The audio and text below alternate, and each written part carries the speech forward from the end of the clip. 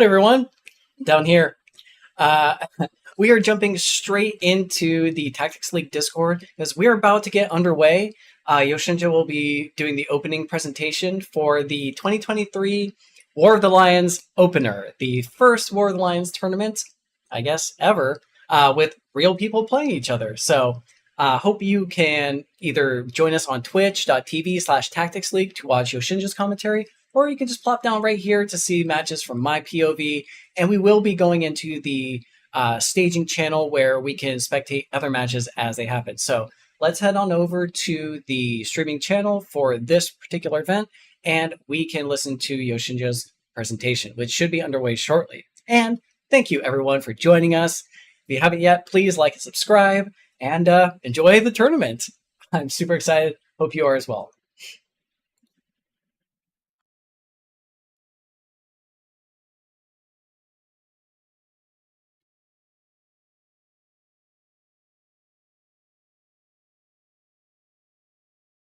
You know what's funny is this music that plays.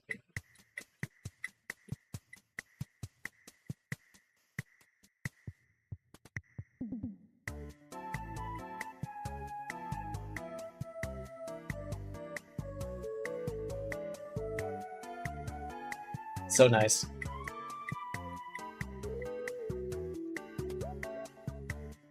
Reminds me of like being in the Wii Resort.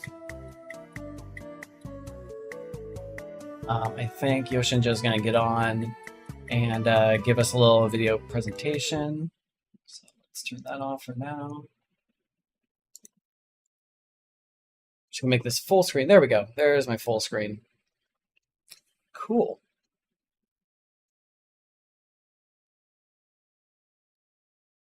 And this is probably how we will be spectating matches as well. It's just jumping in full screen, and I can do my commentary. So yeah. Saying hello to Bruno and Dr. J, my first opponent. I see you guys.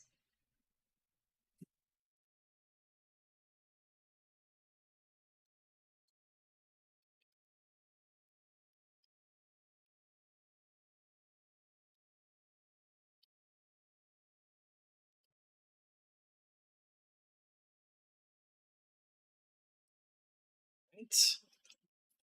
Waiting on Yoshinja here.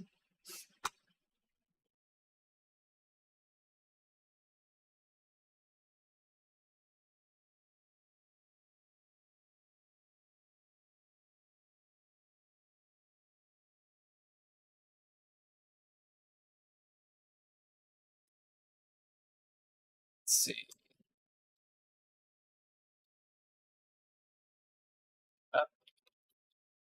Go, letting Dr. J know my digits so we can connect.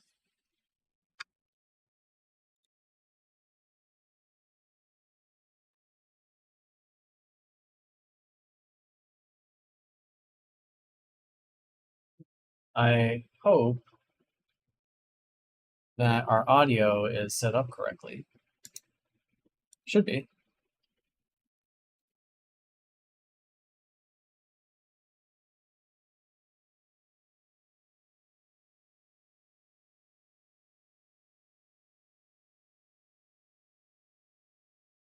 We were running a little bit behind. Wouldn't be a live event if there wasn't some kind of hiccup.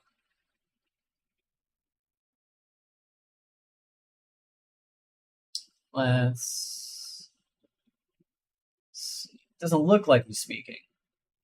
So I think we're just waiting on Yosh. All good. If you haven't yet, be sure to check out... Oh, here we go. We're getting started. But there is a tournament bracket if you want to follow along. That's being updated live. Link in the description, I believe. Or I can just bring that up right here. Nope.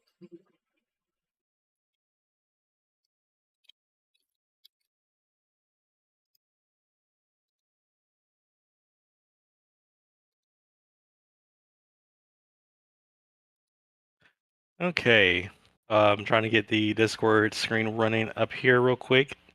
Either way, welcome to the Tactics League 2023 Opener Tournament. This is your host, Yoshinja.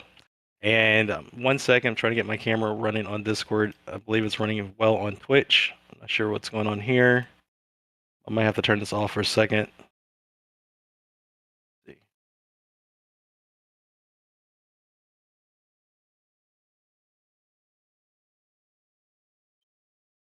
Okay, so yeah, this one isn't picking up. So we're gonna go ahead and not do the video call here on Discord, but I will do it through Twitch. So if you guys are at Twitch, you will see my lovely self. Anyways, let's get on with the presentation, shall we? So this is a historical day. There's been a lot of talks and planning going on with having a World Alliance tournament, and here we are. We're finally at that point, and I am so excited to have all our competitors who have been playtesting, refining their teams, getting help, and like rebuilding and getting better and better at how they play, and getting more and more meshed with their tournament squad, which everyone is actually using a specific roster that they have registered directly. So you'll see everyone with 5 units on their team as per usual, and then they'll also have 2 units they'll be able to swap out later into the matches in games 2 and 3. But besides that, this is going to be such a impactful and just glorious day. I'm really excited to see that we're finally at this point. It's a long time coming, and we're finally here. So I want to just kind of go over some of the what to expect with this upcoming tournament. The tournament is going to be double elimination, so that means that everyone will go through a winners and losers round. So you have 2 chances to make it to the grand finals. If you're in losers and you lose, you are finished for the duration of the tournament. For those that survive in the winners bracket, they will go into semifinals, and they will basically wait until the losers bracket completes, and then they'll face off with the winners of the losers round, and will go to the grand finals. Each match that you'll see is a best of 3. So that means that, if I win 2 games, that's it. I win the match and I advance. But it could go all the way to game 3, which will be the deciding factor. We'll see how that plays out. And the expected number of rounds for this tournament, for this evening, should be 3 winners rounds, 3 losers rounds, and then, of course, the grand finals. The tournament itself should take approximately 6 hours. I'm hoping it go a little shorter than that, but this is the live event, so there are going to be some technicalities and some pre-planning and stuff like that has to be done in order to ensure that the tournament is run successfully. So please bear with us during the transitional periods as we go from one match to another. There will be a timer that will appear during each transition, so you know when to expect the next match. So feel free to grab a drink, get some popcorn, and get ready for the insanity and the fun that is Final Fantasy Tactics. Now, with all that being said, we're actually going to go and start the first match in a few, which will be Mikey from Tactics Live Tournament versus Dr. J. They're going to be playing on the stage, so I'm going to have them come on board here in a few, and we're going to get them situated, and I'll be here momentarily.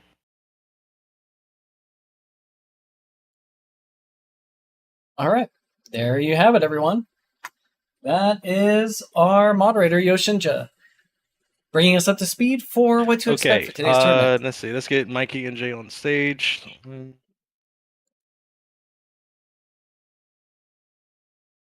Hello, gents. Mic check. Everybody good? Hey! Mic check. And Mikey check. Mikey check. Mikey checked in. Checked in, ready to go. Let's see. All right, so let me do a couple things here real quick. This.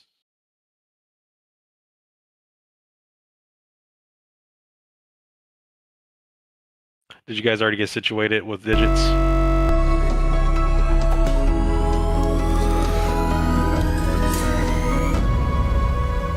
Speak up. Yeah, the fucking fast forward just in case.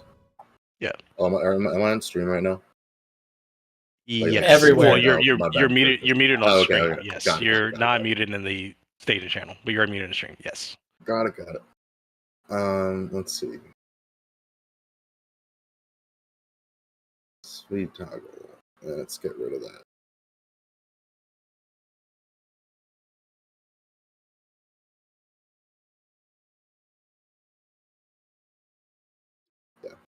Okay. Take a little longer resetting, but I will not risk accidentally screwing the whole thing. You're good. You're good. Jay, whenever you're good, go. Feel free to start your Discord stream, please. And Oh, yes, sir. Yes, sir. whenever you're situated, I know you're trying to get that stuff fixed over real quick, so you're good there. Good luck, have I'm gonna fun. go ahead and Good luck, have transition fun, man. this. Did I say it too early? I'm still new at this. It is Being a it good is a sport. little early, but that's okay. It's we can say it as many times as we need. Just imagine, like, with every action, if it's not 100% chance. All right, good luck, have fun, man. All right, re-raise, go.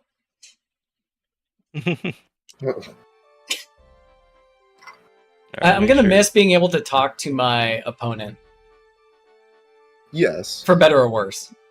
Yeah, it'll be a truer experience this way. Yes, for sure. But yeah, well, at the end of roster verification, you guys can go ahead and mute and deafen, or I can mute and deafen for you, either or. It'd probably be easier if you do it though. That way I don't have to try to toggle through Discord to get it.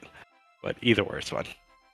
I got you. But yep. So if you guys want to go ahead and host Mikey, if you're ready. Sure. Thanks, sir.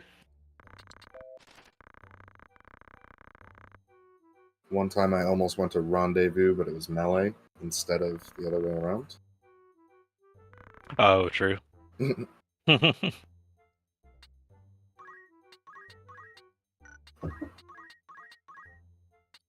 All right, 15-minute time limit, 40 actions, no special controls, because we're all special, and no traps. No traps. Definitely Definitely no traps. Can I get a reminder on the map, please? Sure. The map is Milan Cathedral Nave. The Final destination name. of tactics. Oh yeah. Except for the water. Please don't frog me. Yeah.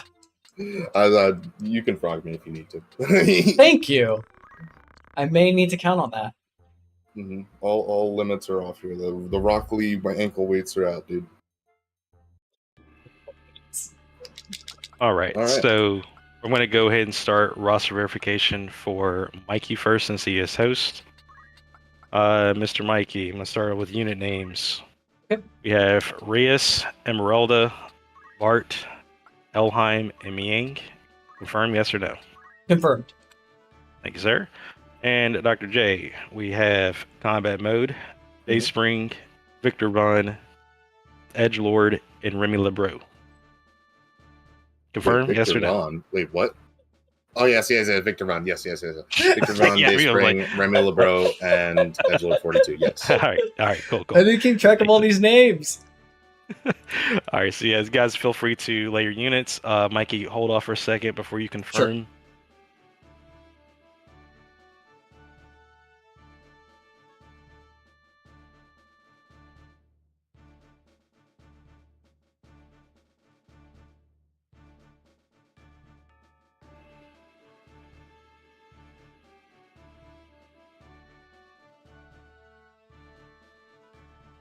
Okay. All right, Mikey, you good to go? I'm good. All right. So if you guys want to real quick, good luck, have funs, and after that, you can deafen, please. Good All luck, right. have fun, Good man. luck, have fun.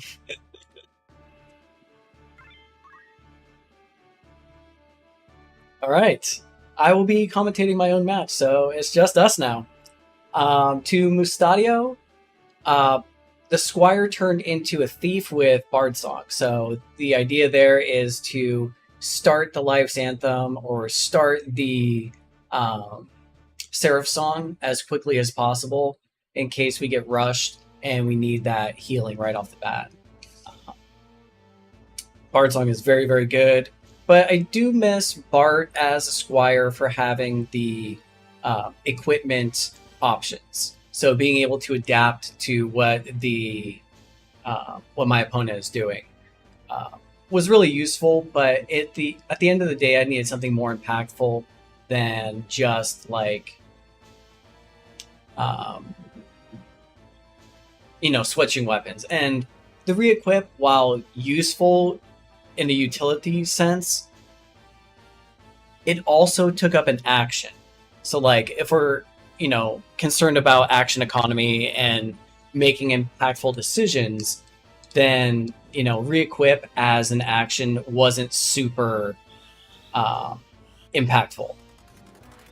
All right, so he's got time magics on his thief with haste from the Durandal. So just super fast, and she cast haste on Ramza. Ramza's got ancient sword, so he might be trying to immobilize somebody. Also very fast with ninja gear, angel ring. He's got re-raise, and it looks like he is trying to get Ramza's speed as high as possible. So definitely gotta respect that. Fast Ramza with haste. That is going to be... And he's kind of tanky too. The Aegis Shield will definitely help with blocking magic across the board. Re-equip could be interesting. He's probably re-equipping right now, if I had to guess.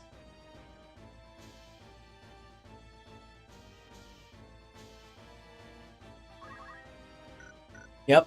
So he put a Fell Sword in his hands. He's got Balmung going. And threw on just some more heavier, weighty stuff, and increased his physical attack.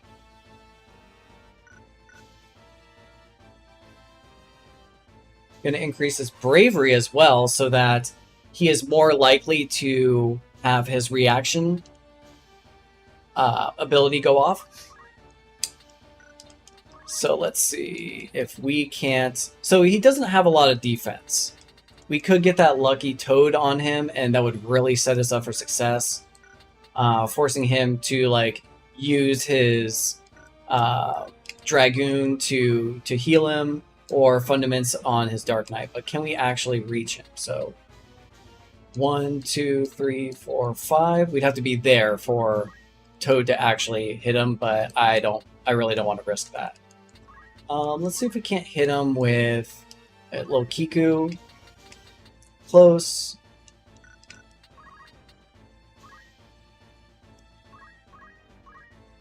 It's risky to give him that Adrenaline Rush proc, but I need to open up strong and just get the damage going really soon. Oof, that hurts.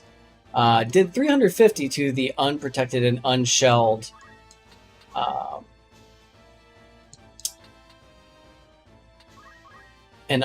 thief. So that is a solid start.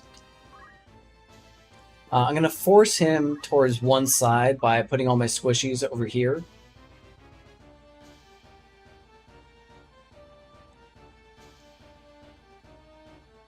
And I went with Life's Anthem because I believe that there is going to be an onslaught of damage that will negate my mana.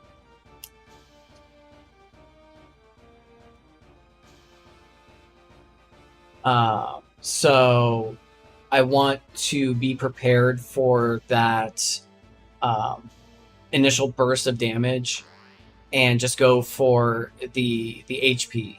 I may be able to get some mana back through items with Reyes, but I don't want to count on that.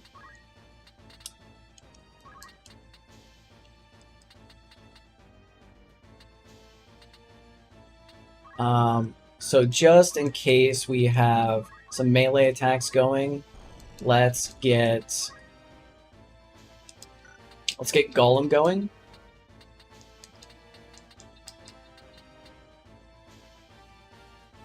And she's pretty tanky, so I want to protect my support unit. Let's get Haste Shaw going. Oh, that's a shame. Bad positioning.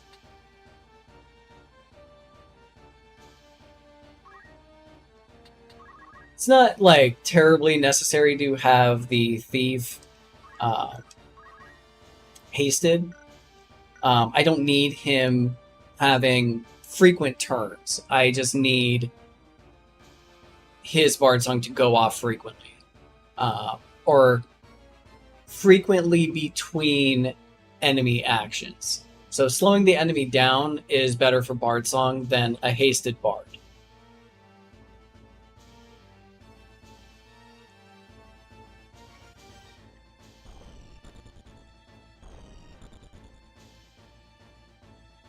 I imagine he's going to want to jump on someone.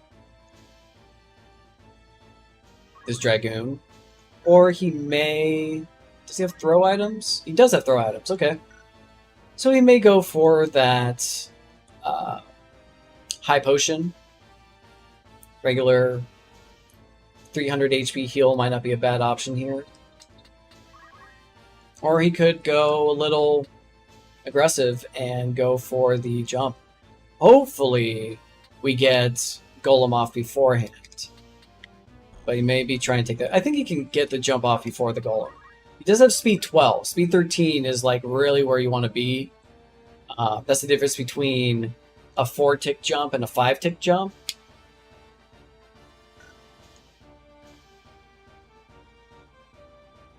Yep. Let's check turn order. Oof. Okay, so the Golem will absorb it, but it will pop the Golem. 480 is definitely more HP than what she has, so she may go right back into Golem mode. The auto potion is definitely a good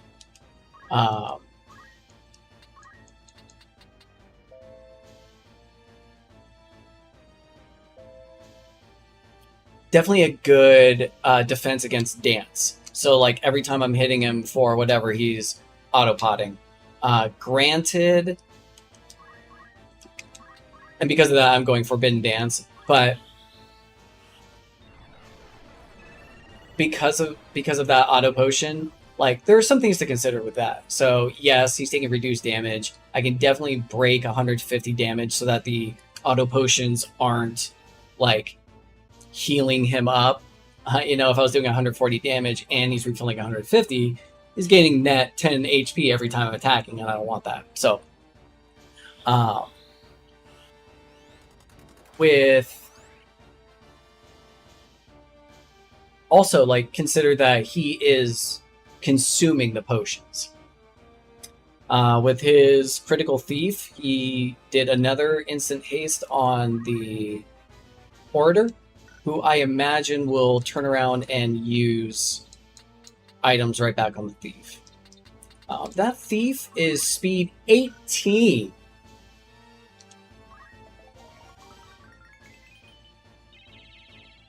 $138. Wow, not bad.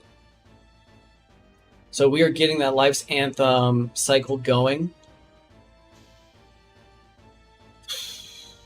That's the most critical part, is getting it started. Now it's just a matter of, okay, do I switch it out and do something else? Are my guys topped off? Is there possible incoming damage that I will need to mitigate, so I need to keep singing the song?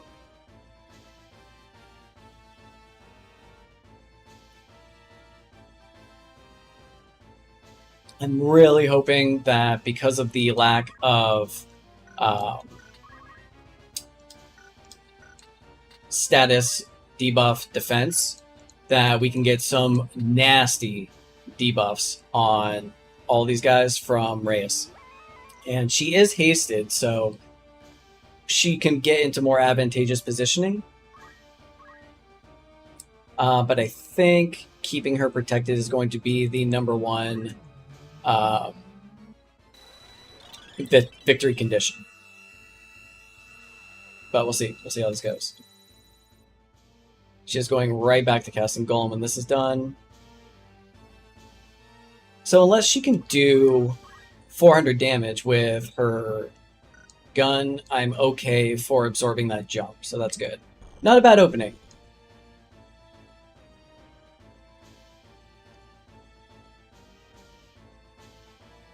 Ramza is now at speed 16 and hasted, so he's basically at speed 24 right now.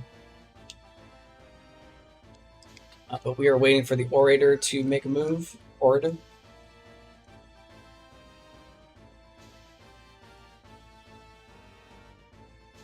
Dr. J does have a bit of a clock timer deficit. Yep.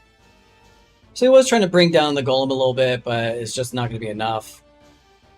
There we go. Come on. Good roll, good roll. Good roll on that dancer, on that lancer. Dragoon. Blocked it. Damn. Probably trying to get him with like a sleep or something. 1, 2, 3, 4.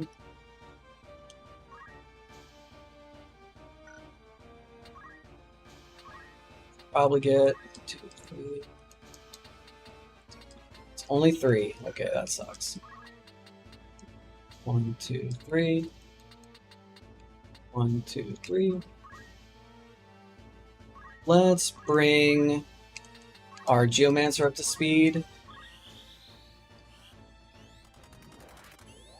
Really? Wow, that is unfortunate.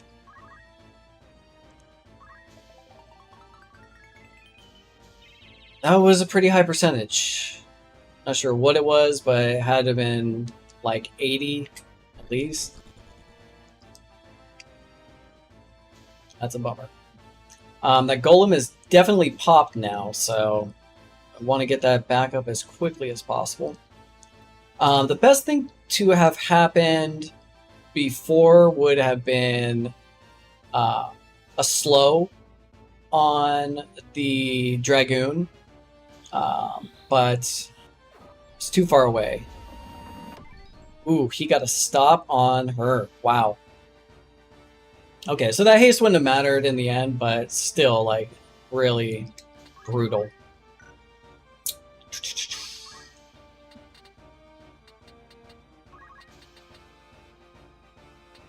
Let's see. Edgelord and the Thief going next.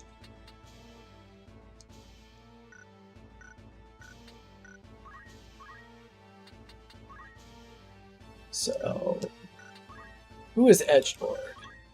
I'm guessing that is the Dark Knight. Okay, cool. Let's get...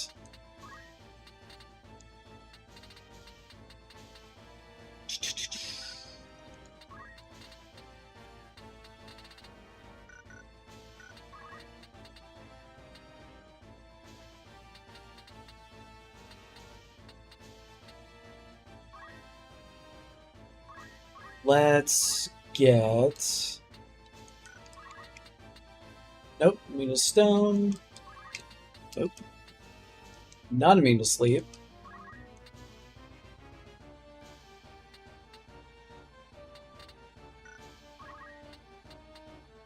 Not immune to disable.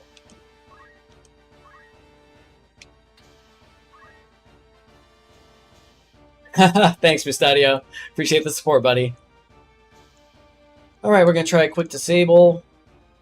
Hopefully that Forbidden Dance can come in strong. Ramza is 1, 2, 3, 4, 5. He is within range. Definitely worried about Geomancer right now.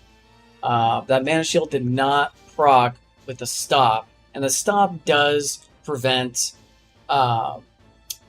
reaction abilities from going off, so that is a concern. We definitely need to get stop removed. And I need to position my Thief closer, because Emeralda is currently outside of area of effect. This guy! Love it. So, that was cool.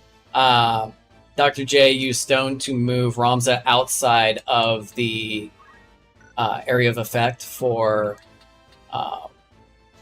disable. So now it's probably just going to hit the Dragoon. 1, 2, 3, 4, 5, 6. 1, 2, 3, 4, 5, 6. Let's go here.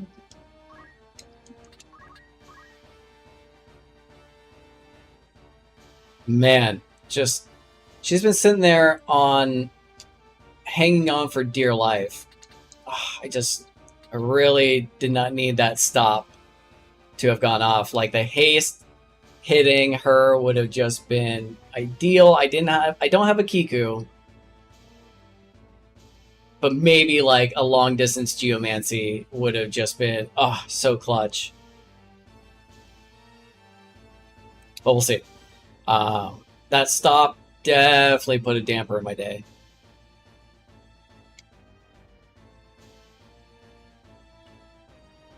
We'll see.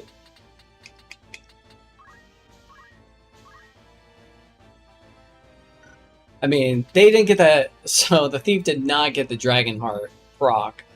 And that's kind of a bummer. Like, if you don't have Protect Shell, if you can just survive long enough to get, to get the Dragon Heart off, that would be ideal. Come on, baby. I need this. Nope. Not get it. Worth a shot. Okay, here we go. This should be good.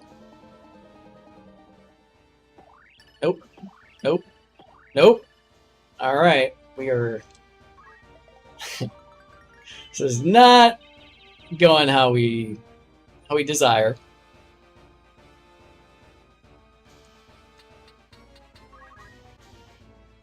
He's not immune to anything. It's just not hitting. Oof. Brutal.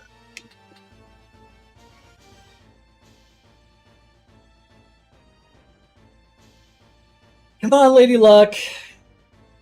I need you. Now more than ever. Good shot. I used to have Ranger's Bane on her. That would have been nice, but I figured I was probably going to get into more melee shenanigans than, people firing guns at me, but here we are. And at the end of the day, that's what's so fun about this game is, or rather, I should say what's fun about PvP in this game is even just taking Ranger's Bane to give you a little bit of extra evasion against guns versus, reflexes, so you have better evasion against melee attacks, excuse me. That can make or break the match. Yep. So Geomancer goes down. Poor Emeralda. We do have Elheim going next, so we can get a quick revive. I will know if Life's Anthem is coming up afterward, shortly. Let's see.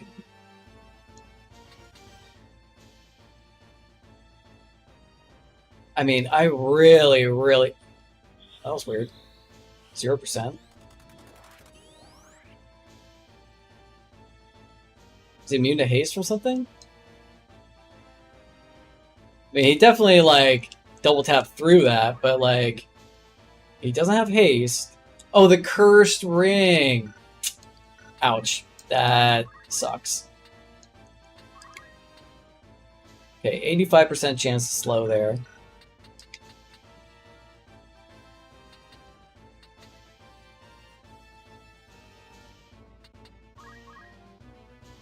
Spin Dance, combat mode. Okay, I definitely need that raise to go before Life's Anthem.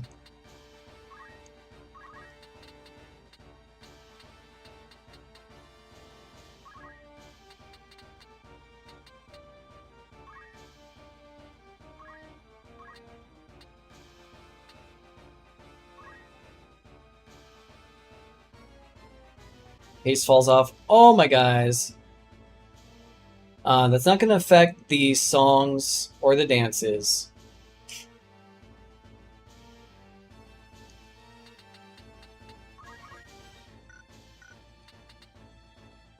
Want that raise going, and I don't want to be attacked by Ramza.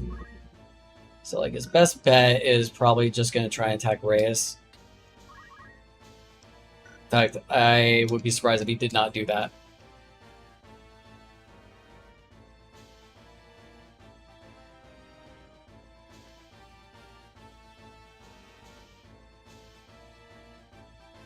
He may do something like parlay one of my guys and just take off half health. As is tradition with Mustadio. Or I mean Mustadio with Ramza. Let's look at Mustadio in the chat.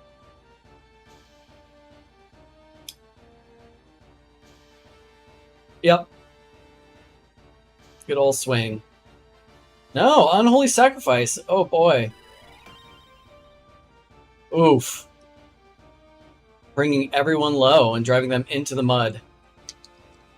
That was gnarly.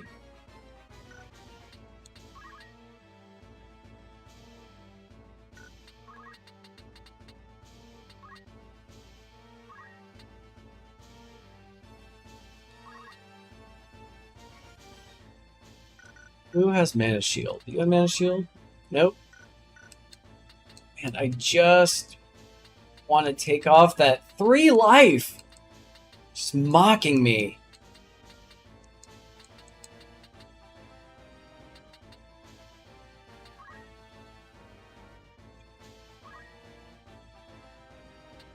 Instant blind. OMP.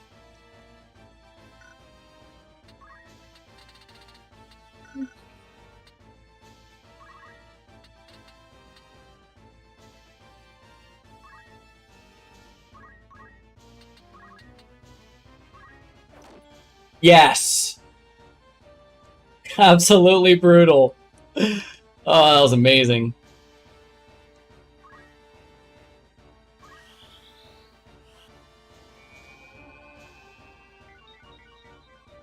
Baby, come back. You can blame it all on me. Might need a little Seraph song right about now. Ooh, he's falling off. Forbidden Dance, please. Do something. Anything. I'll take it.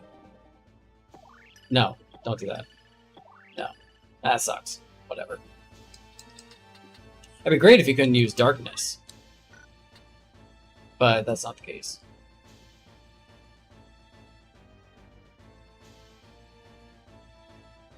Man, I really feel like that's not a bad play. Forbidden Dance. Like, it should be good. Here comes the Elix. Does he have items? No. But he does absorb Dark. That's nice. Oh, and he gets the slow. Wow, unbelievable.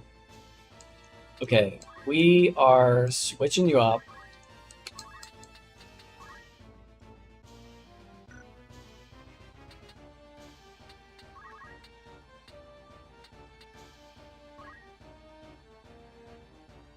She's probably going to steal HP, and she might kill Reyes with that. I mean, I don't think Dr. J saw that critical strike from the Mystic coming. I certainly didn't. But yeah, just getting that little bit of chip damage on Ramza would have been good.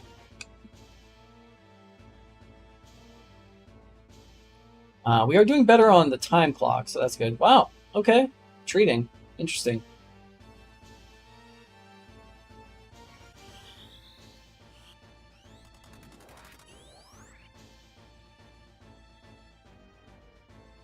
Very interesting. I get a little ping. I mean, it's getting close. Try and take down Reyes.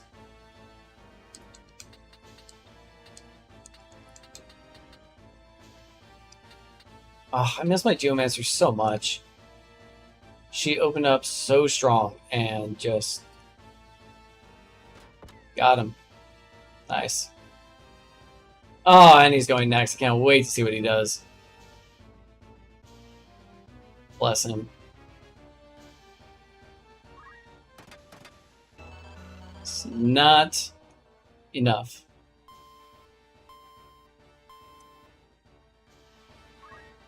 Oof. That autopot. Oof. That adrenaline rush. It hurts. Definitely has a good... Oh, that hurts so much.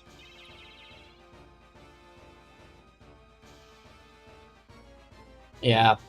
That Bard song is like perfect anti-dance.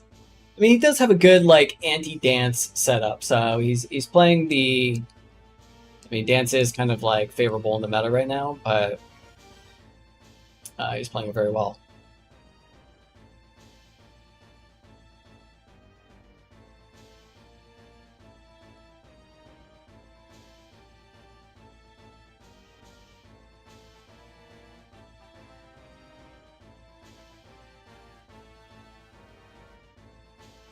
There we go. Reprisal, that's what it's called. That takes off half your life. Good shit. That probably is going to be it for us unless we get like a really lucky Ashura.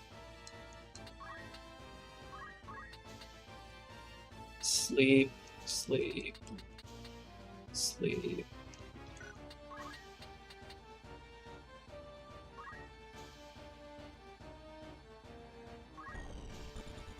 I know Jay said that it's okay to toad him. I just gotta go for it. It's the only way. Yes! We have a chance. Yes! He probably will do something like, you know, remedy him real quick. But that does remove the action from the Dragoon, so I'm okay with that. But we talked about that before the match. You may remember. There it is. No! He's going with the jump.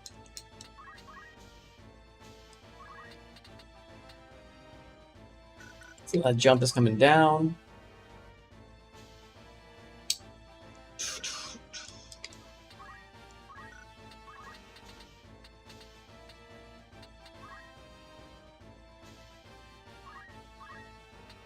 Ah.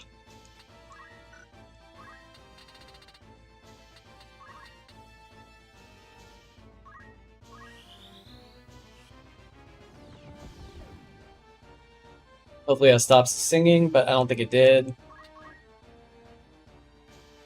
It did not. Did not break the charm. Ah, man. I wish bags were 2 spots. 2 tile range.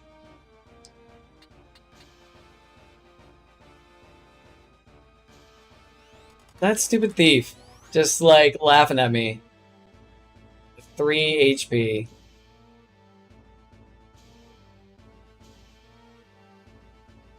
Well, we did manage to take the fight to the end.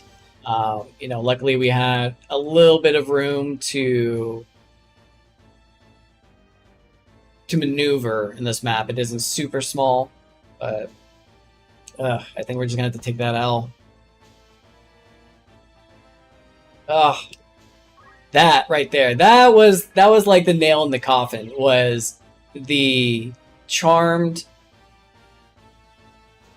Bard song right when all the dudes were in critical. And then once we lost Reyes, that was that. So a couple things definitely went well in Jay's favor. A lot of things did not go well in mine. But I feel like we definitely gave it our best, and we played to our strengths. Everyone did exactly what they needed to do. We definitely just got unlucky. So it's going to be a GG. See, he doesn't need Ramza, so, like, why? Oh, that's so messed up!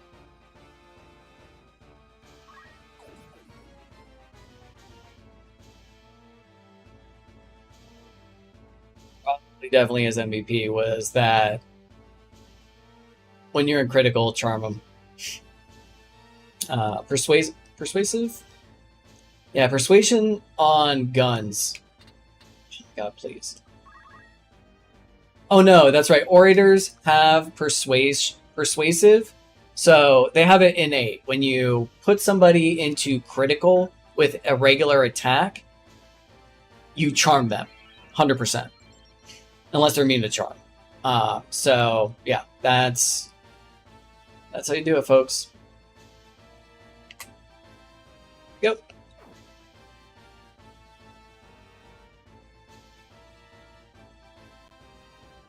All right, and there you have it, guys. Right. Our first game GG. complete.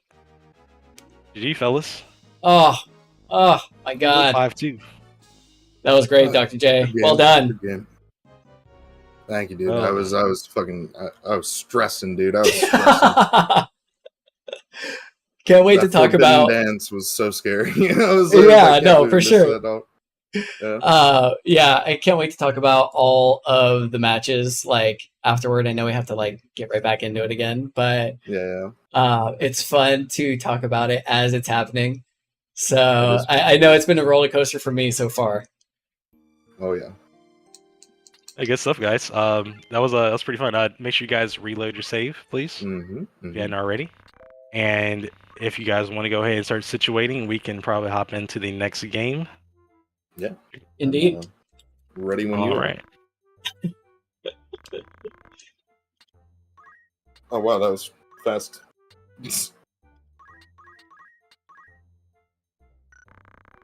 Whoa, And have we speaking of only it- been playing for 13 minutes? Is that right? That Yeah. can't be right. My timer went all the way Dude. down, basically. Wow. I'm like in a time warp because that felt like 45 minutes. Yeah. Next map's going to be Monastery Vaults level 2, Mikey. Good chance. Thank you. Yep. Didn't know I could sweat so much in 13 minutes. Yeah. All right, so we're going to do roster verification, starting with Mikey. 1 second, let me pull up my roster sheet. Okay, so Mikey, since this is game 2, would you like to swap any of your units out? I am going to swap Emeralda for Seitan. And that's it? Is that correct? Actually, I'm going to It's in the swap second out list. Emeralda for Rico. Sorry. And then Okay. confirm that. So I have Reyes, Rico, Bart, Miang, and Elheim. All right, roger that. Thank you, sir. All right, and Dr. J, what about yourself? Would you like to make any swap outs this game, please? I am just going to swap out Victor Vaughn for Kane Marco. Roger that. All right, so we have combat mode, Dayspring, Kane, Edgelord, and Remy, correct? Combat swing, day swing. Yep. I think, yeah. Look at what Duggar said. Anyways, let me make sure get some things finished on my end real quick, and then we can start the next game. Oh, yeah. Monastery 2. All right, and Mikey, if you are ready, feel free to confirm. Look, have fun, guys, and please make sure to mute and deafen. Good luck, Yes, have fun, sir. Dr. Good luck, have J. fun.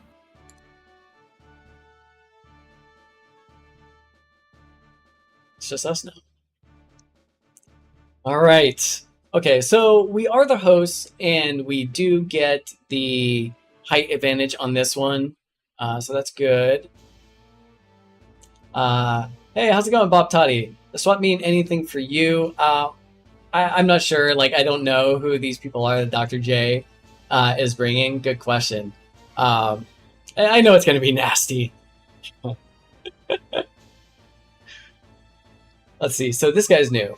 Arts of War, items, auto potion, defense boost, fly. Oh, and he has ribbon. So he's got all the debuff protection that the other guys do not have.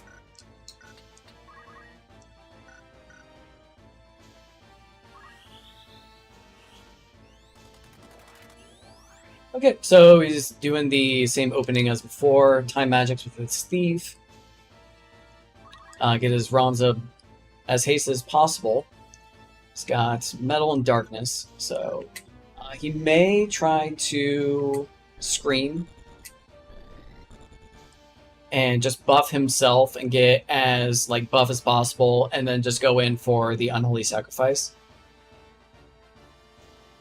So the Unholy Sacrifice is going to do recoil damage. It's going to take away however much HP, I think it's like 50%, something insane, regardless of how much damage you output.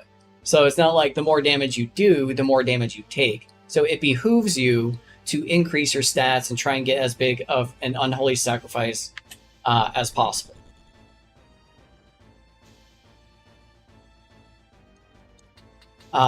So Rico does not have Mana Shield, and I think it might behoove me to try to get Mana Shield going, or sorry, Life's Anthem going as quickly as possible. I debate about doing the Hasteja opener. Oh, I love this. Hermes Tonic. Reflect and Float. Oh, no, just Float. Okay. Interesting. Wonder why that is. Probably just to help with the height differentiation. But I think what I'm going to do is try casting Haste on my guys with Bart instead of using Hasteja, and try and be a little bit more offensive with Elheim and use like Gravaga. But I only want to run Rousing Melody once, and then I'm going to switch over to Life's Anthem probably.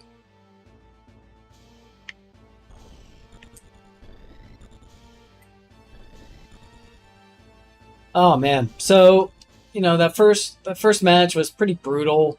I don't think I would have played it any differently, really. Like, I think getting those opening hits with the Geomancer were really, really good. I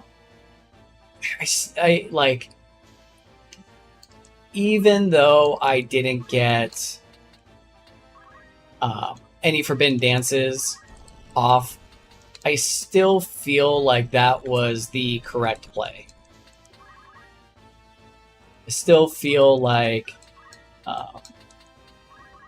you know, I was taking advantage of something that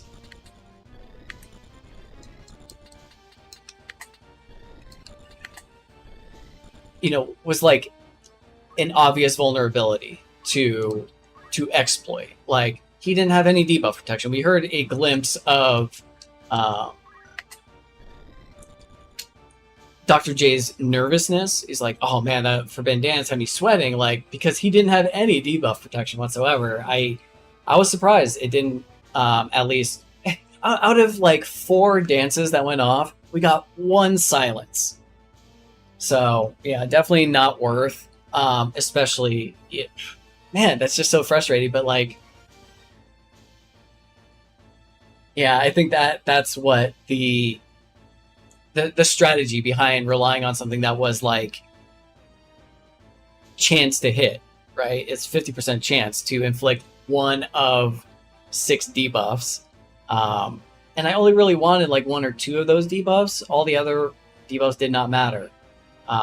So yeah, I feel like I probably should have just tried to do it once, left it at that, and then just gone with the damage, because there are definitely more times when I could have used the damage versus the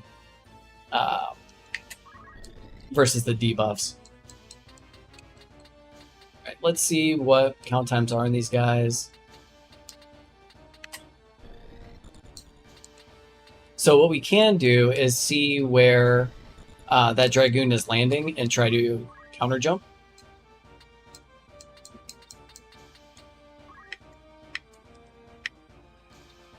So where is Remy? So that's where he's gonna land.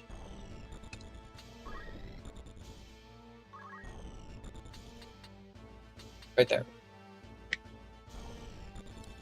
Do we want to do that, or do we want to buff ourselves? We want to buff ourselves a little bit.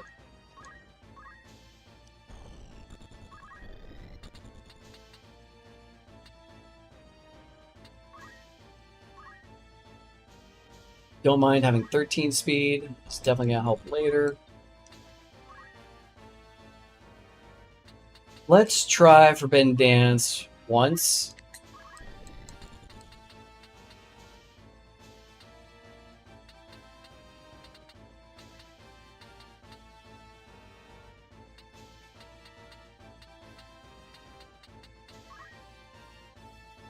And then we'll switch over.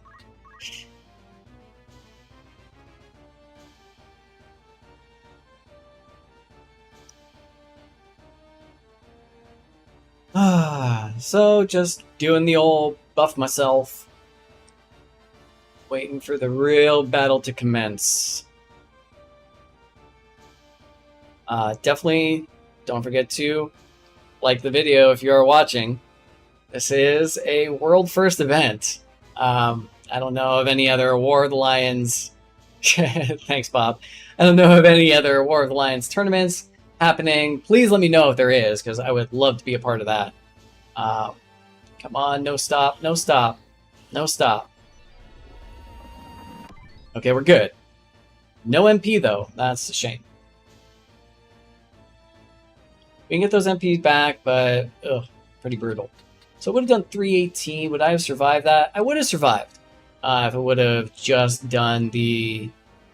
Mana Shield would not have procced, so that would have been good and having them re-raise, but still, like, it's a very aggressive opener. Yep. Yes, we got the haste. Okay, cool. So we will have to switch over to Seraph Song or get her MP refilled somehow, because without MP, she is not very useful. Not everybody got haste. Looks like just Elheim got haste from the Rousing Melody. We won't know until my turn, but maybe Bart got it too. Let's see, Rico did not. We're not sure about Reyes, and Miang did not.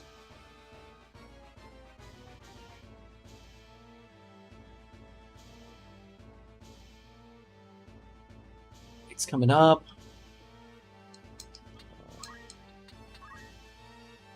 So...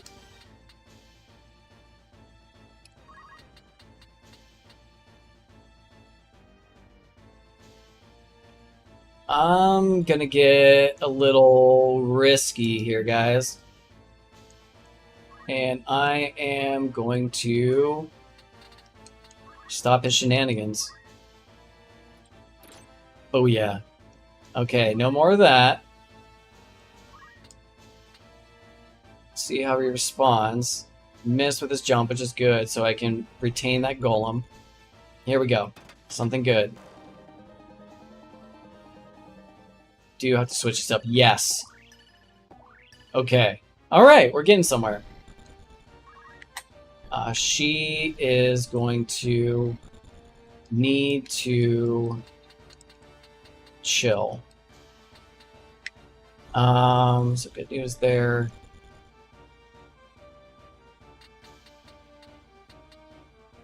That Dark Knight is like freaking me out.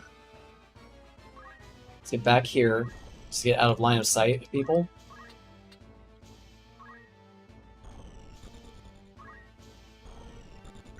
Now, what's this guy? He has re-equip, which is hilarious. But it does take up an action. So I'm gonna keep stealing whatever you equip, buddy. You know? So funny. Like, this interaction right here is just absolutely hilarious. I know he's re-equipping his guy. Like, he's laughing like, ha ha ha. You got my sword? Well, I got another one.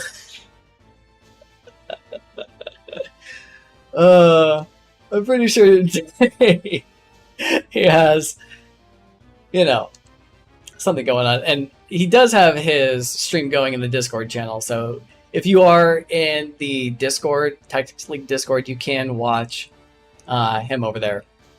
I am not, but yeah, still very funny. It's these moments where you're like, oh no, my strategy, it's not going 100% to plan. You have to like make little adjustments that really make this game interesting. Definitely had a bunch of those moments in the single player PvE, you know, storyline playthrough where, like, I challenged myself. So there was definitely a lot of moments that I remember being a lot easier than they were. And simple things, like normal things, became sort of uphill battles for me. But that said, it's the unexpected moments that when you overcome them, those are the defining moments of this game and this experience. Nice. Got his guy out of confusion with gravity. See, I wanted to do that with charm with my guy. It did not work out that way. This guy has atheist. I gotta remember that.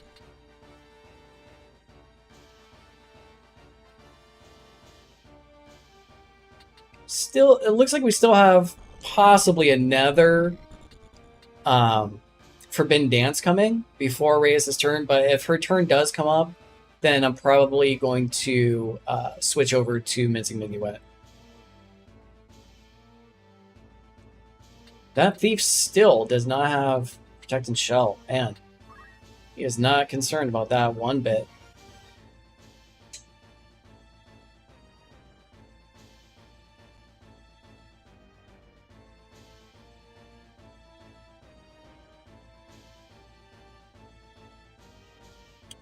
If you haven't noticed, the music for the melee match is different. That is a PvP mod exclusive. And I personally just love hearing it. It's muted for me, but you should be able to hear it on your end, you know, fairly softly, of course. But yeah, I do. I think it's like a really nice quality of life to have like the more intense songs being played during your melee matches. Did he forget about Golem? Nope. Still going for the crushing blow. I just hope it doesn't stop me. It did. Okay.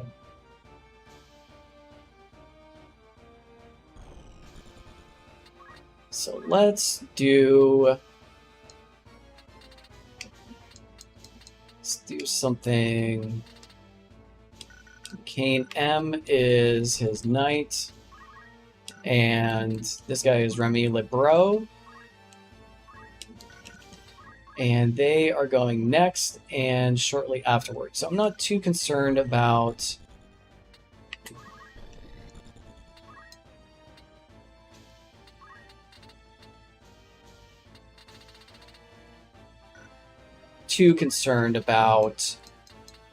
whatchamacall.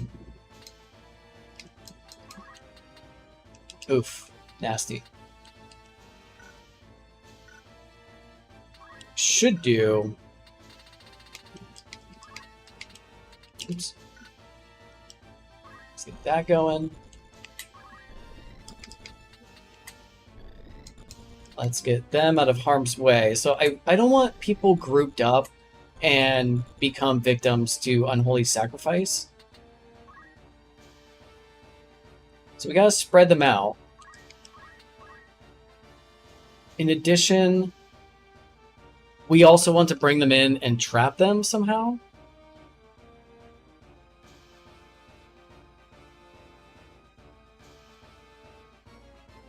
I'm kind of wondering if Bart should start singing or he should try and steal more items. Ah, safeguard. Okay, don't steal his items. Remy LeBrew could. He's not going anywhere. Okay, wow. Stuck around, huh? Let's see how this plays out. Nothing. Bupkis. Okay, we're switching that over.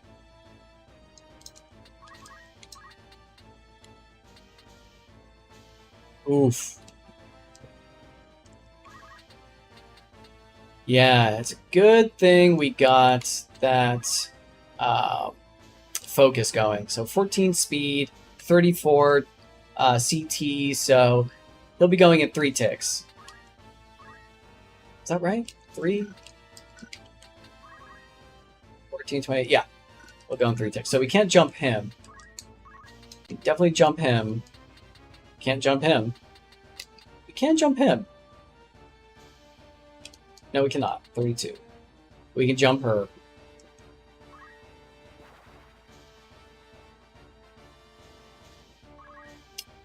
Let's see. So did we say that we could steal his weapon? We did.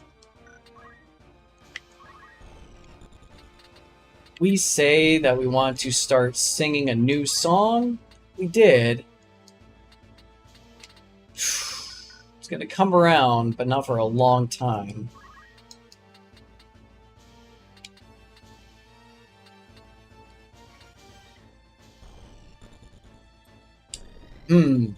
We need something now.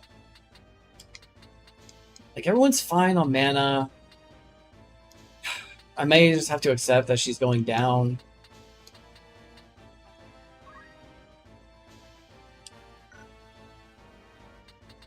Or I could try to head this guy off at the pass. No, I don't think I'd make a big impact with him. So, let's guard ourselves as best we can. We will Seraph Song to try and get some MP back. No, let's Life Save them.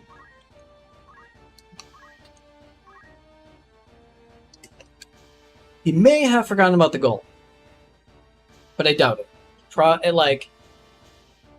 If I were playing this in real life, what I should be doing is having like a little golem token and placing it down. Like, okay, just a reminder, like I have golem, or flip it over, my opponent has golem, like a little coin. Just to remind myself, like, hey, don't do that. But yeah, some kind of like mental note. Hey, 10 and more, and thanks for stopping by. Clutch or kick? Yeah, I agree. Let's see. Is he gonna jump? He may jump. If I were him, I would definitely jump. Yep. It's a good call.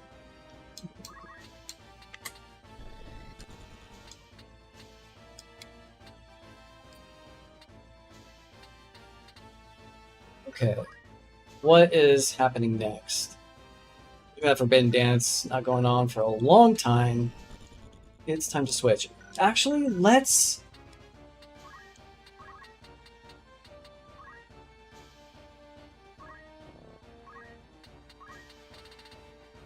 get adrenaline going so we can use that secondary ability. I'm like setting myself up. Oh, that's right. That's right. Oh well, whatever.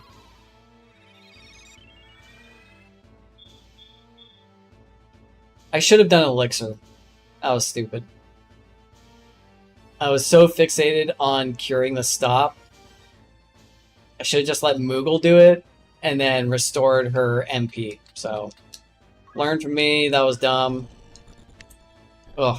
That may have cost me the match. These games are like every action counts, especially because someone like Dr. J. Holy God! So he probably saw that opportunity. As like, okay, now I have to make my move. Here he goes.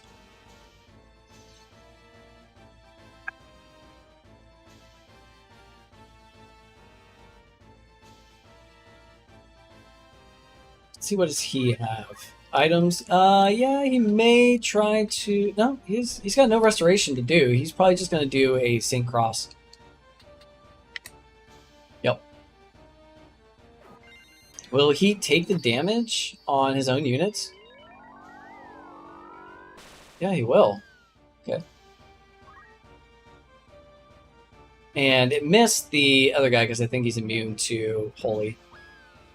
Rico busts up that thief from a distance. That's why he's here. I'm glad I took him. I knew he was going to be integral in bridging that like height gap between the top and the bottom. So yeah, having that extended range definitely helps. I mean, this is tough. This is a tough map for the guest. Like, it is literally an uphill battle. And getting advantageous positioning is really tough. See, there's the Unholy Sacrifice. That's what I was worried about. Oof. There we go. Okay. Oh, that's nice. Little regen. Little regen never hurt anyone. Cool. So we do have about 100 HP left on that golem. we can time a Phoenix Down and a Life's Anthem. That will be ideal. But I'm not going to count on that where, you know, obviously a barrage of Mincing Minuet would be just clutch. He is going to have to deal with that KO'd Thief somehow.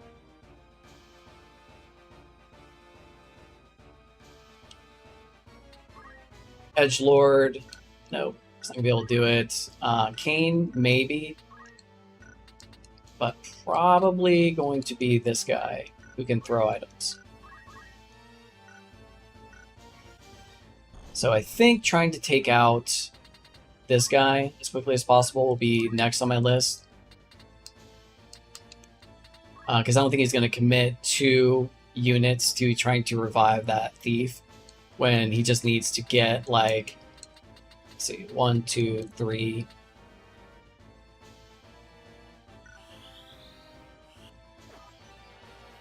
Is he going to stop? Nope, doesn't need it. Just wiped him out. Okay. There goes my support. So how much CT? Not enough. Cool. What we can do is block his path, but he may have fly. His move +2. Okay.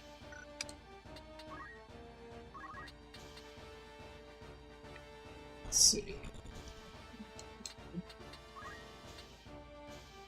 Is anyone hasted? No. But we've been able to use Frenzy. That would have been dope.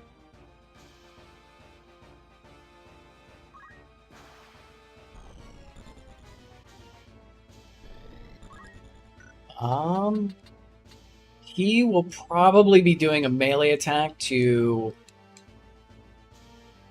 get rid of that golem. Or he may counter jump. So, nope, throwing items. Indubitably.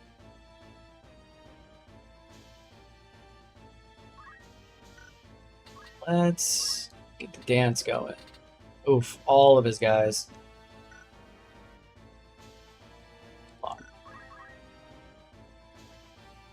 Knight. So I could revive her and then, you know, get Saint Crossed. Kashmir. Mobilize, disable 50%. Okay. Does Ramza have any protection against that? No. Cool.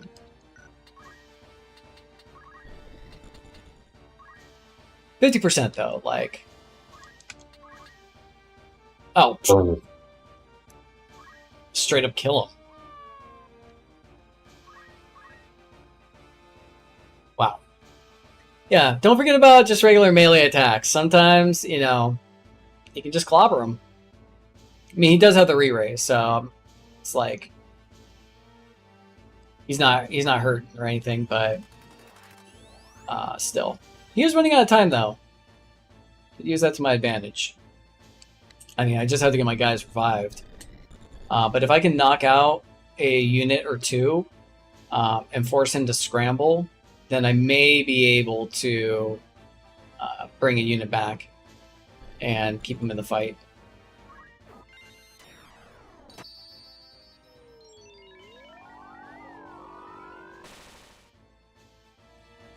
Looks like my mana is gone. Ah, I really did not want that auto push. Oh, look who's back.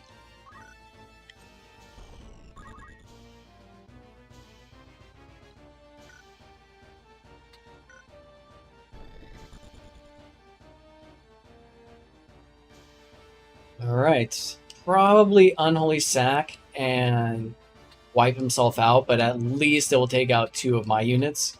But we'll see.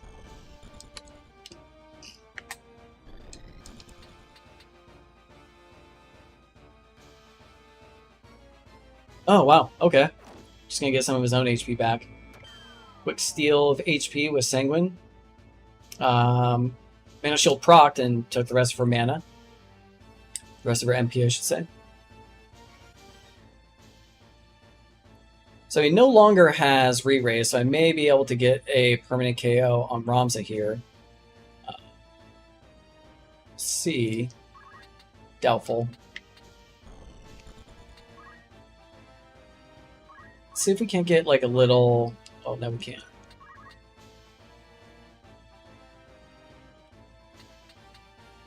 That's so funny. Yes, no auto potion. That was great. Maybe I can get a super fast mincing minuet and get just like a nasty double KO. Oh, run out the clock, you jerk! Love that. Yeah, I think the turn order favors him, so he's going to want to run out the clock. He has 2 KOs to my none, so he definitely has this in the bag if he can get rid of some important units like her. And she's gone.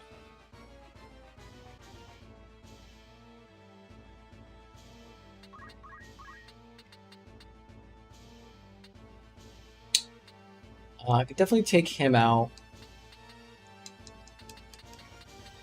Actually, I don't know. He's got 60 CT, so... Speed 14. That is 3 ticks. So yeah, he would be going before, for sure.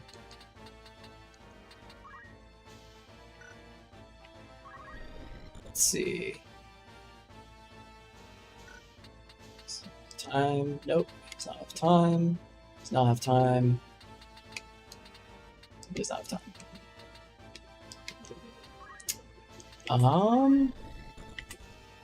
No one's hasted, huh? Wow. That would have been good.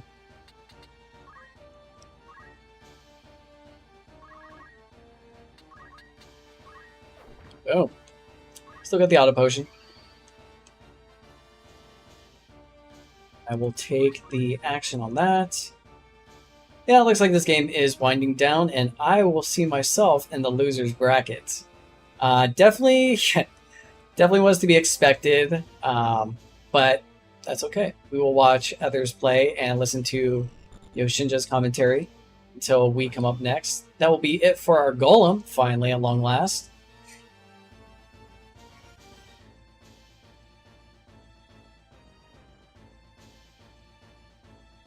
But yeah, we definitely learned, darkness, still amazing.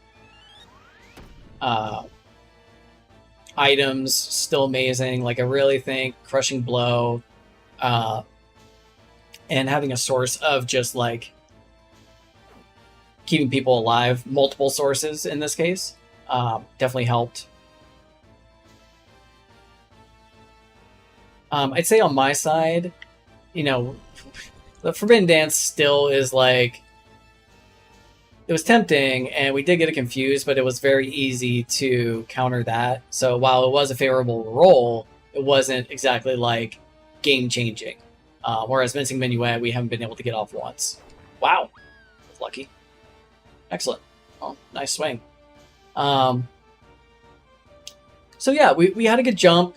Rico did his job. But I think at the end of the day, it was just, we were against a stronger build, like a more optimized build. You have 2 people with darkness, 2 people with items. The only real, chink in the armor was the thief, who doesn't have protecting shell, but she's just going all the time and moving all over the place, so she can keep herself safe, and if needed, help out in a pinch. So that will do it. That is the first game. That's it.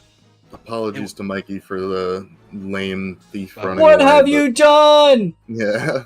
I would have done the same thing. Good game though. Good No, games. I did not want to underestimate you. I was taking you full serious mode. I was like, Oh yeah, that's a tournament list. Mm-hmm. That is a tournament-ready roster. And yeah, that's what I was saying over on my side was looking back, did I do everything right? maybe not, but like I think at the end of the day, you came into the match with a stronger, more optimized list, and having darkness on 2 characters is very strong. Having items on 2 characters, very strong. So yeah, I I think things went the way I expected them to, but So I you're still not had out fun. yet, dude. I Losers know. win is still. You can still win the tournament from this. That is true. From this point, yeah. We may that's have a the beauty of rematch. 001. That is we true. Very well much. could have a rematch. Very much so. Very much so. So funny. Congrats to you both, and congrats to you as well, Dr. J. You guys played very well together. I was very excited to see the amount of plays that was being made by both parties. So good stuff there, both of you. Dr. J will advance to winners, or will advance in the winners, and Mikey will shift over in the losers bracket, which we'll be conducting later in the tournament. I don't for the time advance. I being- regress. You regressor. At the time being, we're going to take a quick 5 minutes to get the next game set up, and as well as the lobby A match, as winners round 2 is going to be a simultaneous match. There will be a featured match featuring Jokerfish versus Dr. J, and there will be a side match with Rumor versus Wingman in a moment. So hang tight, guys. We will be back in a moment. And we will be back as well. Let's also take a 5-minute break, shall we? I'll see you guys soon.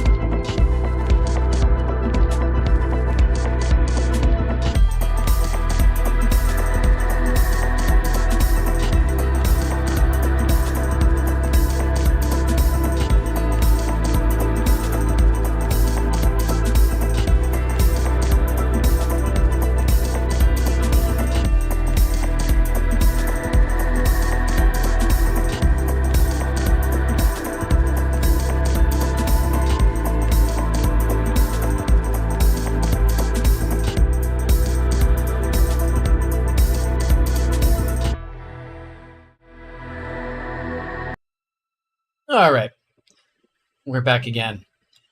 We are in the staging area waiting for the next match. So I will be commentating to you guys, but we will be able to hear Yoshinja commentating on this match. So we can just sit back and enjoy the next game, seeing what the next two players come up with. It's going to be Dr. J again, and this time he is going to be playing Jokerfish.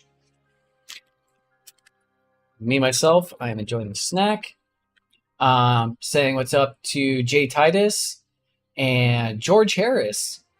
How's it going, guys? Thank you for stopping by. Shame this isn't on Steam. Yeah, and if it was on Steam, please give us multiplayer while you're at it. For the love of God. Okay. Dr. J, still around?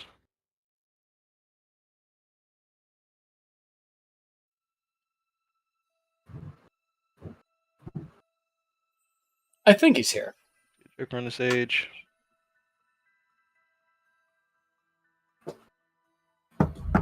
Okay, I'm here. You're here? Perfect. Mhm. Okay. Right. And I'm going to start coming. That's good. That's good. Jay, you want to test joining? Sure. Melee hosting. Right there. We got fast forward turned on for this, so it's there. You go. Joining. Oh, well, are my digits not in? Nope. You're not 2-8. You're 1-2-6, right?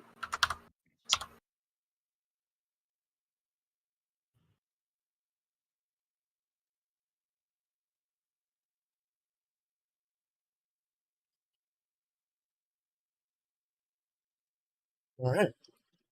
Getting set up here. Okay, we are still watching Dr. J, so let me update this. Dr. J is host, and just a reminder, Yoshinja cannot hear me. He is commentating, and I am commentating the commentation. Let's see here. Joining. Oh, yep, network initialized.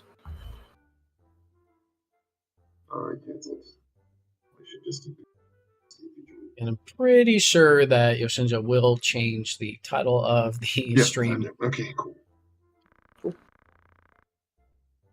Well, I guess I'll wait here. Unless you have anything else to do with your roster. I can't believe George Wait, what? Harris, your I original don't know. PS1 discs Nothing. are I guess I'm just still playable. waiting. Right. Waiting for instructions. Should I proceed and do all the rules and Yeah, stuff? yeah. You can go into setup. Yeah, you can go ahead and plug in the settings to make sure timer's on and all that good stuff. Timer 15, special controls off, trap placement none. Traps maximum, special controls only.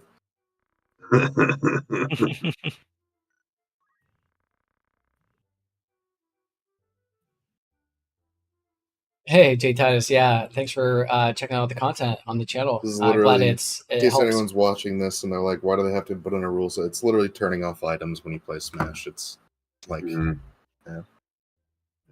What is the Golgolata Gallows is your first match. got the gold Galata? Thank you. You're welcome. Got the G. All right, it looks like they'll be starting real soon here.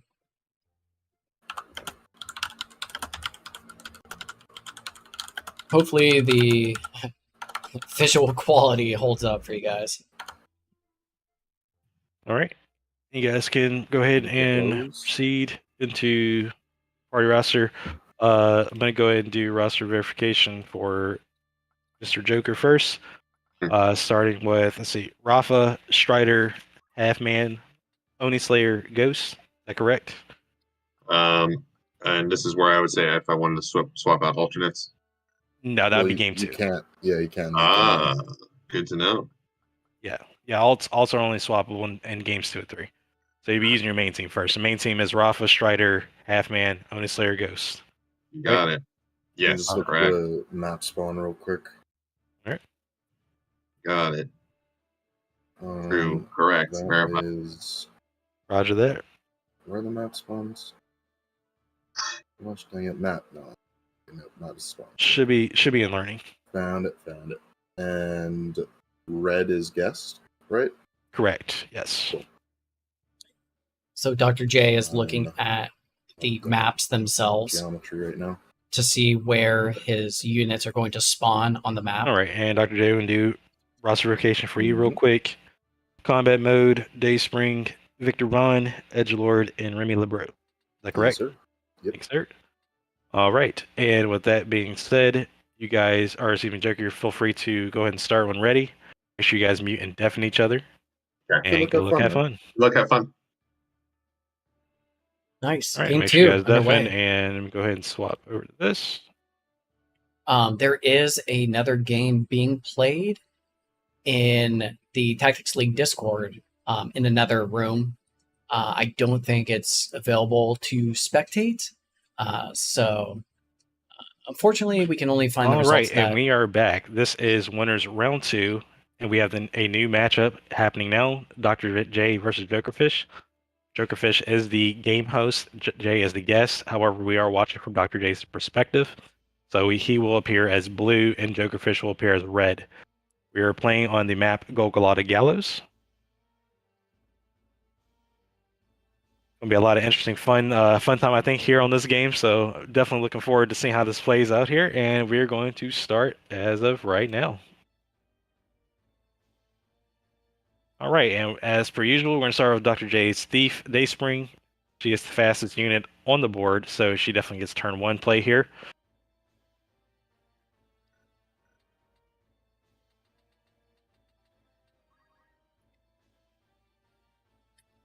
All right, you may see both players kind of checking out the opponent squad. Never a bad thing to kind of get a heads up on what they're running and what to expect.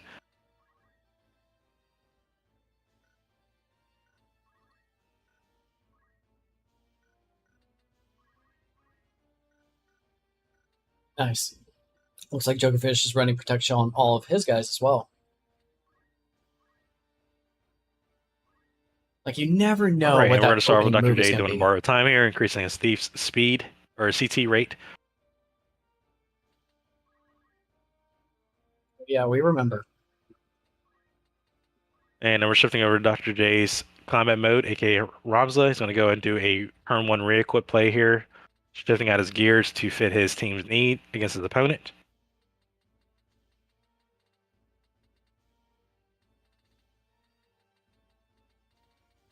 Ah, yes, the re-equip days. I remember them well.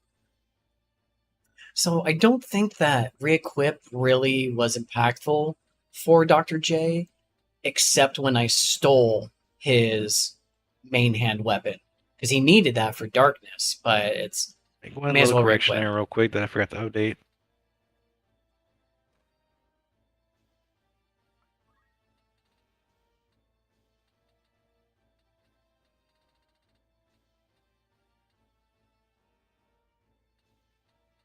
It was funny, Bob. I honestly did not expect that to happen. Okay. All right, looks like Dr. J is wrapping up, gearing out his Ramza for the battles ahead, and he is going to wait his turn. An interesting note here is that he is switching into Grand Armor, which will give him regen at the end of turn, allow him to recover the missing health because of the re-equip gear changes. A very interesting play there by Dr. J. And just kind of keep note of that. That's probably what's going to probably do most cases based on when we've seen the previous match.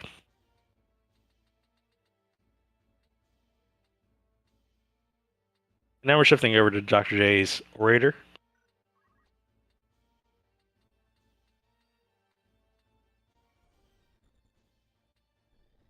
Order with items is a super strong build. Just saying. Speechcraft, very, very useful. It's like you can always do something with Speechcraft. May not always be offensive, but you know. It looks like Dr. J is trying to make the best choice here for his Orator in terms of positioning. He could also go for a Speechcraft play. Looks like he's going to get his Orator on the side, actually, and is going to target the Rafa. Since it'll be the only target in range, so I'm going to go in and shoot her for a 96 damage. A decent opening chip play there by Dr. J. It is now on Joker Fish's Rafa's turn.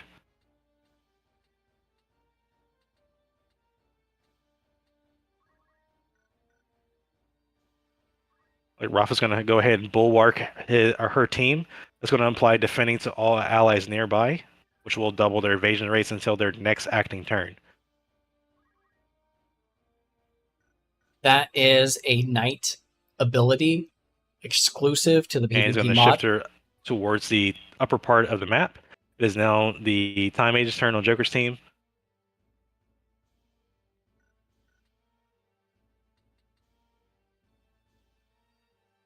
Let's see if he goes with a Heisha. I bet he will. He's going to try and like creep over to one side of the gallows. I personally like hugging the wall instead of going out in the open. All right. And Joker's going to have his Ghost do a insta-cast haste on the Mystic, also known as Oni Slayer. That's going to speed up her amount of turns that she gets for the duration. And also shift his Time Mage up to the upper part of the map. Looks like Joker may be wanting to play an upper game here as he positions his units on top. So let's see how that plans out in the later part of the match. All right, Dr. J is going to have his Dark Knight go ahead and focus up, which is going to increase his PA, MA, and speed by 1. It is now on Joker's Mystic's turn.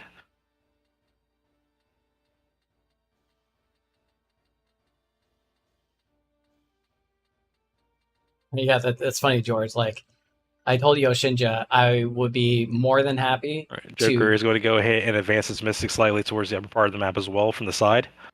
And do a Masamune here. Okay, so that's going to apply Reflecting Region to the allies nearby.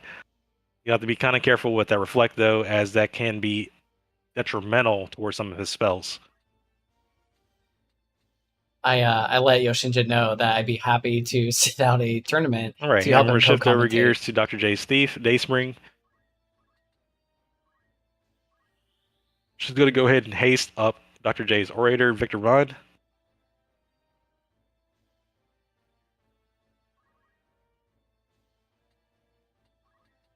And known as Dr. J's Dragoon's turn.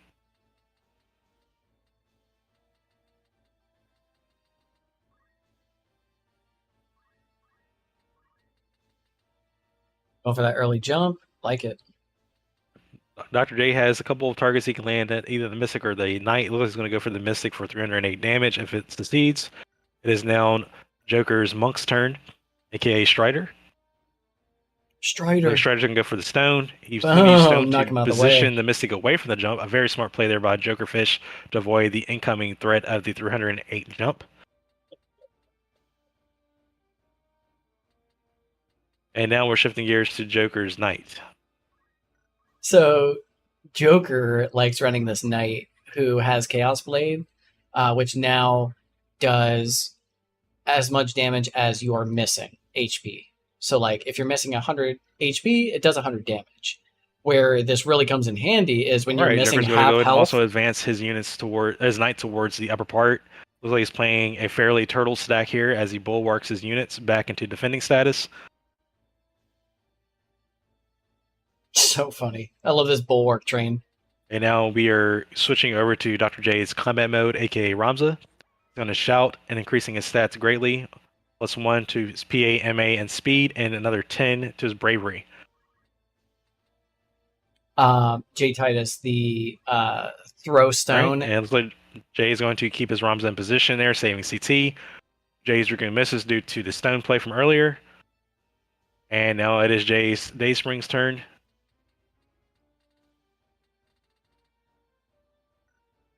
That's 100% knockback with stone in the PvP mod.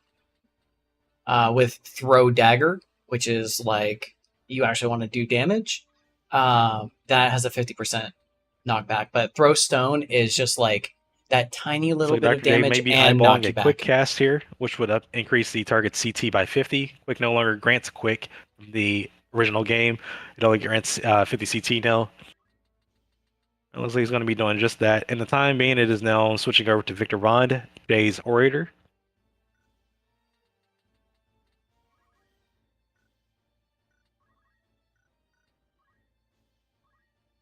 got some pretty good debuff protection. I think he's looking to get a charm or maybe. All right, looks like Dr. J is going to start making his asleep. way up to the upper part of the map as well. Ooh, earplug. Good call. Wow. All right, he's going to shoot down the knife for 96 damage. A little bit of chip damage there. Or won't prevent against that since it is unavoidable damage, but still, very little bit of damage there by Dr. J.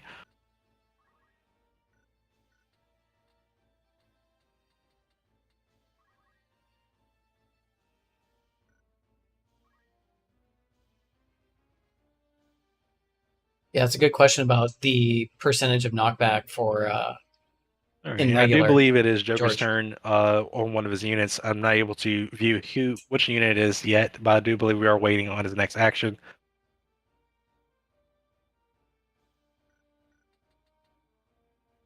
All right, it was Joker's mistake. He's going to go ahead and shift her slightly forward.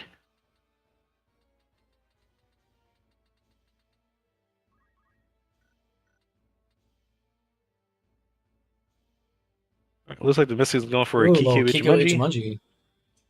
Solid 350 hit there by Joker's Mystic, putting Dr. J's Thief in critical status. Now, This is good on luck Dr. with the J's rest of those Dark HP. Knight's There's turn. those 3 HP go the distance. Let me tell you. Like Dr. J knows exactly what to do here. Like I gotta wonder, is this calculated? Did he? It's like Dr. I J's just going to go have ahead to and stone get. his Ramza for an Adrenaline Rush proc. However, the proc did not land, so he did not get the benefit of that. However, he did get the knockback, so he could potentially use the free move for a later play. Interesting. Yeah, George. Like, let me know if you know of any games that are tactical games like this, where you build a squad and it's PvP. Right, and now we're shifting gears over to the Joker Fish's Rafa's I turn. know of none that aren't like StarCraft or, I mean, maybe like It does look like both Wargroove. players are kind of playing a little passive here as they slowly make their way to the middle side of the map. But also, Joker is playing more towards the upper part of the map, which normally isn't the case. Most people tend to fight towards the gallows. So it's definitely a interesting change of pace from strategy that we normally don't see players make. Rafa's going to go ahead and bulwark her team again, increasing and doubling their evasion rates until their next action. But yeah, like I would love a casual arcade squad-based PvP game. Like, didn't XCOM have that? Like, that would be cool. That seems like the perfect game for a PvP, like esports kind of, world. But yeah, I definitely looking for more games with this kind of experience that aren't a 4X game, where you have to like build a base and something that isn't StarCraft, something that's this. All right, and we are on Joker's Ghost's turn, his time age. He is deciding what next play he wants to make here. He does have several options he can make with Ghost. She does have time magics and white magics as part of her skill set, so there's many plays that can be made. Some CC manipulation through haste or quick. You can also potentially go for a re-raise.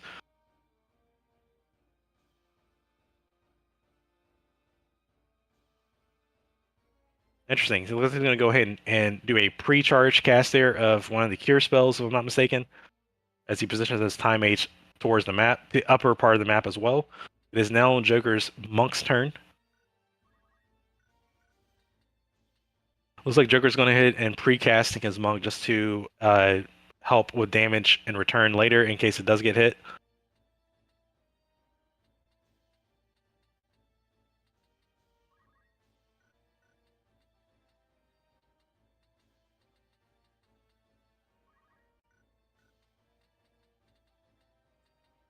So George, I think Tactics Ogre has a like. It's not a simultaneous. And Joker PvP. does have plenty of options here with his Monk. He can easily go for a Shockwave play. It's like he a can time also, trials. Potentially go for a Fundament and use the knockback on a Throw Dagger or even Focus to further his damage. So he's got a lot of options here as well, in which he's trying to figure out what is his best play.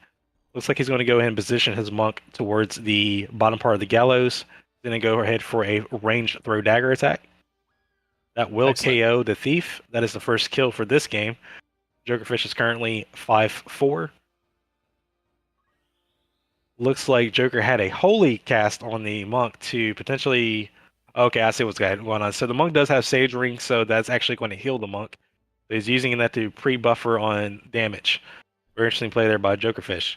It is now Dr. J's Dragoon's turn.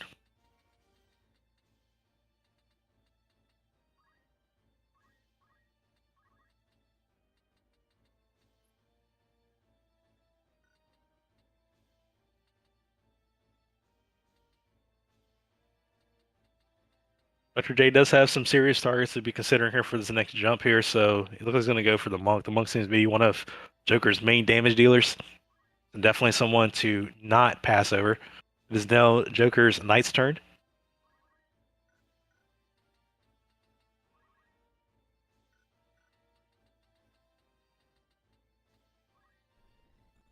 Isn't there a League of Legends tactics game?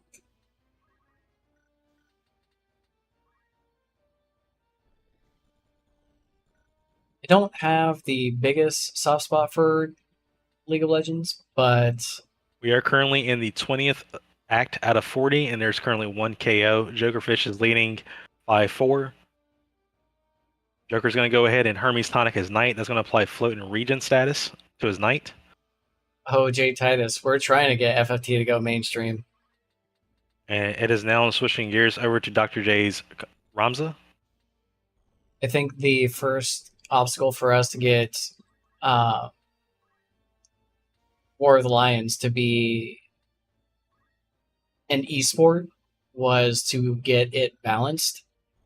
And this is the second step, is get it balanced and then put it in front of people in a tournament format to show its legitimacy. Okay, now it looks can be like Dr. J competitive. is plotting how he wants to play off of the Dragoon's incoming jump that he cast earlier to potentially combo off of Joker. But he may be making a gear switch first with re-equip. Oh no, someone else got the ribbon. Ooh, Katyusha. Really, Barrette. Okay. So Barrette and Katyusha are very similar Herodorments. They do have like alternating debuff protects. So I think one like Barrette does not guard against immobilize and disable, but Very interesting Katyusha does. re-equip there, re-equip options there by Dr. J. He's actually foregoing the Grand Armor completely and switching to Mirror Mill. It does make sense, however, that he is switching to Mirror Mill because his opponent does have 2 casters, and the permanent Reflect would definitely check a lot of their spells. Mm-hmm. So he's going to go ahead and right. advance Ramza to the top of the gallows. So Oh! interesting play there by Dr. J to hold the utmost part of the map. And now So it's Dr. funny. J's Orator's turn. Keep All shooting. right, she's going to get some chip damage there for 160 against that monk. Looks like Dr. J is focusing that monk down to avoid the ranged damage dealing that monk is capable of doing. In the meantime, it is now Joker's Mystic. Yeah, Jay Titus, I agree. Like there has been the like modified, automated tactics like Looks like the Mystic's going to go and do a Morasame. Murasame Okay. heal there. That's going to recover most of the health loss on the monk. Wow, Good play Joker's there playing by real Joker. defensive. So yeah, like I forgot what I was saying. Oof.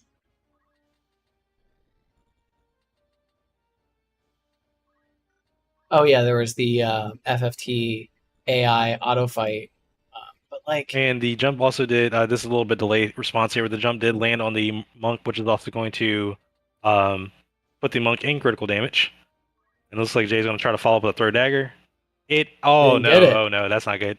The roll was actually a really low roll there, so the monk still survives barely, but he is still alive. Down but not out. So funny.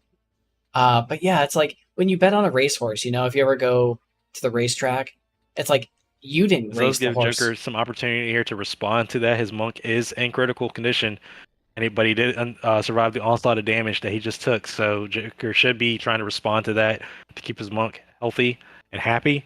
as he is one of what seems to be one of the strongest damage dealers on his team. All right, looks like Ralph's going to move for Celestial Void. It is actually a blocked roll. That is very unfortunate by a Joker. Essentially, what happens is the skill rolls a status or multiple statuses, and depending on the odds and the opponent's gear, it might have gotten checked there completely, where nothing actually rolled. Doesn't look like it though. Doesn't look like he has any immunities. Totally agree, George. They were trying to show off the technology, right? So this was when actual 3D modeling with 2D surface texture mapping became available for consumer use, right? Like you didn't have It was this. very unfortunate timing there by the Rafa. Definitely could have done a lot of damage there with that Celestial Void, which does 50% of the target's max HP, but sadly it did not land this time around.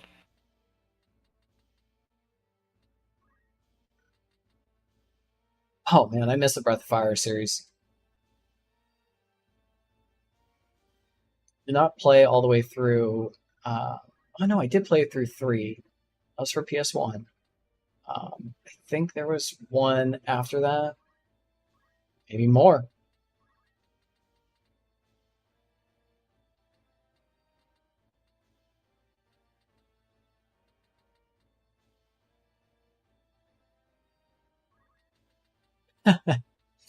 Yeah, Jay Titus. All right, looks like the Orator is going to go and clean up that monk. That's going to be Jay's first KO of this match. It is now 4-4. Both teams, we are now entering the 28th act of the game. Get into the end game here. Yeah, not to distract too much from the match, but yeah, totally agree. I do want to like pick people's brains about what additional. Oh, he was trying to go for the knockoff. Very interesting play there by Jokerfish going ahead for the mowdown. However, the Orator will respond with an auto potion proc. I'm curious, like what other games I can play that people would be interested in. I'd love to keep it tactics multiplayer as much as possible, but I understand that the majority of people that come to this channel come because of Final Fantasy Tactics, not necessarily. And we're shifting gears over to Dr. J's Ramza.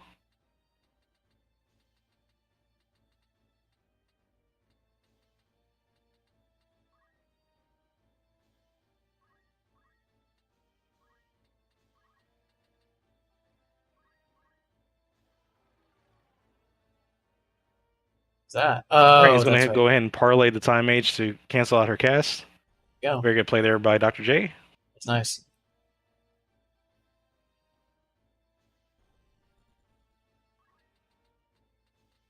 It's 1-1. And 30 actions in.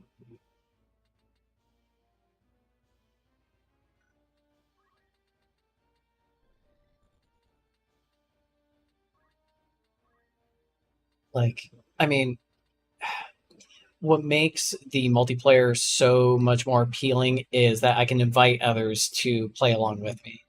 I want the community to get involved and get engaged. So like, watching me play through story is fun because we can kind of reminisce together. But over here to, I believe it is the Dragoon's turn.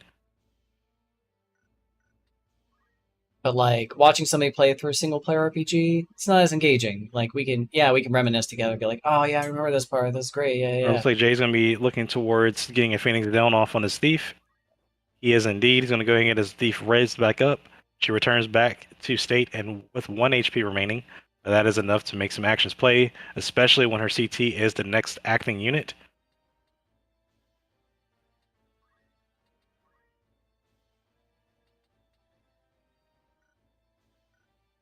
Oh wow, Bob, welcome. That's cool, man. Glad you could join us. Dr. J does have a lot of plays he can make here with his 1 HP thief here. She is still living, and she does have the MP to make a slow. She can also go for a haste.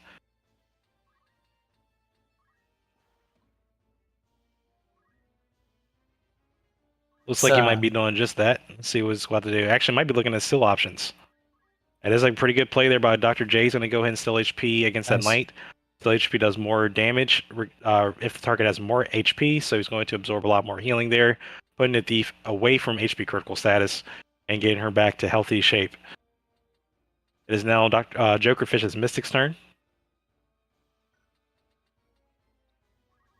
You guys, yeah, if this, intrigues you, if this is your thing, definitely check out Looks like the Tactics Mystic's going League. to go for a Muramasa play here. This has a chance to also Doom. It does Ooh, not no Doom, but it does give Ramza an additional +1 speed thanks to Adrenaline Rush. Surprised he didn't go Kiku and try and take out that thief again.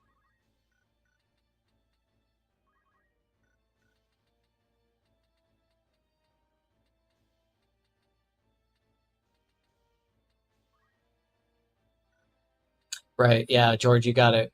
That's exactly right. And All right, like, looks like Joker's going to go ahead and position his Mystic closer towards the middle of the upper part of the map. And Reflect has just fallen off, so that does open a window of opportunity for Dr. J to get spells off if he needs to.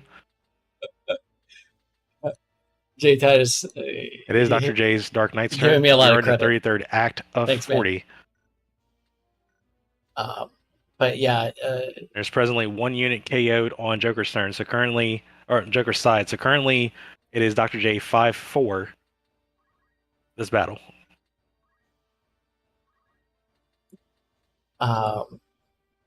at least with the multiplayer aspect of Final Fantasy Tactics, we could have we could stream casual matches, we could stream competitive matches.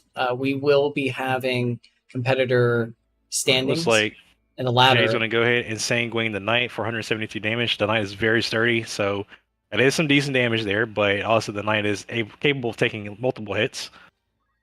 He's going to follow up with the Orator's turn. Maybe trying to go for a persuasive play here.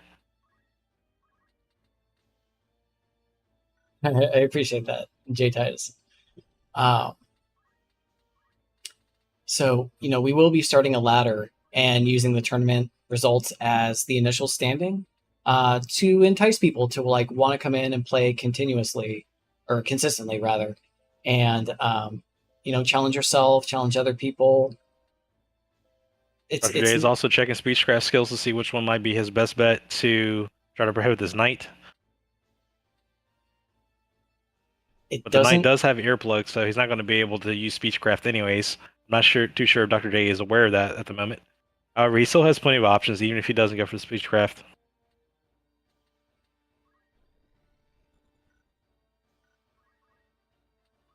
It doesn't feel too bad to lose in this game.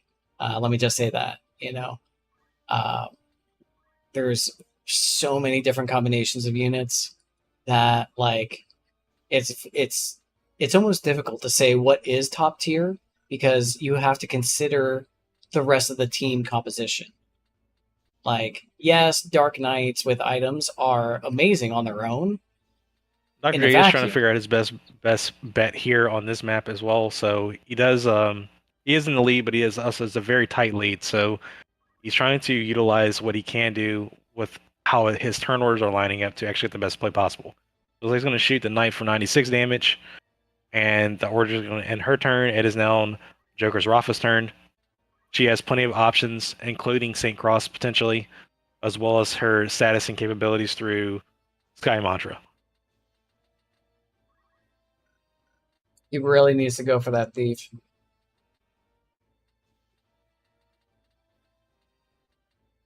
Leave those two guys down there alone. Get to the thief, push for the draw. There's one interesting play I will line up here. Joker's does have a skill in Sky Mantra that has the ability to remove re-race on Ramza. That ability may be quite fruitful at this point because that would allow re-race to be fallen off, and then he could follow up potentially getting Ramza out of play. There's only 5 actions left in this match, or excuse me, in this game, so he may end up not doing that. It looks like he's actually going to make that play. That will Adrenaline Rush Ramza, but Ramza isn't critical. That does remove the re-raise off of Ramza. And that will end Rafa's turn there. Very good play there by Jokerfish. He can potentially follow up and potentially get this Ramza down as well. Oh man, that's gonna be a close one. I mean, if he takes out Ramza here, I don't know if he'll be able to get a Phoenix down up to him in time. But he is going to have to Looks like Joker's revive gonna his advance monk his to time age really towards seal Ramza. the deal. Is he really going to try and handbag him? It's not going to be as much as you think. I have to go for a gravity. Does he have mirror mail? I think he does. Yep. Oh, he's going to go for the bag hit.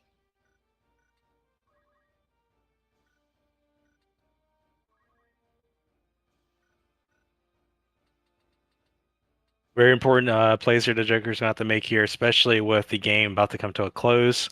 He is definitely in a good position, though, to potentially get that Ramza out of play.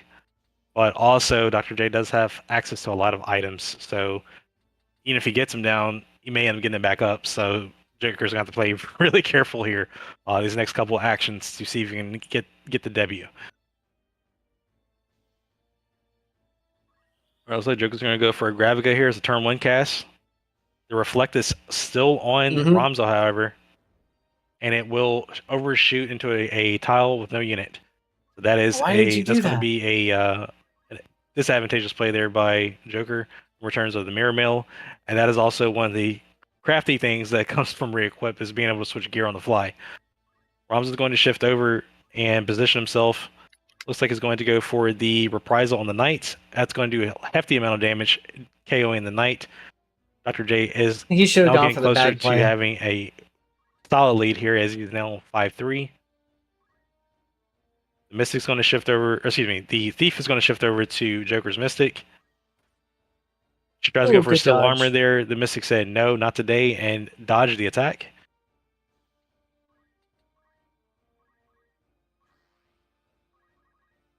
All right, and the Dark Knight's going to go ahead and focus, and that is game 1. Wow. Dr. J wins this 1-0.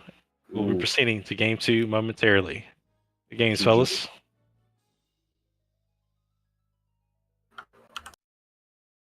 I'm actually shaking. Very close. Almost a tie. I was Yeah. That was Mirror close. Definitely close. I don't And a Mirror know. Mail. Yeah, the Mirror Mail's Yeah, I crazy. don't know if I get done anything cast wise, and then the hit was only gonna be 30 HP, so it wasn't gonna kill him. I knew it. Like, shit. I knew it. All right, so I'm going to swap into Lobby A to get their game 2 going. So you guys can take a brief pause for a moment if you need to. I'll be back in a moment. Okay. That was a good That's game. great. Yeah. I wish I could talk to him right now.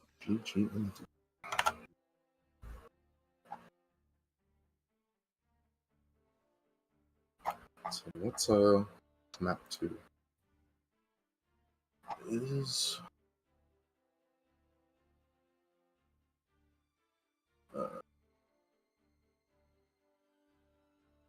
Don't forget to like and subscribe if you enjoy content like this.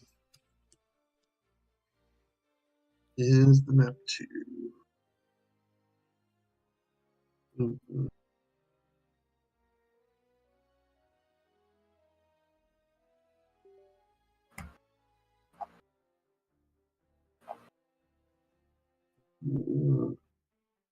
yeah, where is it?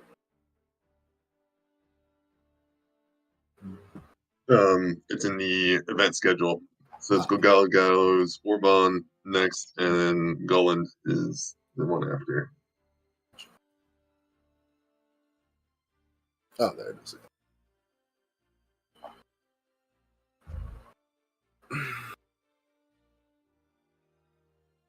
There we go. It's a little better. Yeah, this game gets sweaty. I was really surprised. And the balance for this game has come a really long way. You may notice like there's no Shira Hadori.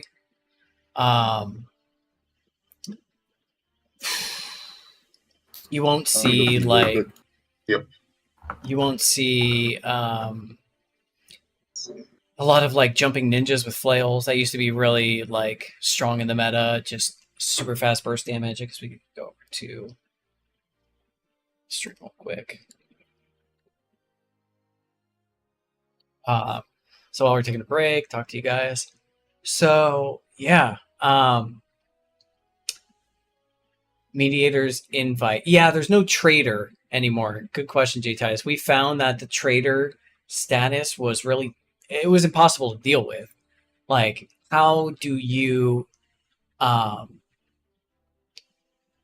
bring somebody back from being traitor? Like, you can't re-invite them. Like, if your guy gets taken away from your team, even your own orator can't traitor him again. You can't traitor a traitor. So that was like the meta was like, okay, just get a black mage who has the highest class MA and put speechcraft on them, and then just invite the nastiest character who isn't All right, Wallace, immune I have to returned. traitor, The patience. and you get Here. their unit. You can't control Game them, 2. but And you speaking of remove which, a unit let's go and from proceed with the other Wallace team. game 2 as well, please. Okay. Mhm. Joining. I am melee hosting. Okay, and we are playing on, let's see, where's y'all's maps? Or bone. The Bone Sters. Um, Most nostalgic map, honestly. mhm. First is the best. Mhm. I'll be right back while y'all situating. Sure. You're good. All right. So we got the stuff. Bone zone. We got it. Oh, damn.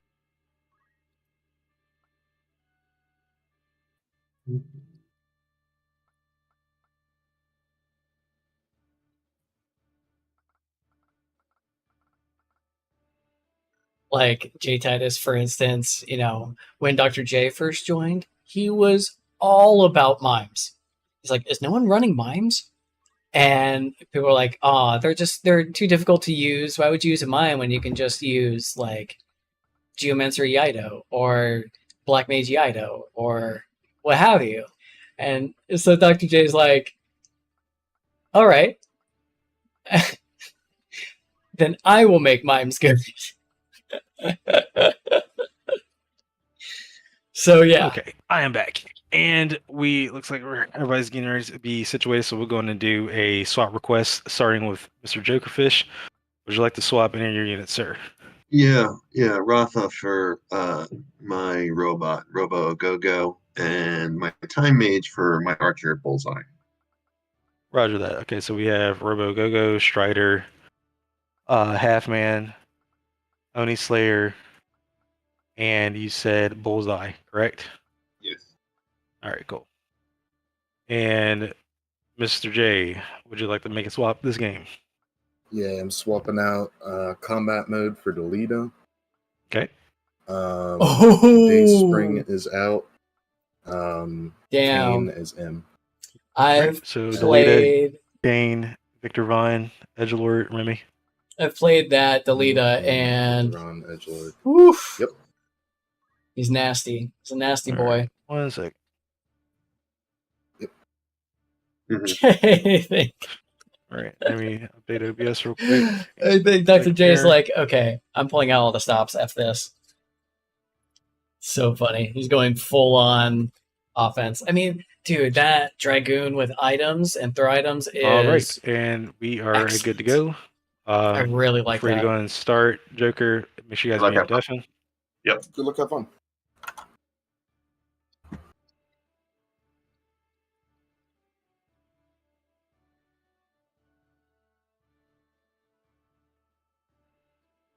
You know what the real shame is, George. And we are back. This is now game 2 of Jokerfish versus Dr. J in winners round 2. We're now taking the fight to Orban Monastery. One of the 3 small maps that we have in the Tactics League map pool. Probably going to see a very aggressive style by both parties, so get ready. And best of luck to both competitors. Oh right, my and god. speaking of which, we're going to start off with Dr. J's Delita. Yes, we are. He's like 18 speed ninja. He's going to go and do a quick unit check here. Or he's going to be feeling confident in moving his Delita to enemy territory.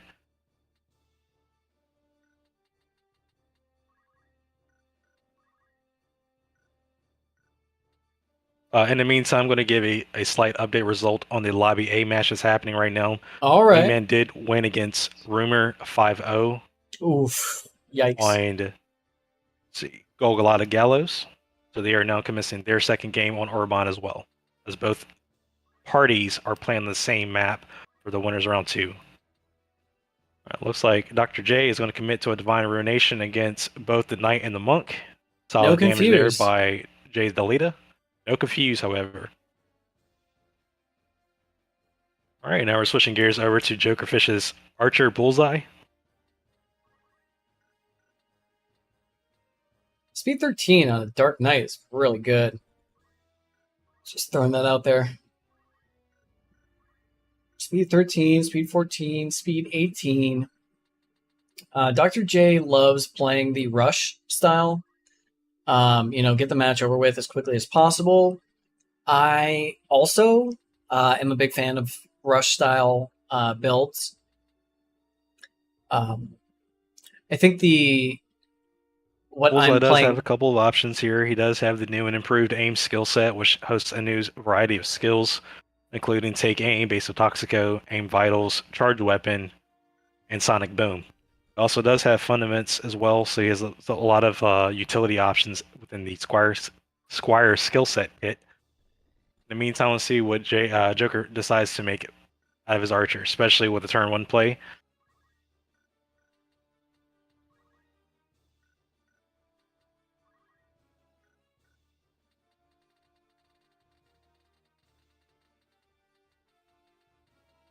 Looks like Jay's APM is rising slightly as you see his cursor moving across the screen.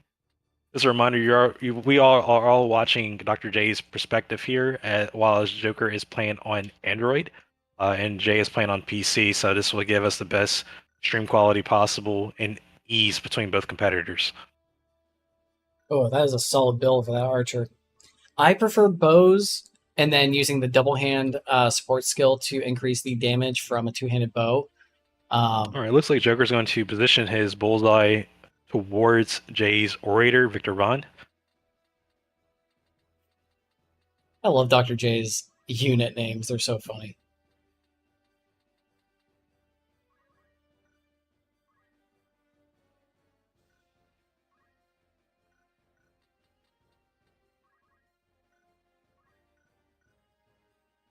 It looks like Victor's going to go for a attack. Oh, man, that is crazy. Delita actually parried the Gastrofides crossbow attack.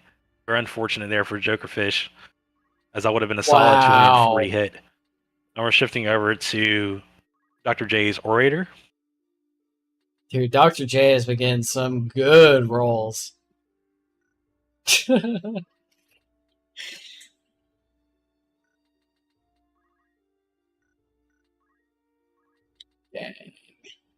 Might try to go over some speechcraft here.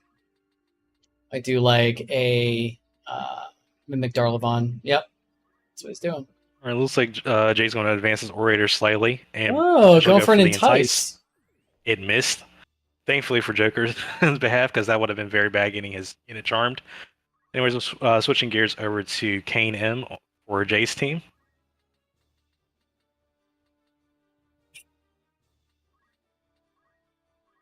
Let's see. Okay, a little bulwark.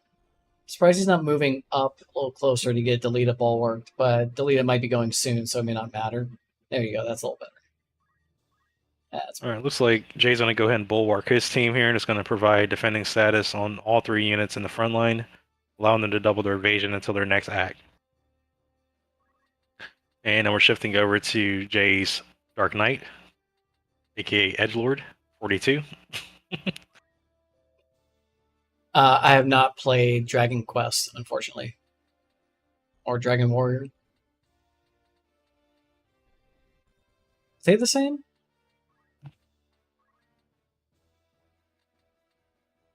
So many dragons.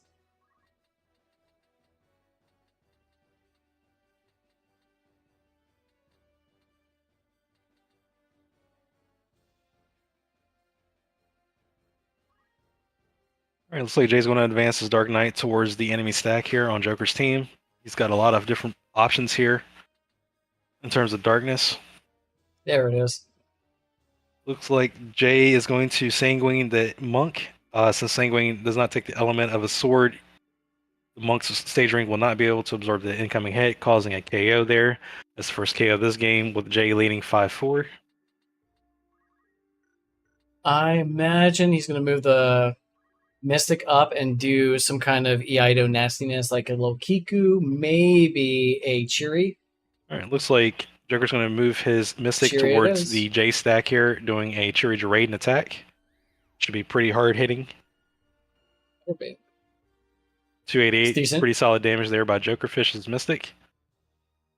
And let's see how Jay responds to that Eido attack with his Dragoon. You're going to jump. Yep. Ooh. That's risky. No. I think trying to bring Delita back might be good, but I believe Delita... No, he doesn't have Darkness, so... Yep, just throw him a little X-Pot. I mean, that is what's kind of Looks nice like about... Jay's going to be doing a very important throw items here, or he might not at all. Let's see. He's still trying to come up with the best decision making. It is Joker's half man is going to be acting next, so looks like Jay's just trying to make sure he's committing the best play. Yeah. We're going to go ahead and use throw items to get an X potion over to Delita. X potion call. heals for more in the PvP patch, healing for a solid 300 HP, and getting Delita out of HP critical status. Very good play there by Dr. J. So, the... And it looks like Joker's going to respond with the Phoenix down on his Monk, bring the Monk back Good to call. life with 9 HP. That's what's nice about having small amount of HP is you can get back to max relatively easily compared to The Monk higher is HP acting next. characters. That was a very good play there by Joker to make sure he's utilizing That was CT there so that he can get the next acting unit. Actually, looks like Construct acting first. So looks like even better. Jokerfish is going to have a pretty solid combo play there by both parties being able to get the Construct play into the Monk. Construct 8 definitely got some buffs in PvP. He does have an ability which increases his speed by 2, costs 1 MP, and that is all of the MP that Construct 8 has. It's really funny. But yeah, it's a permanent plus 2 speed. It helps, you know. Well, Construct did receive a couple new things in the PvP patch. He has a new skill Yep. that allows him to up its speed by 2, but at the cost of the 1 MP that it has. Also has a new skill called Salvo, which we're actually about to watch right now. This does AoE damage on ignore mitigation attack. That was a pretty solid play there by Joker. However, Jay's Dark Knight will respond with an auto potion, warding off most of the damage he just took. It is now Joker's Monk's turn, which he should be able to follow up with on that damage dealt. Potentially net some KOs here. This is going to go for the Shockwave. It's going to be a Got double him. KO there by Nice. Jokerfish. Very nice play, downing Jay's Dark Knight and Delita. We're now entering the 10th act of the game, with now Joker up 5-3. Should do a monk build. Ooh. That is the guy you wanted to go next. Man, that entice would have been real sweet. Definitely got to take out that knight. Somehow. Maybe you can throw some MP towards the Mystic. She definitely could use that. All right, now we're switching gears over to Joker's Bullseye. He does have plenty of options here between Fundaments and Aim. So let's see what options he's planning on making here. He does have the board currently with Jay having 2 down units, so he's going to need to continue the pressure in order to fulfill this victory for this game, and then go into a game 3.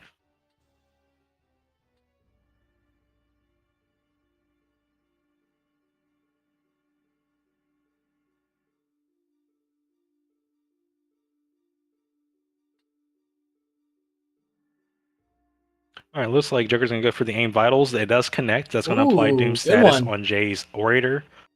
Doom is now a 2-tick countdown instead of a 3-tick from the original game, so this is going to speed up how fast that Orator will die. It's also going to put a lot more pressure on Jay's units to respond, as she now only gets 1 full turn Speaking of which, this is her full last turn before she KOs, so Jay's going to have to play very careful here, as Joker is continuously engaging his opponent and putting a lot of backpedaling on Jay. Wow, all of Jay's units go, or sorry, all of Jokerfish's units go one after another, and they all go next. Jeez, that's rough. Oh man, he's not in an enviable position here.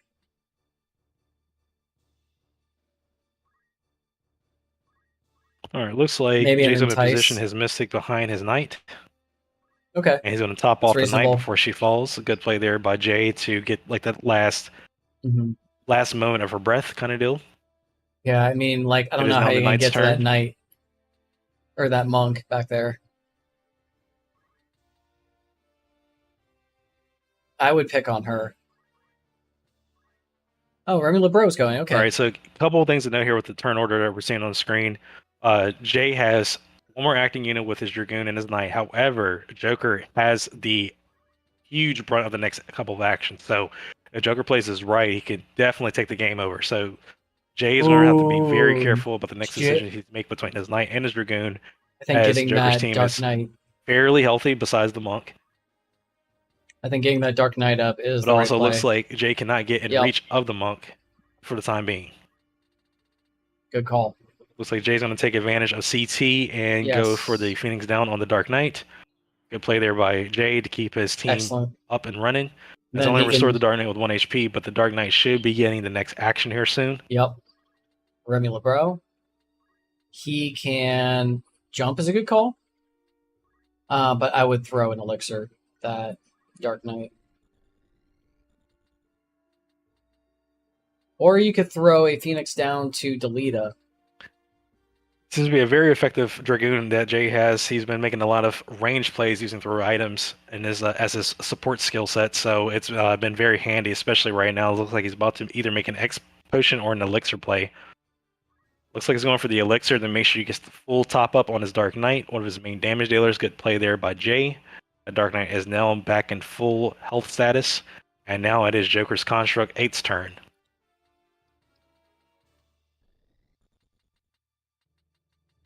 Yeah, George, that is like...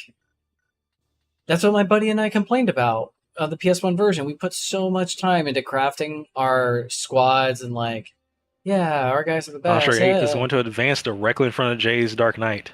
Had no way to test out against one Looks another. like he's going to go for the Pulverize. A very solid play there by Joker. Oh. That is going to guaranteed KO the Dark Knight. The Dark Knight Oh. falls back down.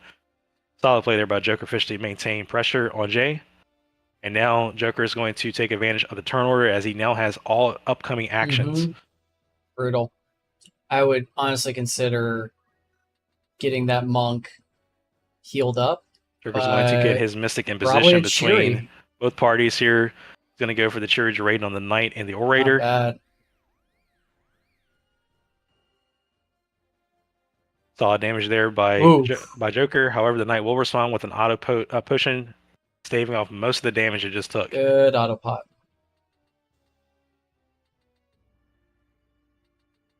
We're shifting gears over to Joker's Knight. Probably gonna elixir that monk. Yep. Get the worry Like out Joker's of your Knight's going to mind. elixir up the Monk. A very solid play there by Joker to keep his units healthy and happy. That's going to also allow his main damage, well, it seems to be his main damage dealer for this game, to be back in tip-top shape to continue his onslaught against Jay. Looks like Jay is going to be in trouble here soon as Joker's party is in full shape and is maintaining aggression. Aggression maintained. Let's see who else is in the audience here. Someone named Jay. That's cool. All right, Joker's going to position his Monk in range of Jay's Knight. He's got to be cautious with the Shockwave, however, because that will hit the Mystic, unless the Mystic is able to check. It will The not damage, hit. It will believe not hit it the cannot. Orator either. It can half the earth damage with Reverie Shield, so it isn't the worst idea if Joker really needs to commit to it. Looks like he's going to go ahead and That's a focus the that's a monk good call. instead. Very interesting choice there by Joker to up his PA, his MA, and his speed. This should be the last action on the Joker team before it switches back over to Jay. However, keep in mind that the Orator is doomed and has 1 tick remaining, so when she gets her turn, she will immediately fall over via KO. Should try and doom the knight.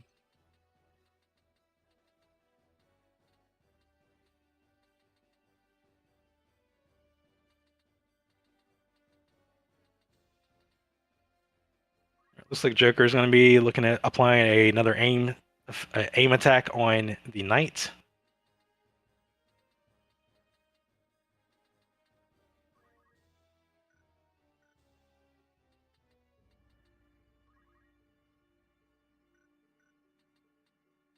He's got ribbon, so immune to doom. Probably just gonna do like a charge shot. But as we see, patience is still critical here because he doesn't want to make the wrong play with his archer against the knight, so he's more than likely evaluating what is the best play for the time being. The Orator is pretty much out of question as she will fall over in her next act, so the knight and the dragoon are pretty much primary targets at this point. So he's going to charge a take aim and get the turn 1 take aim. The Nice. attack does Good connect hit. for 189 against the knight. The Orator falls over and she dies via doom. And now it is Jay's knight's turn, which is almost in HP critical status. And we are now on the 19th action, going into the 20th action of this game. Only halfway through. Man, these are aggressive lists. Probably going to do a revive with Phoenix down and then follow up with his Dragoon to do... So Jay's going to advance his knight behind Alita and is going to go for the revive play. Yep, and then do an next Alita has 96 CT, so he should definitely get the next action, if not the Dragoon. Either way, he will be acting very soon. Oof. Alita does get the next action, so Jay can definitely respond and try to make the best play possible here. Probably Divine Ruination. Jay does have a lot of options between being able to get dual wield attacks through his katana and sword, or he's going to go for the holy sword. He's going to go for the dual wield attack here. That's enough to put the Mystic in critical, but it did not down the Mystic. It is the Mystic's turn, however. That was very interesting play there by Jay. It was probably one of the best plays he could make at the time being, considering the odds that he's faced with. Yeah. However, the Mystic is going to respond with another Charger Raiden, this time hitting all 3 of Jay's team. It should down Delita and potentially the Knight in one go. Oh my god. A very solid play there by Joker. That is a double KO there. The Dragoon does respond with an auto pusher, however. Jay only has 1 unit in play. This is now a 5-1 Jokerfish. Jay is checking the CT of his fallen units, however, they seem to be all low CT, so it's going to be really hard for Jay to recover at this point. And Joker definitely has the board in terms of upcoming actions. Yeah, you're going to have to melee the... What's your face? Oh, bro! CTs are brutal. Like Harkonnens. Yeah. Well, at least you're keeping your Dragoon. Into a jump here is actually going to put the Dragoon out of play, which means that Joker cannot target it. However, Joker still has plenty of options, even right now with Construct. He could go for the boost. He could actually use a transfer and restore HP to the Mystic. If it's enough, it actually could save the Mystic. Let's see what happens here. Yes! So he's going to go for the transfer. This is an interesting play here. I was going to restore the Mystic to enough HP to survive the jump, and while Construct trades off some of his health. That's so funny. That's great. So what you could do is very solid aim. And very cool play there by Joker. We don't see that happen often, but that is definitely a good condition to keep your units alive and pretty much ensure that you have this game in the bag. Now we're pretty much waiting for Jay's Dragoon to land on the Mystic at this point, as it is not targetable since it is in mid-jump. So at this point, it looks like... Oh, very nice play there. However, the positioning of the archer to the Mystic means that the stone is not going to be able to push the Mystic out of range. But still, nonetheless, a good play there by Joker trying to save his Mystic and completely negate the play that Jay was trying to make.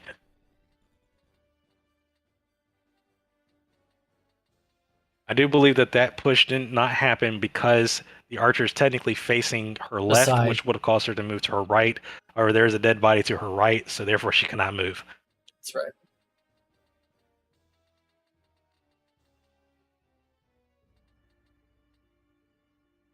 this guy doing? A little It chop. looks like Joker's going to go ahead and top up in preparation for the final onslaught here. He's going to go ahead and chakra his knight and the monk. It's now the monk's turn. It's the knight's turn.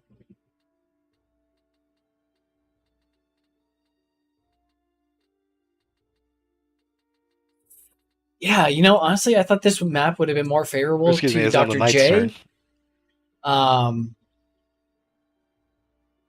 All right, the knight's going to go ahead and bulwark in the middle. You're going to see the really cool defending animation by Construct.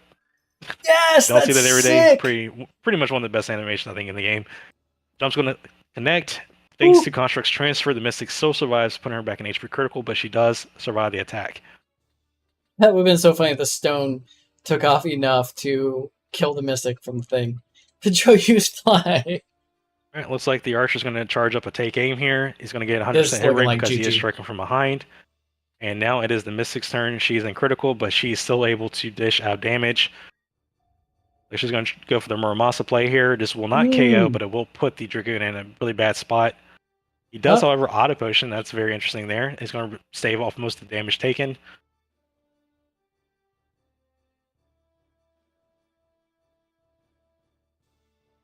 And Joker's going to position his Mystic out away from the Dragoon. The take aim's going to fire.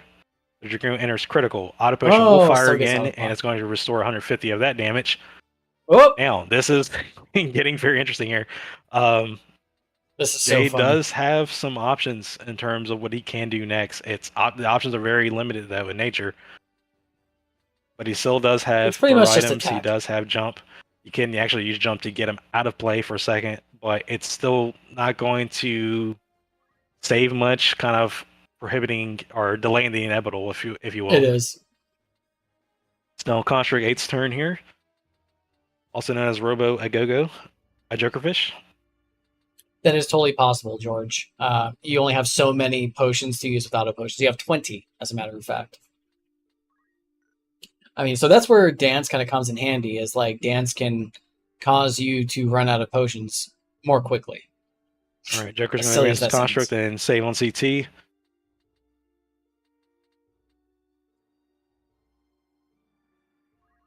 And he's also going to advance his Monk Strider.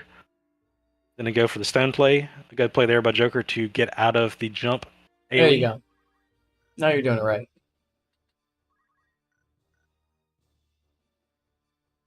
All right, Joker's going to position his Knight, and it looks like he's going to go for the X potion there, restoring the Mystic's HP almost back to full.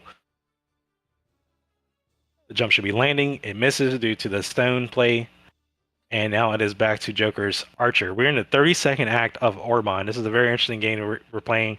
Both players are playing very methodically as they're trying to ensure that the win. Joker definitely has the board here. He's going to get ready to charge up a turn 1 take aim. This does connect, and that is a KO there by Jokerfish. Wow. GG Joker. He GG takes the Joker. game 2. Good game to you both. Good game, BD. GGs. Dr. J just like exit the hell out of there. GG's. All right, let's go ahead and reset that here.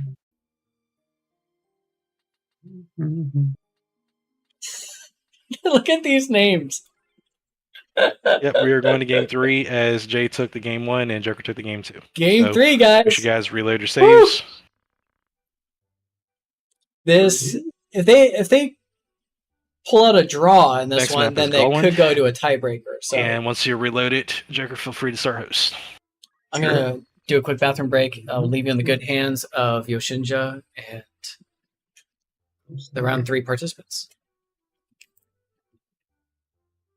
What's the third map? It's Golan. Golan. Yep. Yes, sir.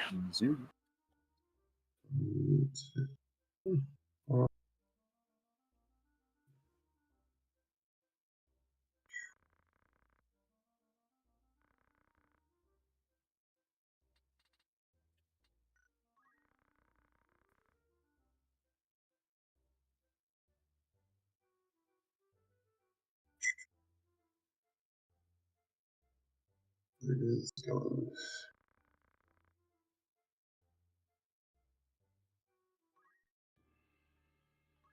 Okay, and as it is game 3, you guys are able to swap characters out. We'll start with Joker. Joker, do you want to swap any characters out from your main team? reserve? Yes. I want to do the same as I did last game. Okay. Swapping out Rafa for my robot and my time mage for my archer. Roger that. So we have Robo Gogo, Strider, Halfman, hmm Oni Slayer, and Bullseye. Is that correct? Yes. All right. Sounds good. And what's up? Oh, you good? Yeah, Joker? I Okay. said Okay. thank you. Sorry. Oh, okay. Okay, you're good. No, I didn't catch that one part. Jay, what about you, sir? Would you like to swap out any of your units? 1 sec, I'm just deciding between the last. Sure. No worries. Uh,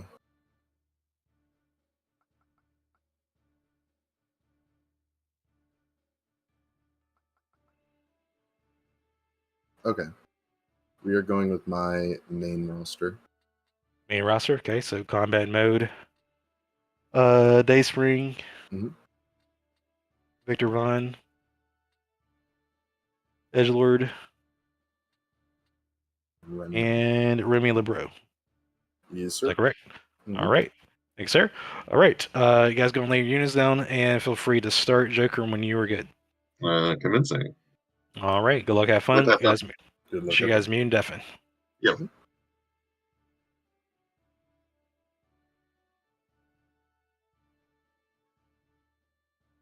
All right. And we are starting game 3 of featured winners round 2. Jokerfish versus Dr. J. Jay won the first game on, let's see, at the map. It's already been a long day.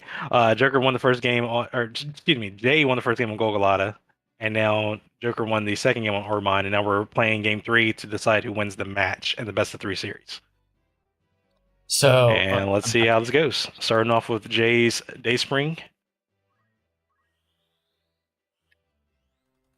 Gonna go ahead and haste combat mode, aka Ramza.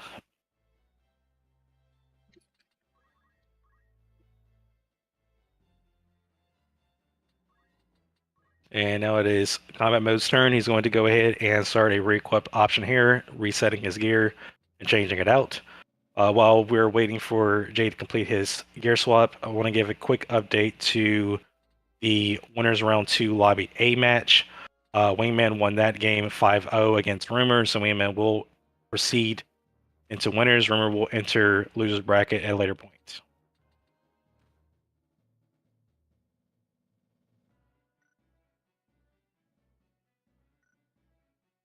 Looks like Jay is done re-equipping his Ramza out, so it's going to end the turn there. And now we're switching over to Joker's Bullseye.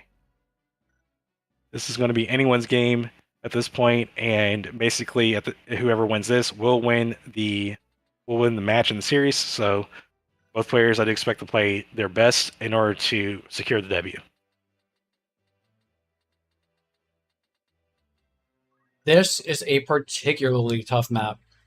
You have this massive obstacle in the middle. It looks like Joker's going to go ahead and focus up his archer. Good call. The extra bit of speed. Remember that speed and Now we're shifting PA. gears over to Jay's orator. She's going to do a praise, increasing Ramza's bravery by 10. It actually missed. Wow, that was very unfortunate by Jay there. Whoa, Very low miss rate there, if you will. that But nonetheless, sucks. it didn't land. But I'm sure that Jay can make up for it at a later date. He's going to go for the stone play. Ramza's Adrenaline Rush will proc, increasing his speed by 1. He has a lot of base speed already, and he also has haste, so Ramza is planning to act quite a bit until haste falls off, and even afterwards.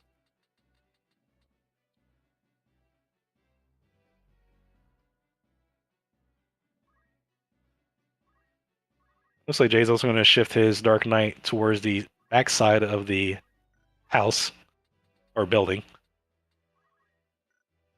And now we're switching over to Joker's Mystic, also known as Oni Slayer. Pretty cool name there.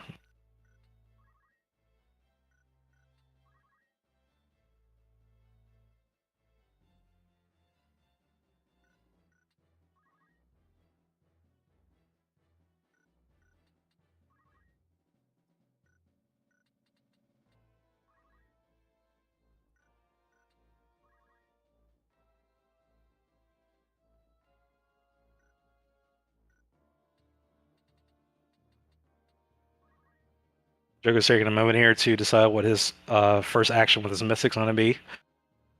The Mystic does have Mystic Arts in auto, so there's a lot of different things she can do initially, even in its current position. Looks like he's going to shift over his Mystic over, and going to go for a cross map Kikuichi Munji. That does get some damage out there on, I believe that was the Orator. Yep, Orator will respond with an auto potion there, so most of the damage was recovered. Having that big and now house. We're shifting over to Jay's Dragoon.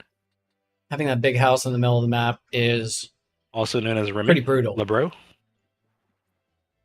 But for units like Dragoons that ignore height, it does not pose as much of a threat.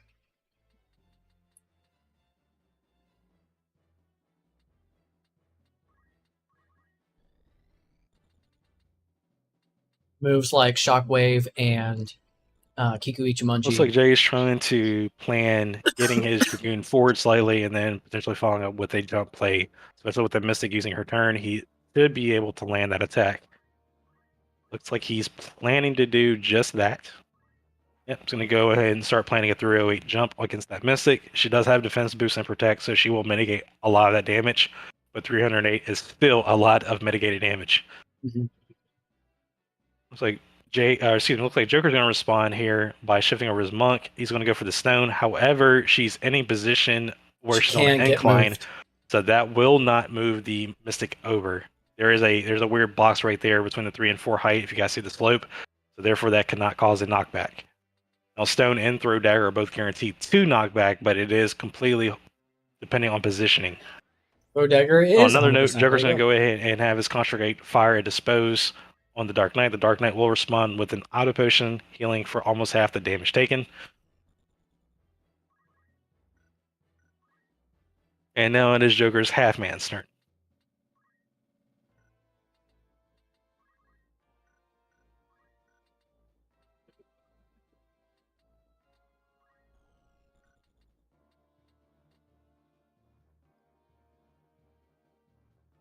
It looks like Half-Man's going to position for a Bulwark. That's going to cover most of the team here on Joker's behalf. Nice.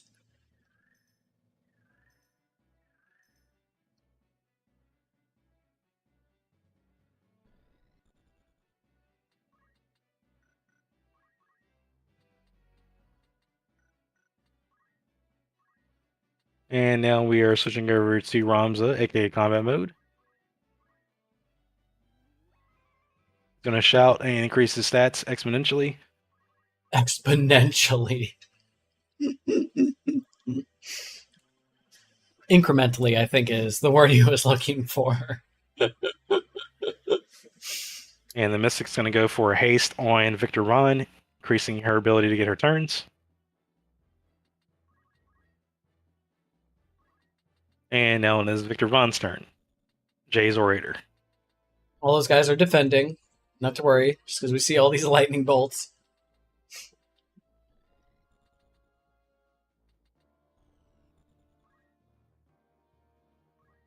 Okay, the Orator is going to position on the side as well of the building. And it looks like he's going to go for a plus bravery on the Dark Knight, which will up his chance for getting auto potion. That does succeed, so now the Dark Knight should be at 70 bravery. And the jump's going to hit on the Mystic. A solid 308 there by Jay. Nice.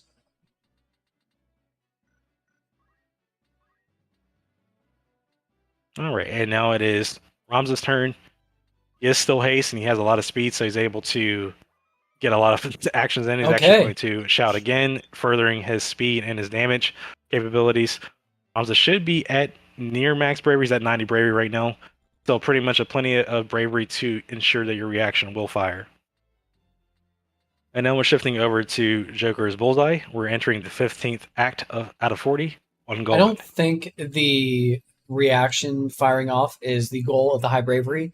I think he's going to switch over to a katana or a night sword and give him more melee output. 21 speed with haste. He effectively has 31 speed. Insane. He's going like every 3 ticks. Just about. So combat mode is getting into serious combat mode. and he's just gonna start Okay, looks like hacking Joker's away. going to advance his bullseye towards enemy sightlines, so he's now able to get a look at him. He's going to charge up a turn 1 take aim. Nice. It connects for 315, a very solid damage, No damage and autopot. hit there by Jokerfish, putting the Jay's Dark Knight into critical. Oof, running out of MP, bro.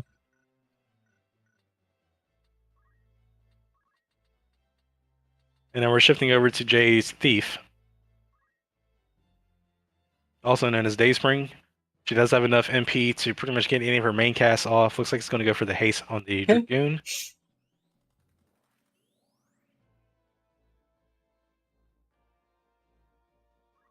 Will definitely help with jumping. And we're guy. going back to combat mode. So combat mode, or also known as Ramza, should have a ton of speed at this point. He's at 21 speed. That is very monstrous. And if Joker's not careful, is. that can be a disaster, as he's going to get a lot more effective turns off. Called it. I called the He still has haste on him too, so that's going to Brave Sword. further Night his Sword. amount of actions that Ramza can get this game as well. Mirage Vest. Looks like Jay is going to augment some of his gear here Probably via re-equip. the immunities, debuff immunities. Yep. Sleep. He's going to lose some Poison, speed points here due to the gear changes, but he's still at 17 speed. That's very, very high for most units. Rare to even cross the 17-18 threshold without a lot of sacrifices.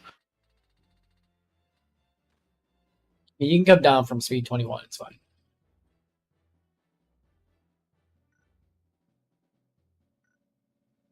All right. Jay's going to commit to the Barrette and Maximilian change there, as well as Hermes shoes. He's going to lose a lot of his base speed for more tankiness.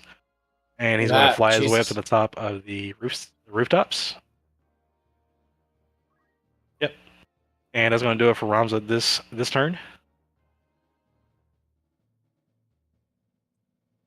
So and just then a we're switching reminder. over to the Dark Knight. He is still in critical, but he does have many plays, including the normal play of doing a Sanguine Sword to get his health back so he can stay in play.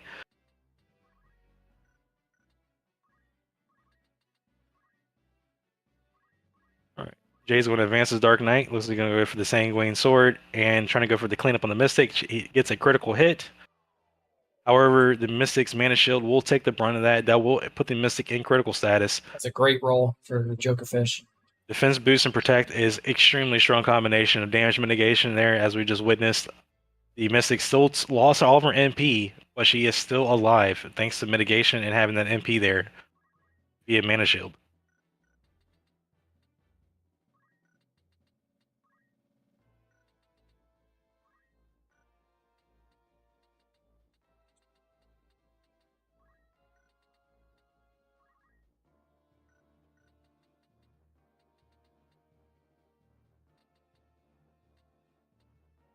And actually, speaking of which, it is the Mystic's turn, so let's see what Oni Slayer is going to play next. She has a lot of different plays that she can make, either through Mystic Arts or through Iato. I would recommend a little Murasame. All right, looks like we're going to shift the Mystic over to the corner real quick. Oh, I'm going to okay. go for a range Kikuichimaji. Nice. I like I'm that. just going to put the Dark Knight back in critical. However, he will respond to auto push and putting him out of critical. Most of the damage there was recovered. And then we're shifting over to the Dragoon on Jay's team.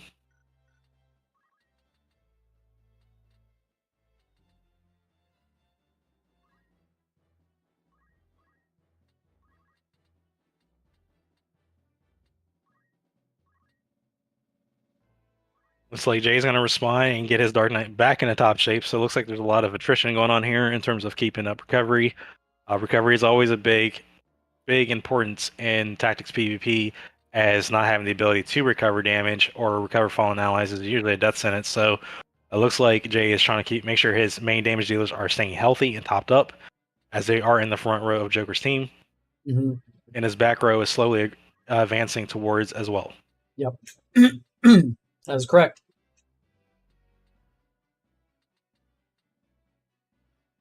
Show that first Looks strike. like the Orator can really only take one good shot here, and that's going to be at the Archer. He does But not she want to does risk have the other first places she strike. can make as well.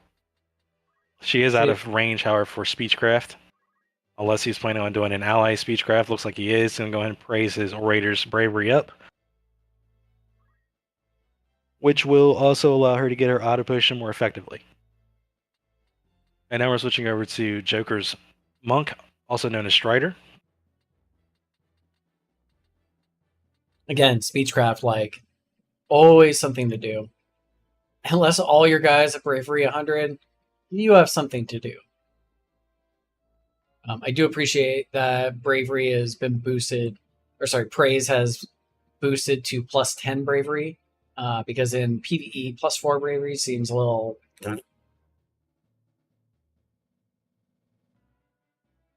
ineffectual, I think is the word I was looking for. Let's see. Now, Strider does have many options. He's got ranging capabilities, he's got some close range damage dealing capabilities, and he has the toolkit of fundaments to work with. So there are many plays that Strider can make right now. Let's see what Joker decides to do. Strider. They really did not stick with that nickname for Aragorn very long in the movie. Like, it wasn't even end of Act 1. They're like, yeah, let's do the Strider thing. Looks like Mystery Joker's going to solved. advance his monk towards Jay's Dragoon. He's going to go for a Doomfist. The Doomfist is dodged, however. That is Very not a unfortunate bad there by call. Jokerfist to try to get Doom out. However, he still Yeah. has plenty of options, including Construct now getting the acting turn. Reason he went for Doomfist is because of the haste. So it would have ticked faster and brought about his Doom faster. That was a very smart play. If he has Fundaments, there is a skill called Frenzy that only affects units with haste and does a boatload of damage. I believe 50% of your HP. So that would have been a decent option as well. But I mean, Doom takes away 100% of your HP just after a certain amount of time. So yeah, good option to weigh. Now, depending on how the turn order is, I'm not too sure what it's looking like right now, but if Joker can, he could potentially follow up his construct and get some follow damage through Dispose and another unit acting attack. I was going to go ahead and dispose Nice. Ramza up top on the roof for 340. I should trigger Adrenaline Rush. It does. It's going to give him another speed there. Oh, that's a good hit there by Construct 8. Very good. Joker's going to position his Construct 8 in a different spot. Interesting play there. Wonder if he is going to... What is he going to do? And looks like Joker's going to get his Knight in position to his Mystic to There you stave off the go. damage Good she's for taken, you. giving her a nice top-up via Elixir. She's got all of her stats restored. And now it is Bullseye's turn on Joker's team. Ooh, Bullseye. He's going to take out He Ramza. might be able to range Ramza up top with his crossbow, but let's see what he's got. Wow. Yeah, Really, He's going Doom? to go for the Aim Vital plays. It does connect, and it's going to apply Doom. Oh! Doom does also cancel out Re-Raise, so that means that Ramza no longer has the benefits of the Angel Ring that he initially started with. And now Ramza is on a ticking time bomb. Now, one cool advantage of that play that Joker made is that because Ramza has such high speed, he's going to basically die faster now thanks to that. So Jay is probably going to try to respond to that as much as possible to keep his unique character alive. Slow him down! Ah, that would have been amazing to see. What? Interesting. He's going to go for the haste on his Ramza. Okay. This is very interesting here. I believe he's going to try to play off of the Doom on the Ramza, especially hasting. And get him to die faster. Hit the death sentence even faster. He is. Okay. Very smart and very tactical play there by Jay. So what we should be seeing here is that he's going to switch his gear out to prevent Doom. Check KO specifically. He is already under the Doom status effect, but however, KO is what gets inflicted once the timer runs out. So if he switches his gear out to KO immunity, Ramza will not die once the countdown reaches 0. He didn't. I like to say that he did not do that. So that is not a good play there by Jay.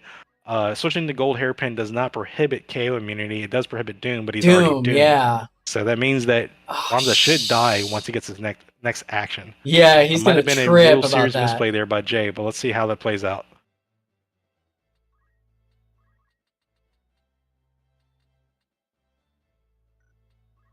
What he wanted was like... And speaking of Jay, we're now switching over to Jay's Dragoon. what he wanted was like jujitsu gi.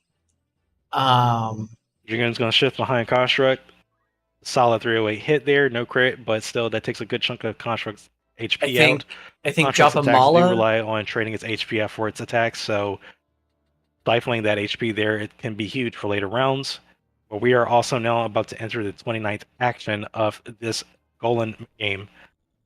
This is game 3, so whoever wins this is the winner of the match.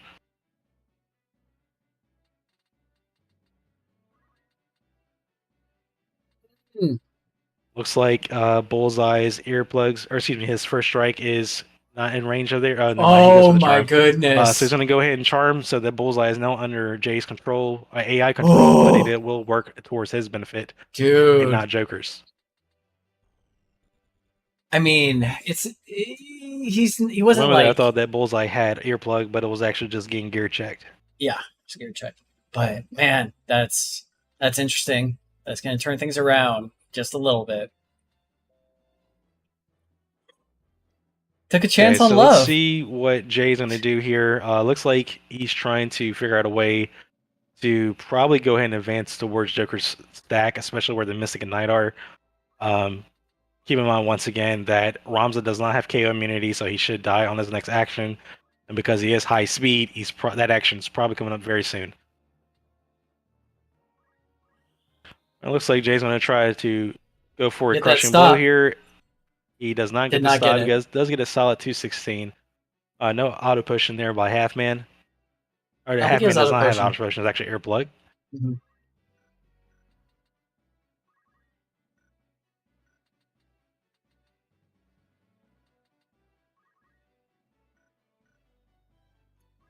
Oh And now man. we're switching over to I mean, I think Dr. Joker's J. Oni Slayer. I think Dr. J will be He's okay. been performing really well between this whole set. Let's see what kind of play he can make here. He actually has a lot of options based on positioning in general.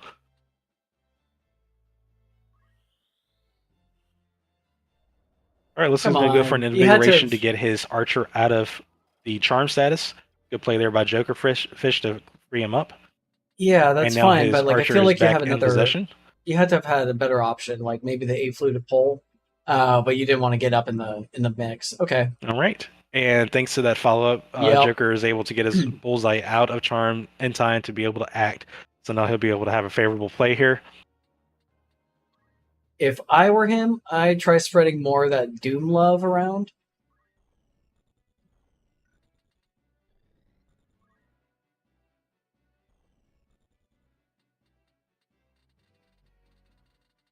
Yeah, look at that APM. Good lord. Okay. Just throwing out some damage. Bullseye's going to go for the crossbow attack on the Dragoon. A solid 240 hit there. And looks like Joker is retreating towards the corner of the map. Ramza will die because of the fact that he did not have KO immunity. Like I said, the re-equip option there. I'm not too sure if Jay overlooked it or not. I'm guessing he probably did. Trying to go for a Doom immunity there, but he was already doomed, so therefore he can't check it once it's already been inflicted. It's KO. Either way, Jay has plenty of options to worry about Ramza later if he needs to. Yep. Correct. The biggest thing for Joker at this point is to maintain his pressure and to continue his onslaught. He does have the lead right now, 5-4. I mean, Dr. J has effectively walled off. Construct doesn't have a lot of health left. He's at 318, but if he goes for any of his attacks, he will lose health, so he's going to be very careful what he does here. Oh, wow. Okay. Interesting. Okay, Joker's going to go for the Terminate play. So Terminate is a self-destruct, essentially. The damage dealt is based on missing health. That is a 534 damage across. That actually was very smart on Jokerfish. I'll have to give him that was huge. What that does is it effectively pretty much puts Joker or Jay in a really bad spot, and he uses Phoenix down to get Construct back up. Dude, very awesome combo play there by Jokerfish. This is not looking good on Jay at all now. That very methodical play there by Joker to pretty much utilize the self-destruct play there with the Construct, getting a triple kill, and then following up and getting him back to shape. A Time Mage is not looking good there, as she's pretty much there by herself. She only has 17 MP as well, so she doesn't have many plays that she can make. Now we're shifting over to Joker's Archer. Bullseye. I mean, is it reasonable to unmute and say GG now. Yes, if you want to go ahead and concede, that's fine. Yeah. Make sure Joker. I don't know I if mean, Joker can hear. you can finish if you want. I'm Yeah. verbally conceding. I mean, that was Yeah, that was a crazy play. It was a very good play there. I'll give you saw me freaking out because the one I yeah. forgot that it wasn't Doom immunity, it's KO immunity. It's KO Yeah, immunity. I Oh called that because man. I know she swapped, and I was like, oh, I didn't think you overlooked it, but yeah, I think that's what cost you too. That was literally it. Yeah, because my whole plan was yeah. All right. That was a solid fight though, very solid fight though. We do have Jay. Oh, on the that feels chat. so For those that are bad. listening in, probably wonder who that was talking. This is Jay. He's the blue team. We're watching Joker right now as he's topping up his units. Pretty much it is a GG for Joker as he has the board, and Jay has lost a lot of his units in that one fell swoop. Yeah. Also, if the auto pot went off on either of these people, Yeah. that self-destruct and kill. A low roll funnel. Wow. Yeah, I mean that works. But yeah, that was a great game. A very good match there, guys. And Yes, we're yes, going. sir. Yep, wait for Joker to go on and clear it on out here, as this is the last act. There we go. And GG. GG, fellas. Good job. Well done, Joker. And there we have it. Joker advances to winners. Dr. J will advance to losers. Good stuff. Heard. What happened with the other match? Wingman won 2-0. So he will be in winners. Word. GG's. GG's. Good game. Very good game. Very solid play there, Joker. I was very impressed with that construct play. That pretty much sealed the deal right there. I was just hoping for it, but you know, I just like that was good. exploding myself. That's fun. Yeah, that was good. All right, let me go in and wrap up my stuffs here real quick, and all right, we're gonna take a quick pause. Thanks for joining, Jay Titus. Fiverr, as we transition to what should be semifinals. Yes. We'll also take a break. Yep. So I'm gonna go ahead and put up a 5-minute here, and since it's going to be Joker versus Wing, Joker, you can stay on the stage. We'll get Wingman on board, and Jay, if you don't mind leaving the stage, please. Yep. And we'll be back in a moment.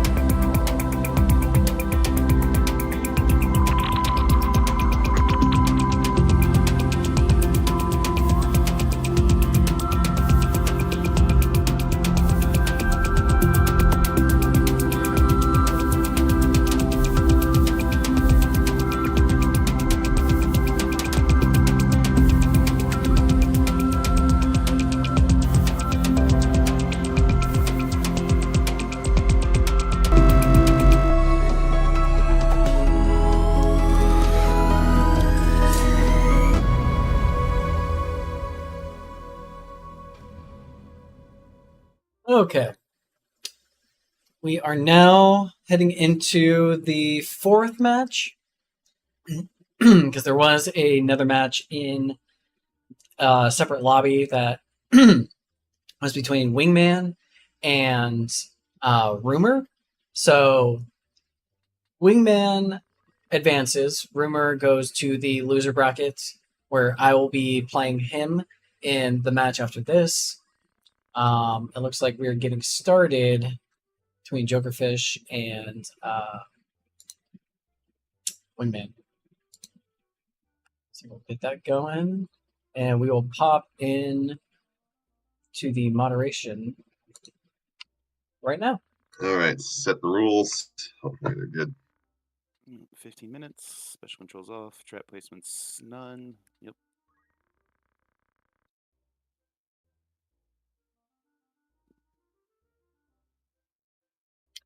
So yeah, it will be me and Rumor after this. Whoever loses this will play the winner of that match. And whoever wins that will play the winner of this match. I think. Something like that. And we're doing Mondalia Plane. Sorry, I got distracted. There you go. I'm still finishing up my notes as well. No rush. Yeah, you guys can go in here pregame then and start laying. I'll confirm in a second. Okay. Yeah. I think I'm on the quote unquote lower side. Let me check maps and spawns real quick. Yeah, okay. You got like the rock spawn, Mm-hmm. I'll call it.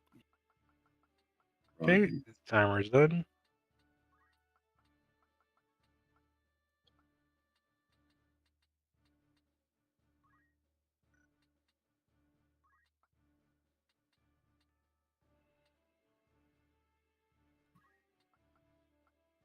Just a reminder, there is an online bracket you can follow, linked in Okay. the chat. And we're going to start roster verification, starting with Joker. Main team for game one: Rafa, Strider, Yep. Halfman, Oni Yep. Slayer, and Ghost. Yep. Thank you. And Mr. Wingman, main team for game one: Construct 8, Y, Where, Let, Sustain. Yep. All right, and feel free to start. Make sure you guys mute and deafen. Yep. Good luck. Have fun. Oh, yep. Good luck. Have fun. I love these guys.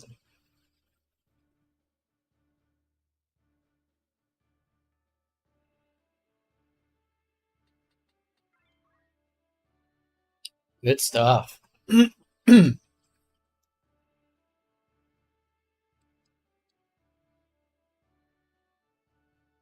All right, and we are back. This is now the semifinals to determine who's going to actually play in the grand finals. Is Jokerfish host versus Wingman as guest. We're starting game one on Mandalia Plain.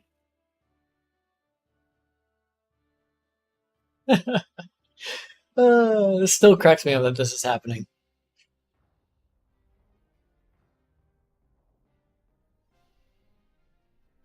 It is a nice stormy rainstorm going on the plains here. The weather does not matter due to the PvP patch. So there aren't any advantages of increased lightning or fire damage or decreased fire damage. However, we're going to start off with Joker's Bullseye. Or excuse me, I'm actually reading the screen wrong here. This is Wingman's perspective, so apologies. We're actually starting off with Wingman's Archer instead. See, Wingman has his own archer. That's interesting. All right, doing a quick glance on the opposition units here to make sure he knows what he's working with. Yeah, Wingman's taking Construct 8. That makes sense. He, too, likes to go for the Terminate. I mean, it makes sense, right? Like, you spend the entire battle getting recoil damage, and you're in critical, and then you terminate. So it you have a very two-dimensional, he's very flat. Like, you have one direction to go. Do a bunch of damage from distance or up close, and then blow yourself up. Hopefully you can Okay, it get. looks like Wingman's proceeding to start making his play here. This is the first, once again, the first game in the best of 3 series for the semifinals. Whoever wins this will advance to the grand finals for sure, and then shortly after this match concludes, we will take a 15-minute pause, and then we'll start the losers bracket run.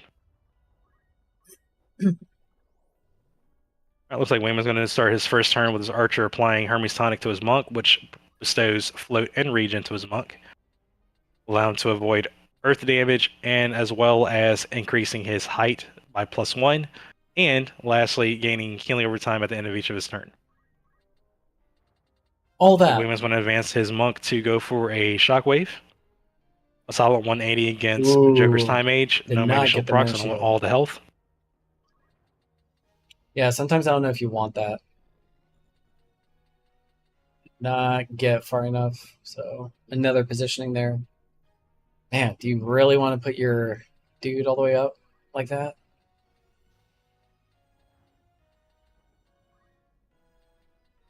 And we're shifting over to Wingman's Geomancer. She Hi, also has thanks some for range stopping by, damage from Bob. Kiku Ichimonji. Looks like he's going to be looking at doing that against Rafa. He's going to Appreciate commit the to it. support. A solid 252 on Rafa, and the Mystic's Mana Shield does take a hit. However, Wingman's Kiku is out of play as it's shattered, so he won't be able to use that E-Auto for the rest of this game in particular. Now we're shifting gears over to Joker's team. It is Rafa's turn.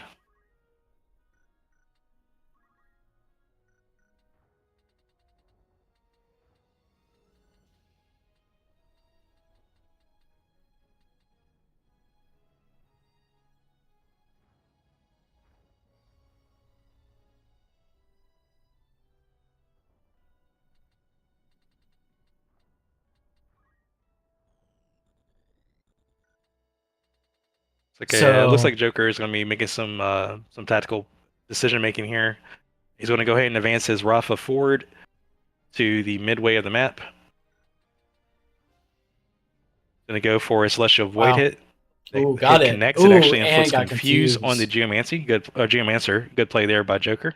That was. Looks like it was just confused. It might be some other debuffs, but we won't be able to check until we are able to see the status screen. Or we do definitely have the confuse in mind, so that is going to make things a little questionable for Wingman, at least temporarily.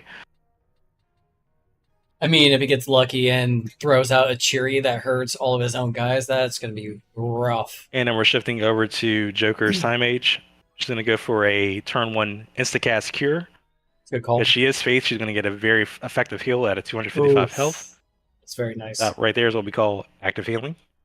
I hear you. I hear you, Yosh. And she's going to move as well and Mana Font all of her MP back as well.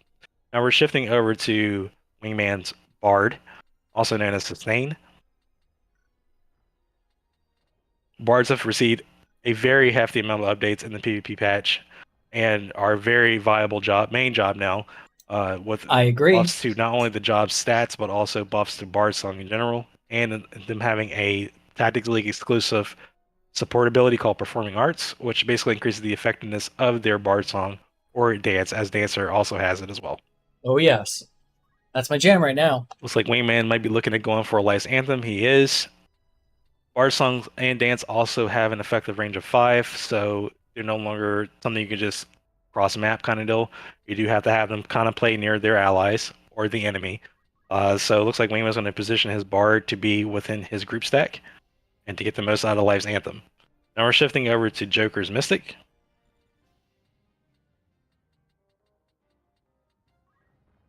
I love leaning on Bard Song right now.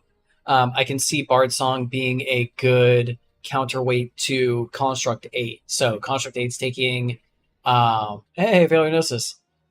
How's it going?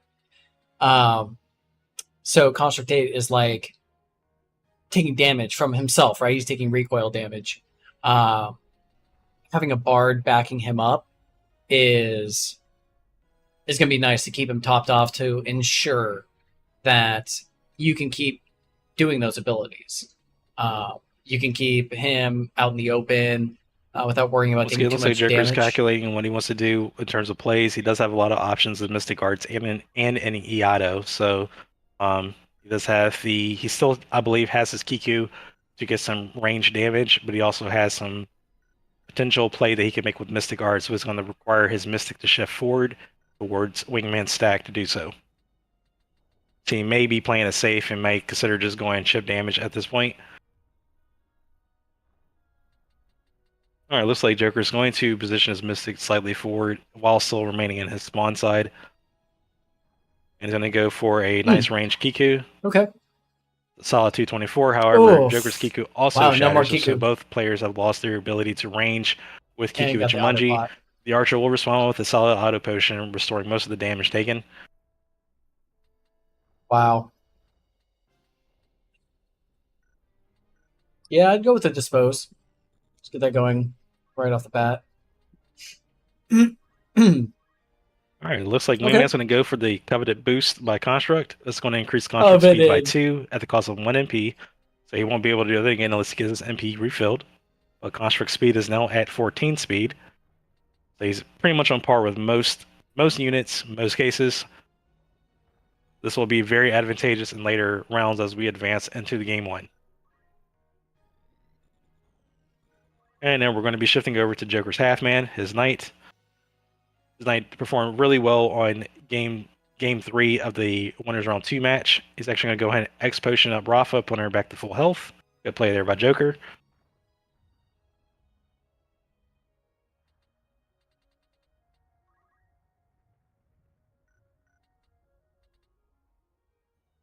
And Joker's going to advance his Monk towards Rafa and the Mystic.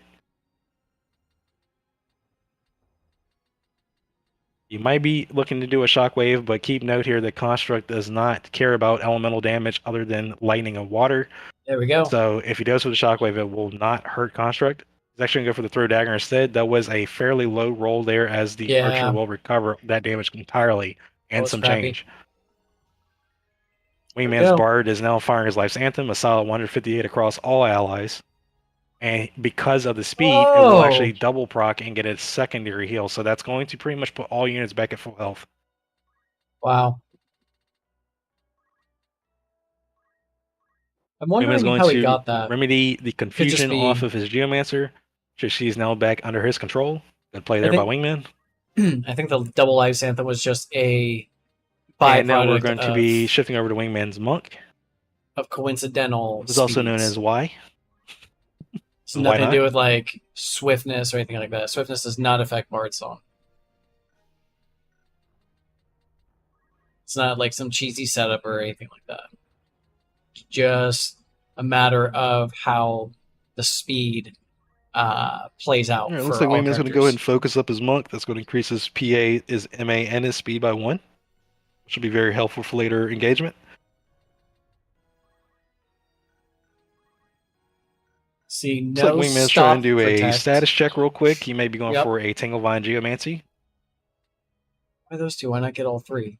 Get Rafa, the Knight, and the Monk.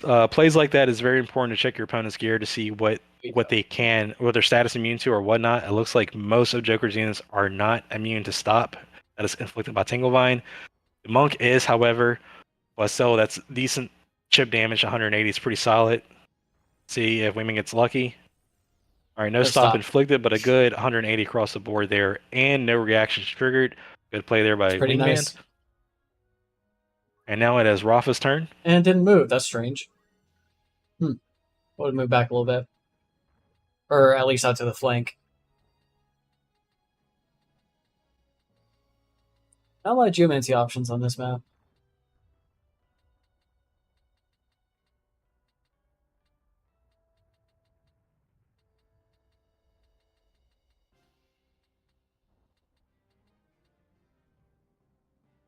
Looks like Joker's going to advance Rafa directly into the Wingman stack. Okay. Very interesting. She does have a lot of options here. She can use her Sky Mantra, which looks like he's going for Celestial Void on the Bard. The Bard does get poisoned from that. He will auto potion out of that damage, but that poison can hurt. Now keep in mind that he actually got immobilized too. Okay, so that's actually pretty good. One thing to note though is that currently Wingman's stack is so tight that the immobilized isn't too is advantageous The right poison. now. At least currently, needs especially with poison. Life's Anthem, because Life's Anthem will pretty much counter off the poison ticks. It should entirely, and even heal some change. He needs haste. But still, that was a good play there by Joker to try to get one of Wingman's main supports out of play. Mm-hmm. He needs so Joker needs to break up that Life's Anthem doubling up by getting his units hasted. Like there's just this gap because everyone's pretty much the same speed and nobody's hasted, and so everyone is hitting CT 100 at the same time, and because Life's Anthem only needs 3 clock ticks to fire off. Okay, now we're It's shifting firing off over at the to, I back believe end it of is the- Joker's Time Mage's turn. Of It the is. action stack. She still has a lot of options she can play with between Time Magics and White Magics.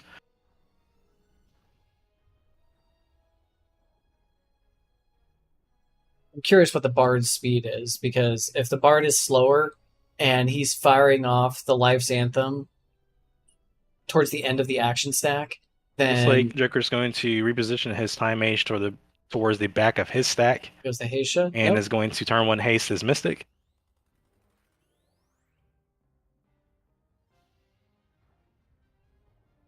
So maybe there is an advantage to having a Rafa's slower Protecting Shell Bard. is falling off because of her Ancient Sword. That can leave a very open opportunity for Wingman to take Seeing the advantage of her Kyumori right reduced here. mitigation. The Kiyomori may be a Murasame. He's out of Kiku.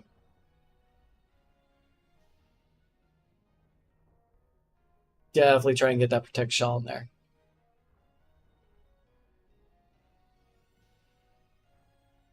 All right, looks like Joker's going to respond to that reduced our mitigation loss by re-upping Protect Shell. Oh my god. Ability. Good play there to keep his Rafa healthy and mitigating damage as much as possible. Tanas are breaking everywhere. And now we're shifting over to the poison inflicted and immobilize inflicted Wingman's Bard. He does have a Life's Anthem popping up very soon, and then a subsequent 1/1 after that. So there's a lot of variety of play that he can make, including just staying in Life's Anthem. He cannot, however, move his Bard, so probably, once again, not like the biggest deal right now, No. factoring where his units are located. Looks like Wingman's going to commit to the Life's Anthem. He does take 124 tick there from Poison. That's Poison a does do big more poison damage tick. in the PvP patch. I believe it is 1/4 of your max HP now. Looks like Wingman's going to advance his Construct deck directly near Rafa, but Rafa is extremely evasive on her side, so he's going to have to go for an unavailable attack such as Pulverize. Will down Whoa. Rafa. That is the first KO of this game 1. Yeah. Wingman 5, Joker 4. Can't mitigate. Wingman's Life's Anthem is proccing. That's going to restore Oof. health to all of his allies. Construct almost warded all the damage he took from his pulverized recoil damage entirely.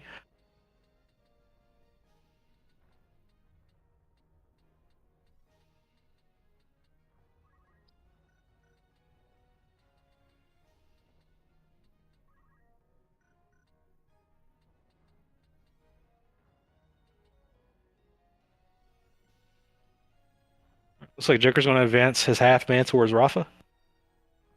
Bring her He's going back. to go for the revive there. Interesting play there Wow. by Joker. That is Rafa CT interesting. is at, I believe, 38 at this time, so she's not going to be able to be productive at the current moment, but Joker may be doing a follow-up combo here to compensate.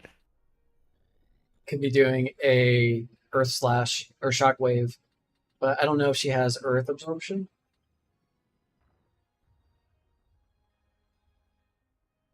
Nope. Looks So like Earth Slash. Joker's going to advance his knight, or excuse me, his monk on the backside of his knight.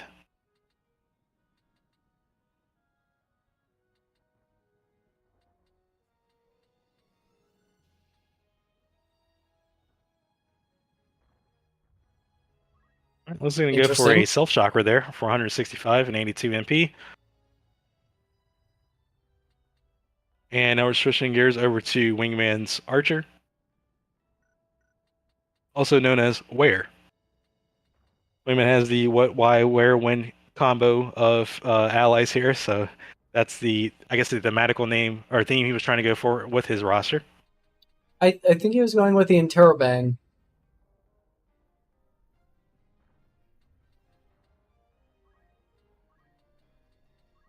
They all have the question mark, exclamation point, interrobang.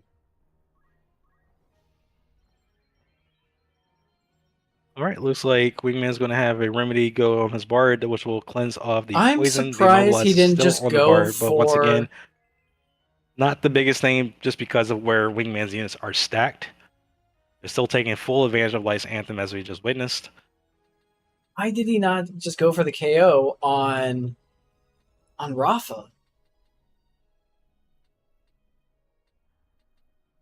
It's like the poison wasn't doing any. I mean, maybe the Wingman's going to immobilize, but advance the his immobilize monk is to still get there. in range of Shockwave. All right, he's going to Shockwave both Rafa and the Knight. Construct does not care because he is Nope. Earth immune. So that is going to KO Rafa and get some decent damage on Joker's Knight as well. Guess it didn't matter. And now we're shifting over to Wingman's Geomancer's turn. She has plenty of options in her Geomancy and Iato kit. Looks like he's going to take advantage of the Iato this time and go for a Cheer Drain, the hardest hitting skill in the skill set. This is going to definitely want to leave a dent in both the Mystic and the Knight. The Knight falls down. Actually, the Mystic enters critical. A very good follow play there by Wingman. Wingman is definitely controlling the board right now. 5-3. Joker's Mystic is in critical condition, but she does have plenty of plays as it is her turn right now to make. I mean, he doesn't have a lot of support options, so Right, he looks like is Joker's going to have going to to go on the advance his offense. Mystic in front of Wingman's Construct There we Day, go. and is going to return fire with a Cheery Drain as well. He's opting to get as much damage out as possible. For solid 288, Oof, the Cheery Drain will losing also shatter, Cheery so he's lost that sucks. as a damaging skill option. However, the way this match is going, it looks like it's going to be going more and more in favor of Wingman as we are now entering the 24th act.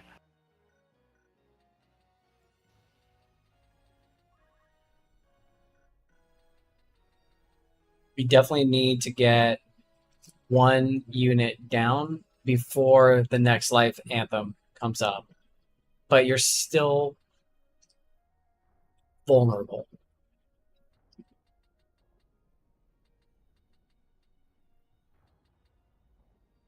Man, the self chakra versus not doing the shockwave was interesting. May have been a misplay. Maybe he was too far away.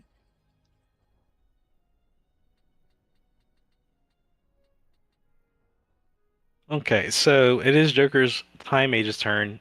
She does have a lot of plays that she can make here between like Instacast Cure or Instacast Haste or Slow, or even channeling a spell for more effectiveness. But he's going to have to be very methodical about the decisions he's make right here, as Wingman is definitely advancing into his enemy territory and is closing in the gap to victory. Yeah. I mean, solid opener for Wingman for sure. Yeah,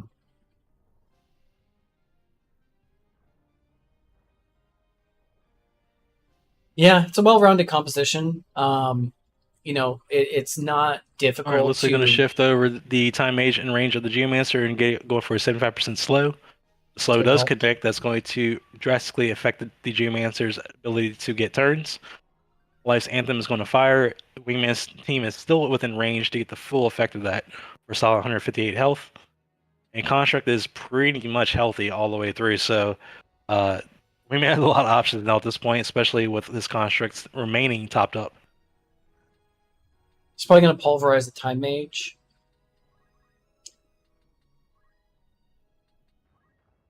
Like, does he need to be within that Life's Anthem? Probably not. It is, it's not something that the Geomancer can't deal with on her own. Maybe a salvo? It's like Wingman is deciding he's going to go for the salvo player. Nice. Salvo play, It's a good which call. is a new ability. It basically does a lot of AoE damage. Not a crazy amount, but it is enough to get that Mystic down as well. So now Joker is down another unit. This is now a 5-2 on Wingman, and Joker is looking in rough shape here as Wingman is continuing his onslaught. Oof. Finale would be gnarly, but like Finale is like, all right, I've already won. Or it's a Hail Mary play, like, okay, maybe I can get 50 CT on all my guys, yay. But yeah, you You don't play finale as like a strategic decision.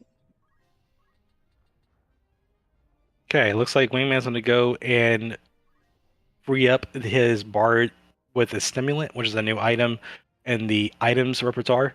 This will cleanse immobilize, and now his bard is able to move it once more. His bard is also channeling finale, so this is definitely going to seal the fate of Joker very soon. So Joker's going to have to very much respond quickly for Wingman combos off of getting plus 50 CTs on multiple units, enabling them to act once again. Yeah, 50 CT is basically like if you're a speed 13 character, that's a 4-tick jump. Pretty huge.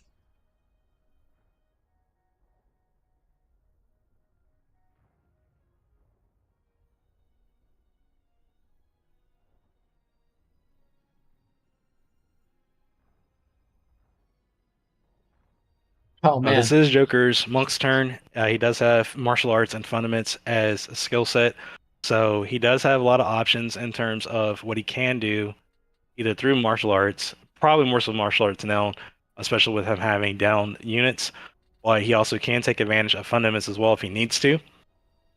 I do believe he's going to try to take advantage of martial arts based on his move there. He is going to go for the revive play on his Mystic, getting his Mystic Nice. back up successfully.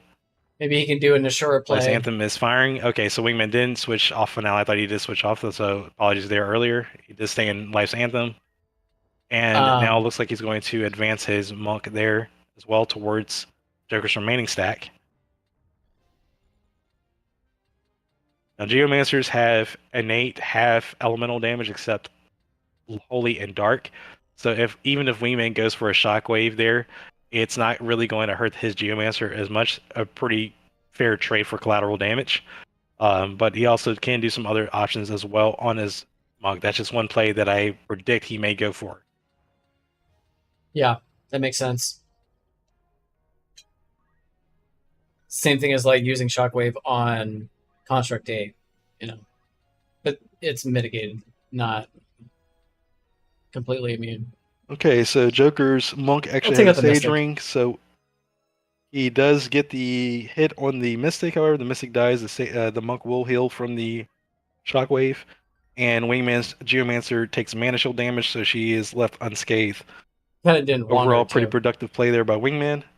That was okay. This Construct 8 gains the turn again, and he's going to advance forward. Ooh, wow, just regular. Looks like he's going to go for the Polarize to Yeah, ensure he gets Polarize. a pre-sounding attack here. Time Mage goes down as well. It is now a 5-1 Wingman, as Joker has one remaining unit, his Monk, and Wingman still has the actions. This is definitely not looking well on Joker's behalf at this point. Looks like Wingman's going to use his Archer to cleanse the slow on his Geomancer, freeing her up and allowing her to get her turns back to normal. And he's going to save CT by standing still. Now it is Wingman's Bard's turn.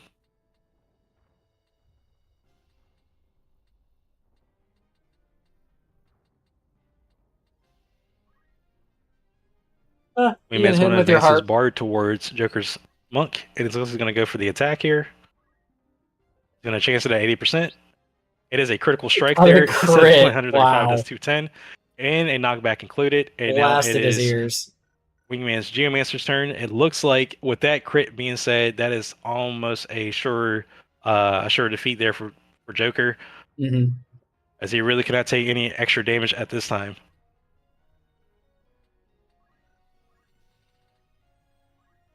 Yep. Right, Wingman's going to commit to the Cherry Raiden here. That's probably It GG. should be a KO. Let's see how that pans out. And the Monk goes down. And that's a GG on the first game.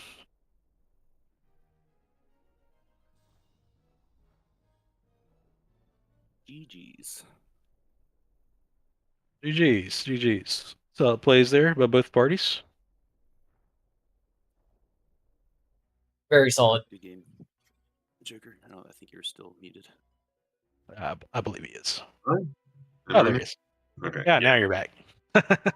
Good game to you. GG's. Both of you. Mhm.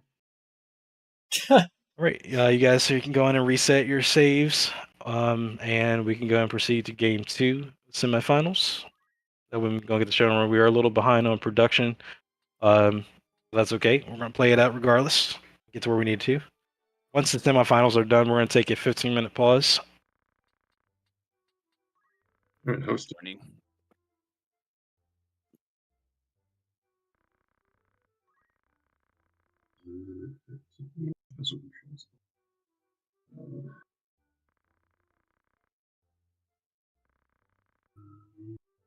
And next map is Lionel Castle Oratory. Just a heads up. Okay. Heard that. My favorite. Everybody's favorite. Exactly. Everyone loves the Oratory.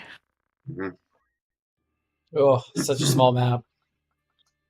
All right. And since this is game 2, Joker, I'm gonna ask you first, as you are the host, would you like to make any swaps? And if so, Yeah.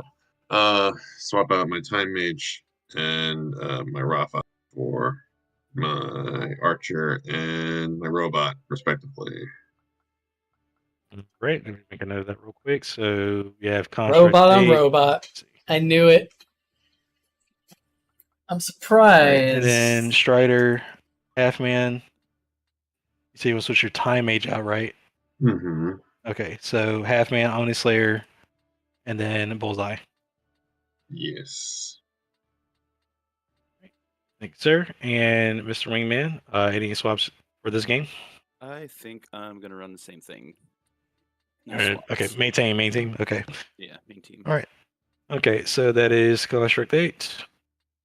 And then why, where, what, sustain. Yep. And thank you. And 1 second while I good luck, finish have up. fun. Oh, Oh, sorry. Oh, you're good. That's fine. All right, go ahead and We got min fun. def, please. yeah, good luck, have fun. Yep. All right, and we are jumping straight into game 2 of semifinals. Either Wingman will advance to grand finals, or Joker will stop him here, and we'll go into a game 3. I'm about to find out now. One of these guys is going to the grand finals.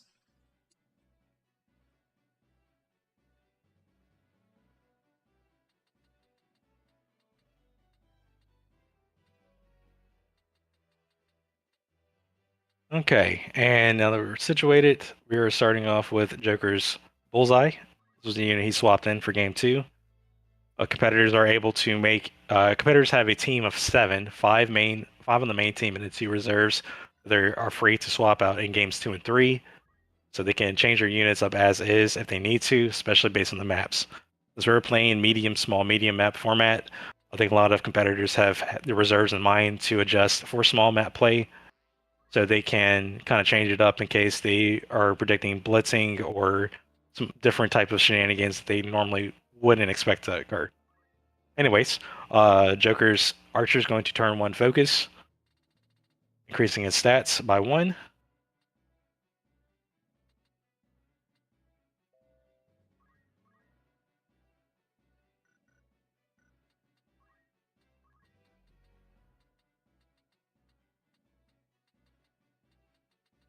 Get to the edge.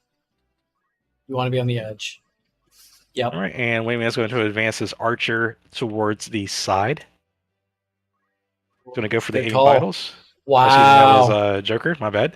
Joker's going to advance his Archer to the side. He's going to go for the No, aim that was vitals. Wingman. And That was wait, Wingman. what just happened there? I'm a little confused. First Oh, strike. I see what happened. Okay. First strike. I was looking on screen, so I wasn't paying attention to that part. Apologies. But he went for the Still first Wingman. strike, so Yeah. that was a good play there by Joker in counterplay. Yep. Going for the Kiku. So the height is the tricky part here. And make sure you're getting at least 3 height or lower. But like, do you really want to put your Geomancer right up in the front line? Not so sure. But yeah, don't forget Geomancers have Okay. Geomancy. And for time being, it is Wingman's turn. He's going to advance his Geomancer Could get a sleep here as well. Looks like he might go for the heal here Oh wow! to make Look up at for that first strike reaction by Active Bullseye. healing. He is. Okay, a solid 252, but he did lose his Murasame, so he won't be able to do that same heal again later for the rest of this game. Oof, that finale at that point in time is not bad. Don't mind it. Okay, it's a little conservative. All right, looks like I mean, that's Wingman's pretty going to much have covering- his Bard going to start Life's Anthem. Pretty solid choice by Wingman to start shaving off damage taken. And now we're shifting gears to Joker's Mystic.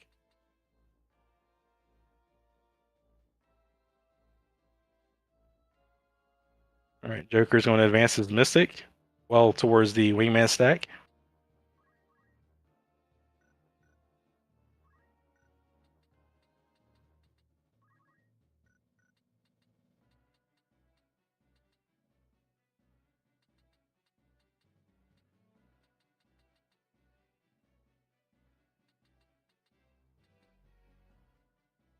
So he's going to go for the Repose. It is AoE, but it requires some cast time there. Wingman might be trying to respond with the Dispose. If that lands and hits the Mana Shield, then she will fail the cast. It does, so that means that the cast will fail now, and she also took some overflow damage due to the Mana Shield change in the PvP patch. I'm switching over to Joker's Construct 8. This is actually a battle of the robots. I didn't even really realize that until now, so Back battles. may the best robot win. No matter who wins, we all lose.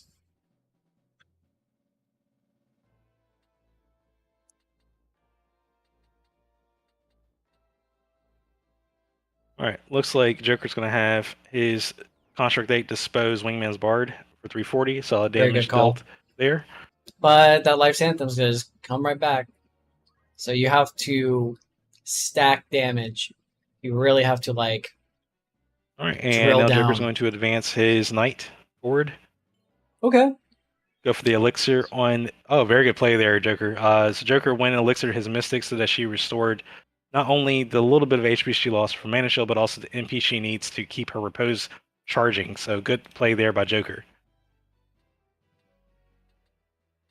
Maybe a throw dagger and knock him back. There we go. Right. And Joker went for a throw decent. dagger there. That was a very good play there by Joker. However, the throw dagger did roll low, and then the Bard went for the life auto potioned and to a Life's Anthem. So, unfortunate timing there. But I do respect the play that Joker was trying to make, trying to get a kill on that Bard before it was too late. So Let's see if this Repose lands. Sleep is one especially sleep. important because you are effectively immune to It's Bard two sleep. Song. Good play there by Joker's Very Mystic. nice. That's going to be kind of rough for Wingman. He's going to have to make a weird play so you can get them out of there. So Joker's definitely going to need to capitalize on that as much as possible.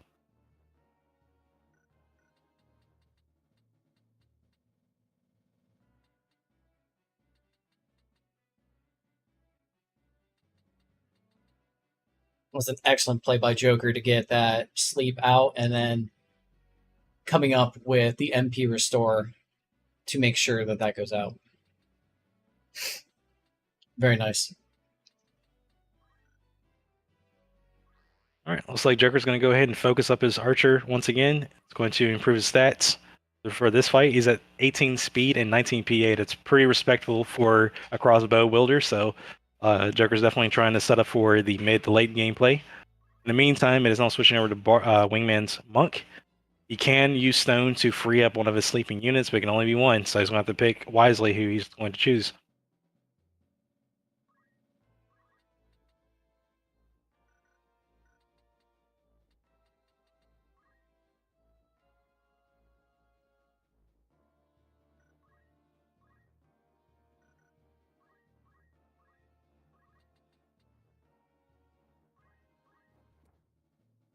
Good play there by Wingman to stone his Geomancer out of sleep, putting her back in action.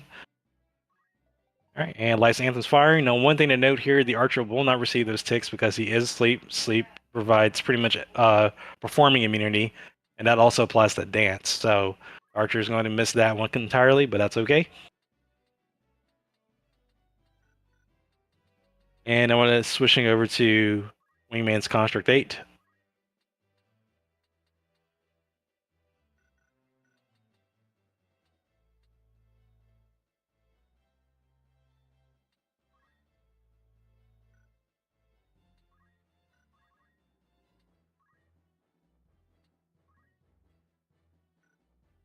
Once again, this might turn into the Battle of the Robos at a later point, but for now, all teams are pretty healthy. So it's going to be kind of a work about who's the main target and how to follow up. Looks like Wingman might be going for a salvo. It would be a pretty good play there as he gets 3 of Joker's units. He is going to commit to it. A solid 204 across the board. The damage is, it does ignore mitigation, so it is true damage at all times. Good play there by Wingman to get some good cleave damage off. And now we are switching over from Wingman's construct to Joker's construct. I feel like I'm watching a weird version of Terminator going on here, but Yeah. that to be seen.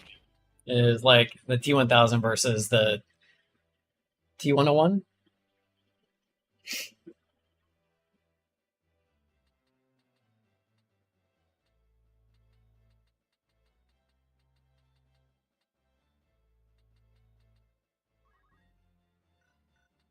Joker does have some plays he can make with his construct, including just going for a boost. It is early game, so boosting would not be a bad thing Yeah. to up construct speed, to try to like break speed checks on some of Yep. Wingman's units.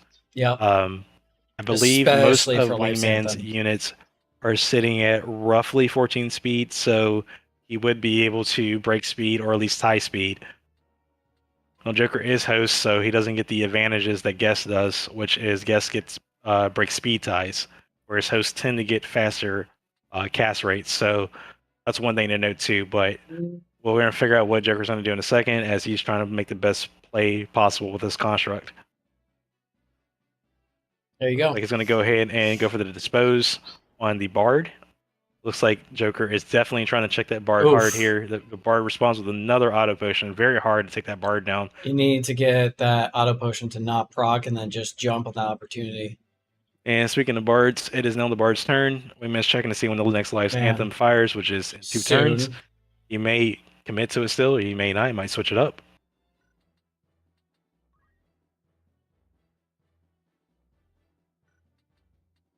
Is he going to pluck a string in his own dude? He is. He's going to wake him up. I mean, it depends what a CT is. Is it worth waking him up? And then he has to start the song all over again. So, I mean, if you can find somebody to restore his own HP, And then looks like it's, Wingman's trying to plot out his turn order here. it's probably Does he worth the stay pluck. in Bard's Song and continue to commit to Life's Anthem, which is doing him a lot of justice right now? Or is he going to switch off and potentially change the songs around? Rousing Melody wouldn't be a bad idea and get everyone hasted besides Construct 8, but getting his archer back in the fight is probably his highest priority. All right, interesting. So he's going to go ahead Okay. and position his Bard 1 tile to the left and going to position behind his Geomancer and end the turn, so he will stay committed to Life's Anthem. Either way, a very solid choice by Wingman, as it is proving to be very effective in keeping his team top Wow. and healthy.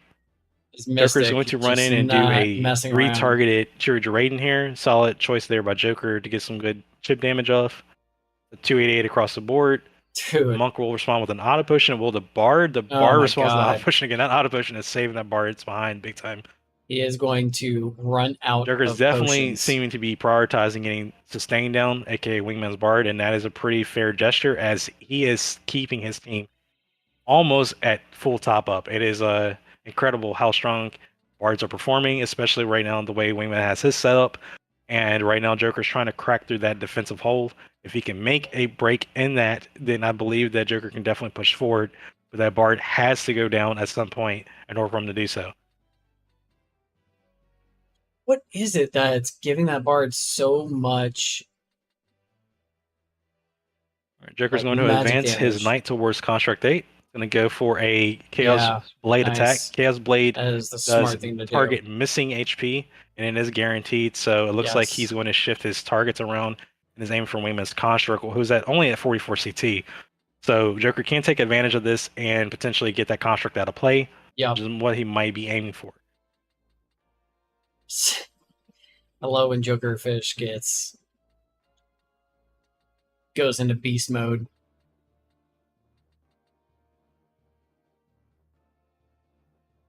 And boy. Joker's going to go in and position his monk beside Wingman's Geomancer. Oh. Doomfist misses at 62% chance. That was a fairly decent roll there. Unfortunate for Joker, however, that he wasn't able to get the Doom off. That could have been a really good, that was a pretty good play. really good follow-up play for subsequent rounds. Yep. We're going to be shifting over now to Wingman's Geomancer for the time being.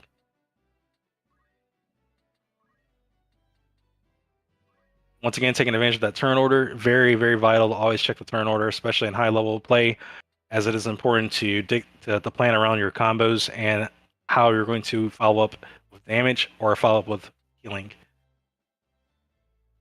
That is 100,000% correct.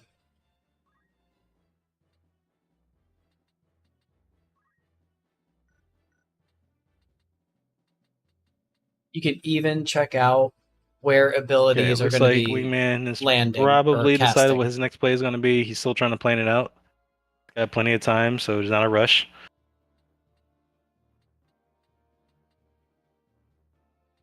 Sometimes the best plays are the long plays, so he's just trying to make sure that he's making what is the most opportune based on the opponent positioning as well.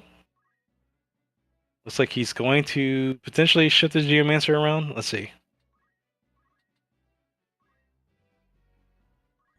Alright, he is going to position his Geomancer around. Looks like he's going to go for the Yado here. He still has Assured Radiance, so he's going to commit to that. The strongest damaging Yado spell. It's not going to be enough to take out the Mystic. A solid 324 across the board there against Joker's Monk and Mystic, putting them both in HP critical status. Wingman just needs to simply follow up with that, and that can be a really bad spot for Joker. For the time being, it is Joker's Archer's turn.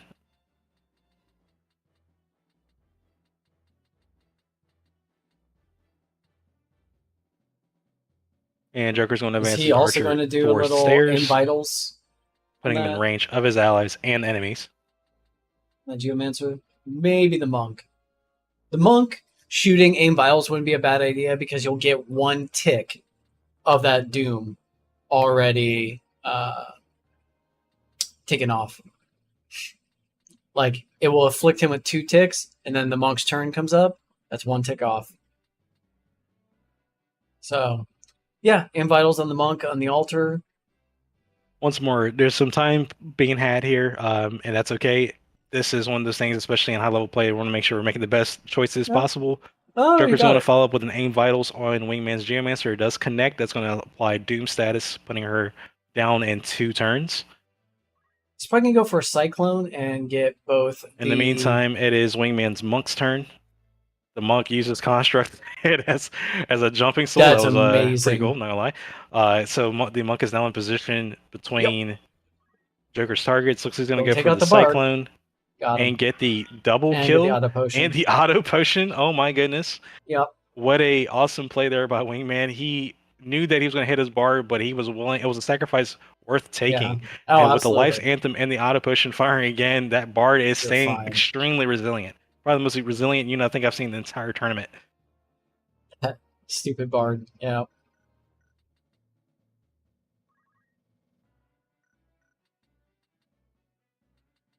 Is now switching over to you can pulverize. Wingman's Construct's turn.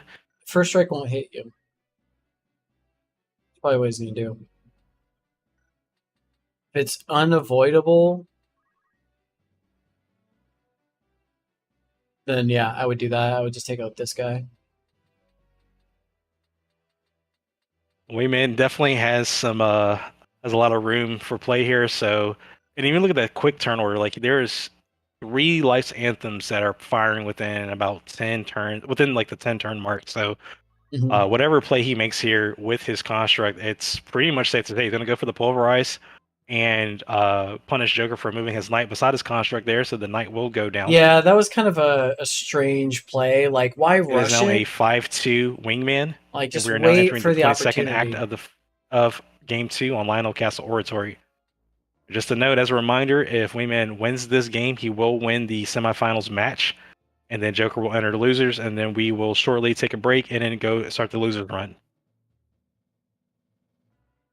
Joker could turn this around, and we could head into a game 3. For now, let's see what happens, because Joker still has options here at the end of the day, so this game is not done just yet.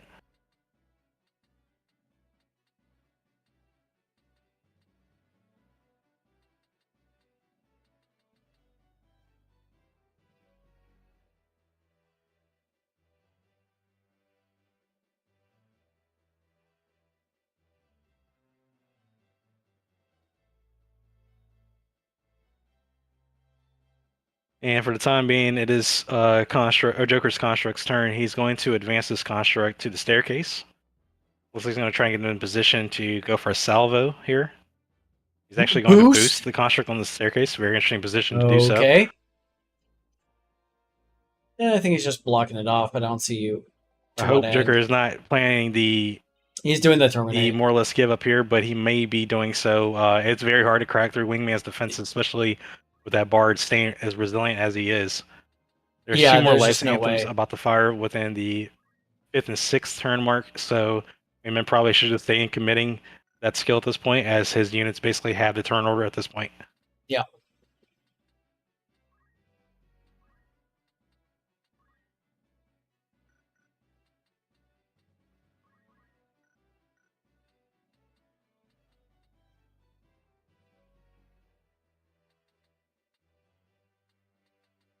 All right, Wingman's checking the CT of all units to see who's going to kind of respond next. Looks like he's going to go wake up his sleepy archer, who's been asleep most of the game. But I guess it's time to go on and get him back to work, and he is now back and active. Now is Jokerfish's All right, now we're switching over to Joker's archer, aka Bullseye. Now that he stopped singing, this is his chance to just unload. Like, get as much damage to Construct 8 as you can. And then get Construct 8 in there. And then terminate.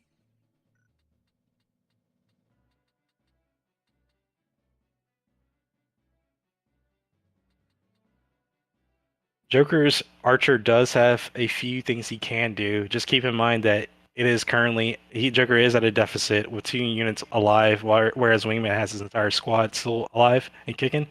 Looks like he's going to reposition his archer to go for aim vitals against Wingman's archer. It misses at 75%. That's extremely unfortunate for Joker.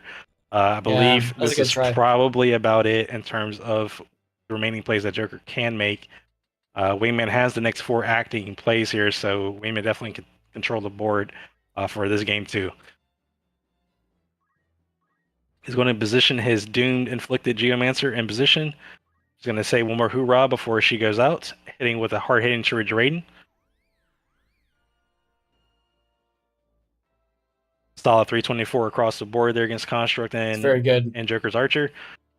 Either of them are in HP critical, but they probably will be in a moment, as now Wingman is taking advantage of the next axe.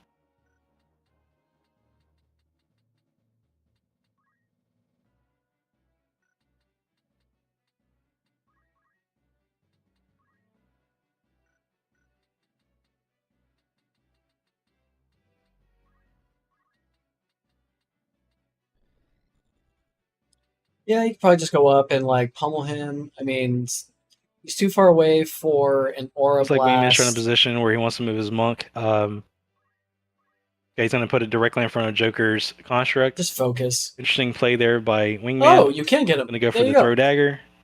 A low roll there at 78 instead of 156. It does put the archer in critical, however. First strike would have been KO. So it looks like he's going to go ahead and potentially follow, but that's going to be a really risky shot.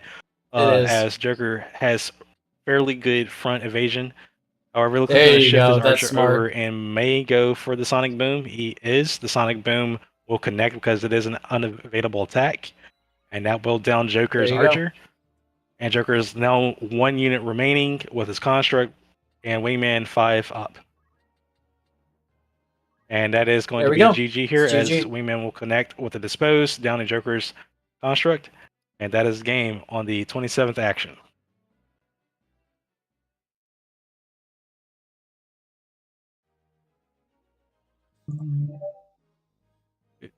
GG's to both you fellas. GG's. Y'all there? Women might be, excuse me, might be muted. Maybe there. Yeah. Ah, there he is. Sorry. No worries. Good game to you both. At this point, we're going to update the roster, or not the roster, the bracket real quick. So that being said, the speedy archer is scary. Oh yeah, that Bard is the worst thing ever.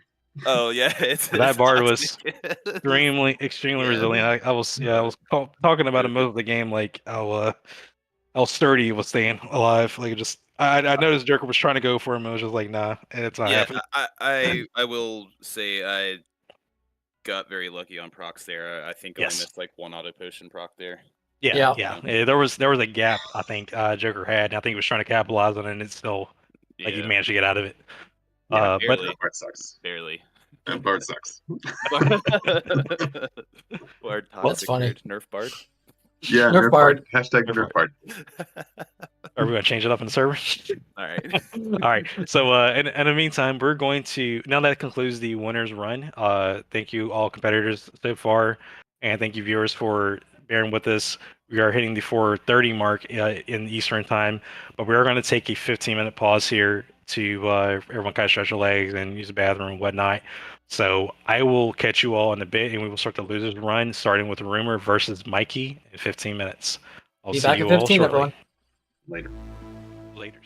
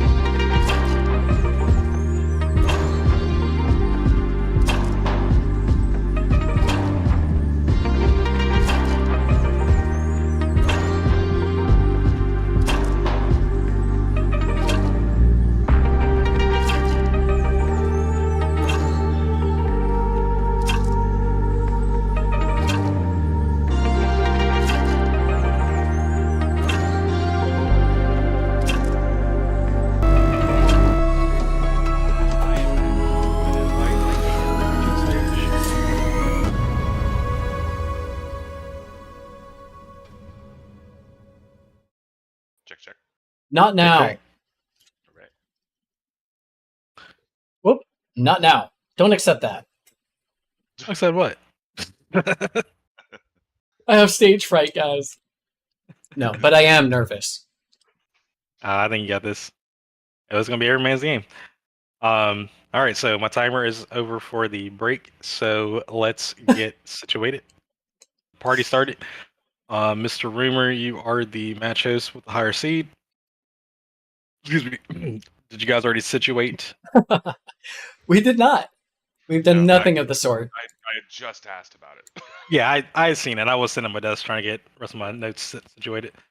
You're good, though. I didn't. I did not see that the request. But while I'm here, what is your digits? It is 214. I knew that. I did not know that. Starting off strong with a bold-faced lie. Hey.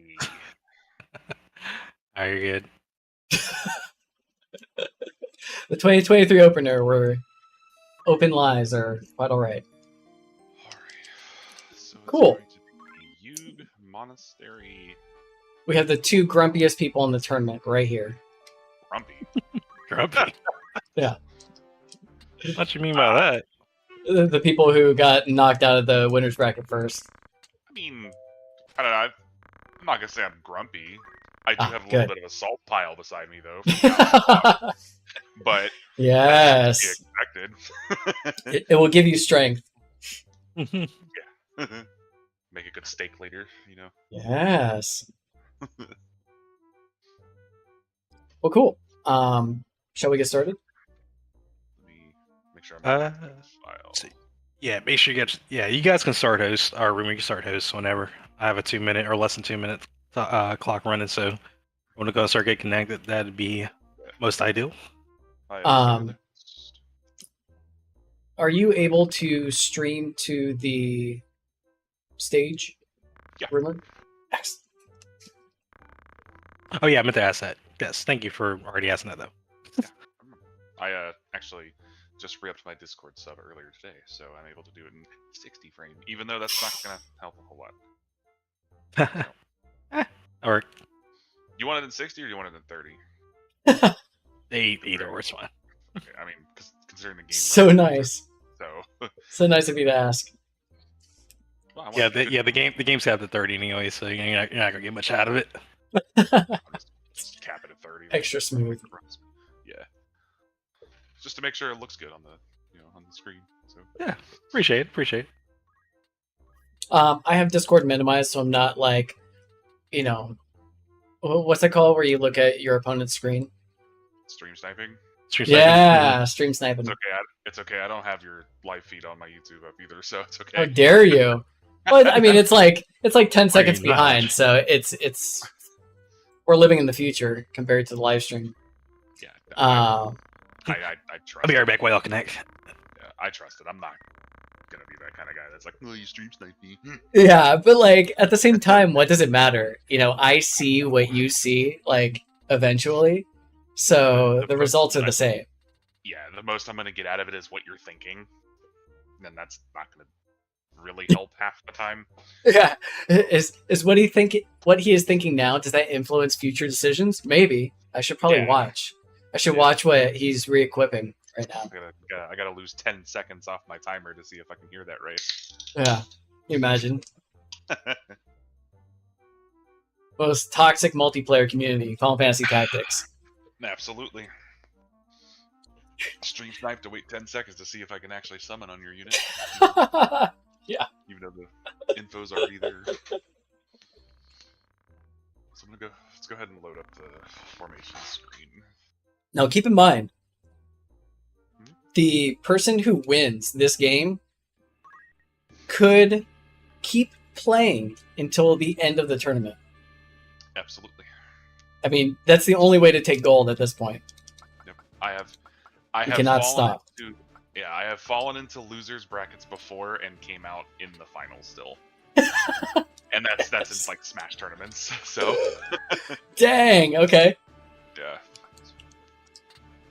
This is a totally different game, so it's not gonna matter. Okay, now I'm back. Apologies. All good.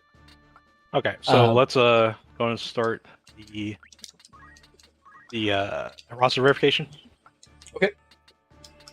And we're going to start with Rumor since he is host. So, Mr. Rumor, main team, Beowulf, Frank, Cassie, Asuna, and Emily.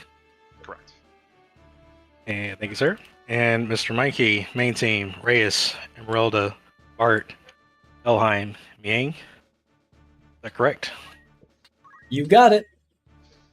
Beautiful. Just beautiful. All right. You guys are free to start. Make sure you guys Yep. mute and deafen, and good luck. Have fun. Good luck. Have fun. Look, have fun, man. Be gentle. I don't know if you got that. I'm gonna miss hearing Yoshinja commentate. He does such a good job of telling you exactly like what the situation is at that moment. I'm not nearly as good at like providing the raw data, as it were. I am really good at getting belchy because I am enjoying my zero sugar ginger ale. Again, super difficult to come by. Like, go to Target, you expect them to have that stocked up at all times. It's Target, but there is just this massive gap in the aisle where zero sugar ginger ale should be. It's not there.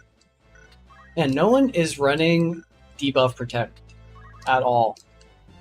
So I am definitely going to take advantage of that. Let's get Seraph Song going right off the bats, because I know MP use will be much. There'll be much of it. And let's get away from Beowulf. Let's set up my little base of operations over here. And let's see if we can't get some early damage right off the bat. Let's check to see who is the squishiest of all. We got order items. We got Mystic Summon. We got White Time. Okay. And this guy probably Yido. Okay. So I kind of want to take him out.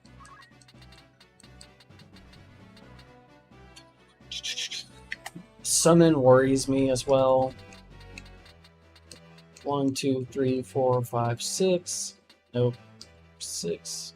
Her.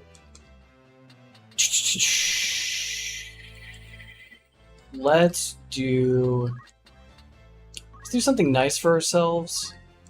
And let's get Masamune out. We'll get the regen and the reflect. Don't need so like Heisha, for instance, I can cast that on reflected units. It works like Eido. She's probably going to be looking for faith-based gun hits. I definitely would if I were her.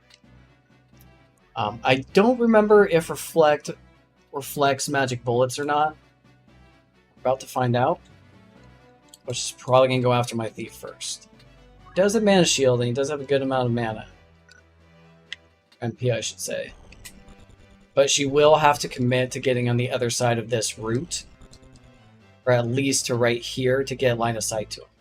So, as always, Speechcraft, like, keep up your bravery. If you need to, keep up your faith. Let's get Golem going. Actually,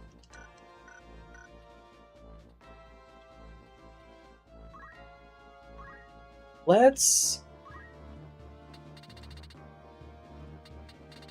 So Reyes will have 1, 2 opportunities to move. I'm going to try getting a Zodiac Blast off.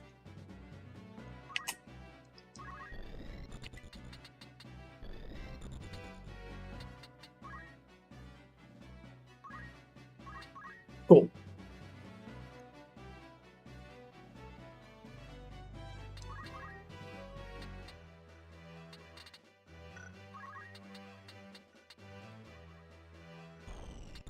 Ah, I never get that right.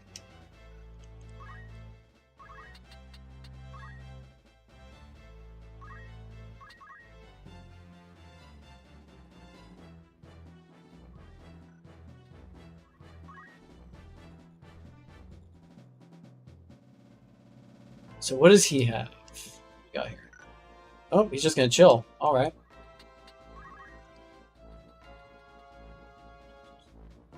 Interesting. Definitely, it's really funny to see all of this like status debuff, like disruption, and no defense.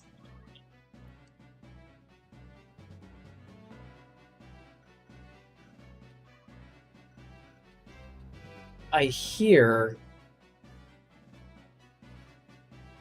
I think it's Discord where I hear the menu of the stream.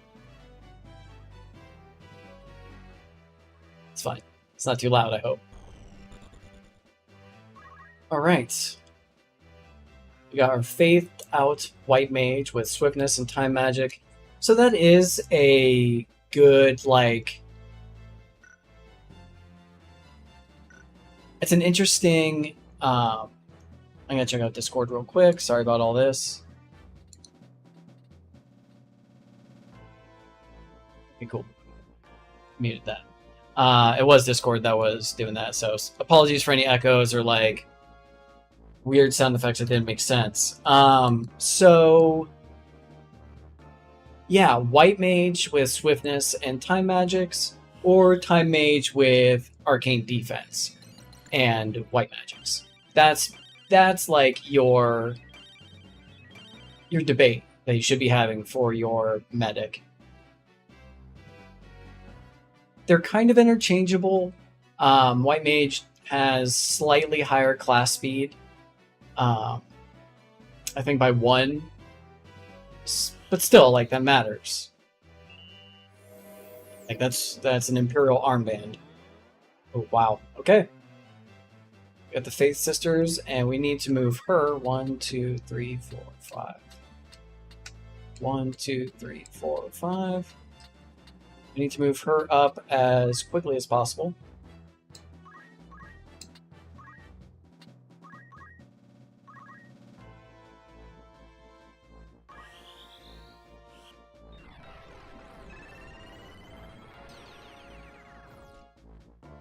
Uh-oh.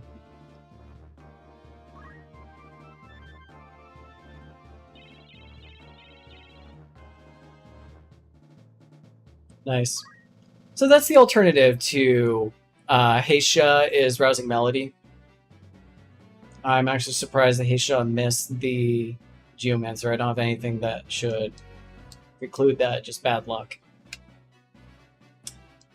We do have Ribbon on Reyes, so I'm not concerned about Spellblade so much, but I am concerned about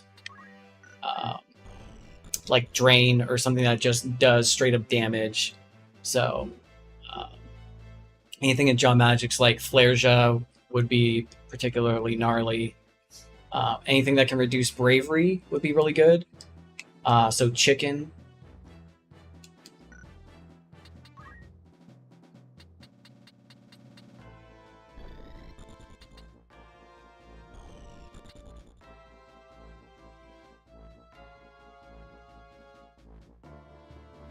That might actually be what he's going with.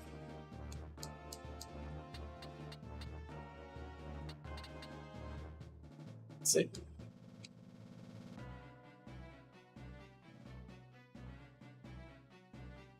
Luckily, my faith is super low, so this may be... Oof. Very lucky. Very, very lucky. But absolutely amazing play.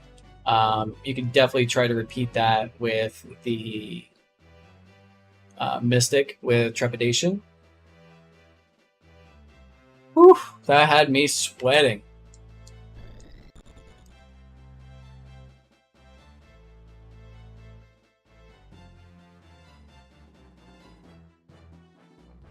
And I do not have Speechcraft to bring her back from Chicken. So it would just be playing the waiting game and hoping that my other characters could at least do something meaningful. Yeah, I do want to take advantage of all that faith.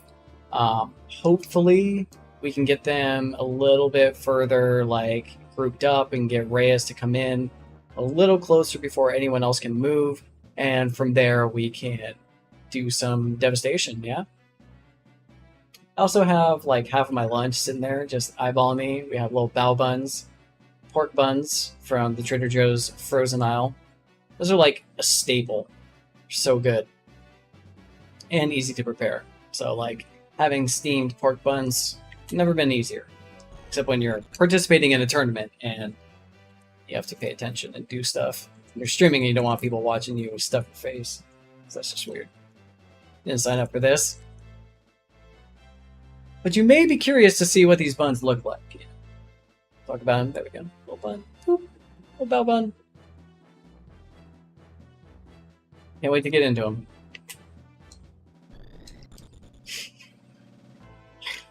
Bizarre. Okay, cool. Disrupting the CT, the turn order.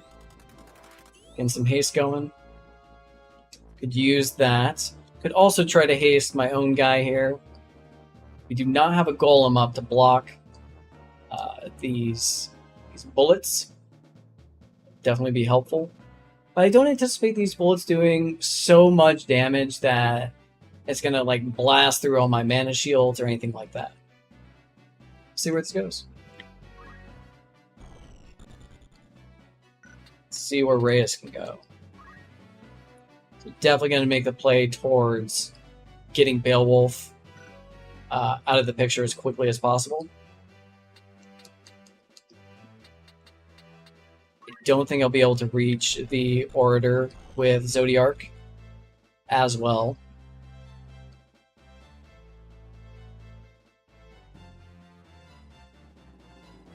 I need to double check, but I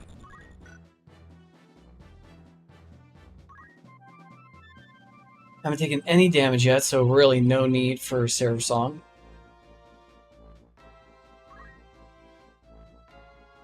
Does she have Reflect? She does. Okay, cool. So I could bounce something off her if needed.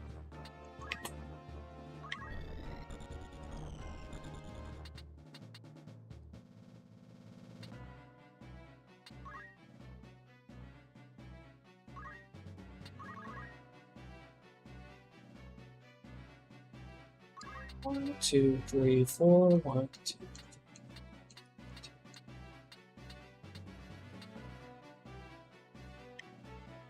So 1, 2, 3. Yep, go all the way back here. 1, 2, 3, 4. 1, 2, 3, 4.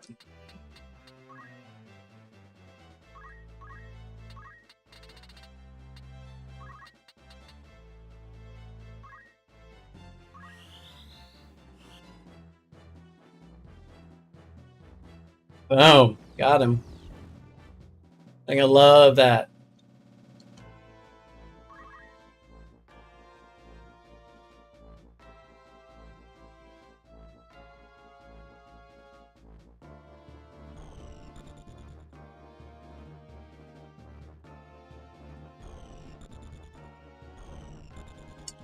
Bard named Frank. Probably gonna switch it up.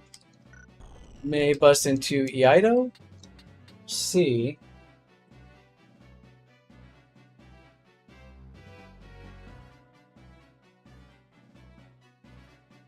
Definitely nerve-wracking. Like, I'm a little more nervous than I am when I'm playing like a regular casual match. Knowing that it's like there's a little more on the line. Not much, but just like knowing it's a competition, just like has my nerves a little bit shot. All right, he did switch up to Iaido. It's good. Trying to bring the MP down. Still okay with MP. Let's. How far can we move? Switch it up Actually, let's see what our turn order is. When's the next one coming? Pretty soon.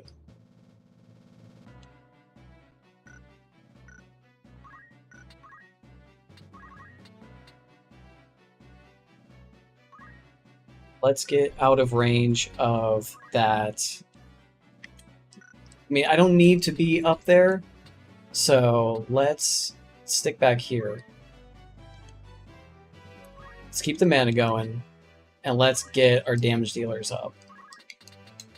1, 2, 3, 4, 5. 1, 2, 3,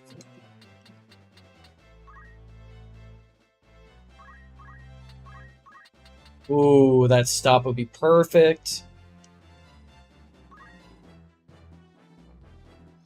Yes! That's what I want. That is perf.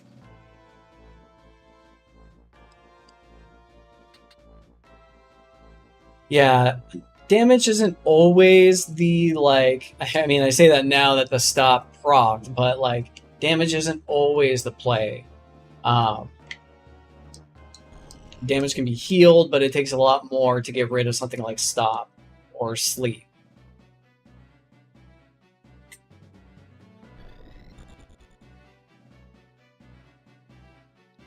Right, well, we'll see how he recovers from this, because I do want to get Reyes in position for the Zodiac to come down, and then for her next Mincing Minuet.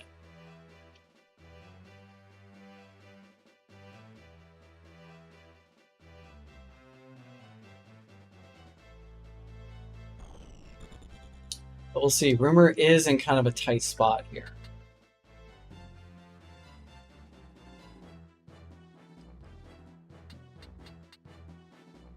Probably going to want to do some kind of healing. He can use Moogle to get rid of stop and do some healing. That's probably his best play right here.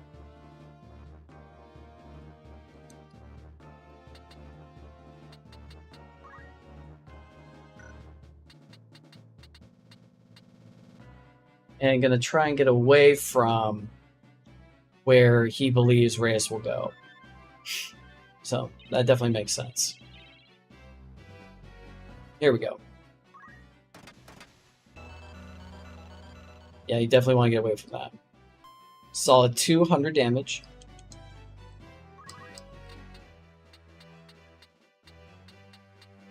One, two, three, four. 3, 2, 3. Definitely want to be here and get that white mage. And we will wait for that Zodiac to go off right here.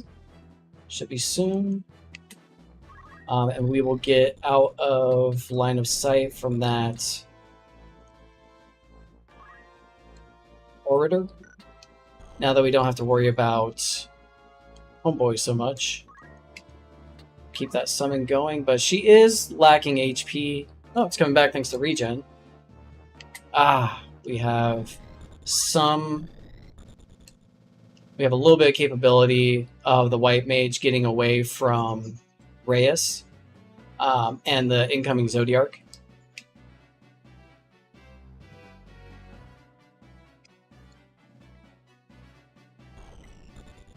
She probably will shift away and join her compatriots over on the other side, but it is going to be tough getting away from Reyes at this point.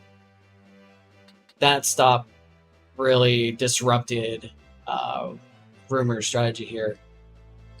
And of course, not getting that chicken off earlier in the match, that would have been super disruptive for me. So it's crazy how it can like swing one way or another.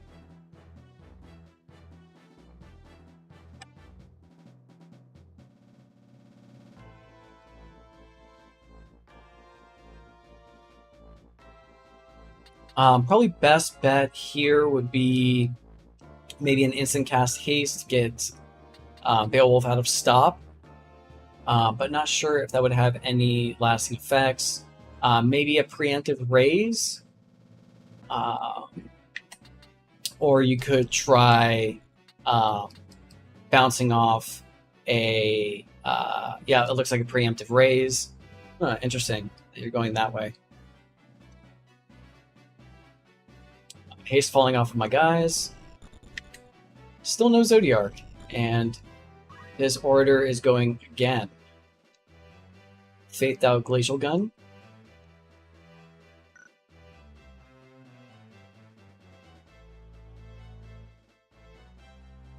Still enjoying that Reflect. I'm wondering if that's actually playing a part in in this Orator, like being able to shoot me or not. No, I guess not. I guess it doesn't matter. There you have it. Low Faith for the win.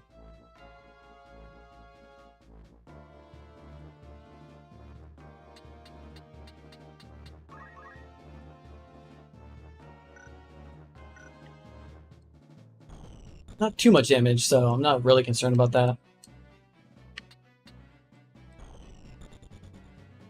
There we go.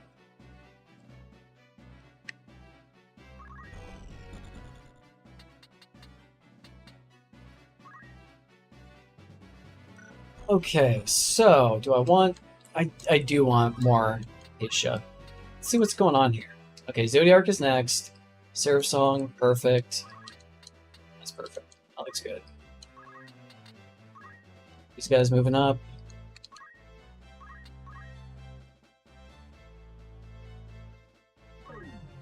Clouds darken.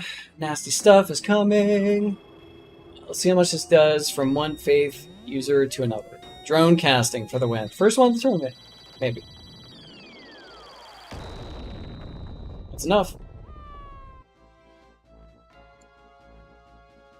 Enjoy your MP once again. Probably gonna switch that up to Life's Anthem. This raise is coming on back. Hopefully we get Mincing Minuet to follow up with that. Because he will be coming back with about 205, 206 HP. And so getting that Mincing Minuet to follow right afterward would be very nice. No action from his Mystic. Keep missing. Oh, because of Cursed Ring. And no one is affected by the Mincing Minuet. Wow, bad timing. Arise. Wow, nice. That's a very good call. Okay, he's definitely going to try again with that chicken when his turn comes back. Not messing around with that.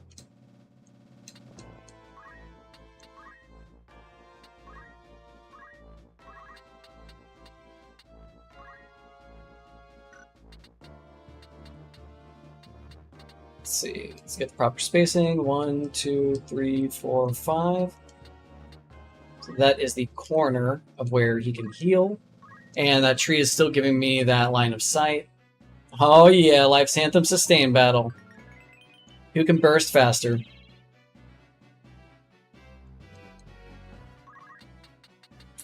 I believe it will be me.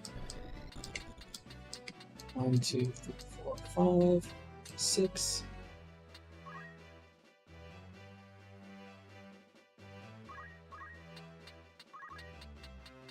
Oh, disable. That's so beautiful. Is Homeboy also immune to disable? Ooh, inflicts trauma. I don't like that. Okay, let's go for them. Maybe we can get a disable on him. That would be extraordinary. So far, we're doing okay with Esmeralda.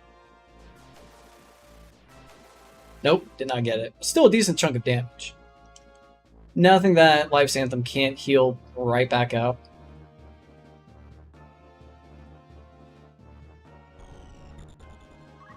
Let's see.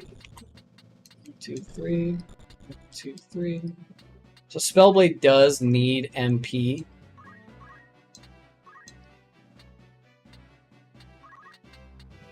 So we can get a bunch of MP out of him. What's funny is if the Mana Shield procs, then... Beowulf goes next. It's too bad.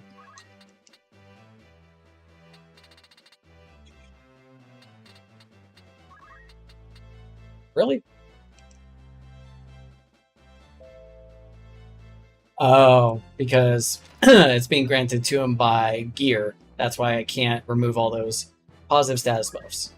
All good. Let's do empowerment and sap some MP.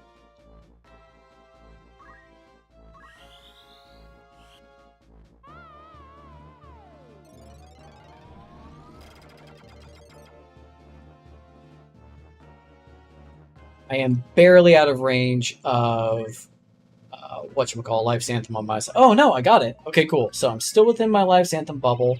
It's good.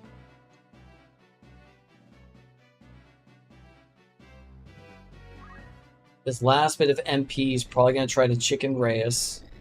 That's a coin flip, but it's probably not one that I'll win twice in a row.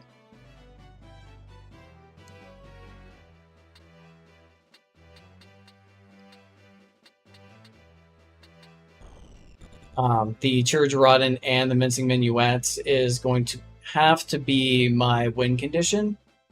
And hopefully it's on multiple characters. I think I can grind it down and supplement it with a little bit of melee and maybe some summoning from Niang. So I think I can pull off a like triple combo, but I'm going to need...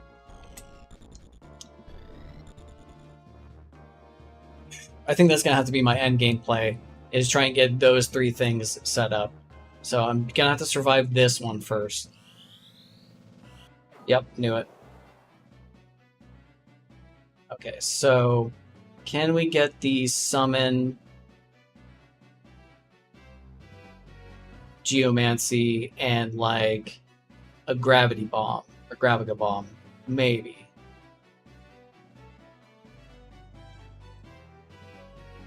We definitely can't heal that back, so like, no, Asuna. We just need Bravery. That's the only way to do it. Only way to bring her back. But yeah, definitely her biggest weakness is the low Bravery, and like Taunt or Chicken or Trepidation from Mystics will take her out of the game. But it's all good. We were anticipating this, so we just have to switch gears a little bit. Our guys are still in really good shape. I mean, even our chicken is like super healthy.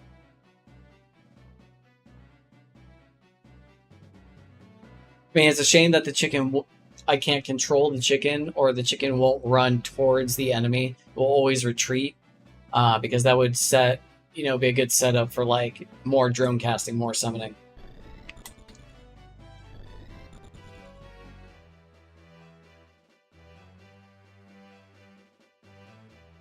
I'm also curious if Reflect is going to fade, because that's still a good,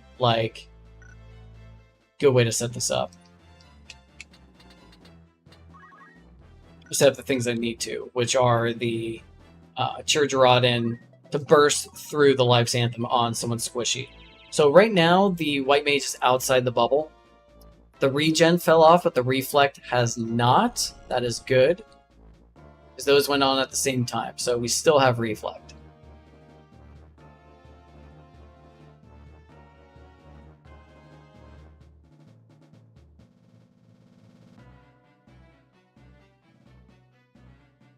I mean, again, we could try for a Geomancy and try and do a disable. I feel like that's more of a Hail Mary and less likely to give us the win condition we need. Oof. But maybe. We have to see what summon times look like. They're not going to be good. Let's see if we can't reflect over here.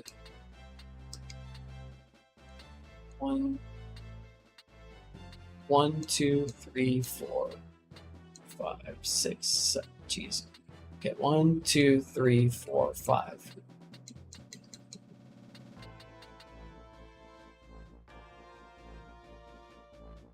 1, 2, 3, 4, 5. Yeah, there's no way.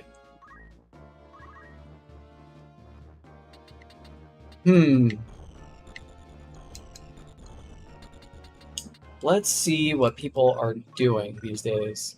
I do have a time advantage, so that's good.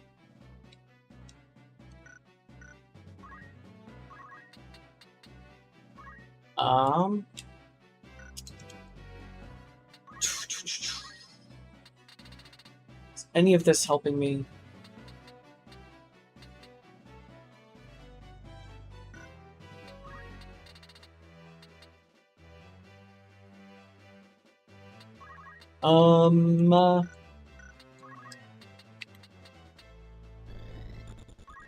So when is Emeralda going next? Not for a while. Wow. Same with Miang. Okay. Let's get things situated on this side.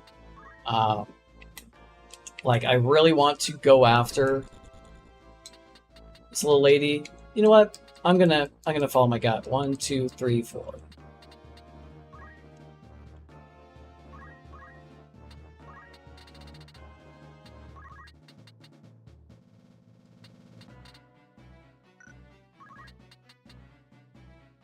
Hilarious. Huh.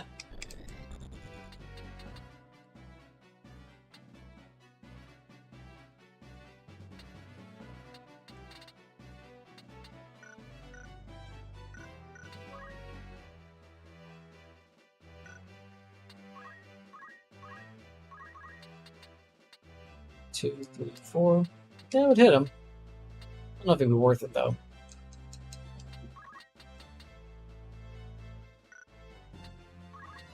Let's... Oh yeah, that's right.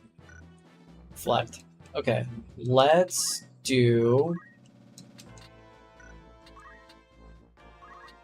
That's more like it. Classic. How can you forget about Holy? Unbelievable. That's like the bread and butter of OP endgame spellcasting. Holy, of course! Has the first match of the tournament started yet? John M. I'm afraid the whole first bracket of the tournament has already started and ended. This is officially the loser's bracket, but the first game of the loser's bracket. So, you're still in time to watch well over half of the tournament, and thank you for joining us, of course.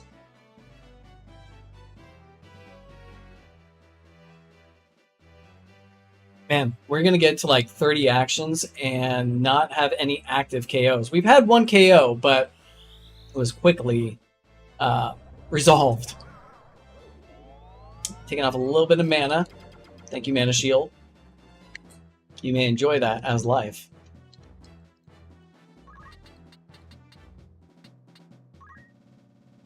Making moves.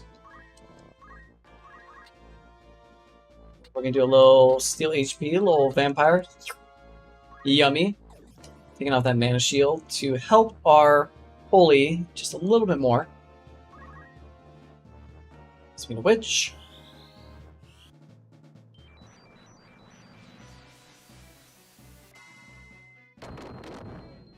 There we go. That mana is gone. And she is just outside range of that Bard song. So I am feeling good. That Reflect has finally worn off. Okay. Good to know. Although not that, you know, not that crazy. I think I can actually...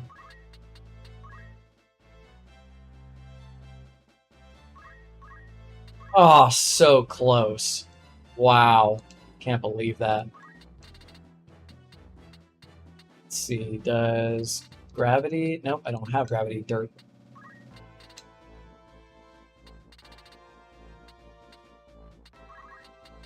It's not bad. Let's go for it. Maybe I'll crit. Did not crit. Oh, that would have been great. Okay, sweet Jesus. Let's...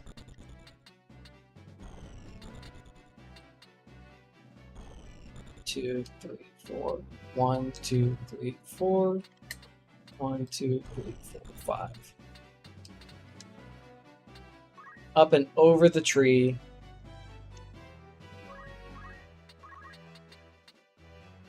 And get the white mage.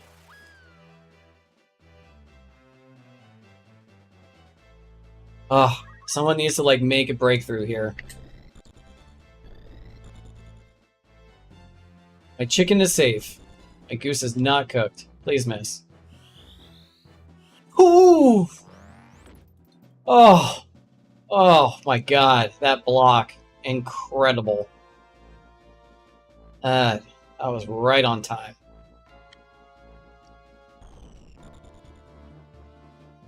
Oh no, that bard! Probably gonna do something offensive. Maybe? Please block. Oh no. And the charm. Okay. Alright. Oh, this again. Well, at least the... Oh, this again. So let's check if Suna gets rid of charm. So it does not get rid of charm.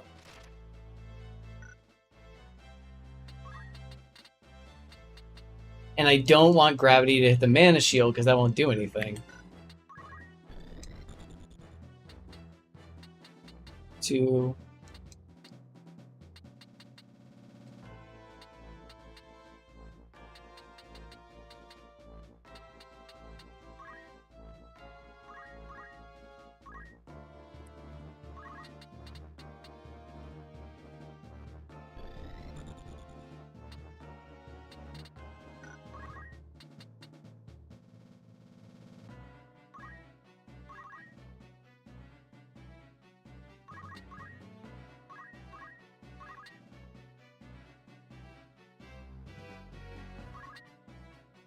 Oh, damn it! That is not what I wanted.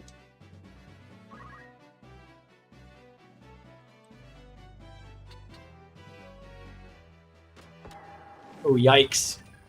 That was a good roll.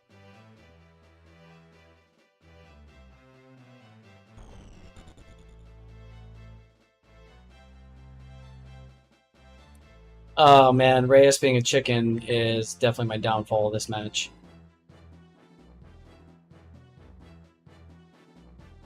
There was no way I could have dodged 2 of those coin flips, for sure. Speaking of coin flip. Maybe? Good block. Good block. Get some decent blocks in. This Mystic is gonna mess me up. Man, I really needed that to, like, go through. Yeah, definitely gonna get that.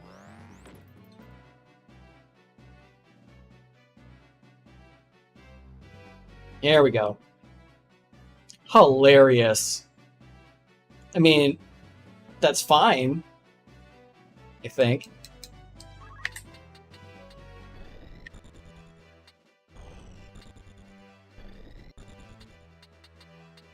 Let's see if we can't just, like, do a Hail Mary Church Rodden and,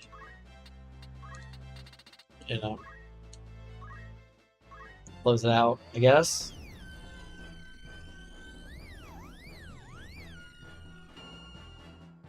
A decent amount.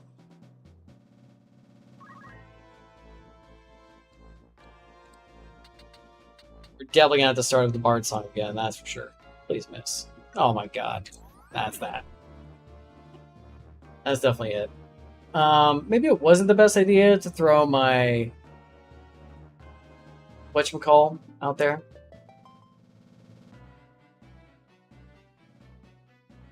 But it probably would have been a draw. Either way. Alright. GG. GG. Defeat. Oh man.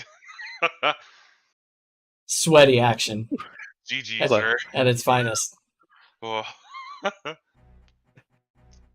Joker was played. asked, did anybody catch that? Did anyone catch what the AI was casting on like the Mystic when she was still charged? Was she going for like an empowerment or something? No, that was Instacast. I guess it was maybe gravity, maybe? No, she doesn't have time magic. She has summon. The summon. Okay. Maybe She was doing- Lich. No, it was damage. I didn't catch the spell, but it definitely had like a tooltip of damage somewhere. I also Holy thought it Darkness. was going to be empowerment. I laughed to myself like, okay, that's fine. You're going to break charm. It could have been. It could have been Unholy Darkness. Unholy darkness. That's what it was. Yeah. Quick question, because I was looking off screen for a second. How many units did you had up at the end of that, Rimmer? 4. Okay. I had. He had. Does chicken count as a unit that was up? Yes, it does. Yep. Okay, great. So it should have been 4-3. Yeah, Yeah, it was it 4-3. is. Yep. Thank you. Man, that chicken. Oh man, I was. I know. thinking I was so like, I hard on that can't- chicken. I can't you- dodge that coin flip twice. There's no way. Well, I'm Alright, ready to let's, join when you are, sir. Sorry. Let's go and get the second game. No, you're good. You're good. I was, still...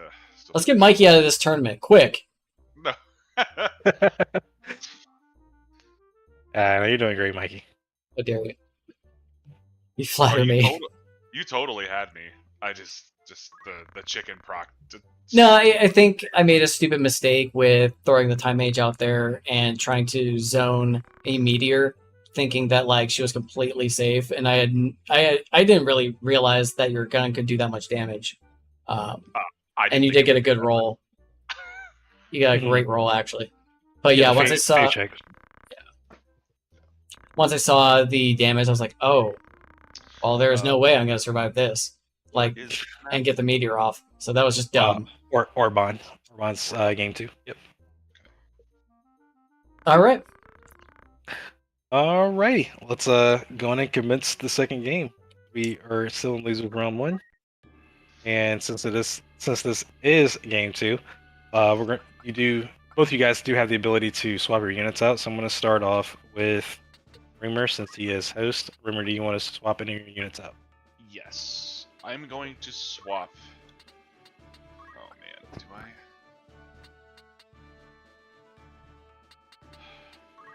Yeah, I'm gonna swap Beowulf for Meliador. Okay. Any other changes, or are you good to go? It's gonna do it. All right. So Meliador, Frank, Cassie, Sasuna, and Emilia. Correct. Thank you.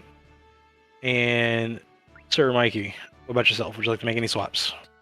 Yes, I would. I am going to swap out Rico for Miang.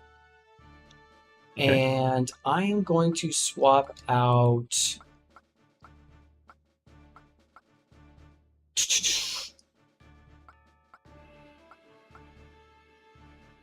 Yeah, that's it. Is it? That's it. All right. So just So double it check. should We have have- Reyes, Emeralda, Bart, Elheim, and Rico. Correct. All right. Cool. All right, gents. Let me find one thing on my end real quick, and then we are good to go. And yep, you guys are good to go. Good luck, have fun. Make sure to mute and deafen. Good And luck, you can have start fun. whenever, remember.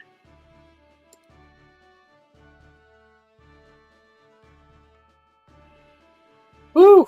All right. Can we take this to game 3 and stay in the tournament? One of us has to go, either Rumor or myself. I did bring. So I do think that we should be doing these swaps not within earshot of one another. Because once I heard they was taking Melee Duel, I didn't want to bring my Onion Knight as much. Because he doesn't have Safeguard. My Dragoon does.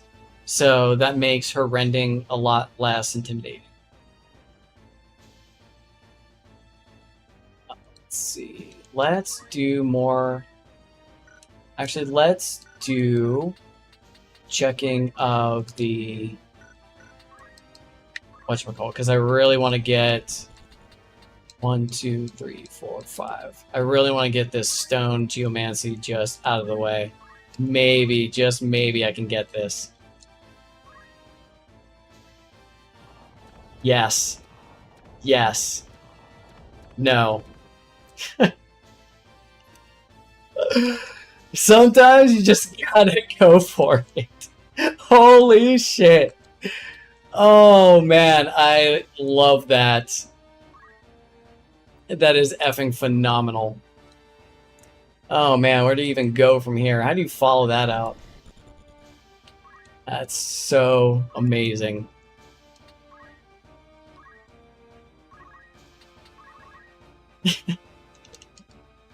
So she does have items. She's probably getting Gold Needle.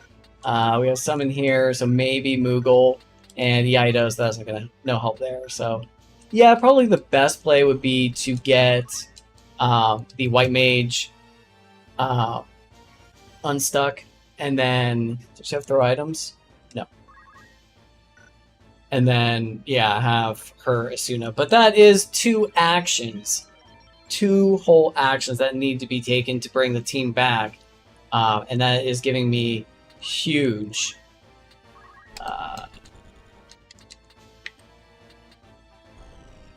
yeah, it's giving me a lot of incentive to like keep the pressure up. It's giving me momentum.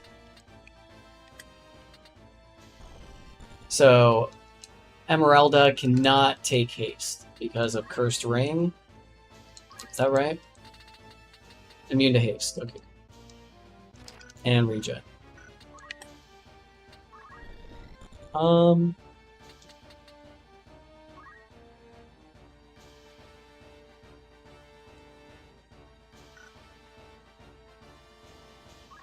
One, two, three, four. 1, 2, 3, 4. No, too far. 1, 2, 3, 4. 1, 2, 3, 4. I'm going straight offense and really bringing it to, oh man, not far enough. Okay.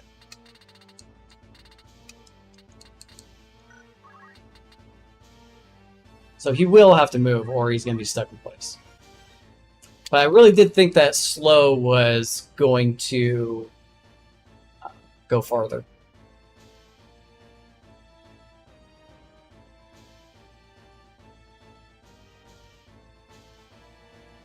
But yeah, would not mind pinning this guy in place and just unleashing on him. Also, let's not forget that Reyes has Kashmir, which has a 50% chance to inflict, immobilize, and disable. So we could definitely use that in pairing with another unit like Rico. Here we go. In the area denial. Probably casting Zodiark. Maybe Leviathan.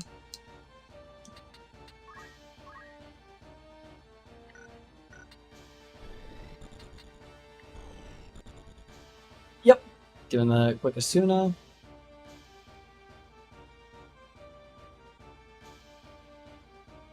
And gonna move him out of the way.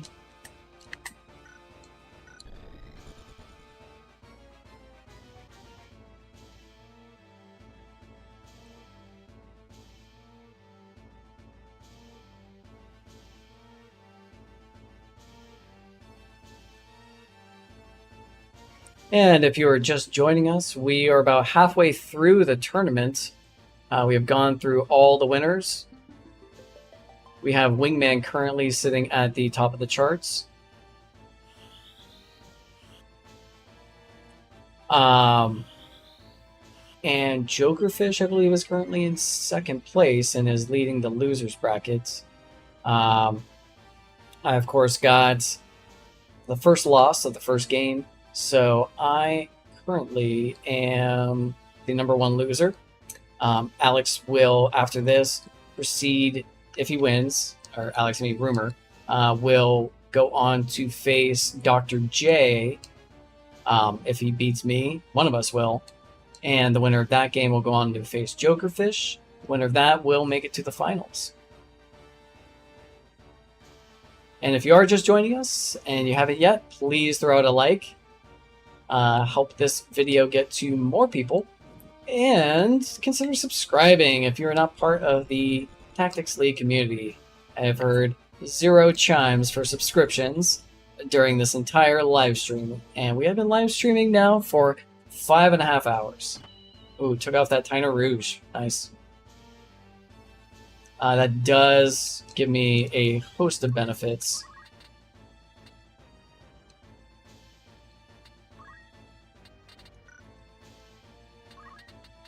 Let's see how long until this bard goes. Not very long. Not be moving. 1, 2, 3, there we go.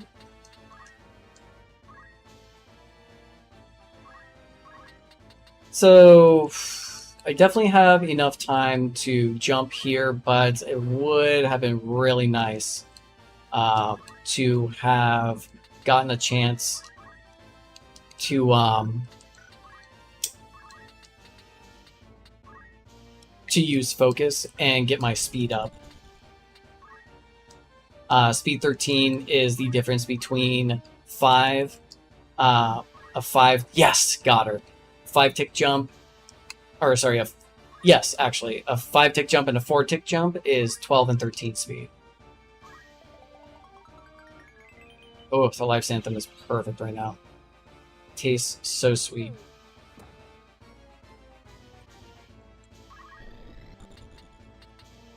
Let's see. So what we can do, does she have Safeguard? It's not. Get rid of that sword. I mean, she does have Disable.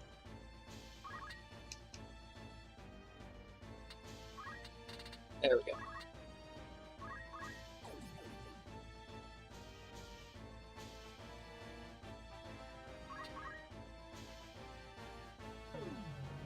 Think I hit anyone?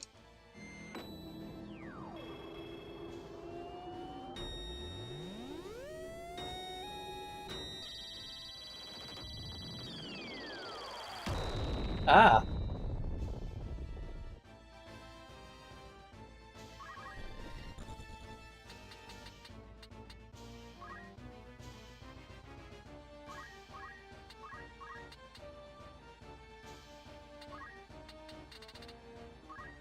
I'm just going all out.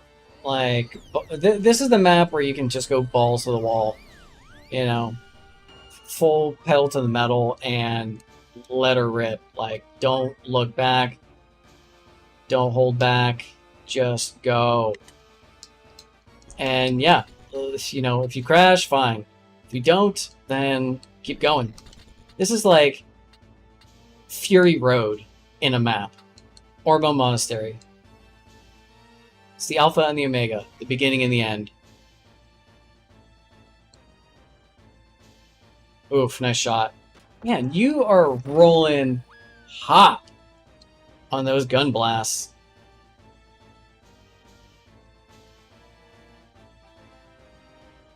And this has been a bloodbath. Just all-out assault. Is he going to do another bombastic summon? I hope so. If he does something like Bahamut, seems appropriate.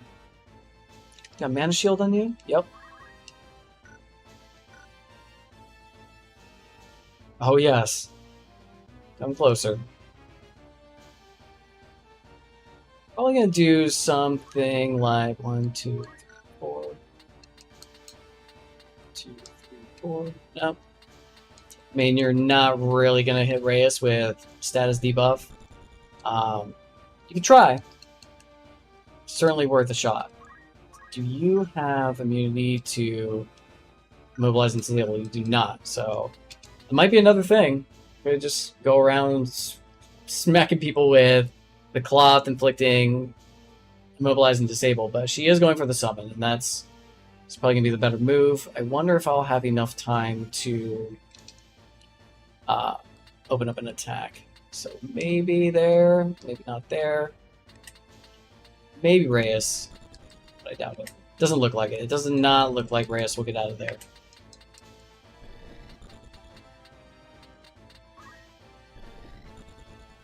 What she's gonna do with... She does have Mana Font, so she could move, cast something, but I wonder what she can cast with enough time without getting pegged or something.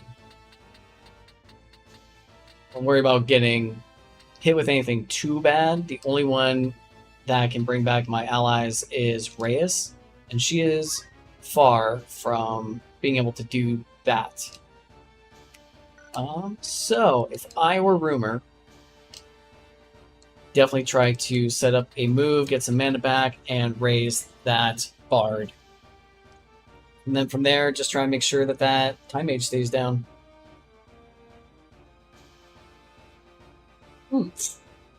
Interesting. Going for the quick.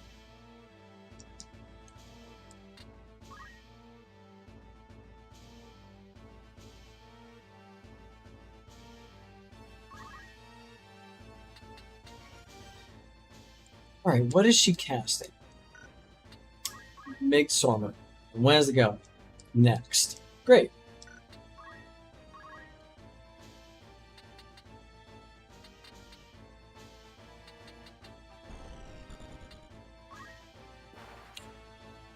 We could kill Meliadul. We could try to jump on the Mystic. 1, 2, 3, 4, 5, 6. Okay, we can make it. Yeah, let's do that because she's not going anywhere. Ooh, we can still get the White Mage. Let's do that. Smarter move. Go for the healer. We still may be able to get Meliadul with a Thief, with a Steel HP. Yeah, we're definitely going to need to do that, regardless. If we're unlucky, then the Thief will not go next. If we're unlucky. Oh, he's still got a ways to go. Yeah, he's probably going to bite the bullet here, literally.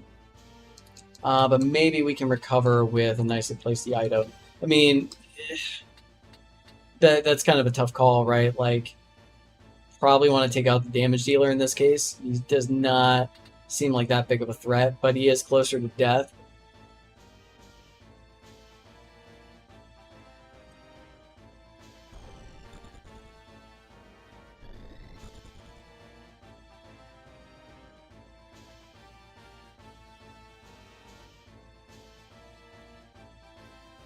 Yep, good call.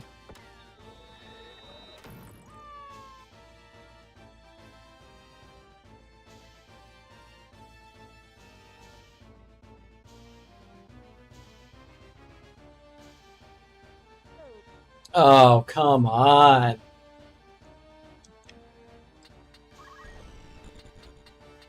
All right, so...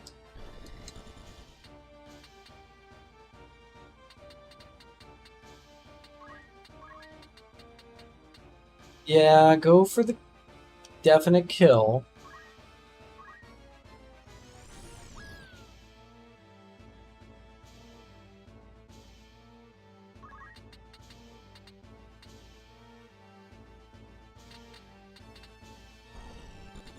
And...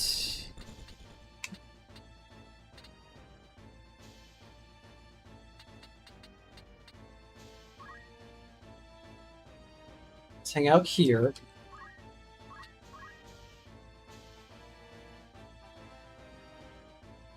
She can't move. That's great. Does she have items? She does have items. That sucks. For me, she's gonna have to go down next. Oh wow, look at that. I did not see the immobilize and disable wear off. That was dumb. Alright, that's probably GG. It didn't look like it was gonna kill her outright.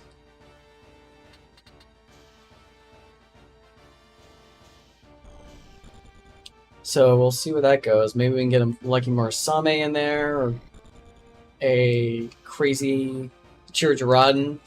But yeah, I could have sworn that Immobilize and Disable is still up. Darn it. Would I have done the Geomancy on Melia duel instead, maybe. But just a lesson to, pay attention a little closer.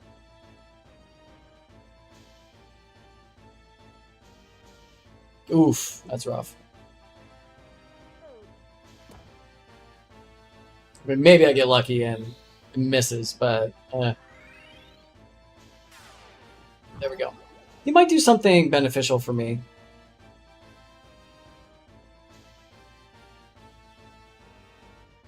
Yes. And with this, I would definitely go with a revive on the bard. Or opening yourself up to a nice little cheery, possibly. Yep. Oh, okay. Smarter. Better move. So funny. Alright. Hail Mary, full of grace. It's gonna start us off. Oh no, it's the wrong tile! It's going for the stone. Oh, that's a shame. Stop is fine. I'll take the stop. Got one stop. Man, Fury giving 2 PA is definitely something to think about. Okay, cool.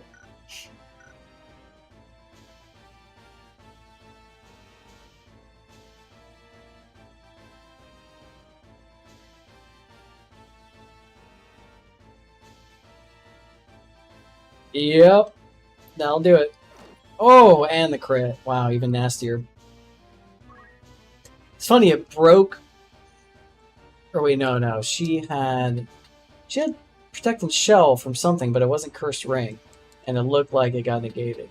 No, I guess not. I guess she really did do that much damage with a crit. Wow, impressive.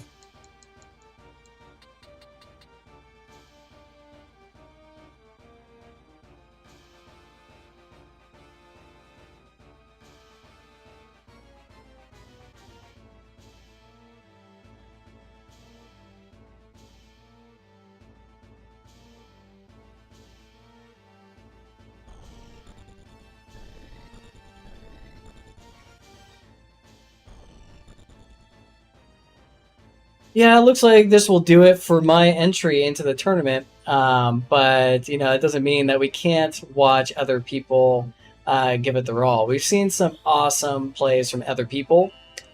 So, yeah, let's definitely stick around and watch some more tactics being played. I do look forward to finishing my lunch as well. It's almost 3 p.m. Oh, so funny. I love my confused Rico. He's going to carry me home. Just you wait.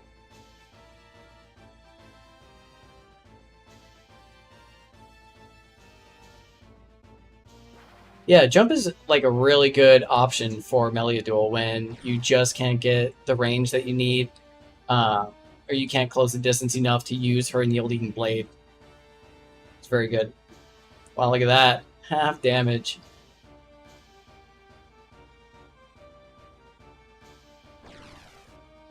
Unholy Darkness, alright.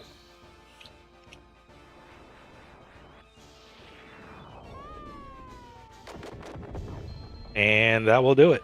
That does it. That does it. As predicted, Mikey, first out. May I join you in the commentator's bench?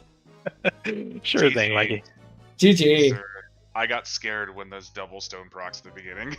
I did too. I was like, Yeah, oh man, I may was rough. actually advance. I may take it to game 3. And I got a little scared. That was awesome though. Good stuff, guys. Excellent. Very good play there, Rumor, at the very end. Faith in the Dragoon, ensuring the fate kind of deal. It was the idea was if the the orator came unstopped at Yeah. close time, I could just start shooting her. Start shooting them down. Yeah, Mhm. so That was smart. Very smart. I'm honestly surprised of you didn't catch Zodiac, or did you not care about how much damage it was going to do? I thought I thought I saw it being cast on the other side of the bridge. Oh, okay, yeah. Did anybody catch the act count on the end of that? Because I was in the middle of logging I think 28. time. 28. Okay, I was about to say 27, but that sounds right. All right. Anyways, thank you, fellas. Oh, go If ahead. it mattered, I still had 3 units up. If it mattered. Yeah, I've got the log. Yep. Okay. We're good to go there. All right. Thank you guys for the amazing match in losers round 1. Mikey, you're free to join me commentating the rest of the way through, sir. Excellent. And we will resume in a few minutes here with losers round 2. It is Rumor versus Dr. J. So Rumor, you want to stay on board since you'll have to host anyways.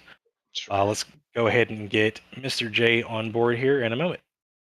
I apologize, Mikey, but it was still a really good game. Yeah, no, it's okay. I went full offense on that last one. One, because you kind of have to on that map, and two, just for like future maybe improvements, it probably would be best to discuss team swaps out of earshot of your opponent. Because when you said you were taking melee duel, I'm like, ooh, do I really want to take this Onion Knight? True. I got you. That's fair. But yeah, that was a really good comp. So I don't feel bad losing to that.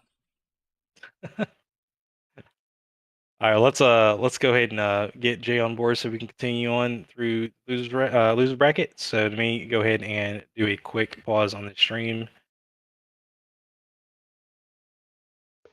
and get Mr. J on board. Let's see, Mr. J, invite to speak.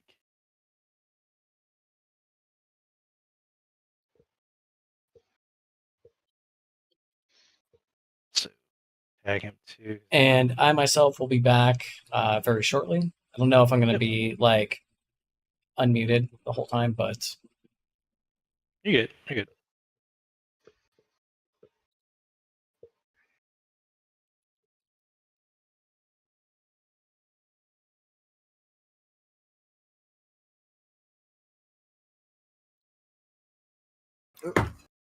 There we go. There he is. That's good.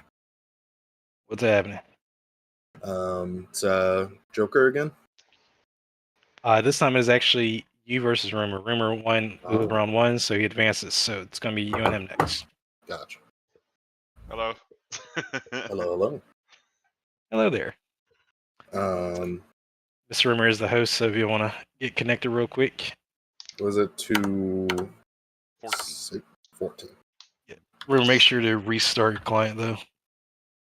Unless you already did. I don't know if you did or didn't. I did. All right. I hit reset, so. Word it. So. Oh, my hands are still super sweaty after that. Yeah, that was intense.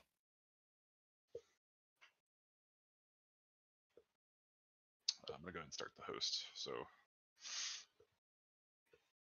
Slowly loading in here. Okay.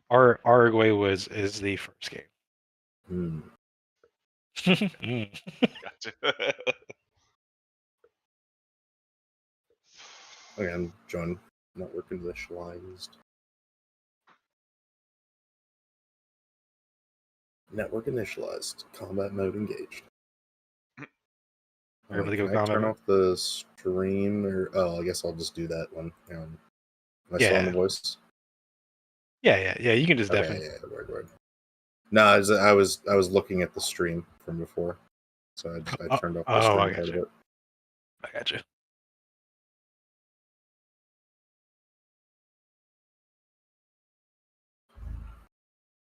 Forgot to set traps to 99.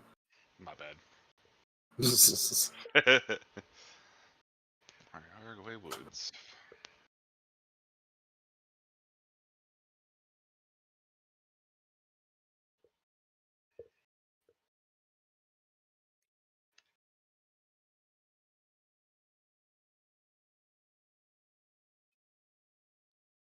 Okay.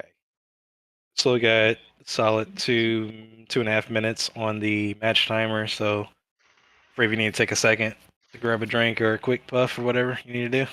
Heard. Smoke him if you got him. Pretty much, yeah. Pretty much. I gotta say, Yosh, I missed your commentating during my match. Mhm. It was Well, silent. It was strangely silent. Strange as silent. Ooh. I'm gonna. Hey, the old guys was good. Oh, you say you're good? Oh, I'm fine. I'm just saying that, like, I need to admit something real quick. Yeah, what's when up? when I missed the break on his Geomancer in the first game, I actually slammed my table because I was really pissed. Yeah, I was Excellent. surprised that. Yeah, I'm that sitting freaking there shield like- block. I was like, no. I knocked over a cup that had water in it.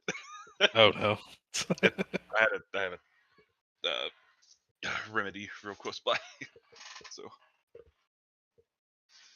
Yeah, it'd be Forgive like me. that sometimes. yeah. Definitely like that sometimes. All right, so we can go on and start roster verification, starting with Rumor since he is host. Pull my sheet real quick. Should I got to start a new one. Okay. All right, so Rumor, we have here Beowulf, Yep. Frank, Yep. Cass. Hold on. 1 second. Mhm. Oh, never mind. I forgot to fill something out. All right, Rumor is streaming this as well. This is LR2. Okay. All right, now I can actually start that now. Apologies. Beowulf, Frank, Cassie, and then Satsuna and Amelia. Correct? Right. And Dr. J, combat mode. Mhm. Dayspring. Yep. Victor Vine. Yep. Edgelord. Yep. And Remy LeBreau. Yes, sir. All right. Thank you, fellas.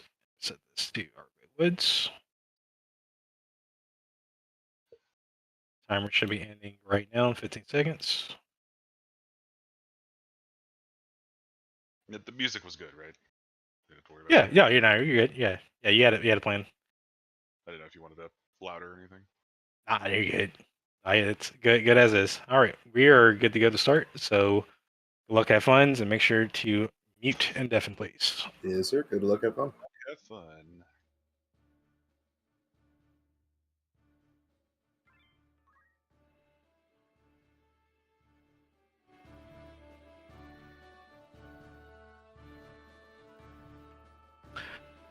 All right, and we are back. This is losers round 2.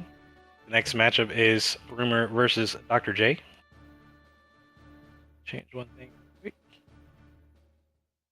And we're actually joined with Mikey from Tactics Live Tournament. He did finish in the previous losers round, so he's going to be on board with me co-commentating. Consider me first loser. Hey, you did really well. I won at something. Thank you.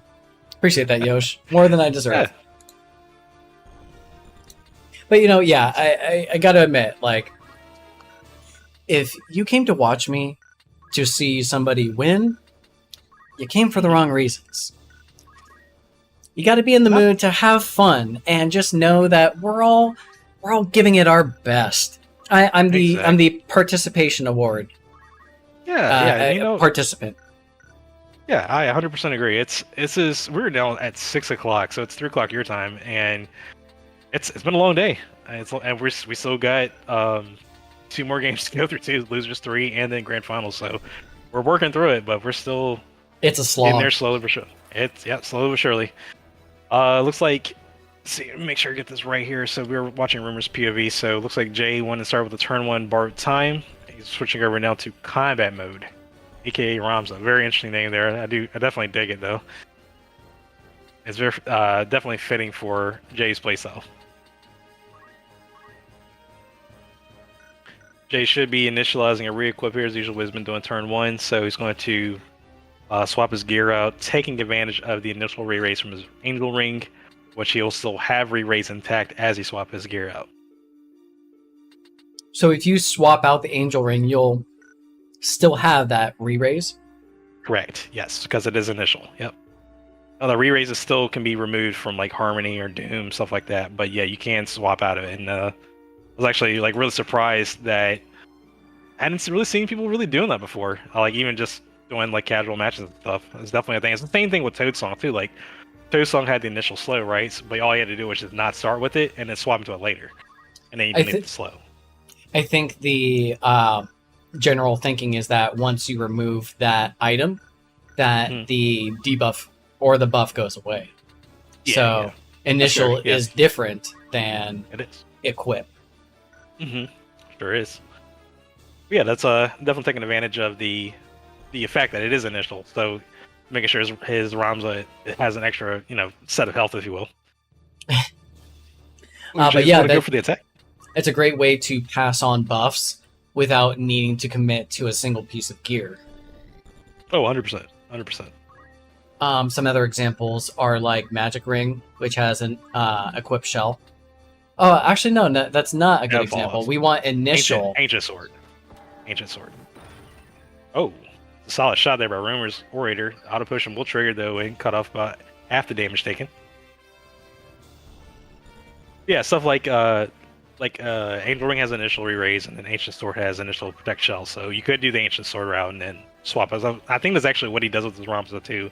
If I'm not mistaken, is he starts off with the initial Ancient Sword and the Angel Ring. In fact, I can actually tell you because I was Gears listed. Yeah, it is Angel Ring and Ancient Sword. Mhm. It looks like he's going to try to go for the stone there. It didn't proc the Adrenaline Rush, but it did shift Ramza to the side, so he did get a free little move out of that. So funny. I mean, it's frustrating, but it's also funny. Like, hey, what are you doing? Why did you do that to me? Leave me alone.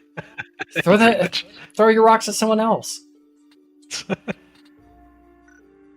Let's see what we got going on here. It is Rumor's White Mage's turn. Go for the barrier? turn. Should go for the barrier. His Orator is not protected. But it is also early game, and it may be some slowdown on engagement, so might not necessarily need to do it turn one. I don't know. I mean, See where he prioritizes. That's a lot of MP to just put protect shell on one unit. It is, but that Orator is like one of his main damage dealers too. So I know he's waiting to make sure she's good to go. The way that Orator is set up is designed to check faith units, which is what you were experiencing earlier in the previous games. It didn't. Why it was it doing didn't so much feel damage. good. Yeah. Yeah. Heard that check.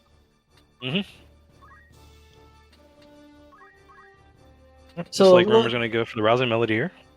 Look at the song times. You know, the CT on these songs. I feel like the slower bards are getting their songs out faster because they're not competing in the same action order chunk as the rest of the squad. 100% correct. That's also why typically want your dancer or bard to be not really a fast unit, like 11 to 12 tops in speed, because that actually plays a big role in wanting to get whatever you want out faster in the long run. It also helps with whatever it is, especially if you plan to stay in that song, that you'll get more productive use out of that song because of that. It's funny, like I made my thief. I got Carbuncle's Tear going, adding Reflect. A little Reflect, never hurts. Good play there by Jay. All right, and Rumor's going to put up a Golem here. I believe that is about a 400 shield here. Let me check. Yep, 407 shield. And there goes the Rousing Melody. Yeah, that's pretty solid. Rousing hits at least 3 units there on Rumor's teams. That's going to increase their turns on turns they get. Definitely a nice alternative to Heisha. Oh, over the faith there on his Orator. That's probably his main damage dealer for the most part when it comes to getting raw damage per cast out. So definitely is something to worry about for Jay's behalf as we go further into the game, into game 1. I feel like there was a version of Final Fantasy Tactics where Reflect worked on magic bullets. Am I tripping? I believe it. It should. Yeah, it should. Does Can't it? quite remember. I can't quite remember off of that. Like, all you're really doing is casting a spell. Oh, I think there was a curse ring check there by Dayspring, so it wasn't able to get the haste off. I feel like this is the second time Dr. J has done this. Yes, he had done that earlier. Yes, you're not wrong.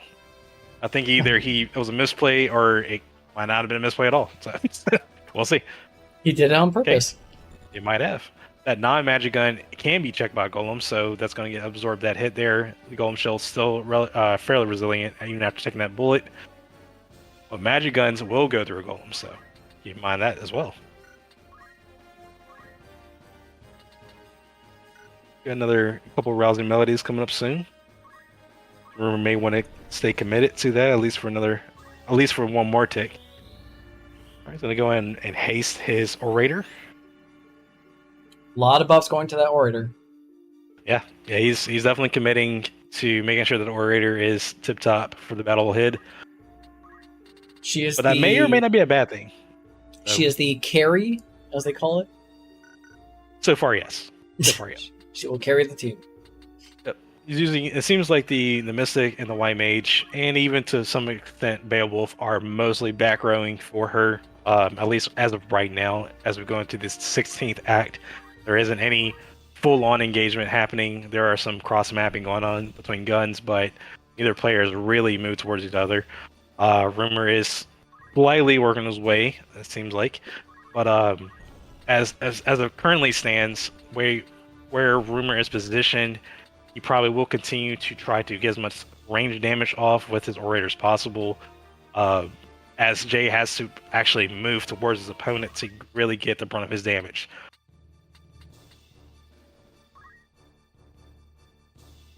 Alright, Rumor will need to shift over, however, because Jay is out of sight for a second. He is able to get a level 2 cast here, Blizzara, nice solid 360 there. No all autopod. powered. No autopod either, yeah. Very effective play there by Rumor's Orator. It's a good break for Rumor there. Is he going to switch songs? Is he going to change his tune? Very good question. I mean, I don't know. It's hard to say because right now, if he's okay, he is switching up to Seraph's song, so he did. He went But to also, Life it's like Anthem. it's like something. Okay. With the way his Orator's doing, like getting range damage off, and there's still a Golem up against Jay's Fomahalt, like he could theoretically just stay hasting her and just working her way through. And there's the the Russian Adrenaline Rumble. Rush.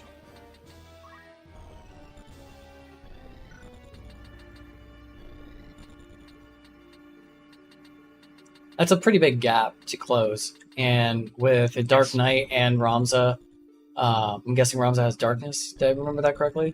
They're gonna Yes, want secondary. to. They're gonna want to come in like as a unified force. Ideally, yeah, so they can follow up. Yep. Mm-hmm.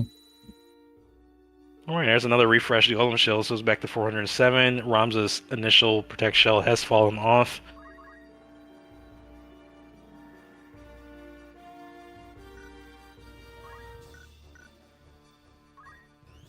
Okay, and Jay's going to borrow time his thief there. He's going to re-up the haste. He should be waiting to save on CT, which would definitely give her much more effective turns, as she is very speedy.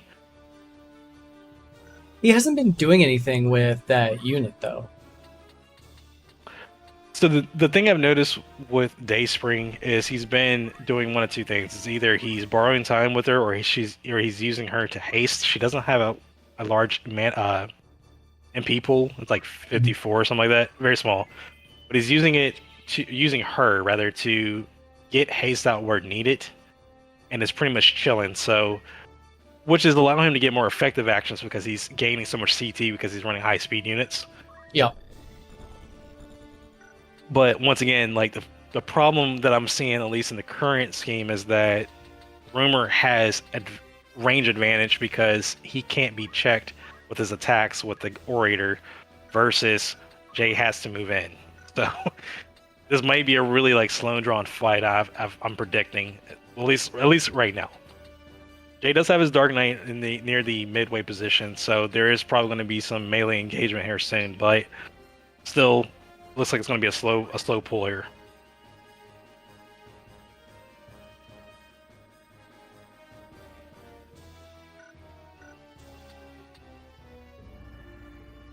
Yeah, it can just be a tough matchup for the close combat specialists to have to weather the storm of ranged fire before they can become effective in combat.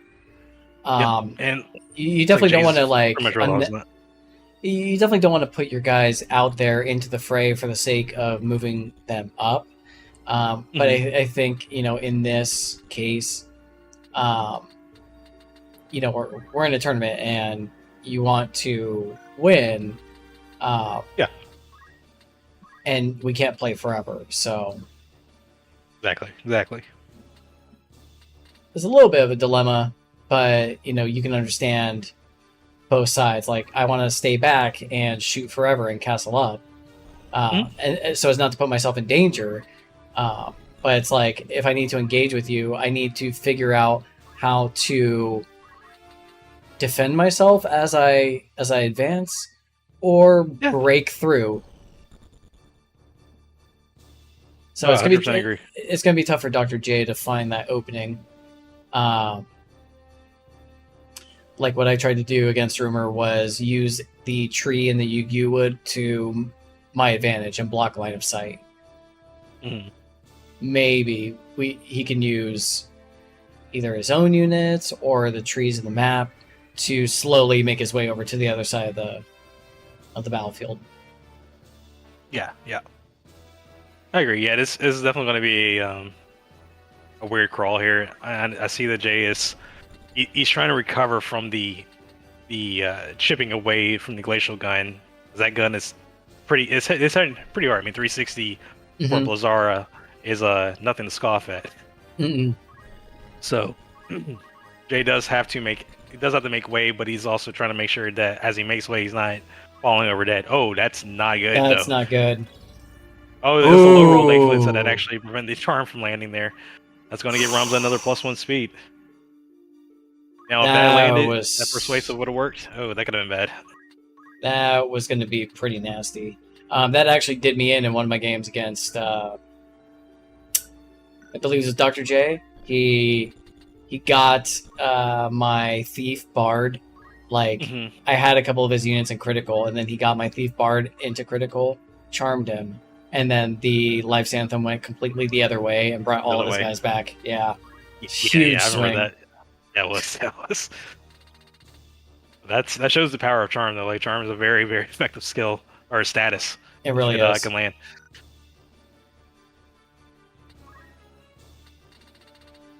Looks like Rumor is having a tough time trying to decide what to do. None of his spells seem to be hitting the Dark Knight. Dark Knight is Atheist. Does have a Chaos Bringer, so yeah, all spells are being completely negated there. Nice. I think that is also why Jay has the Dark Knight slowly creeping his way across, because the Dark Knight cannot be stopped by Rumor's spells. And honestly, the Dark Knight's probably the main guy to watch right now because of that. He's also not going to take any damage from the magic gun. Correct, yeah, it'll be 0 damage at all times, regardless of what it rolls. So hopefully Rumor is kind of weary of that, because if he's not, that Dark Knight might end up running the floor with him, just because that Dark Knight is checking 1, 2, 3, pretty much 4 of Rumor's units, essentially. Right. So yeah, we'll see how it swings. But we are going to the 27th action now. That was a good KO there by Rumor with a nice ranged Kiki Uchimunji there. Jay's Orator will respond with an Auto Potion, saving off most of the damage there. And now Rumor's re-raise his firing on Beowulf. It is a guarantee because he has faith. That will allow Rumor to actually be a little bit more aggressive with Beowulf now. So let's see what happens here.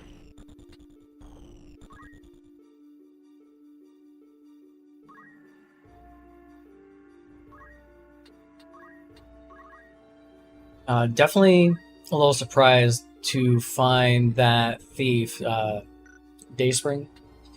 Surprised to find her without at least initial protect and shell. Yeah, that's fair. I mean, Jay does have a lot of recovery method. He's got a lot of item bearers, and also Ramza has encourage, which he may end up doing this round, depending on where Dayspring seats he's sitting in. But yeah, most cases, yes. Oh, okay. He's actually not doing that. He's going in deep. Okay, let's see. This is going Might to be be doing an unholy sacrifice. Maybe not. He could be. He's low on He HP. could be. Yeah. I mean, he's got the re-raise though, still, so it's a gamble, but it may be worth if he can follow. I was interested though that he moved straight in that time around.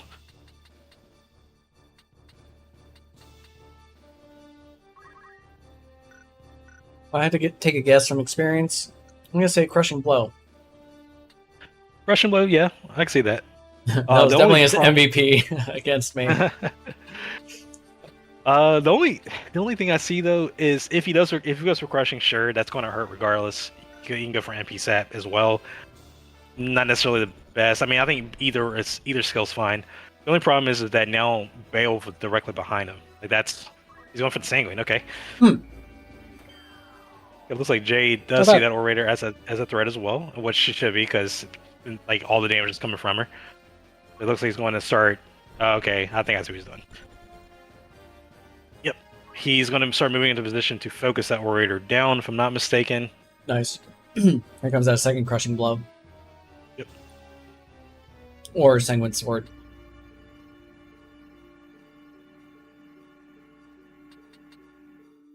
Maybe he hits him with a abyssal blade. Could do Abyssal Blade. I mean, yeah, I think any option's on the table right now, honestly. Whatever you want. They're fish in a barrel. Yeah, whatever we want to do. I mean, just that one move and the Dark Knight moving up has put this whole match completely on its head from where it was 2 actions ago. Exactly. And I mean, that's the beauty of tactics too. At the end of the day, like, if you got having a slow crawl and then There it is. There's the Abyssal.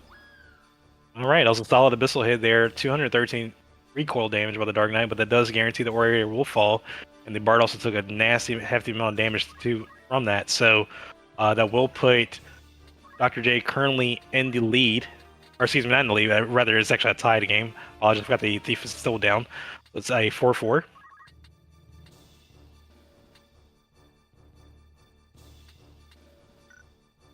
Rumor still has plenty of plays he can make here, so like I said, this game is still fresh and still young. And it's kind of surprising too, because this is the 30th action, and we're now really starting to see some real engagement happening. I'm really going to be up in the air about what Rumor does with that Beowulf though, because like I say, he's got a lot of plays, especially in regards to Ramza. He can't mess with the Dark Knight, however, because of the atheism, but he definitely can do something to Ramza, including potentially Dispel. Dispel, to get rid of re-raise. And Following haste. that up, and following that up with something would be Okay. be really good. I think Stop's a good play too. Yeah.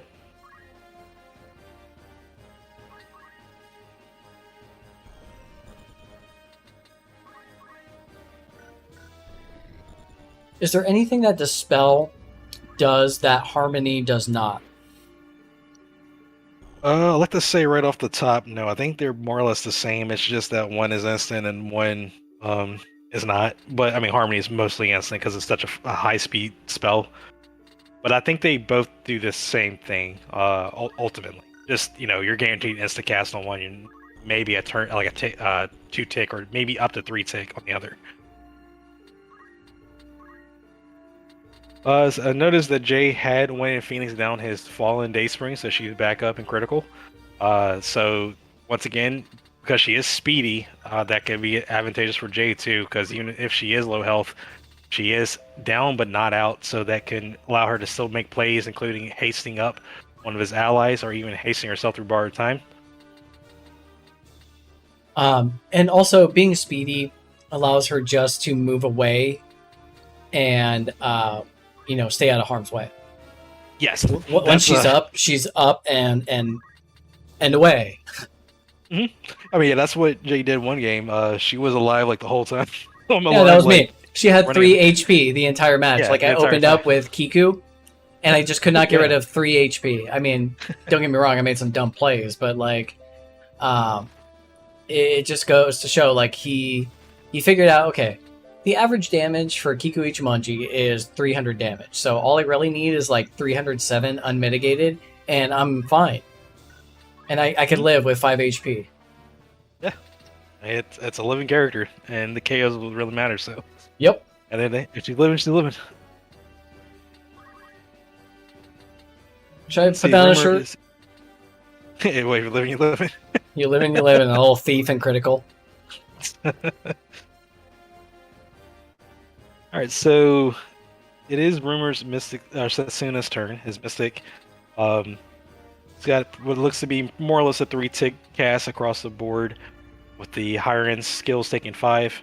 His summons are at 5, so regardless of what he does right now, he'll have to be very careful about what he plans to do, especially with Jay's melee lineup definitely in the stack now.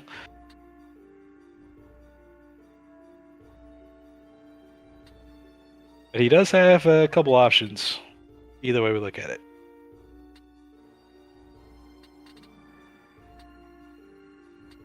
That Mystic move yet, you know? The Mystic did not move. Okay. Alright, let's go for the Invigoration here. That is a guaranteed hit due to no magic evasion. A decent bit of HP absorption there by Satsuna.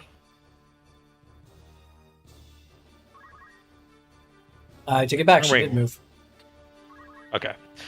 I wasn't too Forgive sure either. Hey, nah, you're good. Either way. So then we are entering the 33rd act out of 40 for Losers Round 2. Game 1.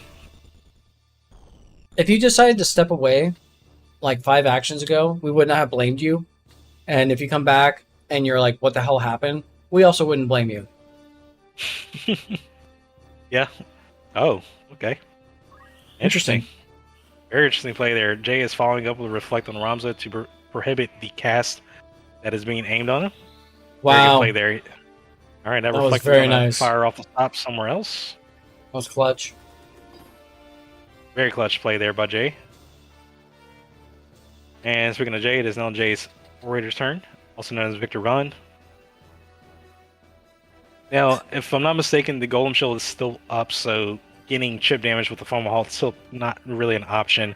However, Mhm. Victor Vaughn still has plenty of options in Speechcraft and backbarred items.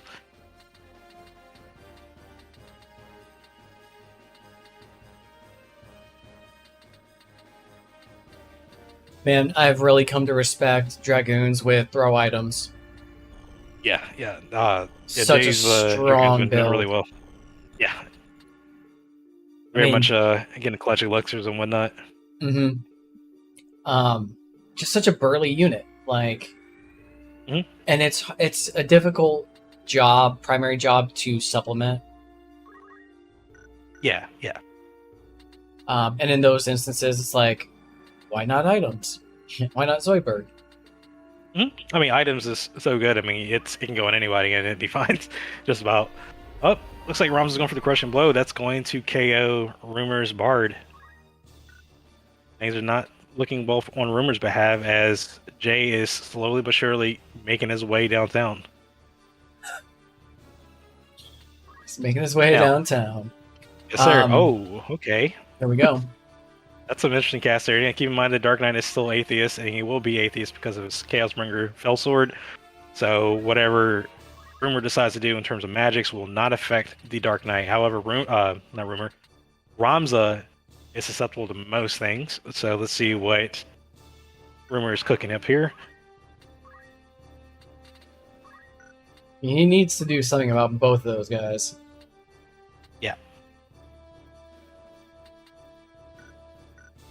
So I think the So- biggest threat. I think the biggest threat right now is the Dark Knight. Gravaja won't.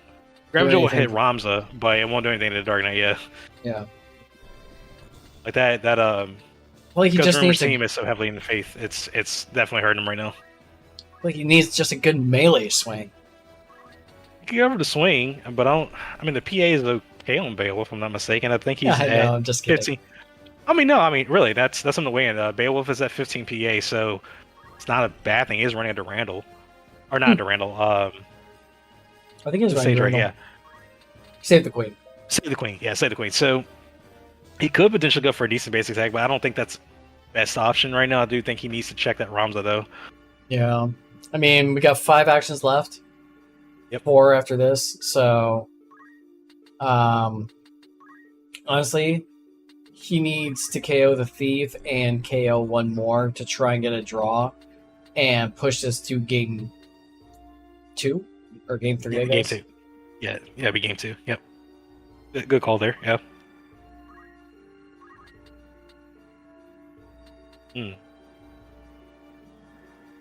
Okay, it looks like Rumor is weighing his option on one of the 3 back road units on Jay's team.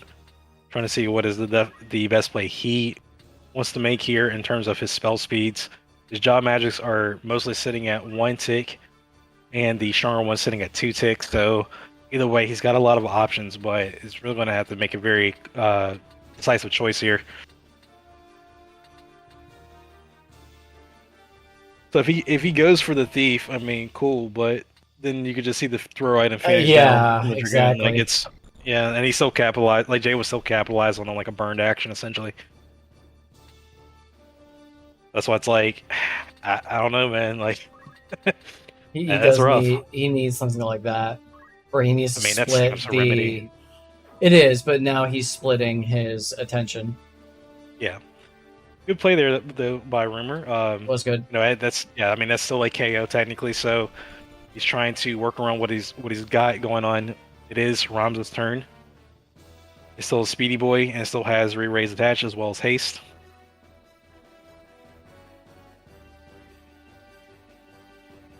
Alright, Ramza's going to move in position against Rumor's White Mage. Going to go for a 242 crushing. Does not get the crit. That would have been unit better. And no stop, but it does cut through Mana Shield. Good play there by Jay. We're now entering the 38th act, so this is really going to be a matter of getting KOs, and it looks like Jay is thinking that exactly. So this should be pretty much a follow-up on Jay's behalf, because he should be moving towards the White Mage. Yep. Mm-hmm. Going for the kill on the White Mage. Oh, wait, that's like 1 point over? Or 1 point under? Oh my goodness, it is. Wow. Yeah, 1 HP alive. That's rough. Oh, man. Okay. Turn 1 or insta cast Gravity if you can get to her with the thief. Maybe? I don't know. That's weird. Well, does Rumor have a turn left? That's what I'm saying. I don't know. I mean, it's a thief's turn. If Jay can get his thief towards that White Mage and Gravitier, it's GG. They're both faith, so it's a guaranteed hit. Yep. He's got to be able to get to her. I don't know if he's got the mobility or not to do that. Okay.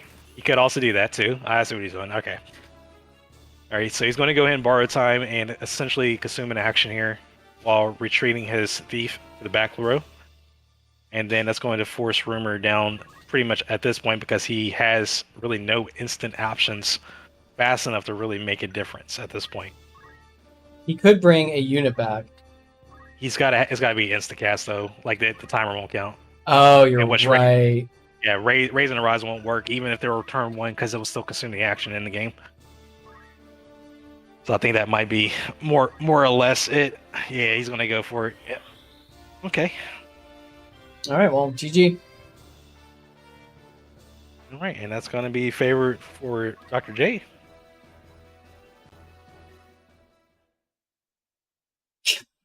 Sorry, Elnastic, they cannot throw items from the peak of their lead. GG. GG. Yeah, the beginning of that was kind of grimy. I had that cursed ring misplay into haste and it took like a whole full round to fix that. Yeah, no. I missed the fact that he had Atheist. I missed 2 ideas that they had Reflect. So, Yeah. Yeah, Mike and I were talking about it because we're like that Chaos Bringer is very much checking the squad you had in that game because of that. Mm-hmm. But nonetheless, good games with both of you. So we still ran the clock down to 40 acts. So good stuff, regardless. And let's go ahead and proceed to the second game. Yes, You guys reload. And speaking of which, the second game map is Monastery Vaults Level 2. Another fan favorite. Someone's a fan of that. Yeah. Yeah. We all are. What are we talking about? I am hosting. I'm John.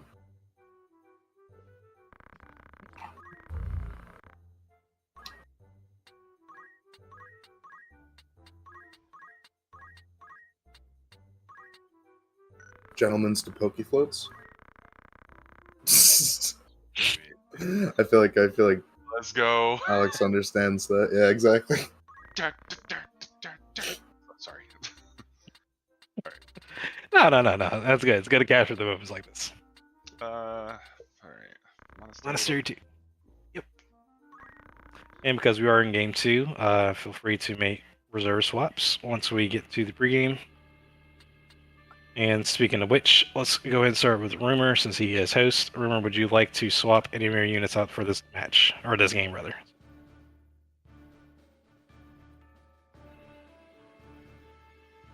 Yeah. Okay, and who would you like to swap? I'm just gonna swap in. Man, I'm only working with 6 units. You said you're going to swap in Meliador? Or- Yeah, I'm technically only working with 6 units because I know how bad the other one is. So just going to verify Meliador, Frank, Cassie, Tatsuna, and Emilia. I can't swap in my Dark Knight. It's not going to be worth it. So Well, good. The choice is yours at the end of the day. Mr. J, would you like to make any swaps? Yeah. I swapped out God, I can't remember. Weapon, what was it? Combat mode. Combat mode. Okay. Yeah, that guy. Swapped out combat mode for Delita and Dayspring for Kane Marco. Okay. One I like second, how so we have... it is Kane M, but I'm calling Kane Marco anyway. You're good. So we have Delita, Kane M, Victor Vaughn, Edgelord, and Remy LeBreau. Mm-hmm. All right. And with that being said, you guys are free to start. Make sure to mute and deafen, and good luck, have fun. have fun. Good luck, have fun. Good luck, have fun. Fun luck, good have. I wish we had just an army of people, and their only job was to like get themselves into an order, and just say "good luck, have fun" after the person in front of them. It's like we're now at Act 28, and the "good luck, have fun" army has just stopped. They just now finished. I heard this Dr. J guy's a scrub. Watching the Twitch chat. Must be a friend. Or an enemy. Who's that? Someone in the Twitch chat. Grayson Metanet GG. I hope I didn't butcher your name. But I guess they probably know each other. So, speaking of which, we're now starting up game 2 in Losers Round 2. This is Rumor versus Dr. J. And we are actually starting with Dr. J's Delita. It was swapped in for this match. And let's see what happens.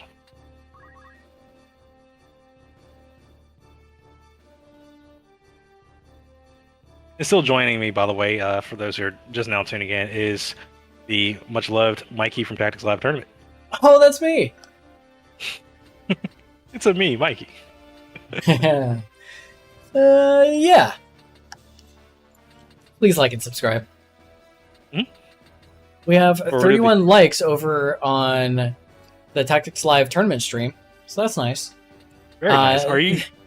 Sorry, Are you streaming this to there? Speaking of which, or yeah. Oh yeah. Okay, cool.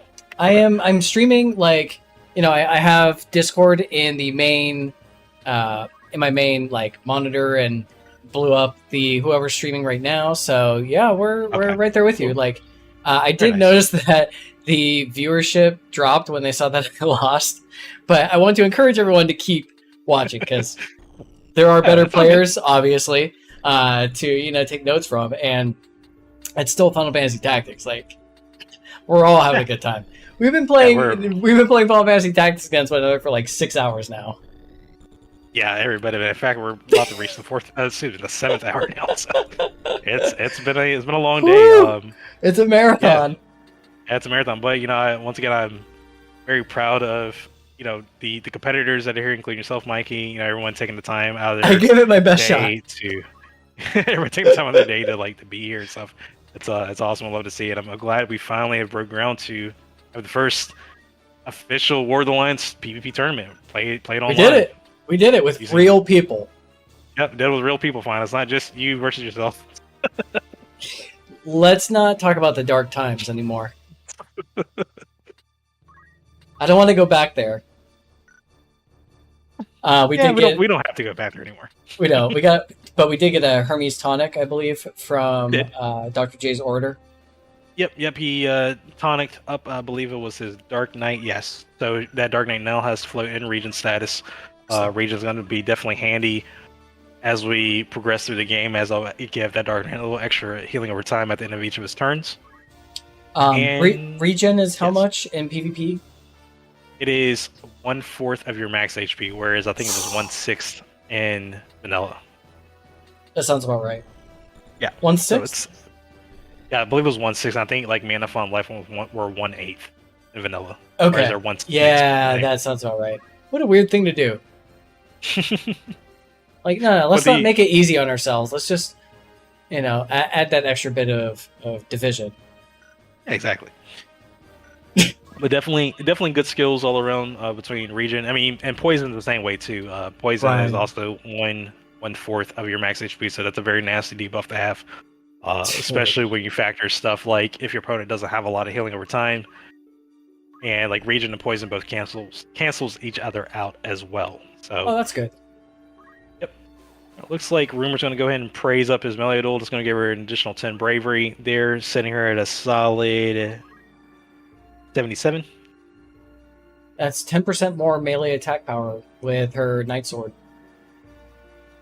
Yeah, partly. Kind of. So her Night Swords, her Night Swords no longer scale with bravery, as it did in vanilla. I'm glad you brought that up, just to throw that out there. Night Swords are now PA times your weapon power, kind of like regular swords are in vanilla, if you will.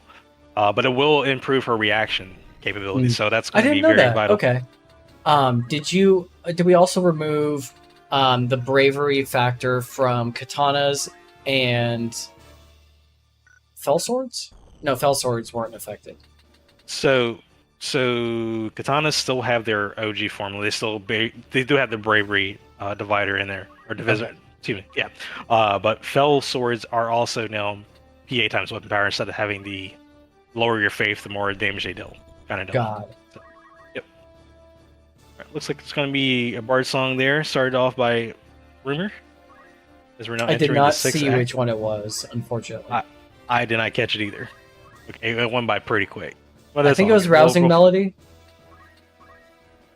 I think it's a good assessment, especially with an early turn. It'd be good to get some speed, especially with Jay's team stack having some decent starting speed to begin with. So haste would definitely help kind of counteract that.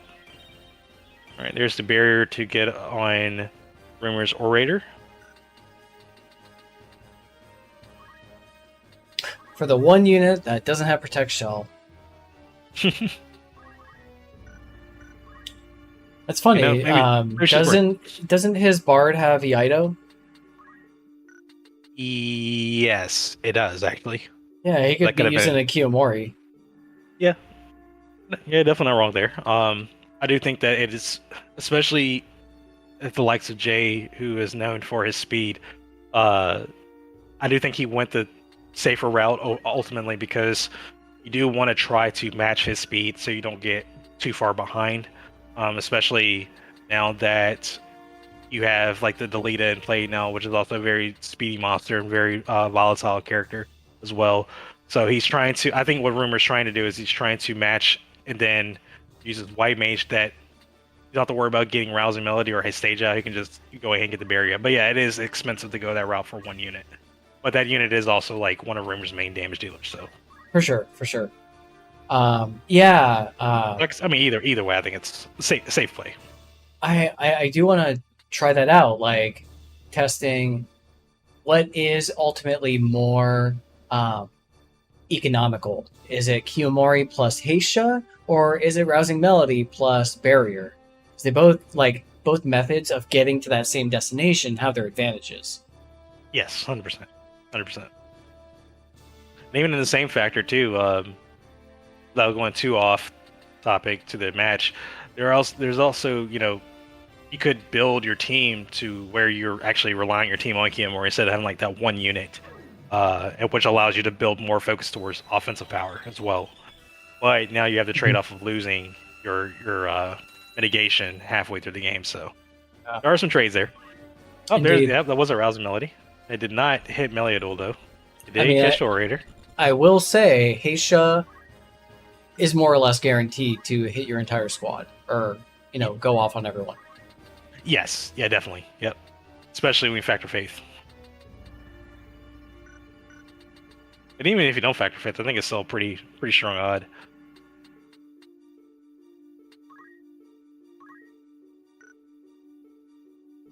Now, let's see what Rumor's going to do with his Meliodol. He's got to be very careful here. That Dark Knight is safeguard.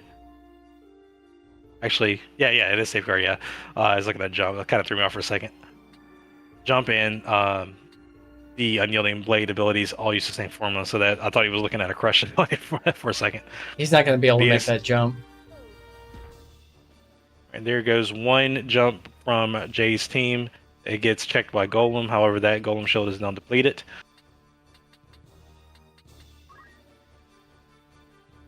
Rumor is going to advance his Bard forward. Okay, interesting. Alright, looks like he's going to try to go for the Charm here, 72% chance. No Charm, the Autopod does follow. Oh, that's a rough play there, ultimately. I definitely respect the play, but it did not work in favor for Rumor. Yeah. I also didn't see it pushing the needle for getting the jump to be stronger. I don't think she's going to make that jump. She might not, yeah.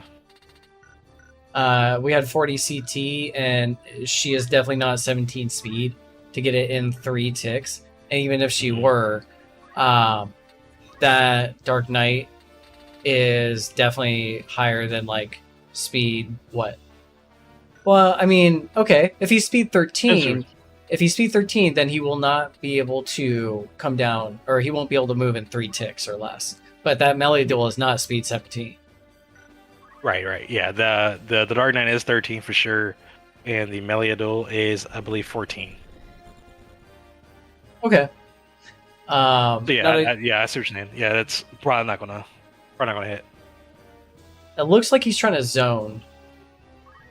Could be.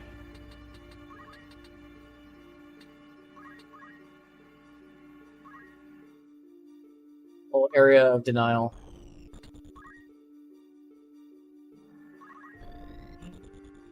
Another advantage Sorry, go ahead. Oh no, you're good. I was just saying, yeah. I guess I can see what you're saying, but either or, could be zoning or area denying, like you were saying. Wait, another advantage to what? Another advantage of jump is just getting your character off the battlefield. Yes. Yeah, I noticed that earlier when Jay was playing against Joker, he actually did do that because his Dragoon was the last standing, so he was actually jumped to get him off the board for a second.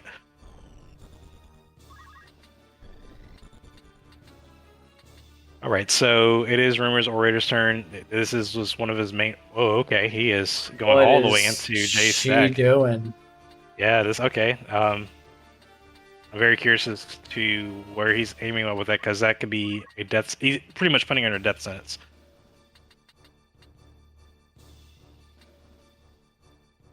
Okay. So he's looking. It looks like he's looking primarily for disruption. More for the disruption, yeah. But the sacrifice early, I don't know. We'll see. We'll see what how much the payout is. I don't think he knew that Delita was earplugged. Yep. And indeed he is. So that's going to pretty much take Delita out of the question, trying to go for the charm or anything else, or maybe Darlawan. Well, And he rolls he rolls a level 1 too. Okay, that's not good on that orator. She is pretty much at death's door now, with the entire J stack right in front of her. I'm not too sure if that play was really warranted. I get where maybe he was trying to go for it, but that's one of those times it's like if you were looking to delay it, definitely status check before you make the commitment. For sure. I see what he wanted. Yeah. Having Delita charmed was going to be absolutely notorious. And Ribbon does not protect against charm. So I'm surprised he didn't just go for the, like, charming the Dragoon or charming the Dark Knight, like committing to the charm. You know, even though it didn't work out the way he wanted it to. Yeah. I mean, he had other options. Either way you look at it. But that positioning is very committed. Very bad, because it's committed to one thing. Oh, definitely, yeah. Bard's not doing any Bard. It's not singing right now. His allies are also still in spawn with the Orator mid map, so it's like they really can't get to her even if she needed help.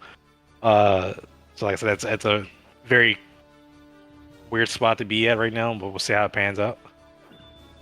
That was a nice. Whoa! What? Okay. What? That was okay. That was something. 5%. That was like gun parry. It was 5%, dude. Class evasion parry. Yeah, that's maybe less, but dude, that happens. That was just gun parry because class evasion is only in the front, so the gun actually caught the. Yeah, the gun's only 5% block, so yeah, he actually caught a block on that with the gun. That's hilarious. Oh, that is an insane break. Yes, so Jay just spent 2 of his unit actions trying to focus this Orator down. Now it is Delita's turn, so he's got plenty of options to take down the Orator. However, still trying to take advantage of the situation. Jay still has to spend another resource to look at this Orator now. So. Yeah.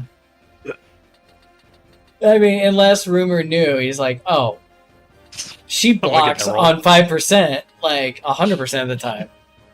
Yeah. Dang. Incredible. I could tell Dr. J just had to, like, he stopped for a second. He's like, wait. He probably did. Did that just happen? Oh, yeah. Oh my god, it did. I know for sure he did. It just stopped him dead in his tracks. That's great.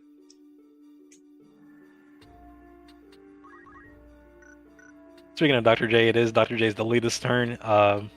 He has plenty of options. Of course, he has throw. He also has dual-wield attacks with his katana and sword, and as well as unevadable holy sword attacks. So there's plenty of things his Delita can do. I'm thinking he's probably trying to weigh in on what is the best option for him currently.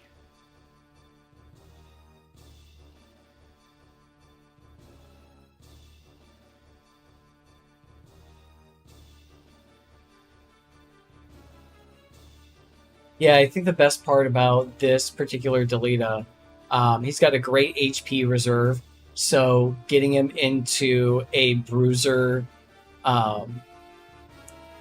role is very easy. His high bravery also lets him take advantage of whatever reaction skill you want to, whatever will enhance him. Yeah. His own guy. Okay. Yeah. That collateral damage, he's really not wanting to move that Delita, so he's saving CT for sure. She did make it.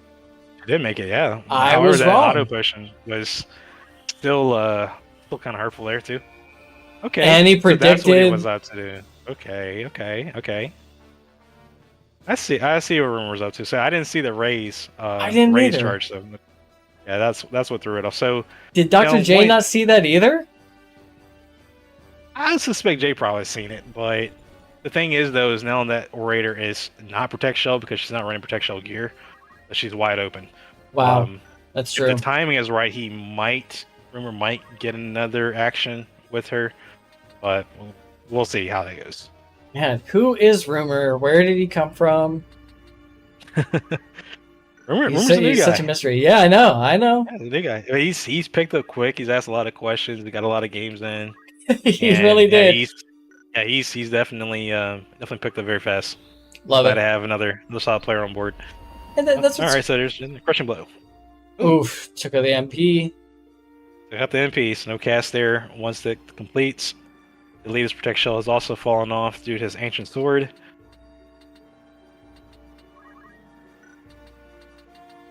I was saying this earlier in my stream, but the best part about having newcomers in the server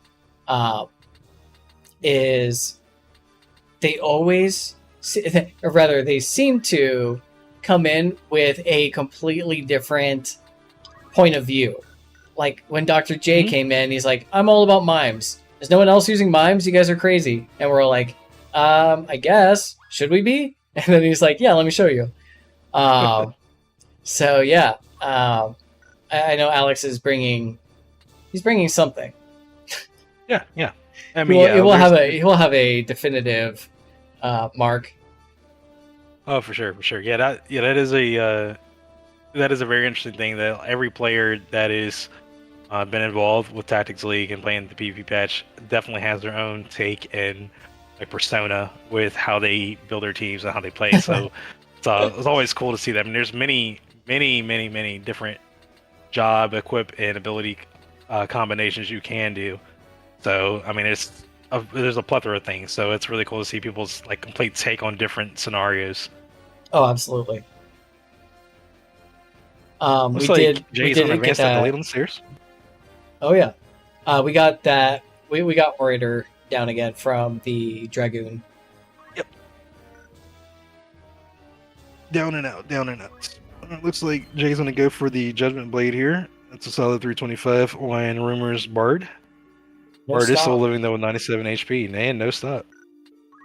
Those cast times are looking kind of rough there on Bard's song right now. I think a lot of that's to do with the way CT is currently set on most units. Is there's going to be a lot of units near 100. So that's probably not going to be Rumor's best case right now. You might need to just go ahead and either be offensive or defensive with his Iaido.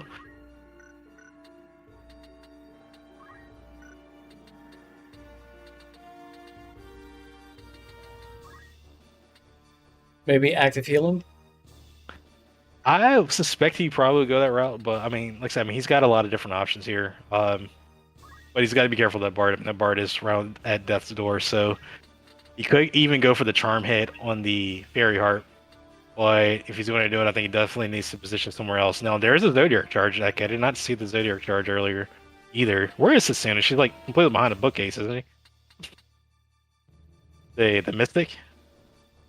I don't think so. Yeah, she's completely behind the bookcase because I don't even see her in play. So, it looks like there could be some follow-up damage that we're missing here from the commentator perspective.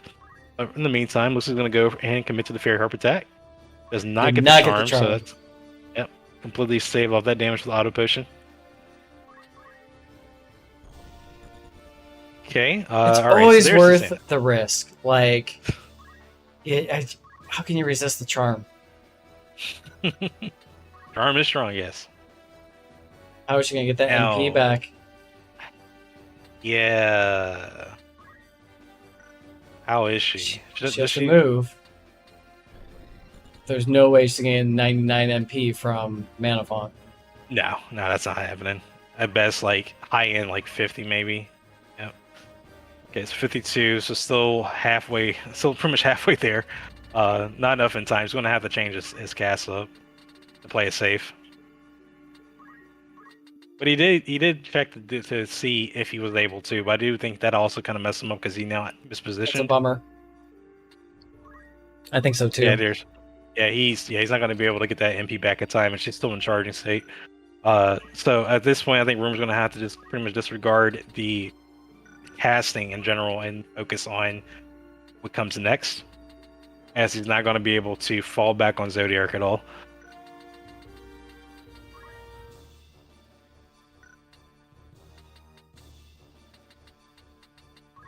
But we will see.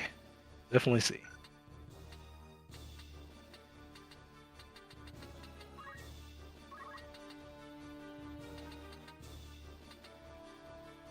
Like Rumor's taking some time to figure out what he wants to do here. His cast times are a little off, but they seem to fit into the window fairly decent. So he does have some moments of opportunity.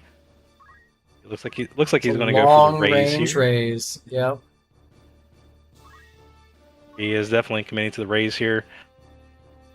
All right, there goes the ZEROTIER cast not being able to be cast because of the MP sap earlier from Jay's Dark Knight.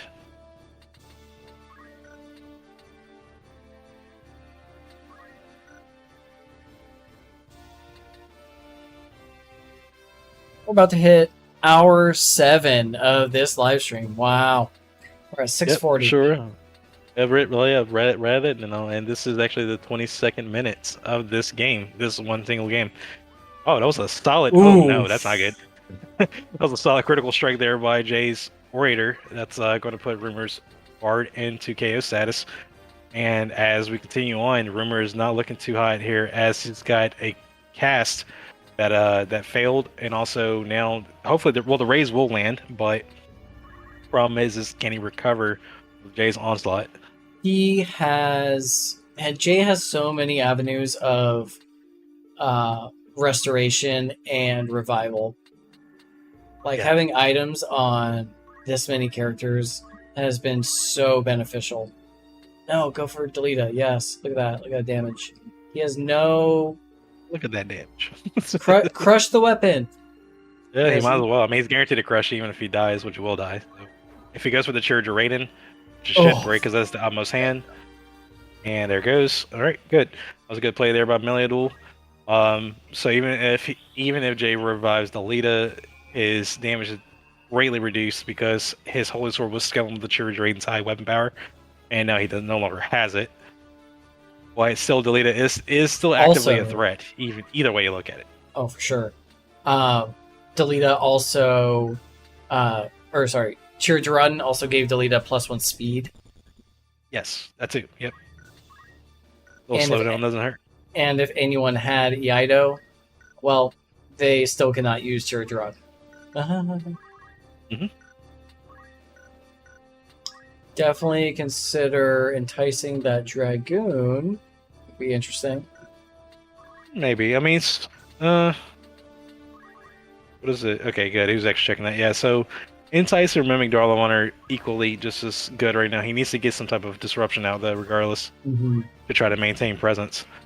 The Entice is definitely the stronger play, but we still have actions. We still have time. Still has action. Yeah. Plenty of time and actions. Okay. Is he changing gears? So he is. Okay, is he looking at the Dark Knight, possibly? No? Well, that's not it. Okay. I think, or it looks like Rumor's just weighing in his options and seeing what each skill is kind of sitting at, or projecting to be before he commits. So he's got some decent glacial gun shots that he can make. He can also make a decent speechcraft play through Mimic Darlawan or Entice. With 72 CT on that Dark Knight, the Entice is probably ideal. Sadly, that does not connect. That would have definitely been very advantageous for Rumor if it did. But either way, we're now shifting over to Kane on Jay's team, who is known mostly been going for item plays here most of the games I've been watching. So I would suspect that he's probably going to go for the Phoenix Down on Delita. As the way this knight is set up, it seems to be mostly kind of like a tanky support unit. He's not really meant to do like a lot of damage. Sure, his mow down is decent because he's got decent PA, but it's mostly the fact that he's able to take so much hits, and he's got ribbon too, so you can't really mess with him too much. And he's there to help his allies out when needed. And arguably the best hair in the game. Best hair in the game. Well, there goes that solid work. So yeah. Yeah. All right, there we go. Jay is making his move here. He's shifting up towards Rumor stack. He's actually going for the St. Cross. Okay, cool. Looks like Jay might be committing to a follow-up damage here. Okay, a decent 180, 270 here. Meliadul does get her Fury activated, increasing her PA another two points. However, Jade seems to have a decent bit of the upcoming actions. Yes, from the looks of it. So Jay may be capitalizing on that and trying to make sure Meliadul's maybe the next target. If not, I believe it is the Mystic that's in the back. A bookcase is like really OP, so can't tell who's behind there. Yeah, It is realistic, yeah. might as well have blind cast on me in real life. Alright, looks like Jason will commit to the crushing blow. No critical damage there, but it is still a solid 164 into mana shield. No stop. Don't be afraid to use your bamboo. Let me tell you, I had some good damage with that. I think Sasuna is equipped with a Rod of Faith, so still not bad, but it's not going to probably be the best option because of that. But yeah, no, you're not wrong. Sometimes a basic attack is better to do. I mean, depending on the situation. Especially Jay is upkeeping his damage up on these casters, so they're not really making their way through their MP. So it's constantly like a struggle for Rumor to maintain spells. Oh, that's gotta hurt too. The auto pushing with those fire really only dealing a total of 10 damage total to that knight.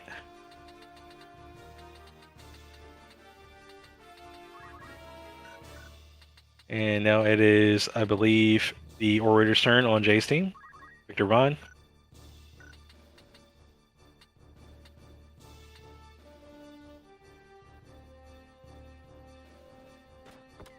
Alright, just gonna go for the shot there. A solid 160 chip damage there by Victor Ron, and now it is Jay's Dragoon. It does seem like Jay is definitely aiming for follow-up damage, getting constant hints on Meliodol to take her into KO status. Nice. We're now entering the 29th action. Nice. Meliodol will fall. And there goes Rumor's Unique. Both Uniques are down to both squads. However, Jay currently does have the board here with what looks to be 4-2. Dr. J. Oof. Look at these cast times. Cast times are looking interesting.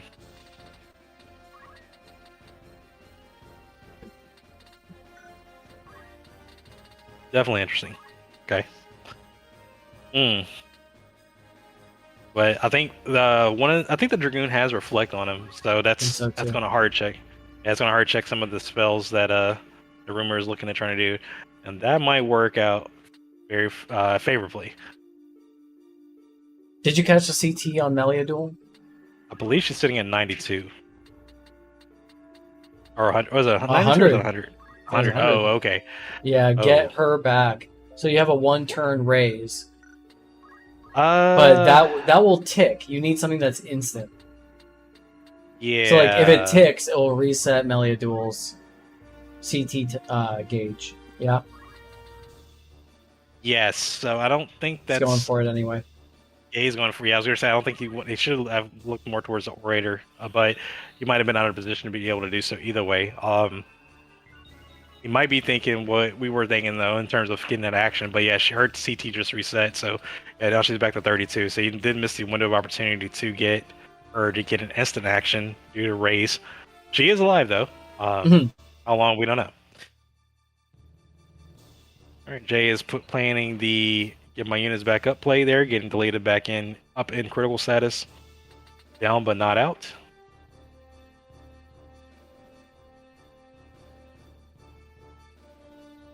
We have entered the end game.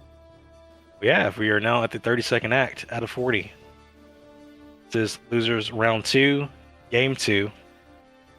If Jay wins this, then he will advance to losers 3, and Rumor will be finished from the tournament.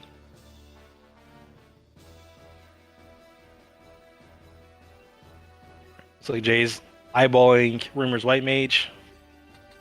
So winner of this plays Jokerfish, yes? I believe so. Let me verify. Yes, correct. Yes.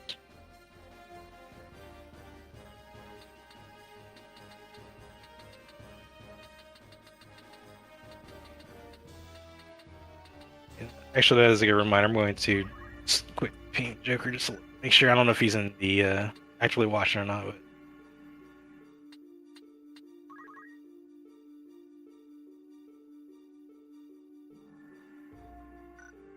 Really want Rumor to move his mouse cursor.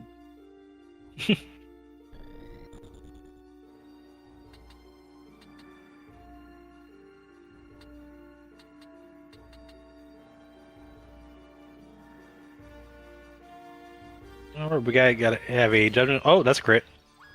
Heard that ching sound. All right, that's going to put Melidol back in KO, and it's going to put Rumors, Mystic, and Critical. We're on the 34th act, and this is looking very much in Jay's favor. CJ maintains pressure on his opponent.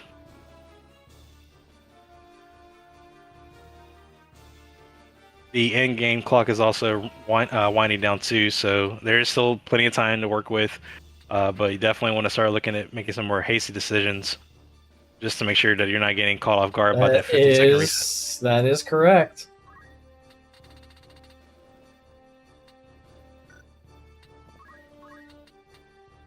Wow. Some real last minute plays. It's funny, like, sure. Why don't we go for the stone? Why don't we go for like the instant KO right off the bat, like our opening plays? I mean, you could, but You could. a lot of players have recovery, so I mean, if you Yeah. even do, like, half the time is going to get completely reflected by Rumor, taking advantage of what he could last second with the rock Nice. attack. That's how I want to go. All right, this is Rumor's White Mage. There we last go. acting unit. That's more like it. Yep. All right, turn 1 raise. It's going to get Meliodol back into shape. Now that's a favorable CT. Oh, Yes. oh, it's not. Wow. Wait, she's missed again? Oh, I thought she was. Oh, okay. Not good. So I it was thought she wasn't 88. at the mark. I, Oh, that's why. I She's see. 14 speed. Yeah, Yeah, that's why. Okay. Ooh, that's okay, so gotta whack. hurt. It doesn't hurt, but it doesn't feel good.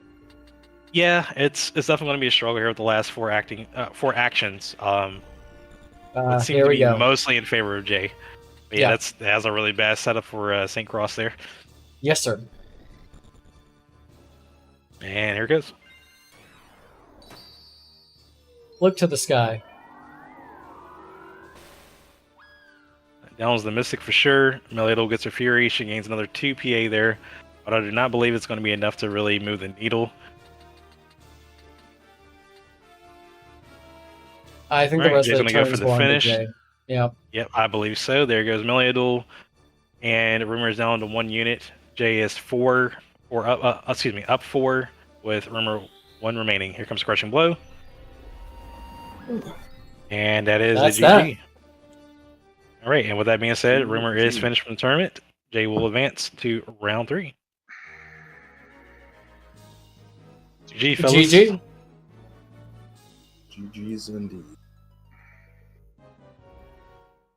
Wah, wah, wah. I couldn't get anything going that fight.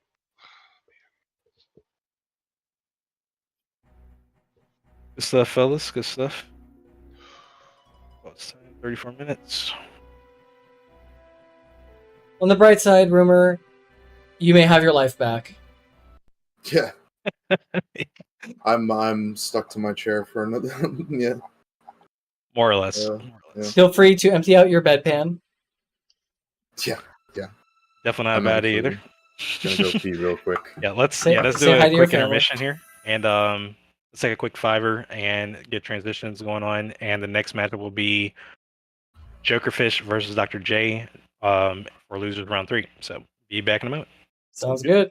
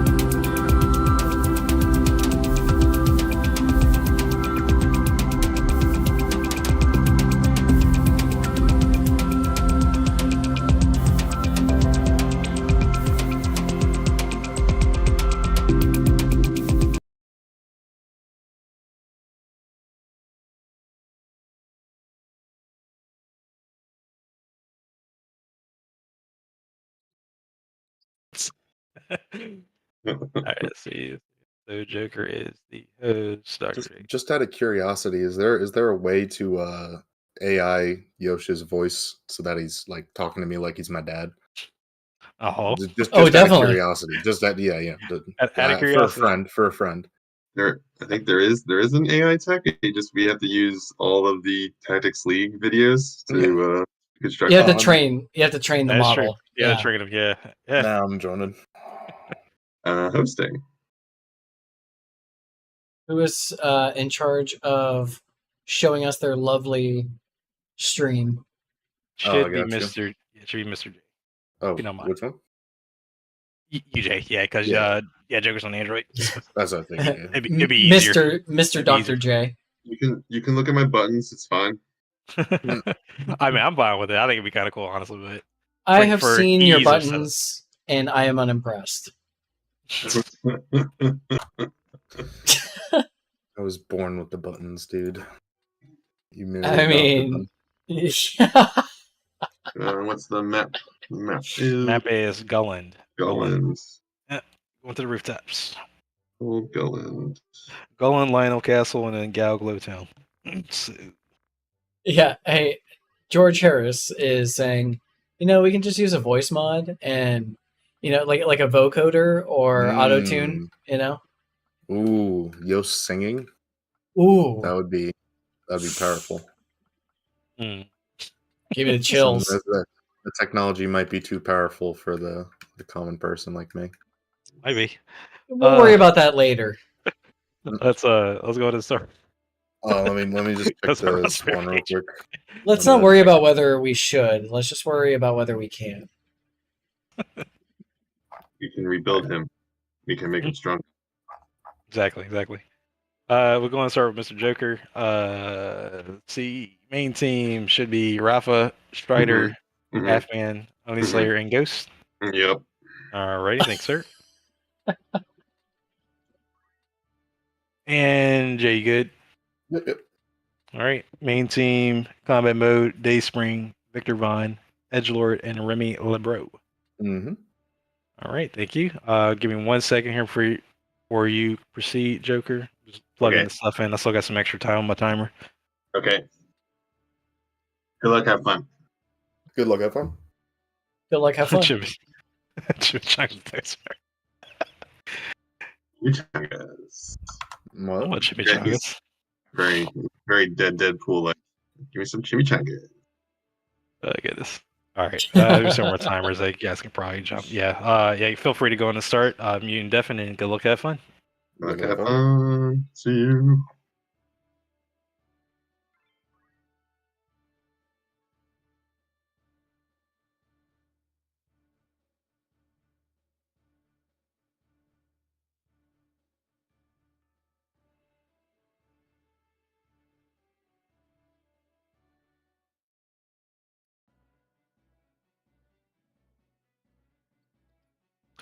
All right, and we are back. This is Losers Round 3, Jokerfish versus Dr. J.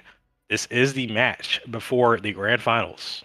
Whoever wins this in the Losers Round will proceed versus Wingman for the Grand Finals competition.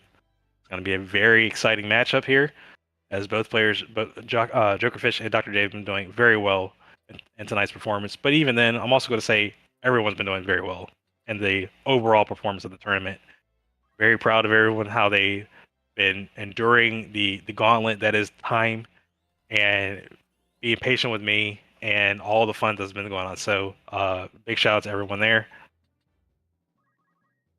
And yeah, let's enjoy the show here. Let's see what happens. So Dr. J went ahead and did his turn 1 borrowed time on his thief. Make sure she gets her haste early so she can get faster actions.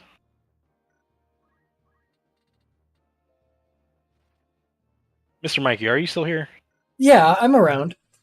Okay, all right. I'm just making sure. I didn't know if you left the stage or not, but no, you're good. I'm also here grueling it out till the very end. I am also proud of everyone else for what it's worth, and I will do better next time. I promise, Yosh. I think you did wonderful there, Mikey. Like I said, Oh, there's going shucks. to be somebody losing at some point, so it's bound to happen. But I think you did put up a good show.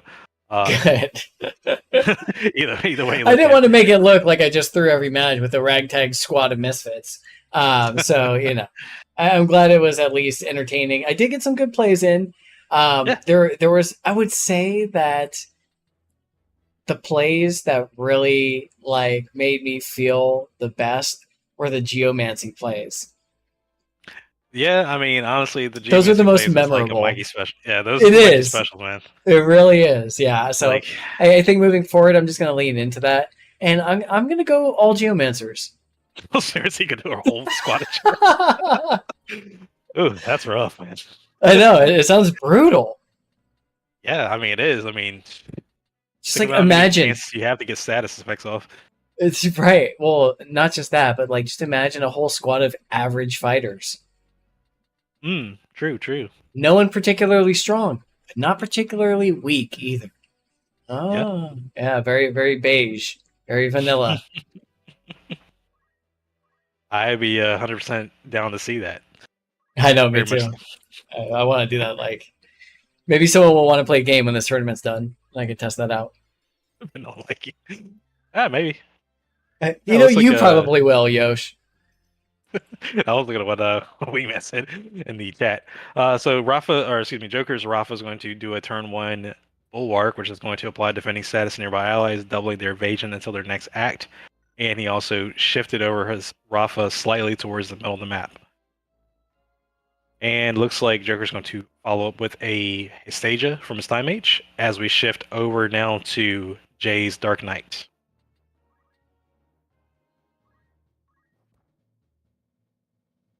There's the Adrenaline Rush proc with the Stone Strat, so Rob's will gain speed for a little bit of damage.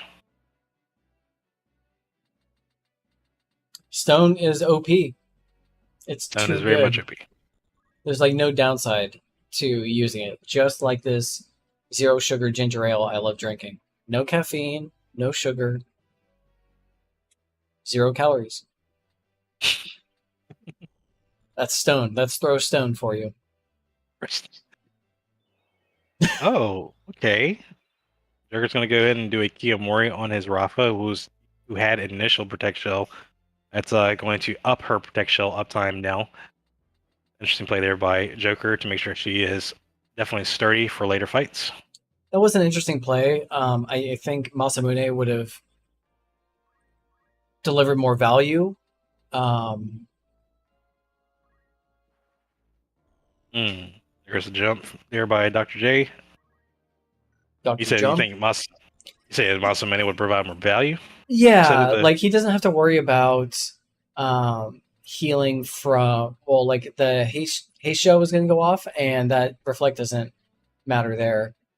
I'm not sure how much he leans into like faith-based healing. Yeah, I mean he did a Kiyomori, unless you're talking about something else. Because the Rafa has ancient swords, so that Protect Shell's going to fall off in roughly 15 actions because it was initial. Mhm. I think Joker went ahead and just Kiyomori right now to just extend that duration, essentially. Got it. So how many Yeah. more actions would that have extended the duration by? So, like I said, initial Protect Shell seems to be about 15 in before it falls off, just because it starts off, so it has a faster, it falls off faster. Mhm. So I think he added probably another, say anywhere between 15 to 20 turns, or 15 to 20 actions. Okay. So not a bad thing, because now you're looking at it No. lasting almost entire game. So Okay. Understood. sure, now I could see where he could have maybe done it a little later, but Right, he might be worried about getting engaged faster. So I could take it. I could take it for what it's worth.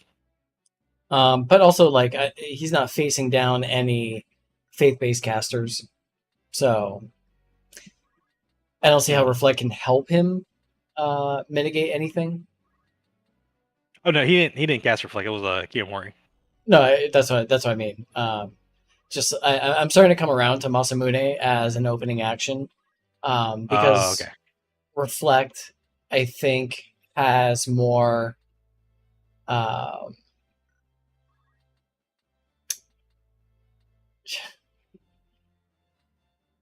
Reflect is more like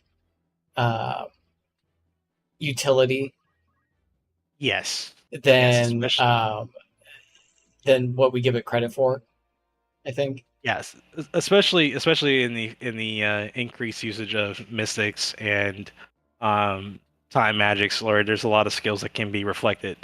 So being able to have an instant check just through an ability, or even through the Carbuncle tier item, can easily deter your opponent's plays. You're basically doubling the range of Ooh. spells. hmm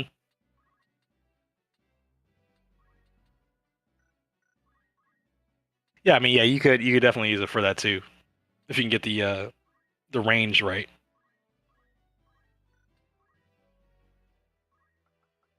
Looks Another like re-equip. Jay's going for another re-equip. Yep, going for another re-equip here.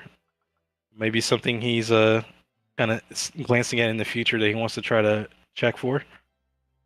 Oh no, okay, so you just oh, I see. Yep.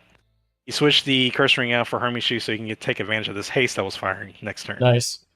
Very good methodical play there by Dr. J.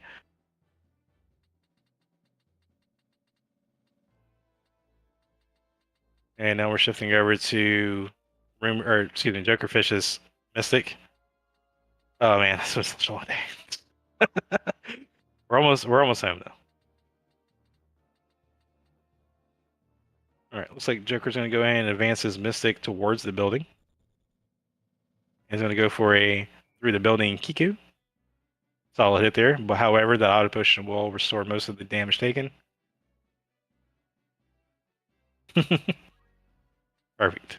The auto potion versus mana shield debate is still hot in my mind. I'm still not convinced about auto potion over mana shield.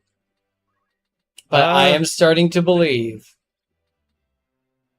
I mean, I think that they're both very solid reactions. I mean, I think for casters that have a MP pool, mana shield's definitely plausible. However, I mean, we've seen multiple times today, like getting your MP drained last second because of mana shield is also deterrent too. So that's where I see like you need X amount of bulk to sustain auto potion anyways. If you're not going to go for mana shield, so I do think that's a very solid option on a Mystic specifically, since they have the highest bulk out of the base jobs outside of Sage, like on the casters, where you don't have to invest so heavily and still get a decent amount of mitigation and healing on top of that. Right, so Dr. J is going to go ahead and stone his Ramza again. It's going to up his Ramza's speed ever so slightly once more by +1. And Ramza's probably looking very, very speedy boy at this point, especially with haste factored.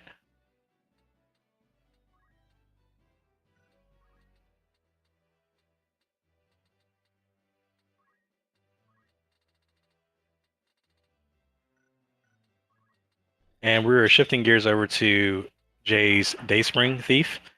This is the character known for primarily getting haste off. Looks like he's aiming to re-up that haste again on Ramza, or is he going to save his MP? All right, yeah, okay, so he's going to go ahead and save MP and save CT by not acting. So that Thief is definitely going to be acting again here in a few moments. In the meantime, we're taking a switch over to Jokerfish's Knight, also known as Half Man.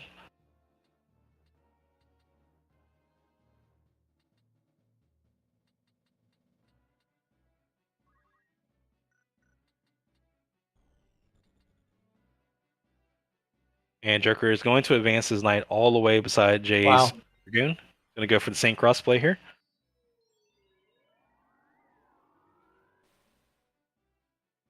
Okay, decent chip damage, 144. However, the auto potion saves off the entire bit of damage and recovering excess.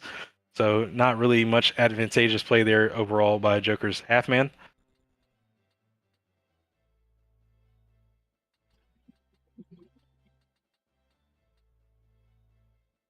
All right, looks like Joker's Monk is going to go for a nice shockwave hit, 224, and there's another auto potion proc that's going to save off the damage again. So this is kind of where, Mike, where we're talking about the auto potion versus mana shield debate. These are one of the situations where, if you have the bulk to sustain damage, auto potion is typically better because of how much it's recovering against damage. Exactly. Like Like you're only when taking like you 70 damage and stuff instead of overall. that, yes. Like Yep. after the auto potion has healed you, how much damage have you actually taken? Because with mana shield, you're not mitigating any damage. Mm-hmm. Exactly. Looks like the protect shell, the initial protect shell fell off from Ramza from his initial ancient sword that he swapped out later thanks to re-equip. So Ramza is no longer mitigating any form of damage. Let's see if Joker Completely decides naked. to completely naked.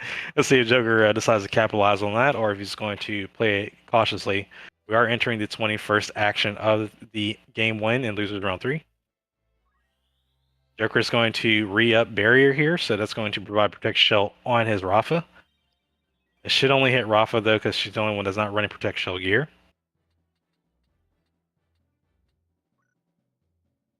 And that's going to do it for Joker's Time Mage. Now we're shifting over to combat mode, aka Ramza.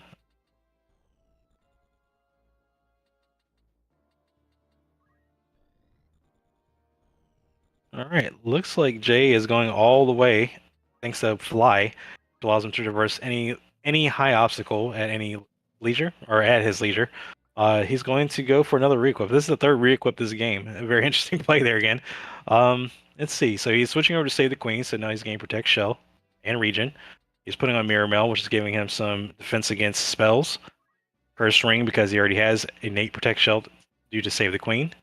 And lastly, let's see if he changes his hit piece. He's going to go for Vanguard Helm for +2 PA, so very solid re-equip option there by Ramza. He's getting ready for the attack. Exactly. Yeah, I was about to say, like, Jay's definitely situating to start advancing towards Joker and start running, starting to wreck his units. So Joker's going to have to be very careful here, especially with Ramza up top. He's got a lot of options to go downward now, especially thanks to Fly. Okay, interesting. The Dragoon is repositioning behind the Knight, Joker's Knight.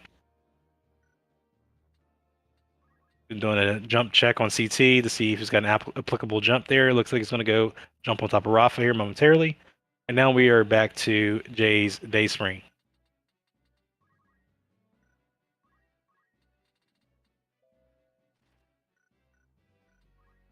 Slow check. Maybe a stop check.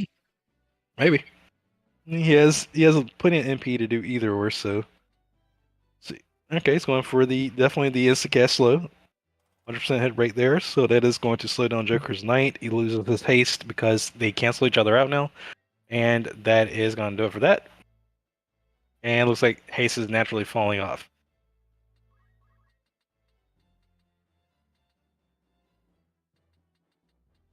Okay, it looks like Jay is kind of seeing who he could potentially pick with Victor Ron here. A lot of play potential here with Victor Ron currently. Can't check that. That is thanks to the earplug there. Speechcraft is cut out completely.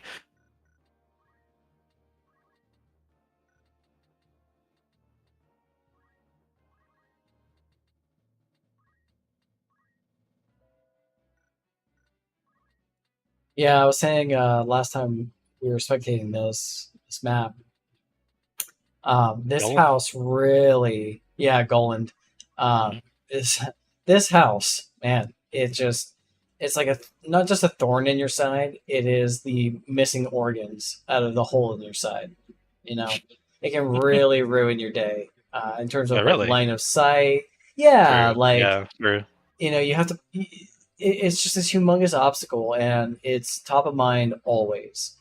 And that's what I actually like about this map. Is it probably like the features on the map are the most influential besides like the lava map. Oh, there's a solid Kiku there, putting Dayspring in critical for 350. Solid play there by Joker. I was just about to say, like, some of the best plays on this map are ones that go like Shockwave and Kiko Ichimonji and go through. Yeah. Mm-hmm. Or Dance. Yeah. Definitely a few ways to circumvent the barrier, the obstacle in the middle part of the map. But yeah, I definitely agree with what you're saying. Yeah, no, I do too. It's a different, completely. I mean, honestly, I would almost even say it's a completely different approach on how you would typically engage your opponent. You can go to sides, you can go up top. Like Yep. there's a lot of different paths you can take. And each side is different.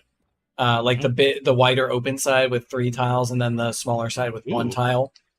Very nice counter It's cool. response there by Joker Fish going for the cure right after the jump landed. I pretty We much were puts just Rafa talking back in about the flow. that. Like, is he relying on faith-based healing? And indeed, he is.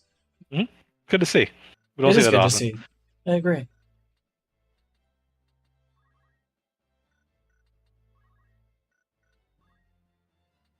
In this bard meta, Yeah. where being a rock star and a beautiful singer is all that matters in life. I mean, there are definitely some qualms to Barzon, but yeah, it is definitely strong if you can continue and your opponent can't properly get them out of it. I think that is where break aim in particular is definitely a Oh, yeah. I need definitely a to say skill to consider. Yeah. Oh, okay. Jay is going to dive right in to the Time Mage Rafa stack here.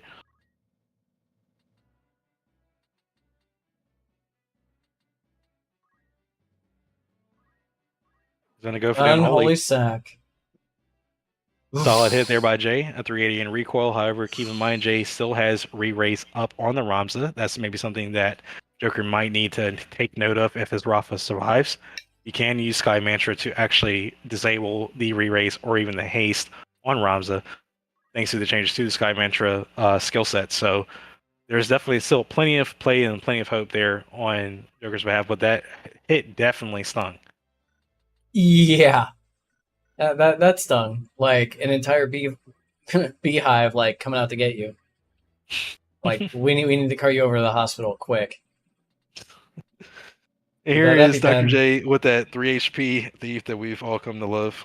That 3 HP might as well just he may as well be at full life. Yeah. Very He's- impressive playing with that thief. Like I would think Yeah. that thief would be dead a lot more often, but surprisingly no. I think he's going to go for the still HP here. Oh, he actually does have options with just robbing in general. Let's see, that might be the case as well. Still HP is looking pretty nice, especially against a bulky target. And her having so little HP, it's funny, just like restoring all of her life. Wow, nice dodge. That was a risky play. That was a risky play. Do you remember what armor he has? Like, what would motivate her to do that? I don't remember, but I can definitely give me 2 seconds. I will tell you. Lordly Robe. I was gonna say, but it's probably Lordly. Yeah, so that was definitely an option to go for to disable Protect Shell. So yeah, definitely good pick there by Dr. J. Sadly didn't land, but definitely in good spirits. Definitely good play to try to get rid of that armor and to drop that Knight's bulk.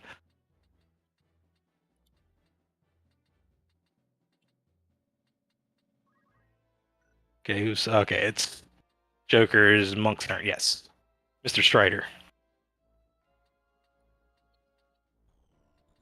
Strider has both martial arts and fundaments, so he has plenty of options. Looks like he's going to stay offensive and go for a ranged shockwave with a nice strike. Okay, I thought it was a critical hit for a second.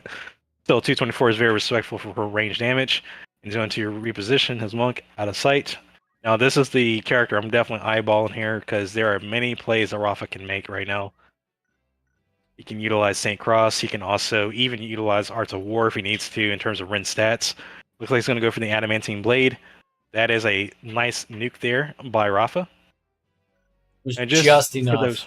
Just enough. So just a note here, Rafa's skills are quite different from the original game. Her abilities now are 50% max HP damage scaled, so the more both got, the harder it hits. But also, not just that, the skills also have the ability to remove ability-sourced buffs from the target. So, for example, that re-raise or that haste that Ramza had got stripped away. I can't remember exactly off the top what Adamantine Blade does, but it definitely targets either or. It's either the re-raise. Oh, he still has re-raise, so it's probably haste. Either way, he should have lost haste in the same swoop as he died. Yeah, you're always gonna lose haste if you die. Yeah, you're not gonna get raised and then be hasted. Right. So yeah, I mean, ultimately, it wasn't really a loss either way you look at it in terms of status debuff, but because he was haste, that ability was able to connect. So we'll down Ramza for the time being, but he still has that re-raise flag still, so he will get up later. So just to be clear, if he wasn't hasted, would he have been able to been targeted by that magic spell? So he would have to change abilities, but yes, there is one of the abilities of Sky Mantra does have the ability to remove re-raise. So that would have been the thing he should have gone for next. But since he was haste, he could definitely go for the adamantine. Solid 216 there by Dr. J with the Dark Knight. No stop, however. And his haste is now falling off on his team.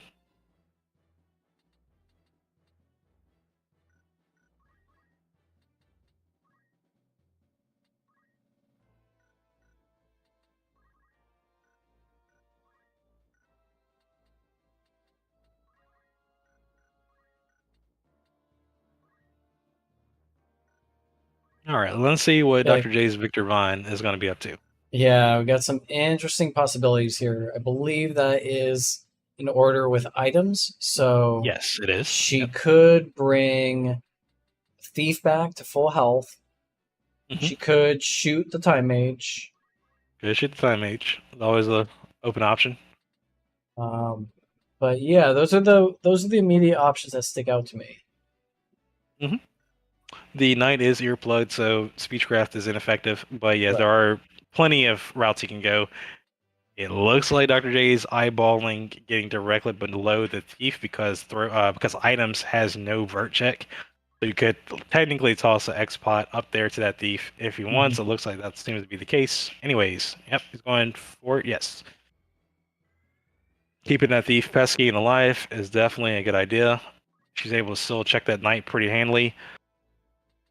Now, she does not have Protect Shell. Let's keep that in mind, too, so she will take the full brunt of whatever attack she's dealt with. Looks like Joker's going to go for the St. Cross. That was a good play, considering his enemy positioning. He's going to hit 3 units there.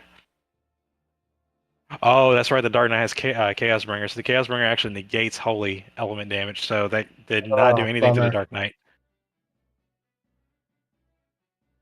Surprised he didn't go for. Oh, never mind. I mean, there was definitely cleave potential. I definitely, Yeah, I probably would have done the same thing, but the Chaos Bringer definitely didn't help in that situation. Is Chaos Blade Holy Element? Chaos Bringer? Chaos Blade. Like, how come? Like the OG Chaos Blade. Isn't that what the Knight? That's what Half has? Man is. Yeah. Yes. So that is it is +1 move. It is also what it does is it pretty much, you remember It does where how much life you've lost. It does in damage. So like the reason how much the target has. So it's like Clem Hazard. Yeah. So with a Knight, the idea is bring a unit to half health and he kills them. Exactly. So what I'm wondering is is how come he didn't just move to the back of the Dark Knight and do like a bunch of damage. Okay. Anyways, the Saints Cross was a not the play I thought he would have done. Oh, okay, yeah, I get what you're saying. Yeah, I mean, if you want to optimize purely for damage spec, then yes, I could see where going behind and flanking the Knight. But then again, I don't know, could he have actually moved behind the Knight? Yeah, I'm not sure. Maybe not. Because that is a weird spot that he's at. Like, he can't really go down the slope. He's got to have an X amount of jump. I know that Knight does not have fly. That would have helped. But even then, let's look at the screen here. We are in the 37th act with Jay's timer at 1:15 remaining. Joker has over almost 10 minutes left. Yeah, but not a lot of actions. Not a lot of actions, but he's definitely pretty much. I would assume playing in advance. So that's why his timer is in a different stake. But I believe that Dr. J is too. Dr. J does also spend time with ROMs that he has re-equipped 3 times this game, so that's probably worth some of his time. That is a very good point.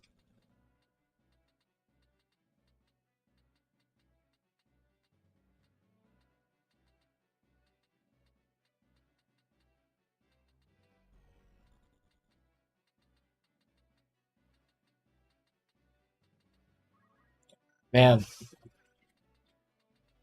It again, like we didn't see a lot of action until mid to late game, and then it all came together very quickly. Yep. That seems to be a fairly recurring theme in this tournament. Is outside of like most outside of small maps, even then the small maps have been kind of slow drawn too. Yeah, surprisingly. There's a lot more, there's a lot more like setup going on, and then go in like Act 25, 28 plus. So, but we're definitely seeing the engagement now. Wingman did in the chat. He did make a note that Jay has been using a lot of actions. He's been consuming a lot of actions. With stuff like his thief and like going for the borrow time or the haste plays and stuff like Yep. that. And it's also his comp is quite speedy in nature. So, Wow. solid play there by Joker going for the Church Raid in there. That will down Jay's Dark Knight. We are now in the 39th action, the last act of the game. Let's take a gander at how many units alive here. We have Jay with 4 and Joker with 3. Am I reading this correctly? Is that I'm reading this correct? Oh no. Oh boy. It's 3 and 3 now. Oh, it's 3 and 3. So I believe Wow. that is going to be a tie because Well, the only don't actually no. Hold we up. still got Let me- one action. There it is. Yep. There it is. There it is. Yep. Now Okay, so that let me, that will be let me stop GG. myself. Now it's a GG. Yep. So let me stop myself there because as soon as I realized like he has that item bearer coming up next, all he's got to do is go for the res. Yep. Wow. And that's it. Very impressive. That'll do it. That will do it. Whew. Man, That's crazy. that puddle, that's sweat, and it's perfectly normal. I'm not even joking. GGs. You're entirely correct. GG's. Jeez, guys. I don't Wow. know. I was hoping on the Rafa removing the re-raise before killing him, but no, it didn't work. Did not work. Very well Okay, played, so he guys. did go for the he did go for the re-raise. Okay, I wasn't sure if he was going for the re-raise or the haste there when he went Yeah. for it. I'm I just like, couldn't remember which one did which. That threw me off for a there's second too. the one that I casted it, yeah, I went for re-raise, and I was hoping he would remove it and then kill the guy, but yeah, no, it stays on. That's sad. Yeah, that's I guess. Well, that's the same with oil too, though. Like oil, if you kill somebody while they're oiled, they come back oiled. Mhm. Forgot about That makes that one sense. too. Yeah.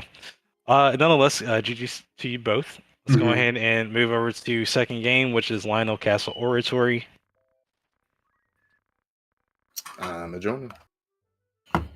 Hosting. Hosting. I forgot to update my.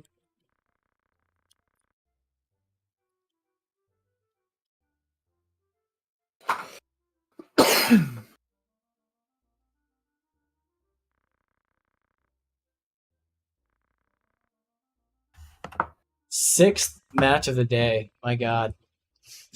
Yep. Castle Oratories. We are getting to the epic conclusion. But first, Mhm.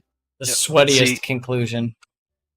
let's see who's got more sweat as we go into the pivotal small map in the matchup series. So this can go either one or two ways. Of course, for the viewers out there, this is a 1-0 for Jay. So if he wins Texas, then he will advance to grand finals.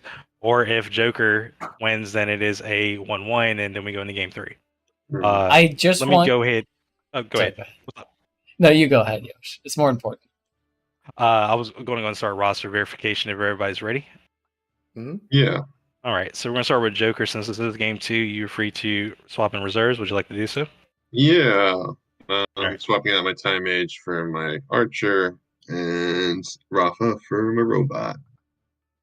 Roger that. Rafa for my robot.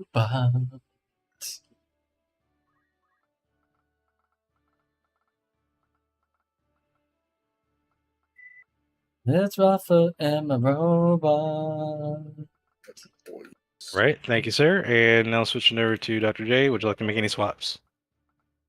I'm swapping in Kane. Man, I should have thought about this. I accidentally pushed OK, so Jay, do not push OK until Yosh is ready. Gotcha.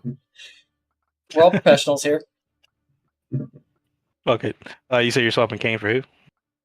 I'm getting Kane in, and I'm getting who's gonna call it out. Who am I missing? So we have combat mode, Dayspring, Victor Vaughn, Edgelord, and Remy on the main team. Oh, Dayspring. Okay, so you're going combat mode, Kane, right? Well, you know what? Hold on. Okay. Keeping Dayspring.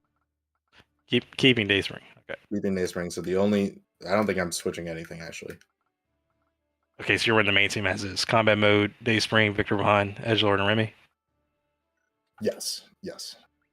Okay. Wait. What do I have on right now? No, I'm sorry. What I have on screen. I'm so sorry. Okay.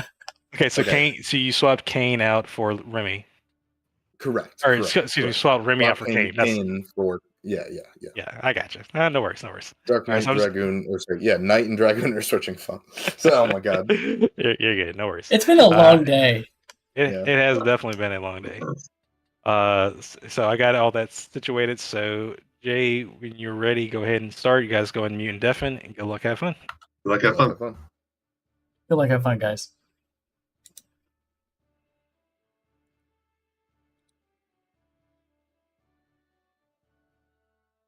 Let it be Right. known that if Dr. J does go to the finals, he will have Mhm. played 5 games, and I will That's have only crazy. played 2.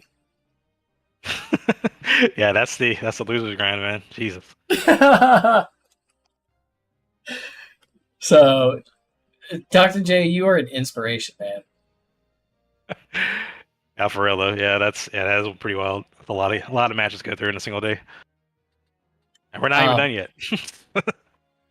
I have almost. to take a quick 5 or 10, feed the cat, Yeah.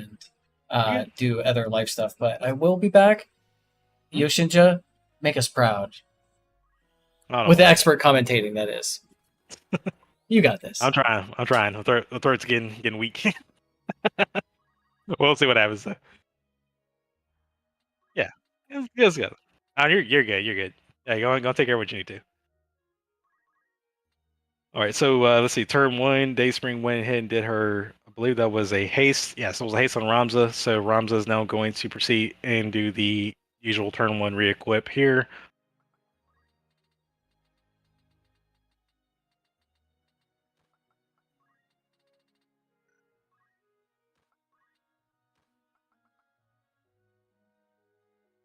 All right, so Jay is going to just double check and make sure that's what he wants to do. Looks like that is. So that is what's going to switch off into for the time being. And that's going to wrap that up for Ramza's turn. And I'm switching over to Joker's Bullseye.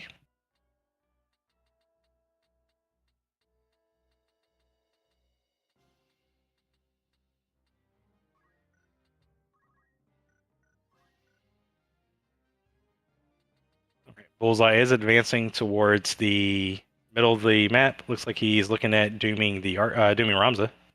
That doom does connect. That will remove the initial re-raise caused by the Angel Ring, which is now removed off Ramza. Good play there by Jokerfish.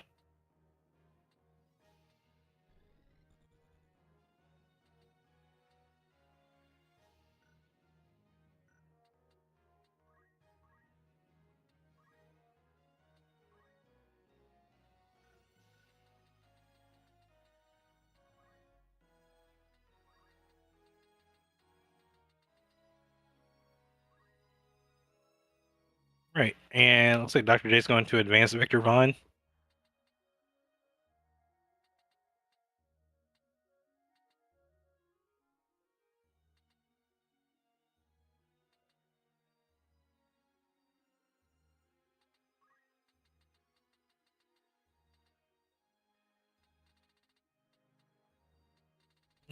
Let's see. It looks like Jay's trying to weigh in on some of his options here. Presently, especially with this being the very beginning of this game, there isn't really much options you can do, but that is one of them actually. Applying Carbuncle Cell will apply Reflect to Ramza, which will in turn cause Ramza to be impervious against most magics. I do think that Jay was looking at potentially getting damage out on one of Joker's units, but opted to go that route side, which is definitely not a bad route. Okay, and shifting over to Jay's Knight, we go for the Ren Speed. It actually connects at 47%. That's crazy. Very lucky landing there by Dr. J. That's going to nullify Bullseye's speed down from 16 to 14. It's actually a very speedy unit, so yeah, that does hurt it quite a bit.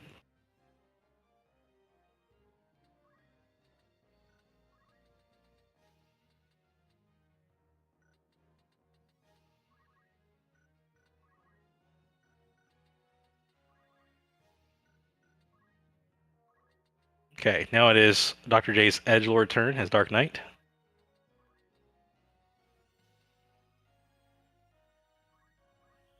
The Dark Knight's going to go for a crushing blow here. Does he get the stop? He does not get the stop, but he does get a solid 216 damage there. And then we're shifting over to Joker's Mystic.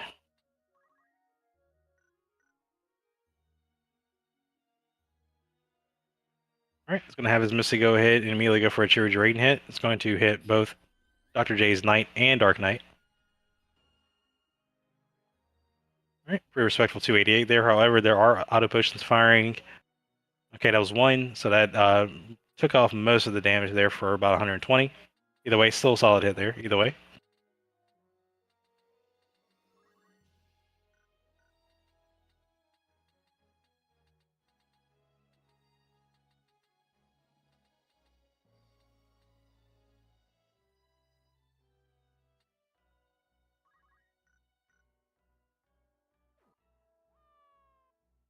Oh, very awesome play there by Joker, utilizing his Chaos Blade, which is guaranteed to attack or guaranteed to hit. And the damage it deals is based on the target's missing HP. So the Chaos Blade will bring down Dr. J's Dark Knight, and that'll be the first KO of this game. Joker seems to be playing in a state of aggression here and trying to get and capitalize on Dr. J's team as much as he can. So he's going to go ahead and shift his monk forward, right in front of Dr. J's Orator.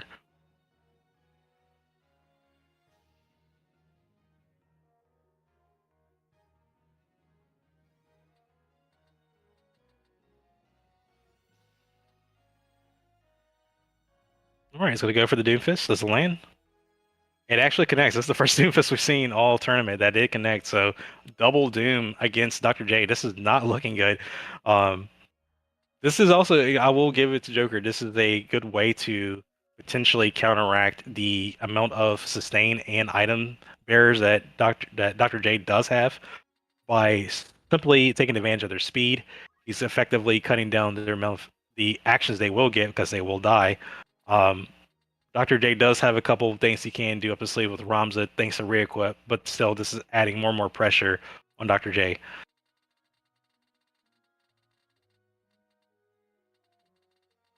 We see Dr. J's APM steadily increasing.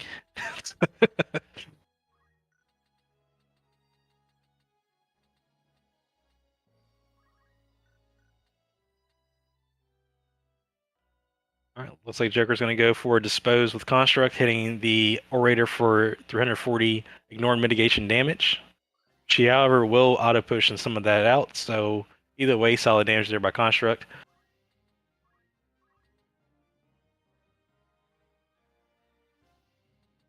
Alright, so Dr. J has to be especially careful here with having both of his units in Doom status. Hasting them could be detrimental because the faster they get their turns, the faster the clock counts down kind of deal. So it's like he's going to commit to it either way. What did I miss? Can you catch me up real quick? The biggest thing is that Joker landed a Doomfist and an Aim Vitals on both Ramza and the Orator, so Dr. J is facing double Doom right now. Got it. Ramza's Okay. turn just hit. However, Ramza is re-equipping out of the KO infliction from Doom by simply slotting a gear that prevents KO immunity, such as Jujutsu Gi. That was a little bit of a mouthful. So that's going to prohibit the Doom from finalizing Ramza's HP and keeping him afloat. Oh man, he learned that from who? What was that from before? Was that Dr. J that that was his re-equip misplay? Yes, correct. Yep. God, he learned his lesson. He went for the wrong gear and ended up getting killed. So he's definitely shifting. He's actually changing into a Jade Armlet too. Interesting options there. But I mean, honestly, this is I'm glad to see that he is maining re-equip here on his team because it does show how powerful of an ability it can be when utilized correctly. Being able to adjust to needs and even checking some statuses and adjusting to your opponent. So pretty solid play there. I want to say though that so does re-equip come automatically with Heretic or no? No, you have to slot it as a passive. Yeah. I will say though that like of all the squires, to put re-equip on, Ramza is probably the best. Yeah, no, I agree. I definitely dig the setup that Jay has going on with it, Ramza. Someone asked in my chat earlier, like, "Hey, are you still running that Squire with re-equip?"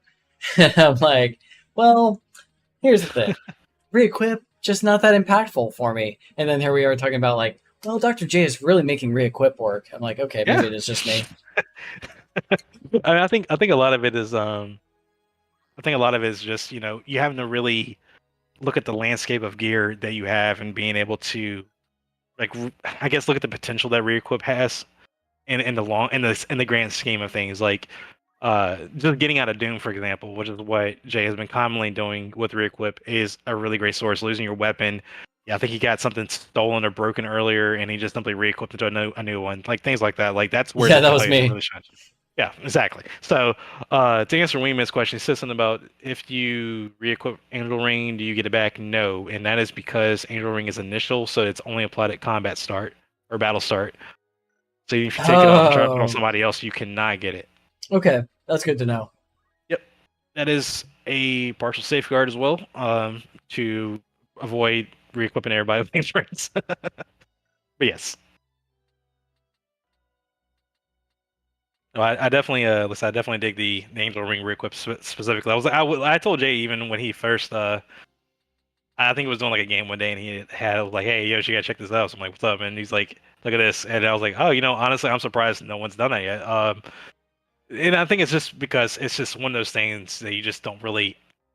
You got to kind of like think about it more so, like that it is a thing more so than anything else. Right, it's like it is as if a spell has been cast on you,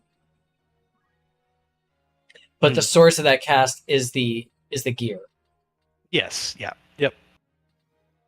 That's the same with But like that's an Ancient Sword important too. distinction that you're bringing up, is that you had to have it at the start of the battle. So if I Yes. re-equip in the middle of the battle, my next don't turn get- I can't re-equip and then maintain and then keep those buffs. I wouldn't even right. get the buffs to begin with. Is that Exactly. from what you're saying is true? Yes, no, that's exactly right. Initial buff items they only activate at the very beginning. If you try to put them on later, you don't get them. Now, the Angel Ring does have a KO and blind immunity to it too, so there is some qualms in swapping back to it. And technically, if he could have swapped into it, but that wouldn't make the most sense when you're trying to optimize your stats for a re-equip setup. So switching to Jujutsu Gi does give him a +1 PA as well as the KO Doom immunity and a decent bit of HP bulk on top of that. So that is one of the better items to swap to if you are under Doom.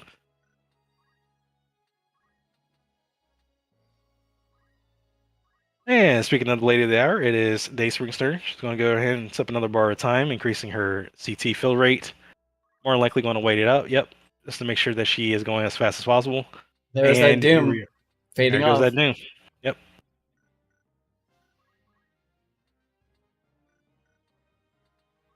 And it looks like Joker will be going a lot after this. So now's the time to fill up your tankards. More or less. It's a long, dusty trail. It is. It's going to be a hell of a dusty trail here. We're in 17th action on Lionel Castle Orator. I think we're going to start seeing some KOs and multiple kills here. So definitely about to be a very bumpy ride in a second. Oh, that Sage Ring check, though.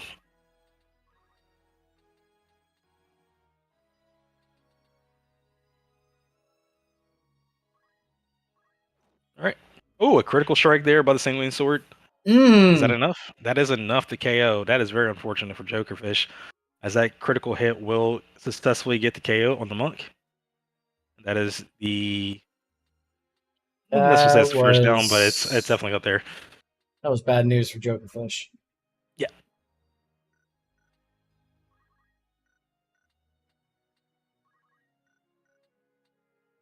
And speaking of Jokerfish, is actually his Mystic's turn, also known as Oni Slayer. Look like she's going to go offensive and do a 3-hit Cherry Draden here. Very good play based on enemy positioning. That has been solid 288 across. Yep, that has been a consistent performer for Oh. Jokerfish. Wow. Now that, however, that is also a consistent performer too. Auto pushes. Yeah. Been seeing that happening a lot in this tournament. So that Still, that I definitely mean, 130 damage damage is still a pretty good chip. But I yeah, mean, you're still rolling random roll too. coming down from 280 from almost 300 down to about 150 doesn't feel good. Joker with the Chaos Blade Strike. Once again, it cannot be dodged, so it definitely cleans up the Knight. And that is another KO. Currently 4-4. It's like Joker prepared for stuff not doing max damage. Or as much damage as it should. Well, that was an incredible salvo. Yep, that puts Ramza in critical. He does, however, trigger his Adrenaline Rush, but the Order also enters critical. However, she will die next turn due to Doom. But still, good play overall by Joker, and he did not move Construct, so he's trying to optimize his turn order there. Cursed Ring. Cursed Ring, yep, he swapped back to it, so now he's not going to be able to haste again. However, that is pretty effective too. Slow definitely hurts, especially when you're already not the fastest guy on the planet, so. Oh, there goes the Doom. Like little micro haste, micro slows from a quick and nimble unit can be super valuable. Oh, 100%, just disrupting the turn order. Oh man, it's really proven to be like game changers at certain points in the game. Mm-hmm. Oh, for sure, for sure.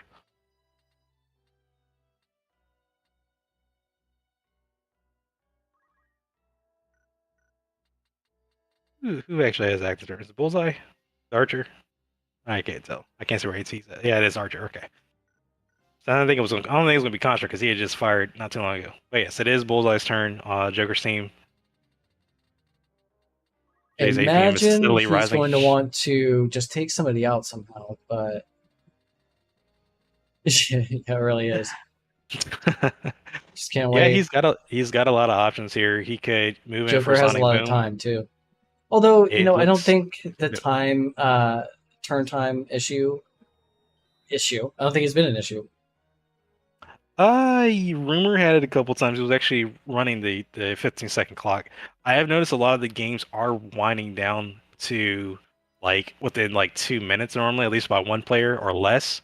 And a lot of the games have ended at the 40th action. That has been a very interesting tournament overall. And that also means the matches are taking much longer too because of it. But that just also means that everyone's doing their best. So I have no complaints. That still does miss, however, so that is sadly unfortunate for Dr. J, but I'm sure he can still try to work around it. However, it's not looking good for Dr. J right now as he only has 2 remaining units in play. Surprised he didn't go with the Sanguine Sword to try and keep his unit alive. I'm surprised he didn't either. He might just be in a position where it's like, I can't do a lot, especially with Joker having 4 alive units. So yeah, I could definitely see where Sanguine would have been overall the better option, but look like Joker's going to capitalize on that either way. He's going to go for a 2-for-1 Shuri Drain. We're going into game 3. It looks like. Definitely looks like we're going to a game 3. That was a nice double kill there, especially with the Thief not having Protect Shell. And well done, Joker. Did you catch the actions on that, Mikey, by chance? I think it was 23. Okay. Don't quote me on that though. Shit, it could have been 28. GG. Yeah, I think you're right. It was 28. Was that 28 actions? I wasn't paying attention. That sounds around there. Yeah, I think so. A nice win there, Joker, by the way. Nice.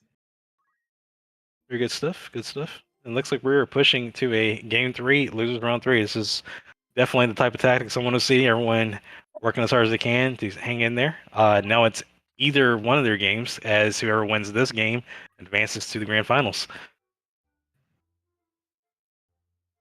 With that being said, let's look at what is game 3. It is Yao Glowtown. This is actually the first time we'll be seeing this map in the tournament, as it only appears once. So you guys will be playing on this map for this final battle here. Word. Cool. Joining. Hosting. Word.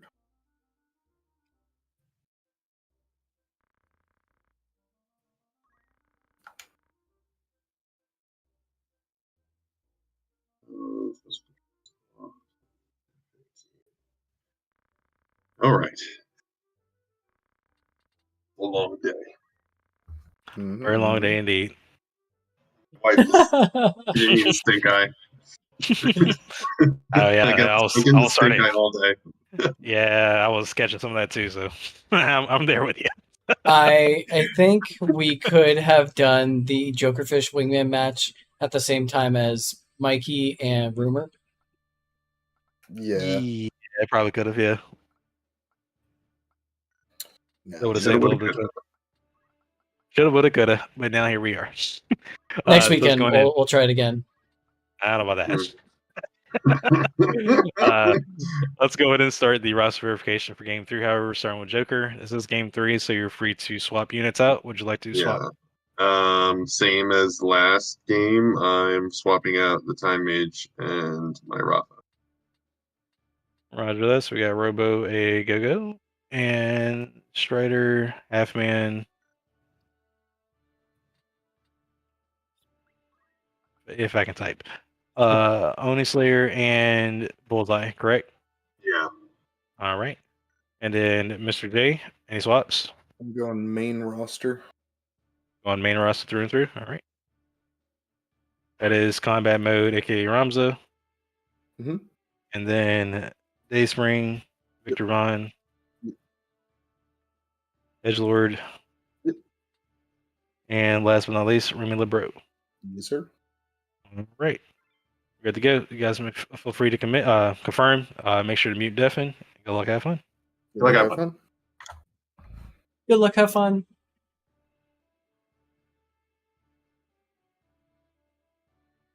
Ooh, all right. Now we are starting Game 3. This is the first. Yes, this should be the first ever in the entire tournament that a match went to Game 3. Oh, you're right. Wow. So, I mean, let me double check because I could be wrong. I think there was one. Yeah, actually, Joker and Jay's winners round 2 went to Game 3. So Okay. this is actually A repeat. that is kind of like a repeat. Yeah. This is the rematch. Yeah, you guys are settling this once and for all. Yeah. Truly are.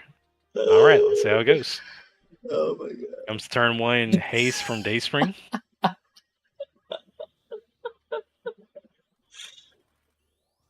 Can we make it so like the winner and the second place form 2 different leagues within Tactics League? 2 different leagues. Like, Yeah. So like there's a schism where either team Wingman or team so and so. Yeah, you have to like choose an allegiance, but it's always we sort it out so that there's always equal number of people. But yeah, that's how like we earn points for one team or another by having like PvP matches against one team, and we strategize and try and build up each other and then represent each other in tournaments. Yeah. So ridiculous. Yeah, I mean, honestly, maybe something look at in the future. I don't know necessarily to the full extent, but maybe. I wouldn't mind actually doing some like kind of crazy rendezvous thing too. I think it'd be interesting to do the kind of like a tournament for the multi-part missions. Maybe Knights Templar first. Oh, interesting. Yeah. But that's something we'll definitely dive into at a later date. Now Agreed. we must get through this tournament. We must get through this day.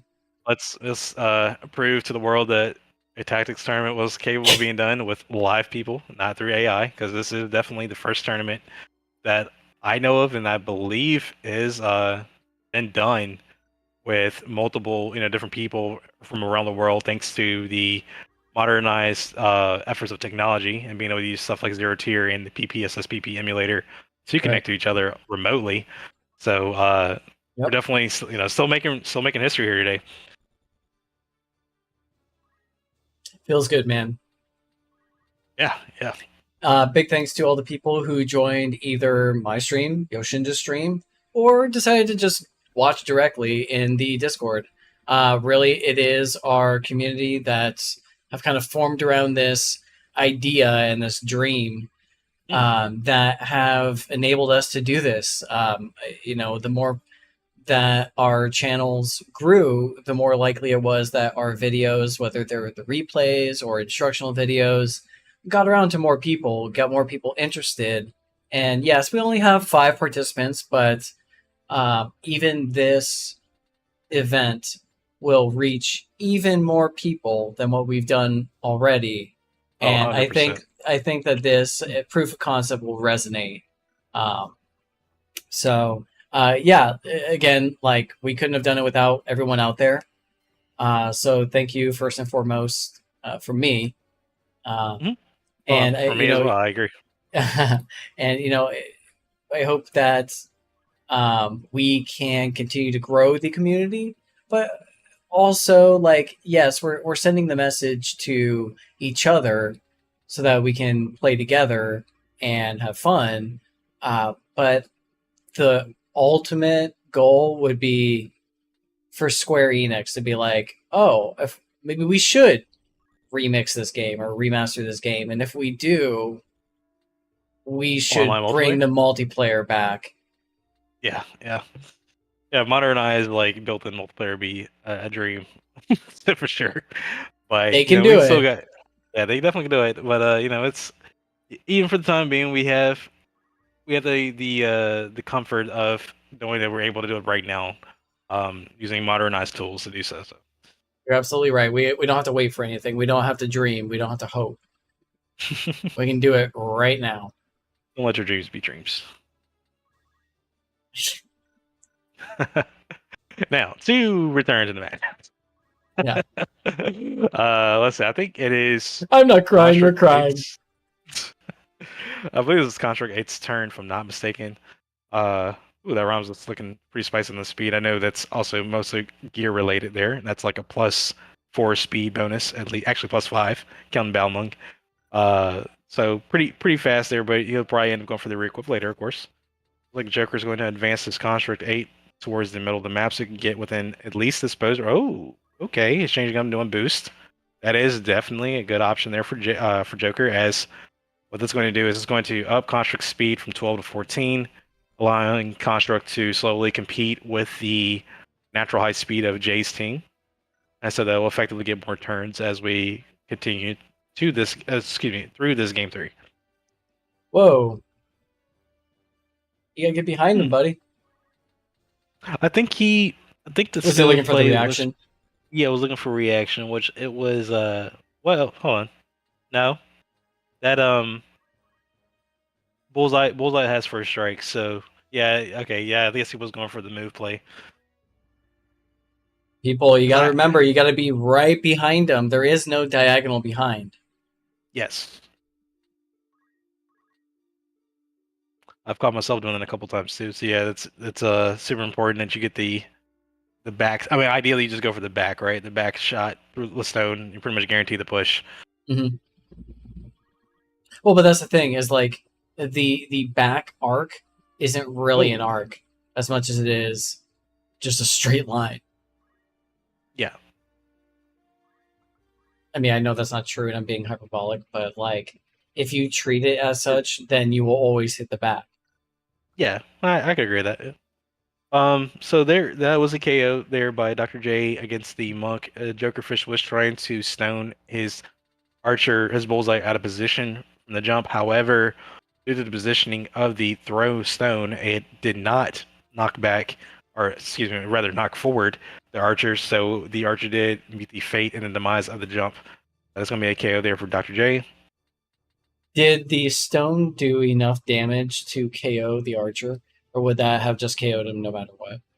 So Bullseye has base 417 HP. I don't think it was enough either way. It would definitely close the gap though. But I think the jump was 384, so either way the stone was like no more than maybe 12 damage.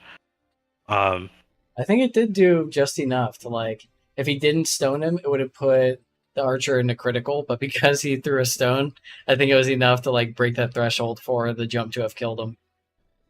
It may have. I don't quite remember the amount of damage on stone. It was either 12 or 22. I think it was like it was a 2 something. So maybe, I mean, yeah, if it was 22, then yes, it actually would have put the archer in a really bad spot. It's really funny to watch Dr. J continually shoot his own Ramza to get that adrenaline Oh, rush. okay. Wim is actually saying that the jump was at 484, so I misread the number. I said 384. It was 484. See, either way. Oof. Yeah. That's a Yeah, so spicy yeah, jump. The stone was purely meant to get that archer out of position. Excellent. Look at this. Looks like Jay's gonna go for the throw dagger there. Oh, That, he knocks Contract back oh! with their fall damage. That's the first fall damage that we've seen in the match. Wow. In the tournament season. Yeah. That was a chunky fall. So it was, funny. yeah, it was a decent roll and throw dagger, and in addition, an extra 85 on the fall damage. So, very good play there by Dr. J. He is giving it his all for sure. Both players are definitely giving it all, but I definitely sense that Jay's APM has reached peak. It has, yeah. He's really like there's a Dr. J that you feel is like a restrained rush. Hmm. You know, he rushes, but he rushes later. Yeah, and speaking And then- of rushing, that Ramza is getting very high in stats as he's continuously buffing through shout and through adrenaline rush procs from various means, mostly through team infliction. Ramza is looking to be a very, very nasty threat here. I suspect maybe in the next couple actions, is he'll pop out from around the corner and come straight cutthroat towards Joker. But with what? Like, is he going to use an unholy sacrifice and try to AoE everybody with like a Death Star unit? He could. He could, well, yeah. If you give me enough time and Yes, action he does have lines. reprisal too. Move 7. Look at that. Yeah. Move 7 fly. Don't forget about reprisal too, because all he has to do is have his team inflict damage on Joker's team, and he can run up and then reprisal and finish them off. Because reprisal is target missing health, so you can always just kind of chill them back and wait. Now, might be part of the strategy that Dr. J is utilizing with combat mode here, is that he's allowing his team to do most of the infliction and then have Ramza come in and get the KOs. Yeah, I mean, Joker does run that same strategy with, or rather, victory condition with his half man and Chaos Blade. Is let your team whittle somebody down to half health, bring in the half man to clean up. Yeah. Honestly, I get the name now. Now that you said that, it didn't even add up at first until you said that. Oh, okay. So what I was concerned with was, with Dr. J, like coming in and trying to clean up with Ramza and Reprisal. Reprisal is just one tile target, right? No, I think it's three ranged, one target. Right. Single target. It's single target, yes, definitely single target. I think it's three range though, but he's got to move 7, so I mean he could get in position anywhere, almost, and reprisal anybody he needs to. Okay. There we go. Nice. That was a pretty large active healing there by Dr. J, keeping his Dragoon fresh and tidy. Active healing, you say? Where have we heard that one from? I'm listening. I heard you mention that in I'm glad you previous caught it. match. Yeah, because I was commentating over your commentating, and I was like, I know that one's for me. Oh, it definitely was. It definitely was. When I said those things, I was like, good old active healing. Which, honestly, it's good to see. It's good to see that the overall mixture of damage done and healing done is still across. And we've seen a lot of X potions. We've seen some Life's Anthems. We've seen even some Cura and Cure plays too. So, I mean, there is definitely some active healing going on all fronts. Not just, trying to go all out and trying to nuke your opponent. It's also like, sustaining through the fight. Because this is a tournament, so you don't want to necessarily always engage blitz style because it can easily go bad very quickly and then you end up losing.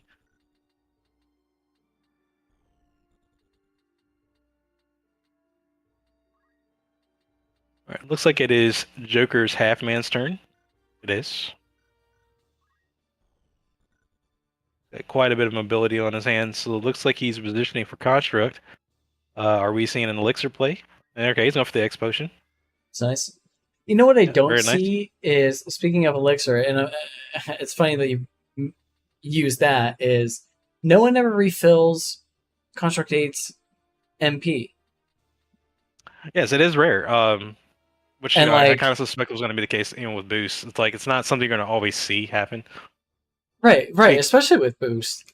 Like, dude, your Construct 8 could be, speed 18 by the mid game with Seraph Song going off. Yeah, that is true. Yeah. I mean, yeah, I do think that a lot of it has come down to it's like, is it really Worth it. is it overall worth really going for that pool? Now, I do think if you run a team that is a little bit more MP reliant, then yes, I can see the Seraph Song Construct 8 combo being very strong, keeping him in position, especially on smaller maps where he doesn't really have to worry about moving and then boosting away, getting to 16, 18 speed, and then being a real problem.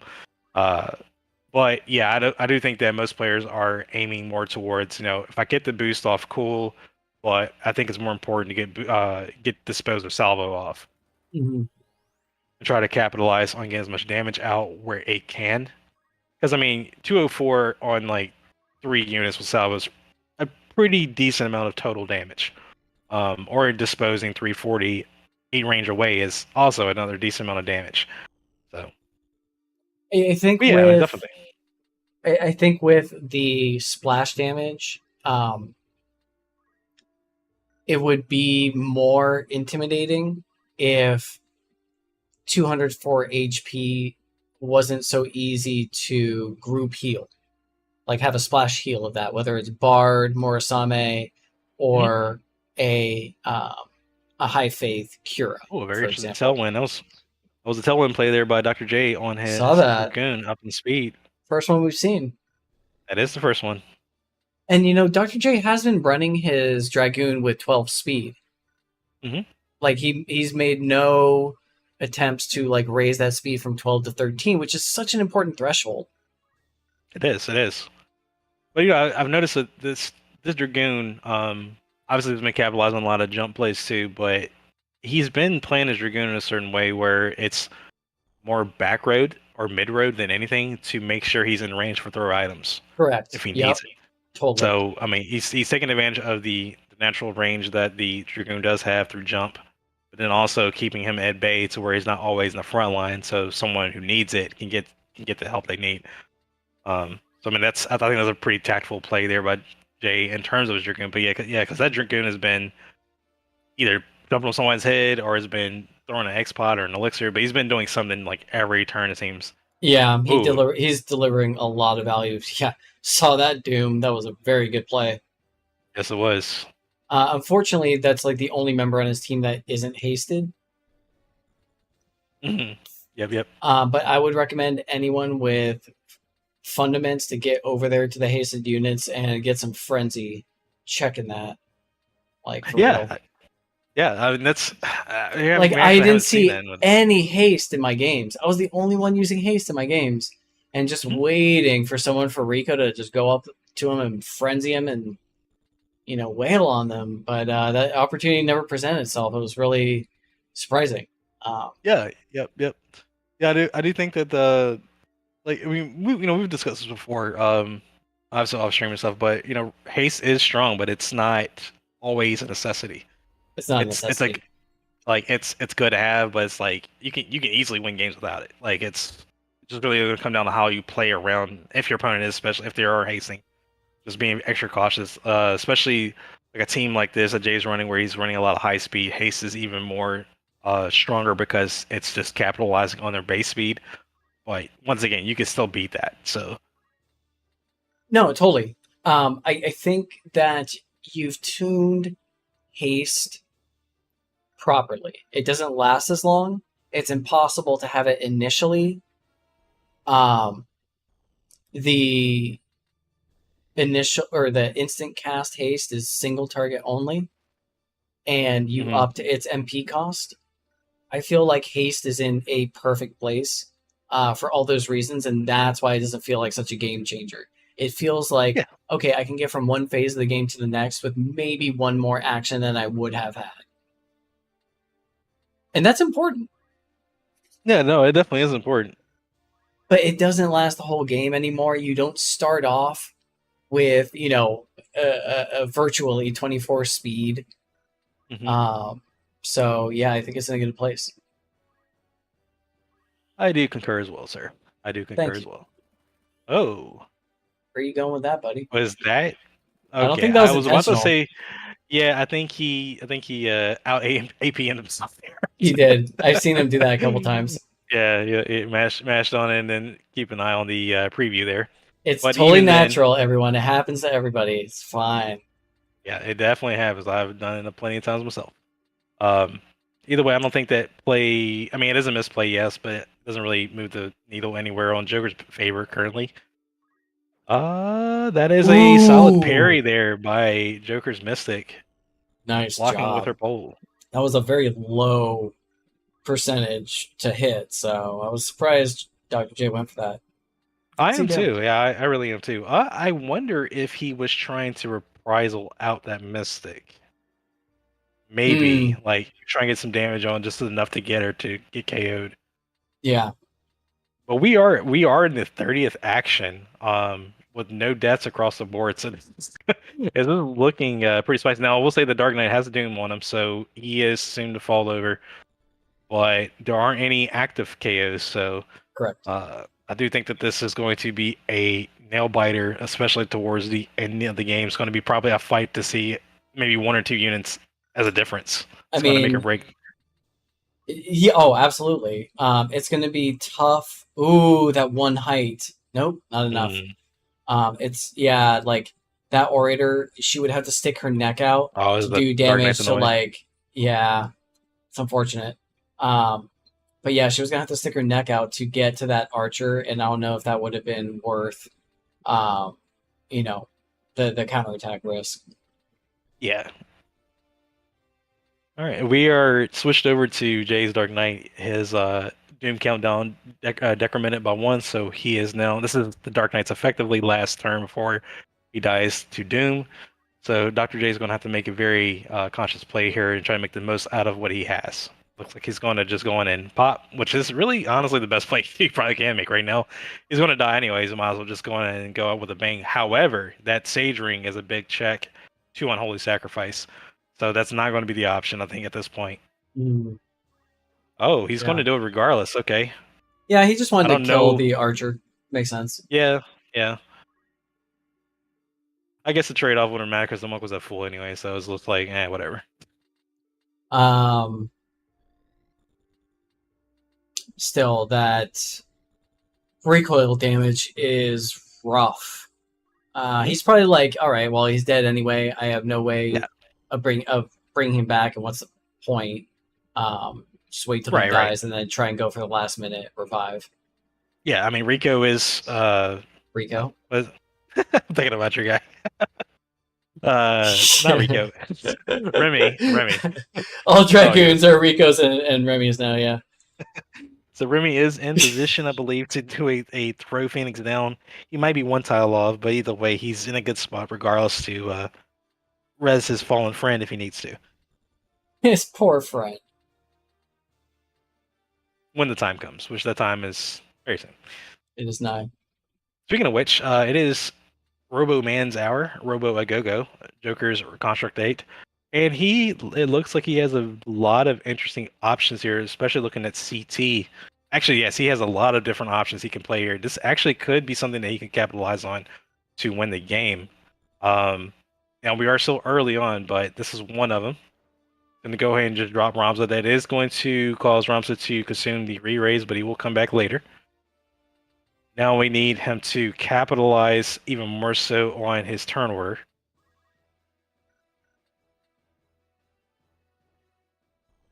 Ray's going to move his Mystic directly into the enemy stack, go for a 2-for-1 Shuri Raiden. Okay. It's aggressive. It's an aggressive play, so that's what I'm hoping the turn order plays right. So that he can capitalize on that damage. Now that auto pushing kind of hurts a little bit, but it's still doable. I mean, I gotta say, I've been really impressed with the amount of healing and the widespread use of regen in this tournament. I think I've seen Masamune being used. I used it quite a bit. So yeah, seeing some Passive heal. passive healing without an actual unit. Oh, not enough damage there. Not Since the quite Chaos Blade enough. scales with the health, yep. So it's not enough. That does put the Dragoon in critical, however. I'm So thinking, either way, it's still pressure, nonetheless, but not enough to get the KO yet. does he revive? Yeah, see, Does he revive, or does he go on the offense? or even like, I think he already consumed an elixir. Yes, He has, yes. Okay, so Has he? I feel that like he is- used yeah. one on his own guy. I like to say he did. I could be wrong, but I don't know. That's definitely going to be interesting play here. Okay, I was hoping he was not going for the Dark Knight. Good play there, Joker. He's going to go ahead and take advantage. Yeah, I thought it for a second was going to go after the Dark Knight for some reason. But yeah, no, that was definitely the play. Oh, okay. Look at that turn order. Yikes! Wow.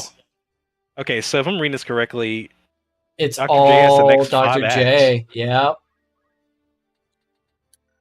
Oh no. Okay, so this can definitely go badly for Joker. Ramza still has his re-raise, and he should be getting up here momentarily. It looks like Dr. J is starting to commit to full-on aggression to start netting KOs, which is what he Yep. should be doing since he has the turn order. And there's Mr. Ramza. He's back in action. That's one more added to the turn order stack. So I don't think that was in the original turn order. So was it? I was think it? he's. Yeah, he just I got think he added. has the rest. Yeah, he definitely has the rest of the game. Yep, 100%. We got a And there- reprisal coming on that archer. Yeah, we got a reprisal. Even Sanguine's fine too. Either or. So I'm wondering if that Dark Knight's going to go down before someone gets a chance to try and revive him, or was he last in the stack? I did not catch that, but it is definitely a good call there.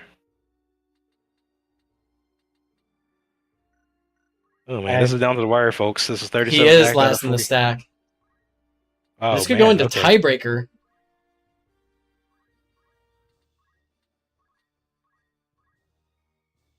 I guess he did use his whatchamacall. He used his elixir already. Yeah. That plus 300 still hardy recovery there. All right. So that's going to keep that Dragoon in good spot.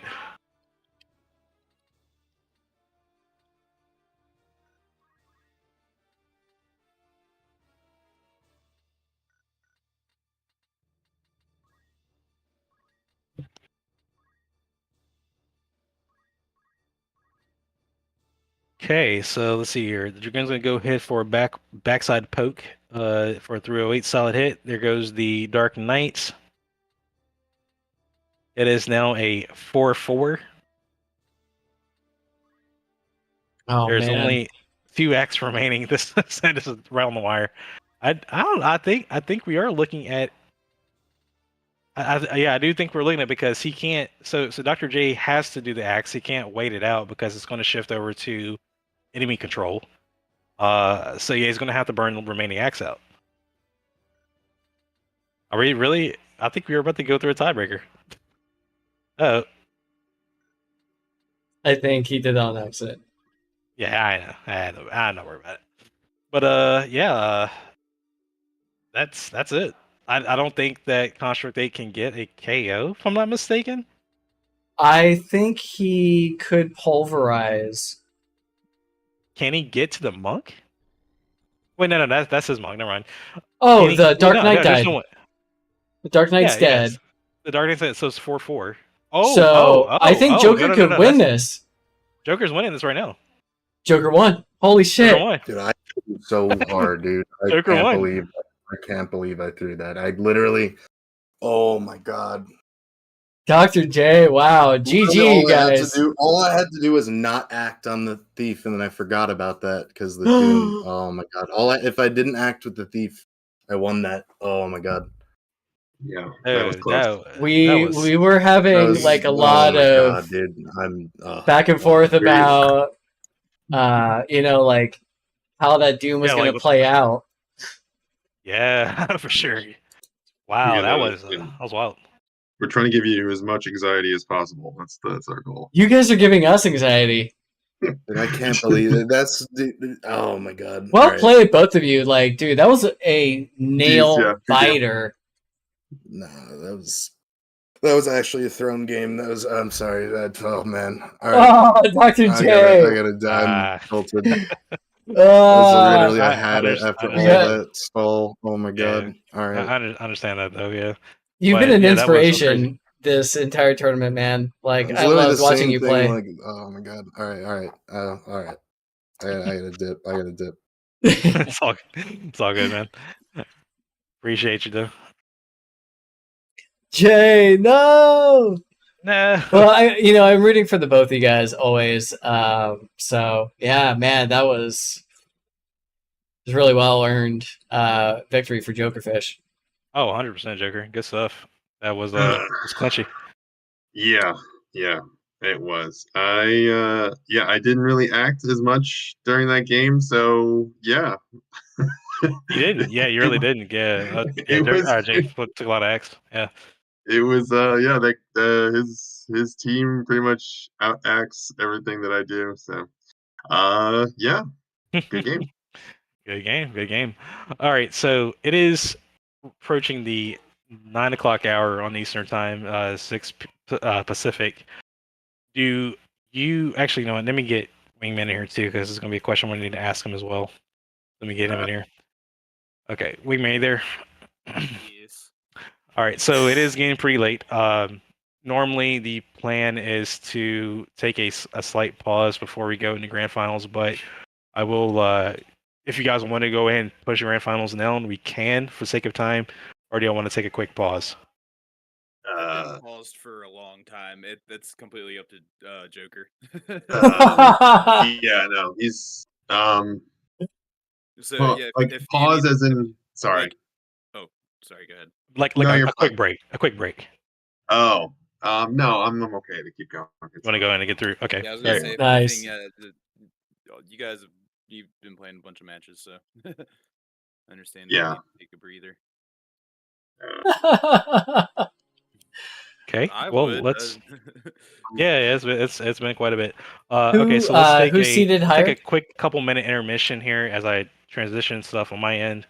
We'll go and get set up. So Joker is the host, of course. So I want to go on and start getting connected and stuff. Yeah. So we have it. All right, cool. All right. Stream wise, I will return in a moment as we start the grand finals, the last match of the night. Amazing. I'll keep the crowd entertained. Perfect. Holy start. God. I only played two people out of the five. Yeah. Other four. Yeah, if you Yeah. got the winner streak, yeah, you pretty much chill most of the time. Well, yeah, but no, it's like I didn't get to play against Jay or Mikey at all. Hmm. Yeah, That's I our didn't bad. hear rumor. Yeah. That's all right. That's my fault. I have let you down, Wingman. Oh, how dare you! Unforgivable. Malone You'll- Cathedral I hope Nave you is forgive the me. first map. Okay, take this.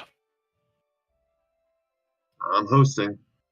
All right. So we'll pee real quick. Okay. We don't want to join you for that. Please don't host that. Wingman, you are streaming this? Yeah. it should Yes. be up. Yeah, it's up. Yep.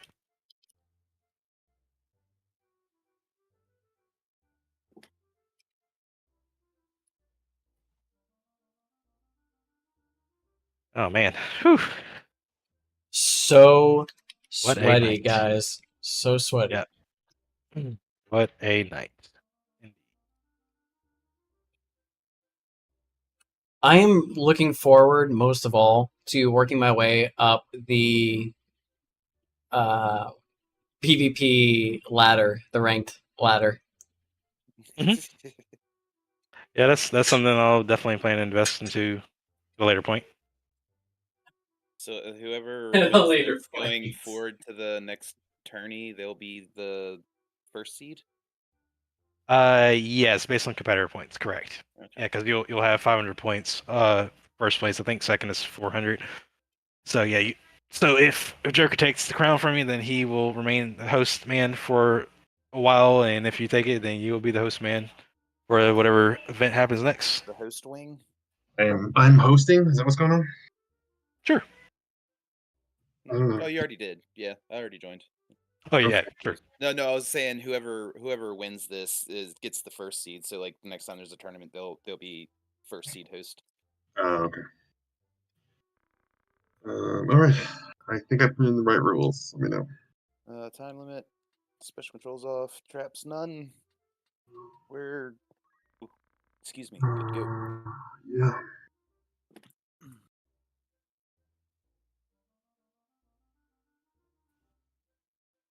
And I think What's the nave. map? I think. Oh, we're doing the nave. Okay. I think. Yes, Milan Cathedral nave, please. Yep. Okay.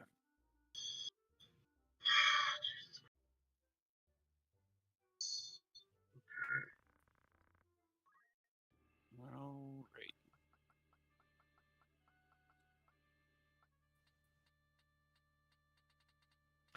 All right, and as per usual, we will start roster verification, starting with Joker Fish as first seed.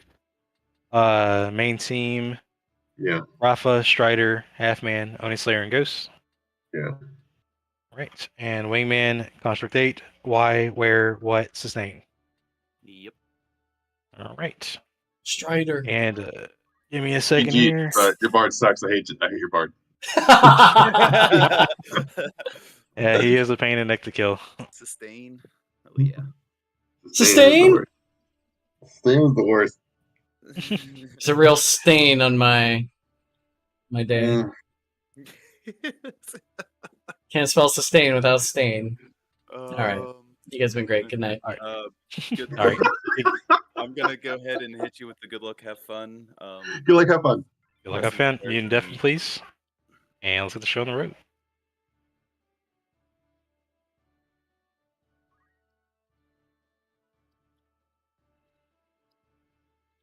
All right, and the pivotal moment is here. We are finally in the grand finals match of the 2023 opener. This is going to decide who is the best Final Fantasy Tactics or Alliance PvP player that we have on the Tactics League Discord. And until we prove that there is extraterrestrial life, they're considered the best PvP player in the universe. Extraterrestrial life. Like until you know, whoever from Andromeda Galaxy comes over and challenges us in the next tournament, Joker or Wingman, one of them is the best War of the Lions PvP player in the universe. Yeah, I can agree with that. As of now. Yeah. That's a heavy, you know, title. It's a heavy burden to bear. It is truly a heavy burden. We become truly delirious at the end of this long day. It has been a long day. Currently streaming at 8 hours and 34 minutes. It's funny, like I can remember back to my first match. I'm like, wow, that only took 13 minutes. Oh no. All right, let's see what we've got going on here. Wingman's Archer decided to go for a turn 1 base of Toxico. That's going to inflict poison and oil status on Joker's Rafa. Just a side note here, poison does do more damage in the PvP patch, and oil also now double damage on all elements except holy and dark. So if I had a suspicion, Wingman's going to probably try to follow up on that later. Another note, the solid 3-line Kikuchi Monday there by Wingman's Geomancer. That definitely hurt. That was spicy. That was a very spicy opening play.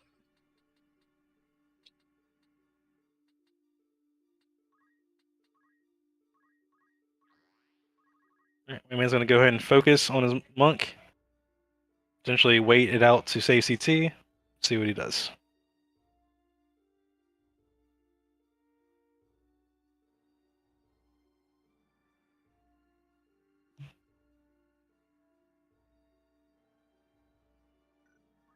Hold on, let me see. I'm just imagining like in every, you know, movie with a climactic ending, the real final boss shows up right before the end of the final match. And so Drace is going to pop in and is like, I challenge. It would have been nice if he had popped in. Well, Alex, I know he was busy, so wouldn't catch it for today. The That's all OG good. master. Or Salsi. Looks like, yeah, that too. Looks like Rafa's going to advance towards Wingman's stack here. She is still presently poisoned and oiled, which Wingman will probably take advantage of later. Let's see what play that Joker decides to make here. Wingman was asking if the Archer was the part of the Yeah. OG roster. I don't think so. No, Joker's good on his team.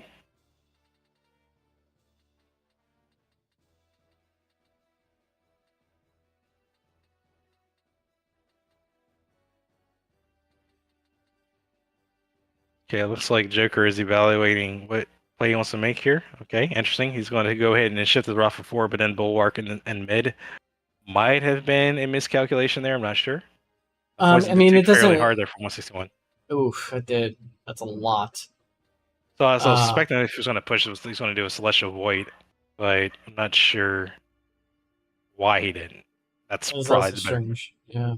Yeah. It wouldn't have made sense to have bulwarked earlier when he was standing next to his troops because his troops have yet to go. So, Yes. He bulwark and then they move and it just, like, what's the point? But since it makes more sense, like, at the end, if she was the slowest character and everyone else is already gone and it's going to be a while before their next move, then yeah, bulwark it up.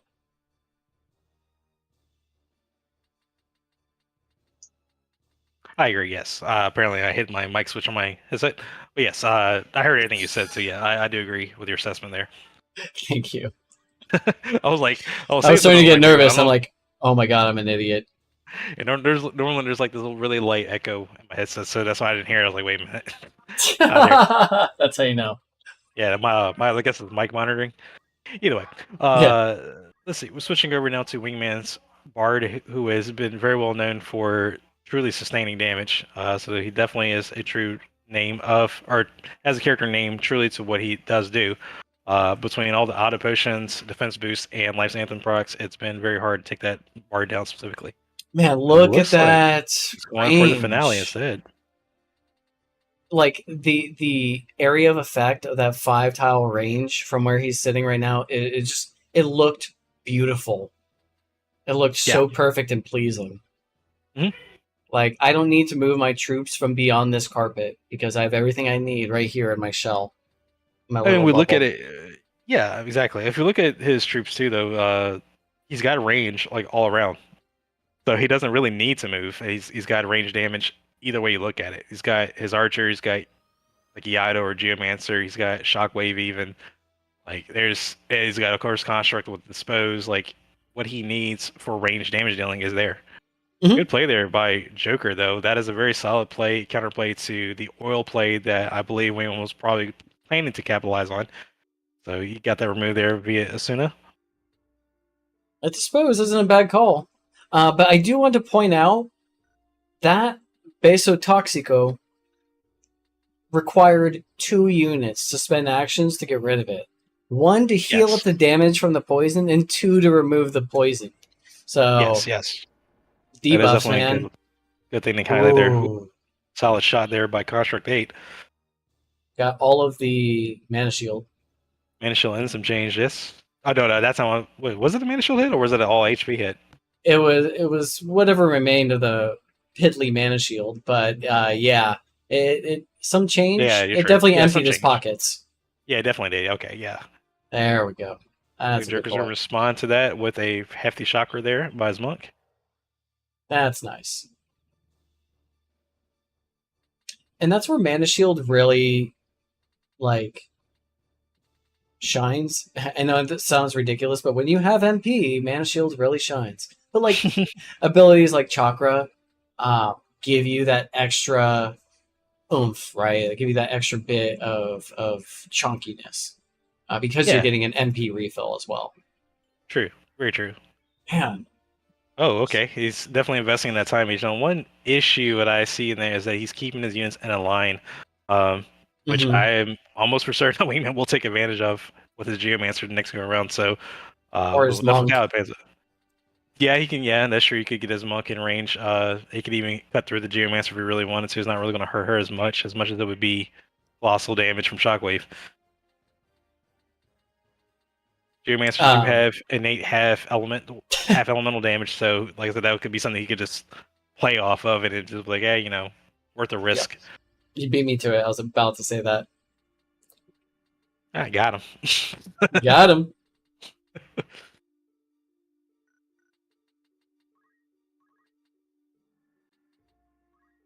right, speaking of monks, it is Wingman's monk's turn, aka Y. Why not? Why not? Okay, let's go Okay. for a 2-hit shockwave line with solid 210 damage across on Rafa and the Mystic. Mana Shield did take the damage, brunt of that damage though. Oh no! Oh no! Ooh, That's got not all good. That's not good three. at all. Yeah, that's a. Oh man, that's a lot to capitalize on by Wingman. See what he Normally you'll does. see like two. You normally see like 2 finales hitting at most, but 3, that's big. That is big. What is the chance to hit on finale? 50%? It is base 34%, the performing arts, which is innate to Bard, and gives it another 10, so it's now effectively 44% chance. So the fact that he landed 3 Dang. 44% chances there is a very, very huge. Wingman's gonna go ahead for another base of Toxic, poison and oiling up them knights. It's about to be a very oily time here. Well, he is a chef, True. and he does like to cook with oil. Yeah. Is he going for Yep. short Going for range Ido? Okay. Yeah, that your rating is pretty spicy. The four-man hit there, 4 for 1. That's a very good positional play there by Wingman. That's going to hurt whoever it hits, which is all 4, of course. Rafa is in critical. Oh man. And now Contra can potentially follow up and set attack.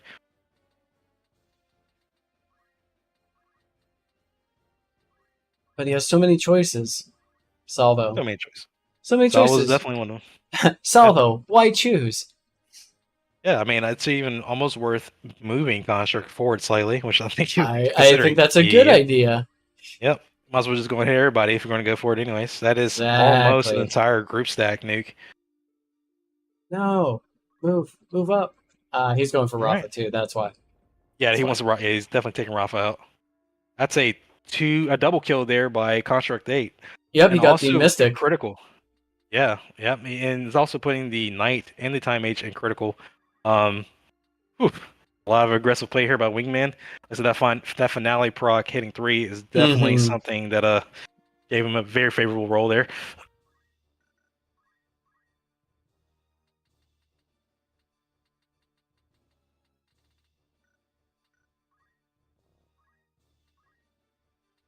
Oh my god. That's terrible. Oof. And a 2-tick life anthem? Oh my goodness. Yeah. Yeah, the dead units and just like the way speed is, it's definitely advantageous right now to keep up the heals. Even if Joker starts trying to respond with damage output, Wingman's going to start saving offset damage, so it's not looking hot at all for Joker.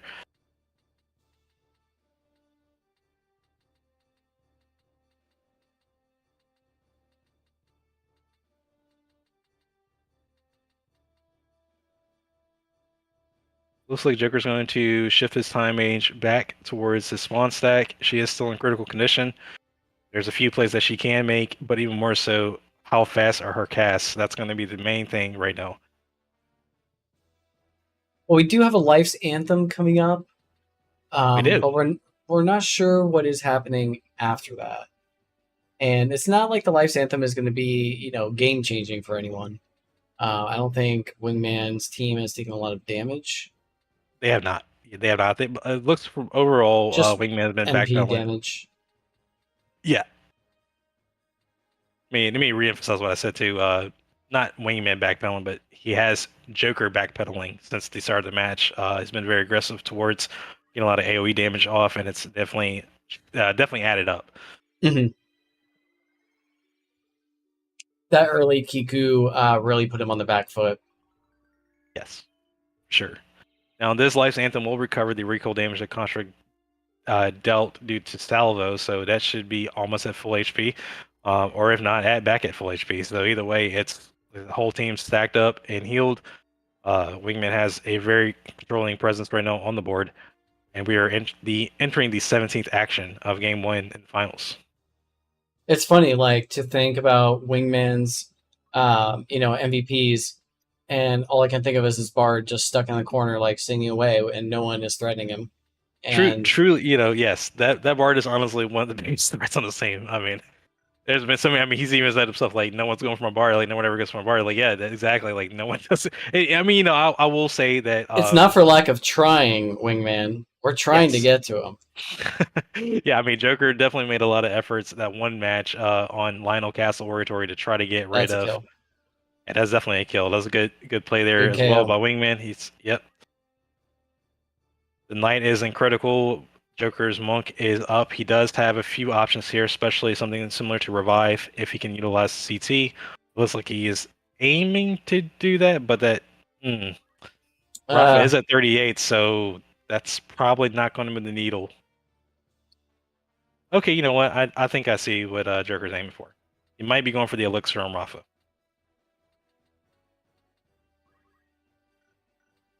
That would seem like probably one of his best options right now. Is there nobody at half health? No, they're like Wingman's team is should be at full health. Yeah, They're topped off. Yeah, Construct's barely missing health. Okay, so instead of going for the elixir, he's going to go for the Phoenix. Interesting. It is. Still really CT. low CT, but I'm not sure if there's anything he can do about that. Like, he may not have any choice. Oh man. Yeah. There you go. Yeah.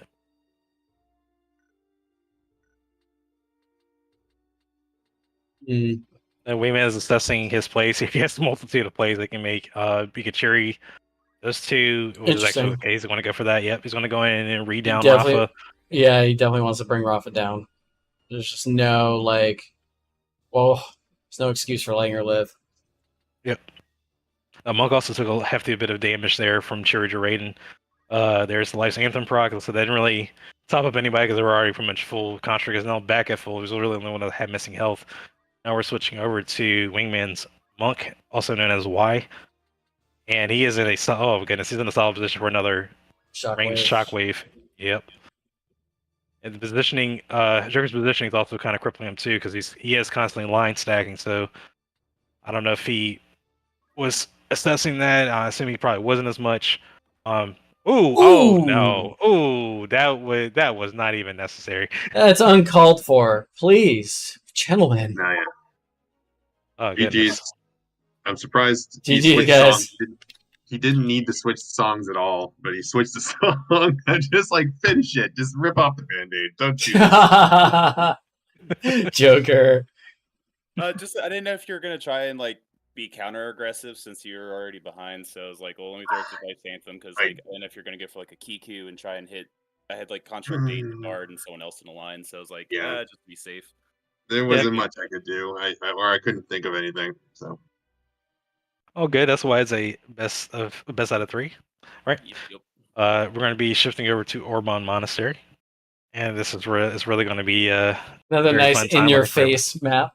Yeah, let's make this a quick one. Let me all go to bed. There we all can go to bed. Go to bed happy and satisfied. Also, I meant to say it in mine and Joker's match way earlier. I'm joining, by the way. When my Monk hopped up on Construct 8 to jump over the enemy unit so I could do yes! I thought that was awesome. Oh, yeah. That was amazing. I was like, I could get back there? How? And then, I just did it. And it's just like, let me get on Construct and jump. Yeah, I thought that was pretty sick, too. In the remake, they will do front flips and back flips. As a Monk should.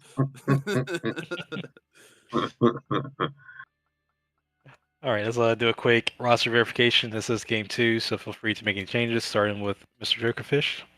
Yeah. I am changing out the same change I usually do. Is the robot for Rafa and my archer for the time mage. Time H. Okay. All right. Cool. Gonna So, not- Robo. Gonna One. try. Gonna try. because my backup units actually are not good against him. You haven't even. I haven't even seen your backups. You've been doing pretty well without them. They're like They're whack. they're not good against what you're doing. Mr. Wingman, just verify construct. So you are keeping your main team, correct? Yes, I am keeping my main Okay. team. So construct where? Oh, excuse me. Why? Where? What? Sustain. Yes. All right. So we got a mecha make party. Good luck, have fun. I'm ready to Good luck, go have fun. whenever you are. Ready? All right, I'm yep. going. Feel free. Good luck, Yep. have fun.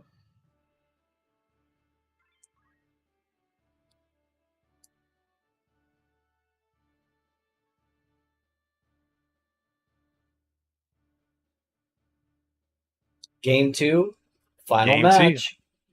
Yep. We are in the grand finals. This is the second game. We are going to small map Orban Monastery. This could be the deciding factor of the winner of the 2023 opener, or we could potentially be going to a game 3.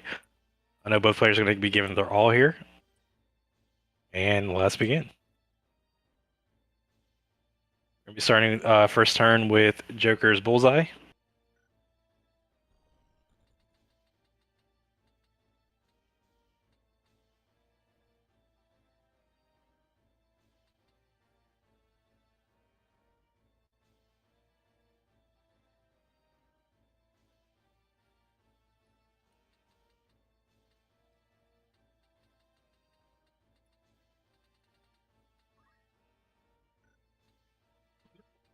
So, Mikey, what do you think is going to happen in this game? Obviously, it's Orban. It's a small map. So engagement time's You gonna want be my very, predictions? Very quick. I do want your predictions. I'm very curious about your predictions here.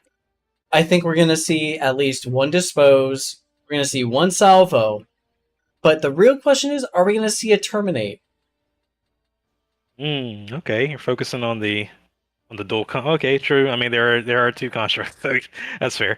I can okay. only comment on. Oh, no. Oh, no. That's a bad miss. It's a 72% chance to miss that aim vital there. You know, That's this a is bad why start. no one goes after the bard. It's a losing battle. We see I that do commend Joker. I do commend Joker for it, though. Yes. it was a great effort. No, I mean, Lady Luck has bestowed all of her blessings upon that bard. I don't think there is right. another bard. I think Rumor took a bard. Yes, Rumor did take a bard, yes. Cool. I was honestly hoping to see a samurai, a bard song samurai. Look at that! Oh, Look no. at that! That's just salt on the moons. Yeah, that's It a really lower chance that it is. still landed. Yeah, that's spit in the rough. face. I'm sure Joker's like, it's like, okay. Oh, I got it. He's psychologically given up right now. I don't give up just yet, Joker. The game is still young. There's still plenty of time to turn around. But yes, that is a very crappy situation to get return fired on and actually land it. Like, look, he brought his archer all the way up, like to the Yes. front lines. He is getting pulverized, and in Joker's mind, like I get it. Last time I played this map, I'm like, you know what? I'm gonna go all out, reckless abandon, all full offense. Even with my time mage, my medic, I'm gonna go as offensive I can. And you know, how did that work out for me? Well, I was the first to be eliminated after that match, so not great. Yeah. I'd say even on the small maps, you gotta be super careful playing aggressive because, like I said, don't be aggro with your medics. Don't do that. Yeah, I agree with that. Yes. Yeah, looks like Wingman is positioning his Geomancer named What for a solid Kiku hit. Strike for 252 there. But it did shatter. Okay, so that's definitely good for damage behalf. Lowering the range damage potential down a little bit, or so slightly. And now apparently the generic of the hour. Sustain. Man, everyone needs a bard. Bars are definitely strong. This definitely one of the jobs that have received one of the biggest boosts in the PvP patch throughout the iterations. And as we're even witnessing here, definitely worth it. Definitely worth a pick on your team. Even if you don't decide, I think if someone's like, do a checkbox like, is a bard worth it? Yes or no? And then, is a bard really worth it? Yes or no? And if you go the third time and you know, then okay, then don't run it. But I do think that bard and dancer are very much formidable picks. I have found that unique dancing is better than generic dancing. Okay, I mean, yeah, you're definitely not wrong there. I can see, especially when you're looking at mincing and also like increased bulk with like Arius or Reyes or even Meliodol. Yeah. Now mincing would be pretty hefty against Wingman's team. One, counteract Life's Anthem, and two, to help keep the chip damage running. Now on this map, it might be questionable because Construct is able to get more up close to the dancer, and you do have to move your dancer towards your enemy, which would put her in like pulverize range, or even getting getting the elbow dropped on her head. But either way, I do think that is potentially a pretty decent check against the sustaining capabilities of Bard Song. And they are more or less yin yang skill sets, anyways.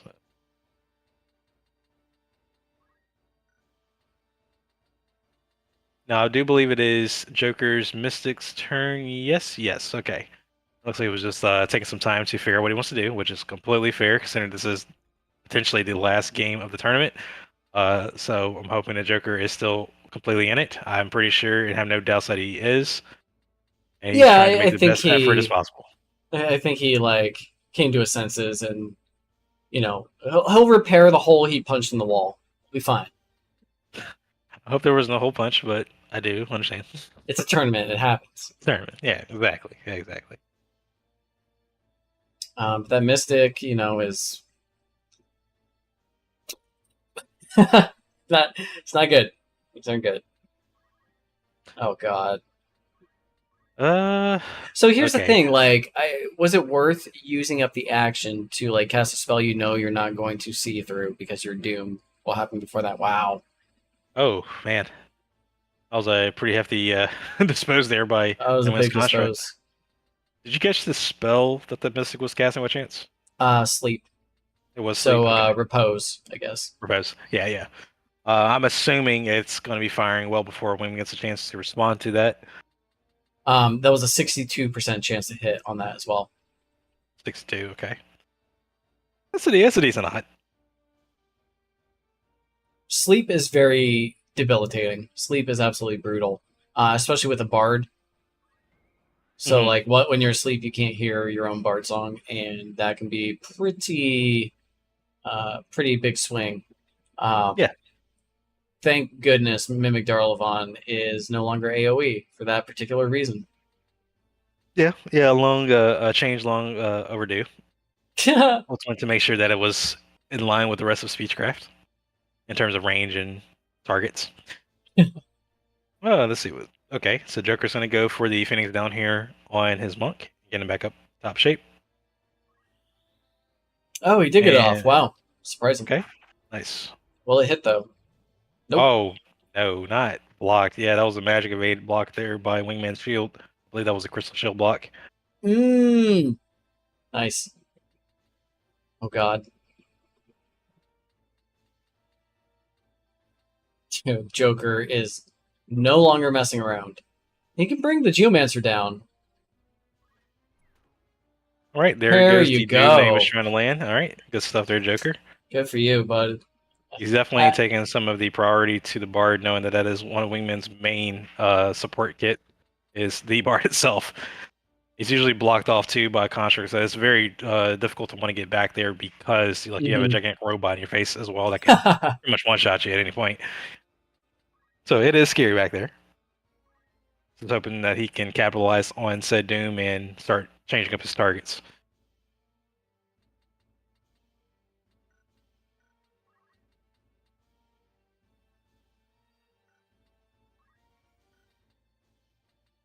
wonder if he's just going to continue to let that archer to like hang out back there. Nope, don't look like I guess not. Yeah, he's like, get out of my stack. So why That's what I was Cyclone right talking there?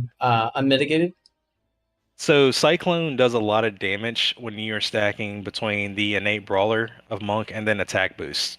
So Okay. it's definitely one of the stronger options. Like it's stronger than Shockwave if you can get to it. And of course, like Pummel has a chance of being higher, but that's a roll that's probably not worth trying to go for. So yeah, Cyclone would be his most like strongest damage in the martial arts kit.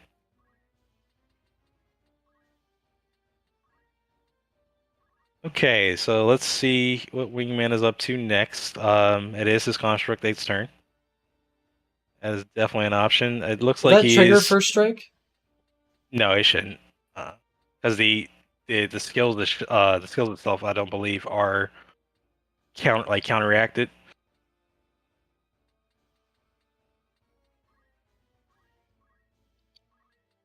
You're telling me I can't shear Hidori out of those laser beams?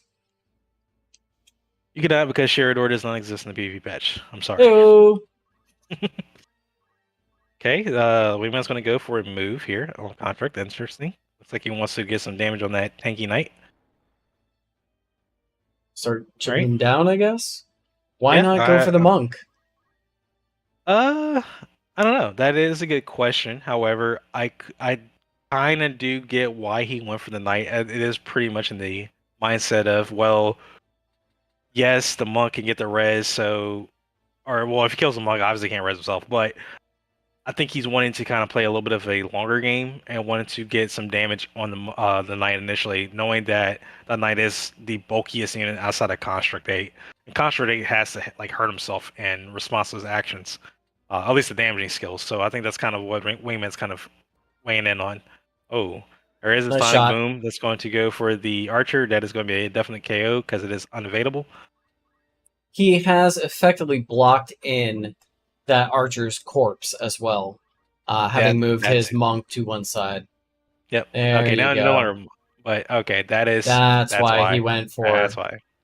Yep. I knew there had to be a method to the reason there. You gotta Method to the soften madness. him up a little bit. You know, you gotta tenderize that meat before you throw it on the grill. I like that. Oh Yes. man, that was a night in critical hit. That was a critical condition. That's a very rough spot that Joker is in right now. His Mystic is on the 1-tick doom. So once she gets her action, she will immediately fall over. Huh. Joker is going to advance his Construct 8. I am surprised he didn't. Okay, I mean that makes sense, but I'm surprised he didn't go down there and like go for a pulverize. There she goes. Yeah, I mean, well, if he's going to do it, I guess he shouldn't have moved though. Because I mean, he didn't have to move for the dispose. He didn't have to move. Yeah, that's going to hurt Joker more so because the Construct's going to take longer to get his turn back. But it may also be that he sees the writing on the wall. It could be very much that. Could be. Yeah, he didn't need his knight alive for revival, but yeah. Well, there goes the bard. So mission successful, Joker. If anything happened, you took that bard down. So that is a trophy in itself. I kind of feel a sense of relief knowing that it can be done. You know, like it's like at the end of 300 and spoiler alert. Pulverize. When Xerxes gets his face cut by the flying spear. Yeah, I know what you're talking about. Like seeing the bard face down right now is like, oh, so a god can bleed. Mhm.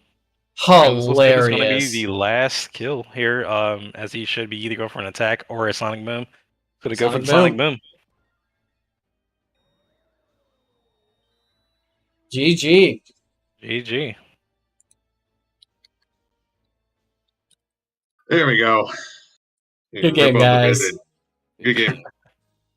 I Good killed the stuff. bard. You like ripped off? Exactly. We were just talking about this. Like, you know, if anything, Joker could take it when he finally dropped that bard down. It wasn't just the band-aid you ripped off. It was the stitches, too. The goddamn bard. All right, GG's. GG's, man. So funny. GG's. Oh, man. That was awesome finals and just tournament progression in general. Good stuff. Joker and Wingman both, especially you, Joker. honestly, like I'm really ecstatic to see how well you performed across the board. Like you made it all the way Same. through. Same. So yeah, that's awesome. Very awesome stuff Thanks. for tonight.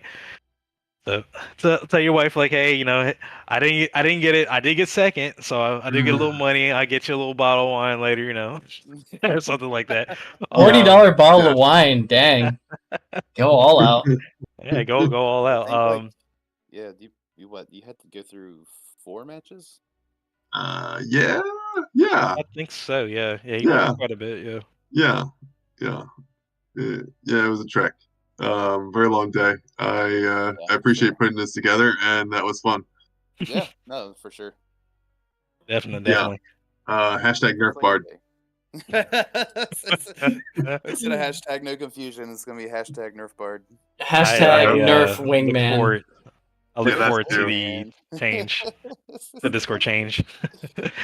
All right, well, it is getting very late, so I'm going to wrap this up pretty quick. It is 9:30 p.m. Eastern, so if you guys want to hang in here real quick, I'll just kind of do a kind of like a ending ceremony and stuff, and then we will skedaddle. Sound good?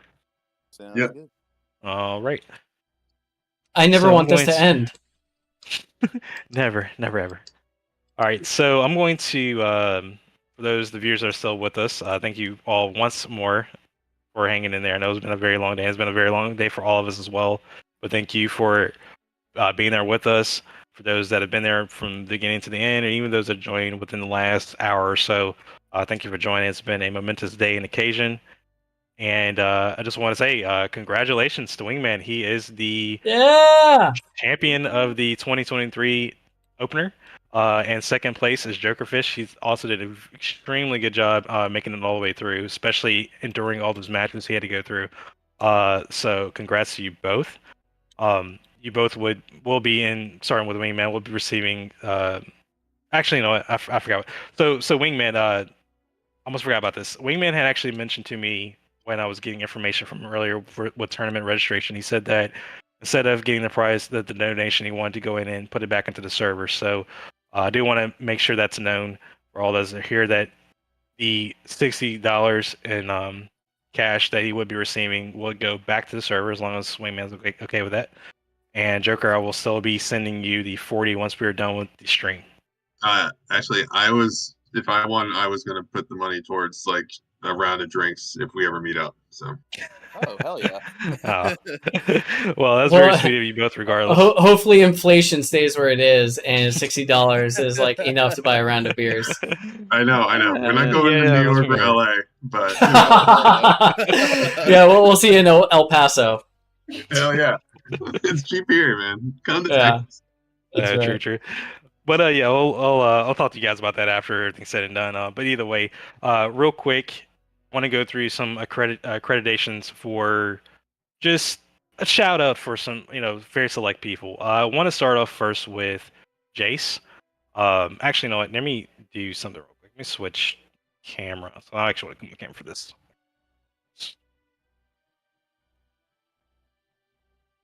I guess we have to stop. Okay. The stream for Wingman. Yeah, Wingman. Yeah, if you want to go on the turn stream, that's fine. Now, I probably will not be able to, because for some reason I found that my camera won't run if the other camera is active. So I won't be able to have like the same camera.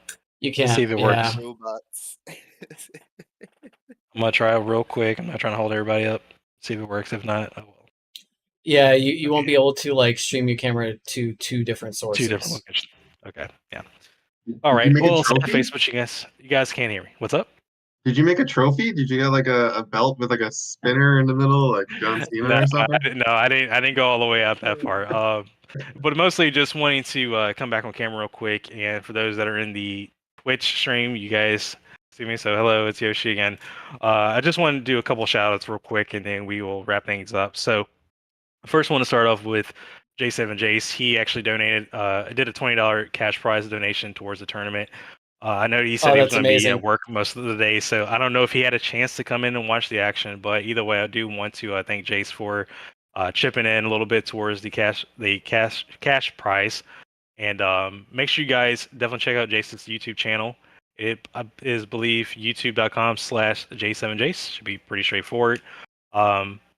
definitely great, wonderful guy. He's got a lot of different stuff that he's been doing with tactics, even some non-tactics content. Either way, thank you, Jason, once again for the donation. Another person I want to give a huge shout out for is Mikey from Tactics Who? Live Tournament. Oh, that's me. Like who is this guy? But Mikey, appreciate you, man. You've been a huge help with like doing the match replays and like talking to me with like stream guidance, even with this event, and been a huge friend. You know, working through all the stuff that we've been doing throughout the years. You're one of the OGs, honestly. I mean, you still are to this day. So appreciate all the effort you've helped with me and with the server, and even just like building up the FFT community that we have today. Huge thank you, sir. Make sure you guys like and subscribe. I got to make sure I throw the like in there. And check out Mikey's channel as well. He did stream his perspective earlier. So make sure to hop in and check his out, and make sure you give him a like and subscribe as well. Lastly, I wanted to give a huge shout out to Sapesh. He's from Final Fantasy Tactics, the Discord and the website. He has been a remarkable guy. Without him, honestly, some of the things that have been made possible with the PvP patch would not be a thing today. He has helped with the modifying of the PvP patch, and has been a great mentor and tutor in terms of teaching me like what to even do, what am I even looking at. It's still like a foreign thing to me in a lot of different sections, but I've been able to like pretty much ping him on the side, ask him a question, very responsive, very friendly, very helpful. So love you, Sapesh. You've been a great asset to not only me but to the community in general. And he's got his own mod working on called the Final Fantasy Tactics War of the Lions Tweak. So if you guys are really interested in playing a reimagined vanilla version of Tactics, definitely check his mod out. That sounds cool. And yeah, and lastly, huge shout out to Square Enix. You know, like this game. This is what we're all Good about. job This with is this why one, we're here. guys. You did good. Keep it up.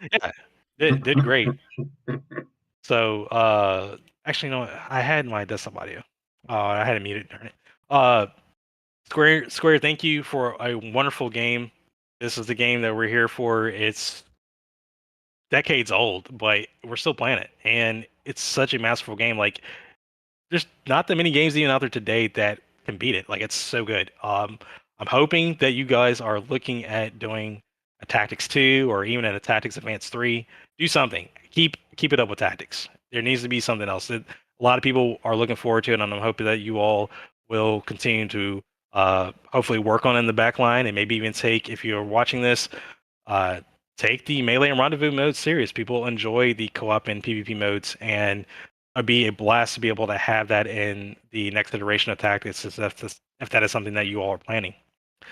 And other than that, that's going to be it. I'm going to do a credit roll here. That's going to also highlight a couple special thanks to like the attribution to some of the music that was been playing throughout the stream, and as well as a couple other sources as well. Thank you all once again for being here and part of this. Thank you, Tactics League community, for being here. Thank you, Mikey's community, for being here. And just thank you to all the Tactics players and people who enjoy Final Fantasy Tactics.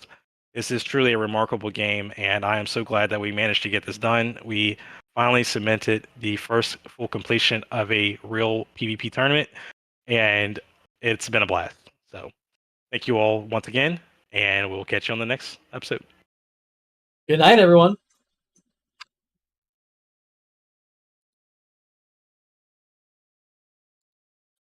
And that will do it for us too. So I want to thank everyone that stopped in tonight's stream. Just amazing to have gotten this done, be a part of something that is truly unique and one of a kind. I will hold this fondly in my heart forever. You can expect to see the replay on this coming up on the channel soon. I will, of course, need to break this out into individual games, so look out for those uploads coming soon as well. I hope everyone enjoyed today's tournament, and I will see you guys in the next video. Till then, be well, everyone.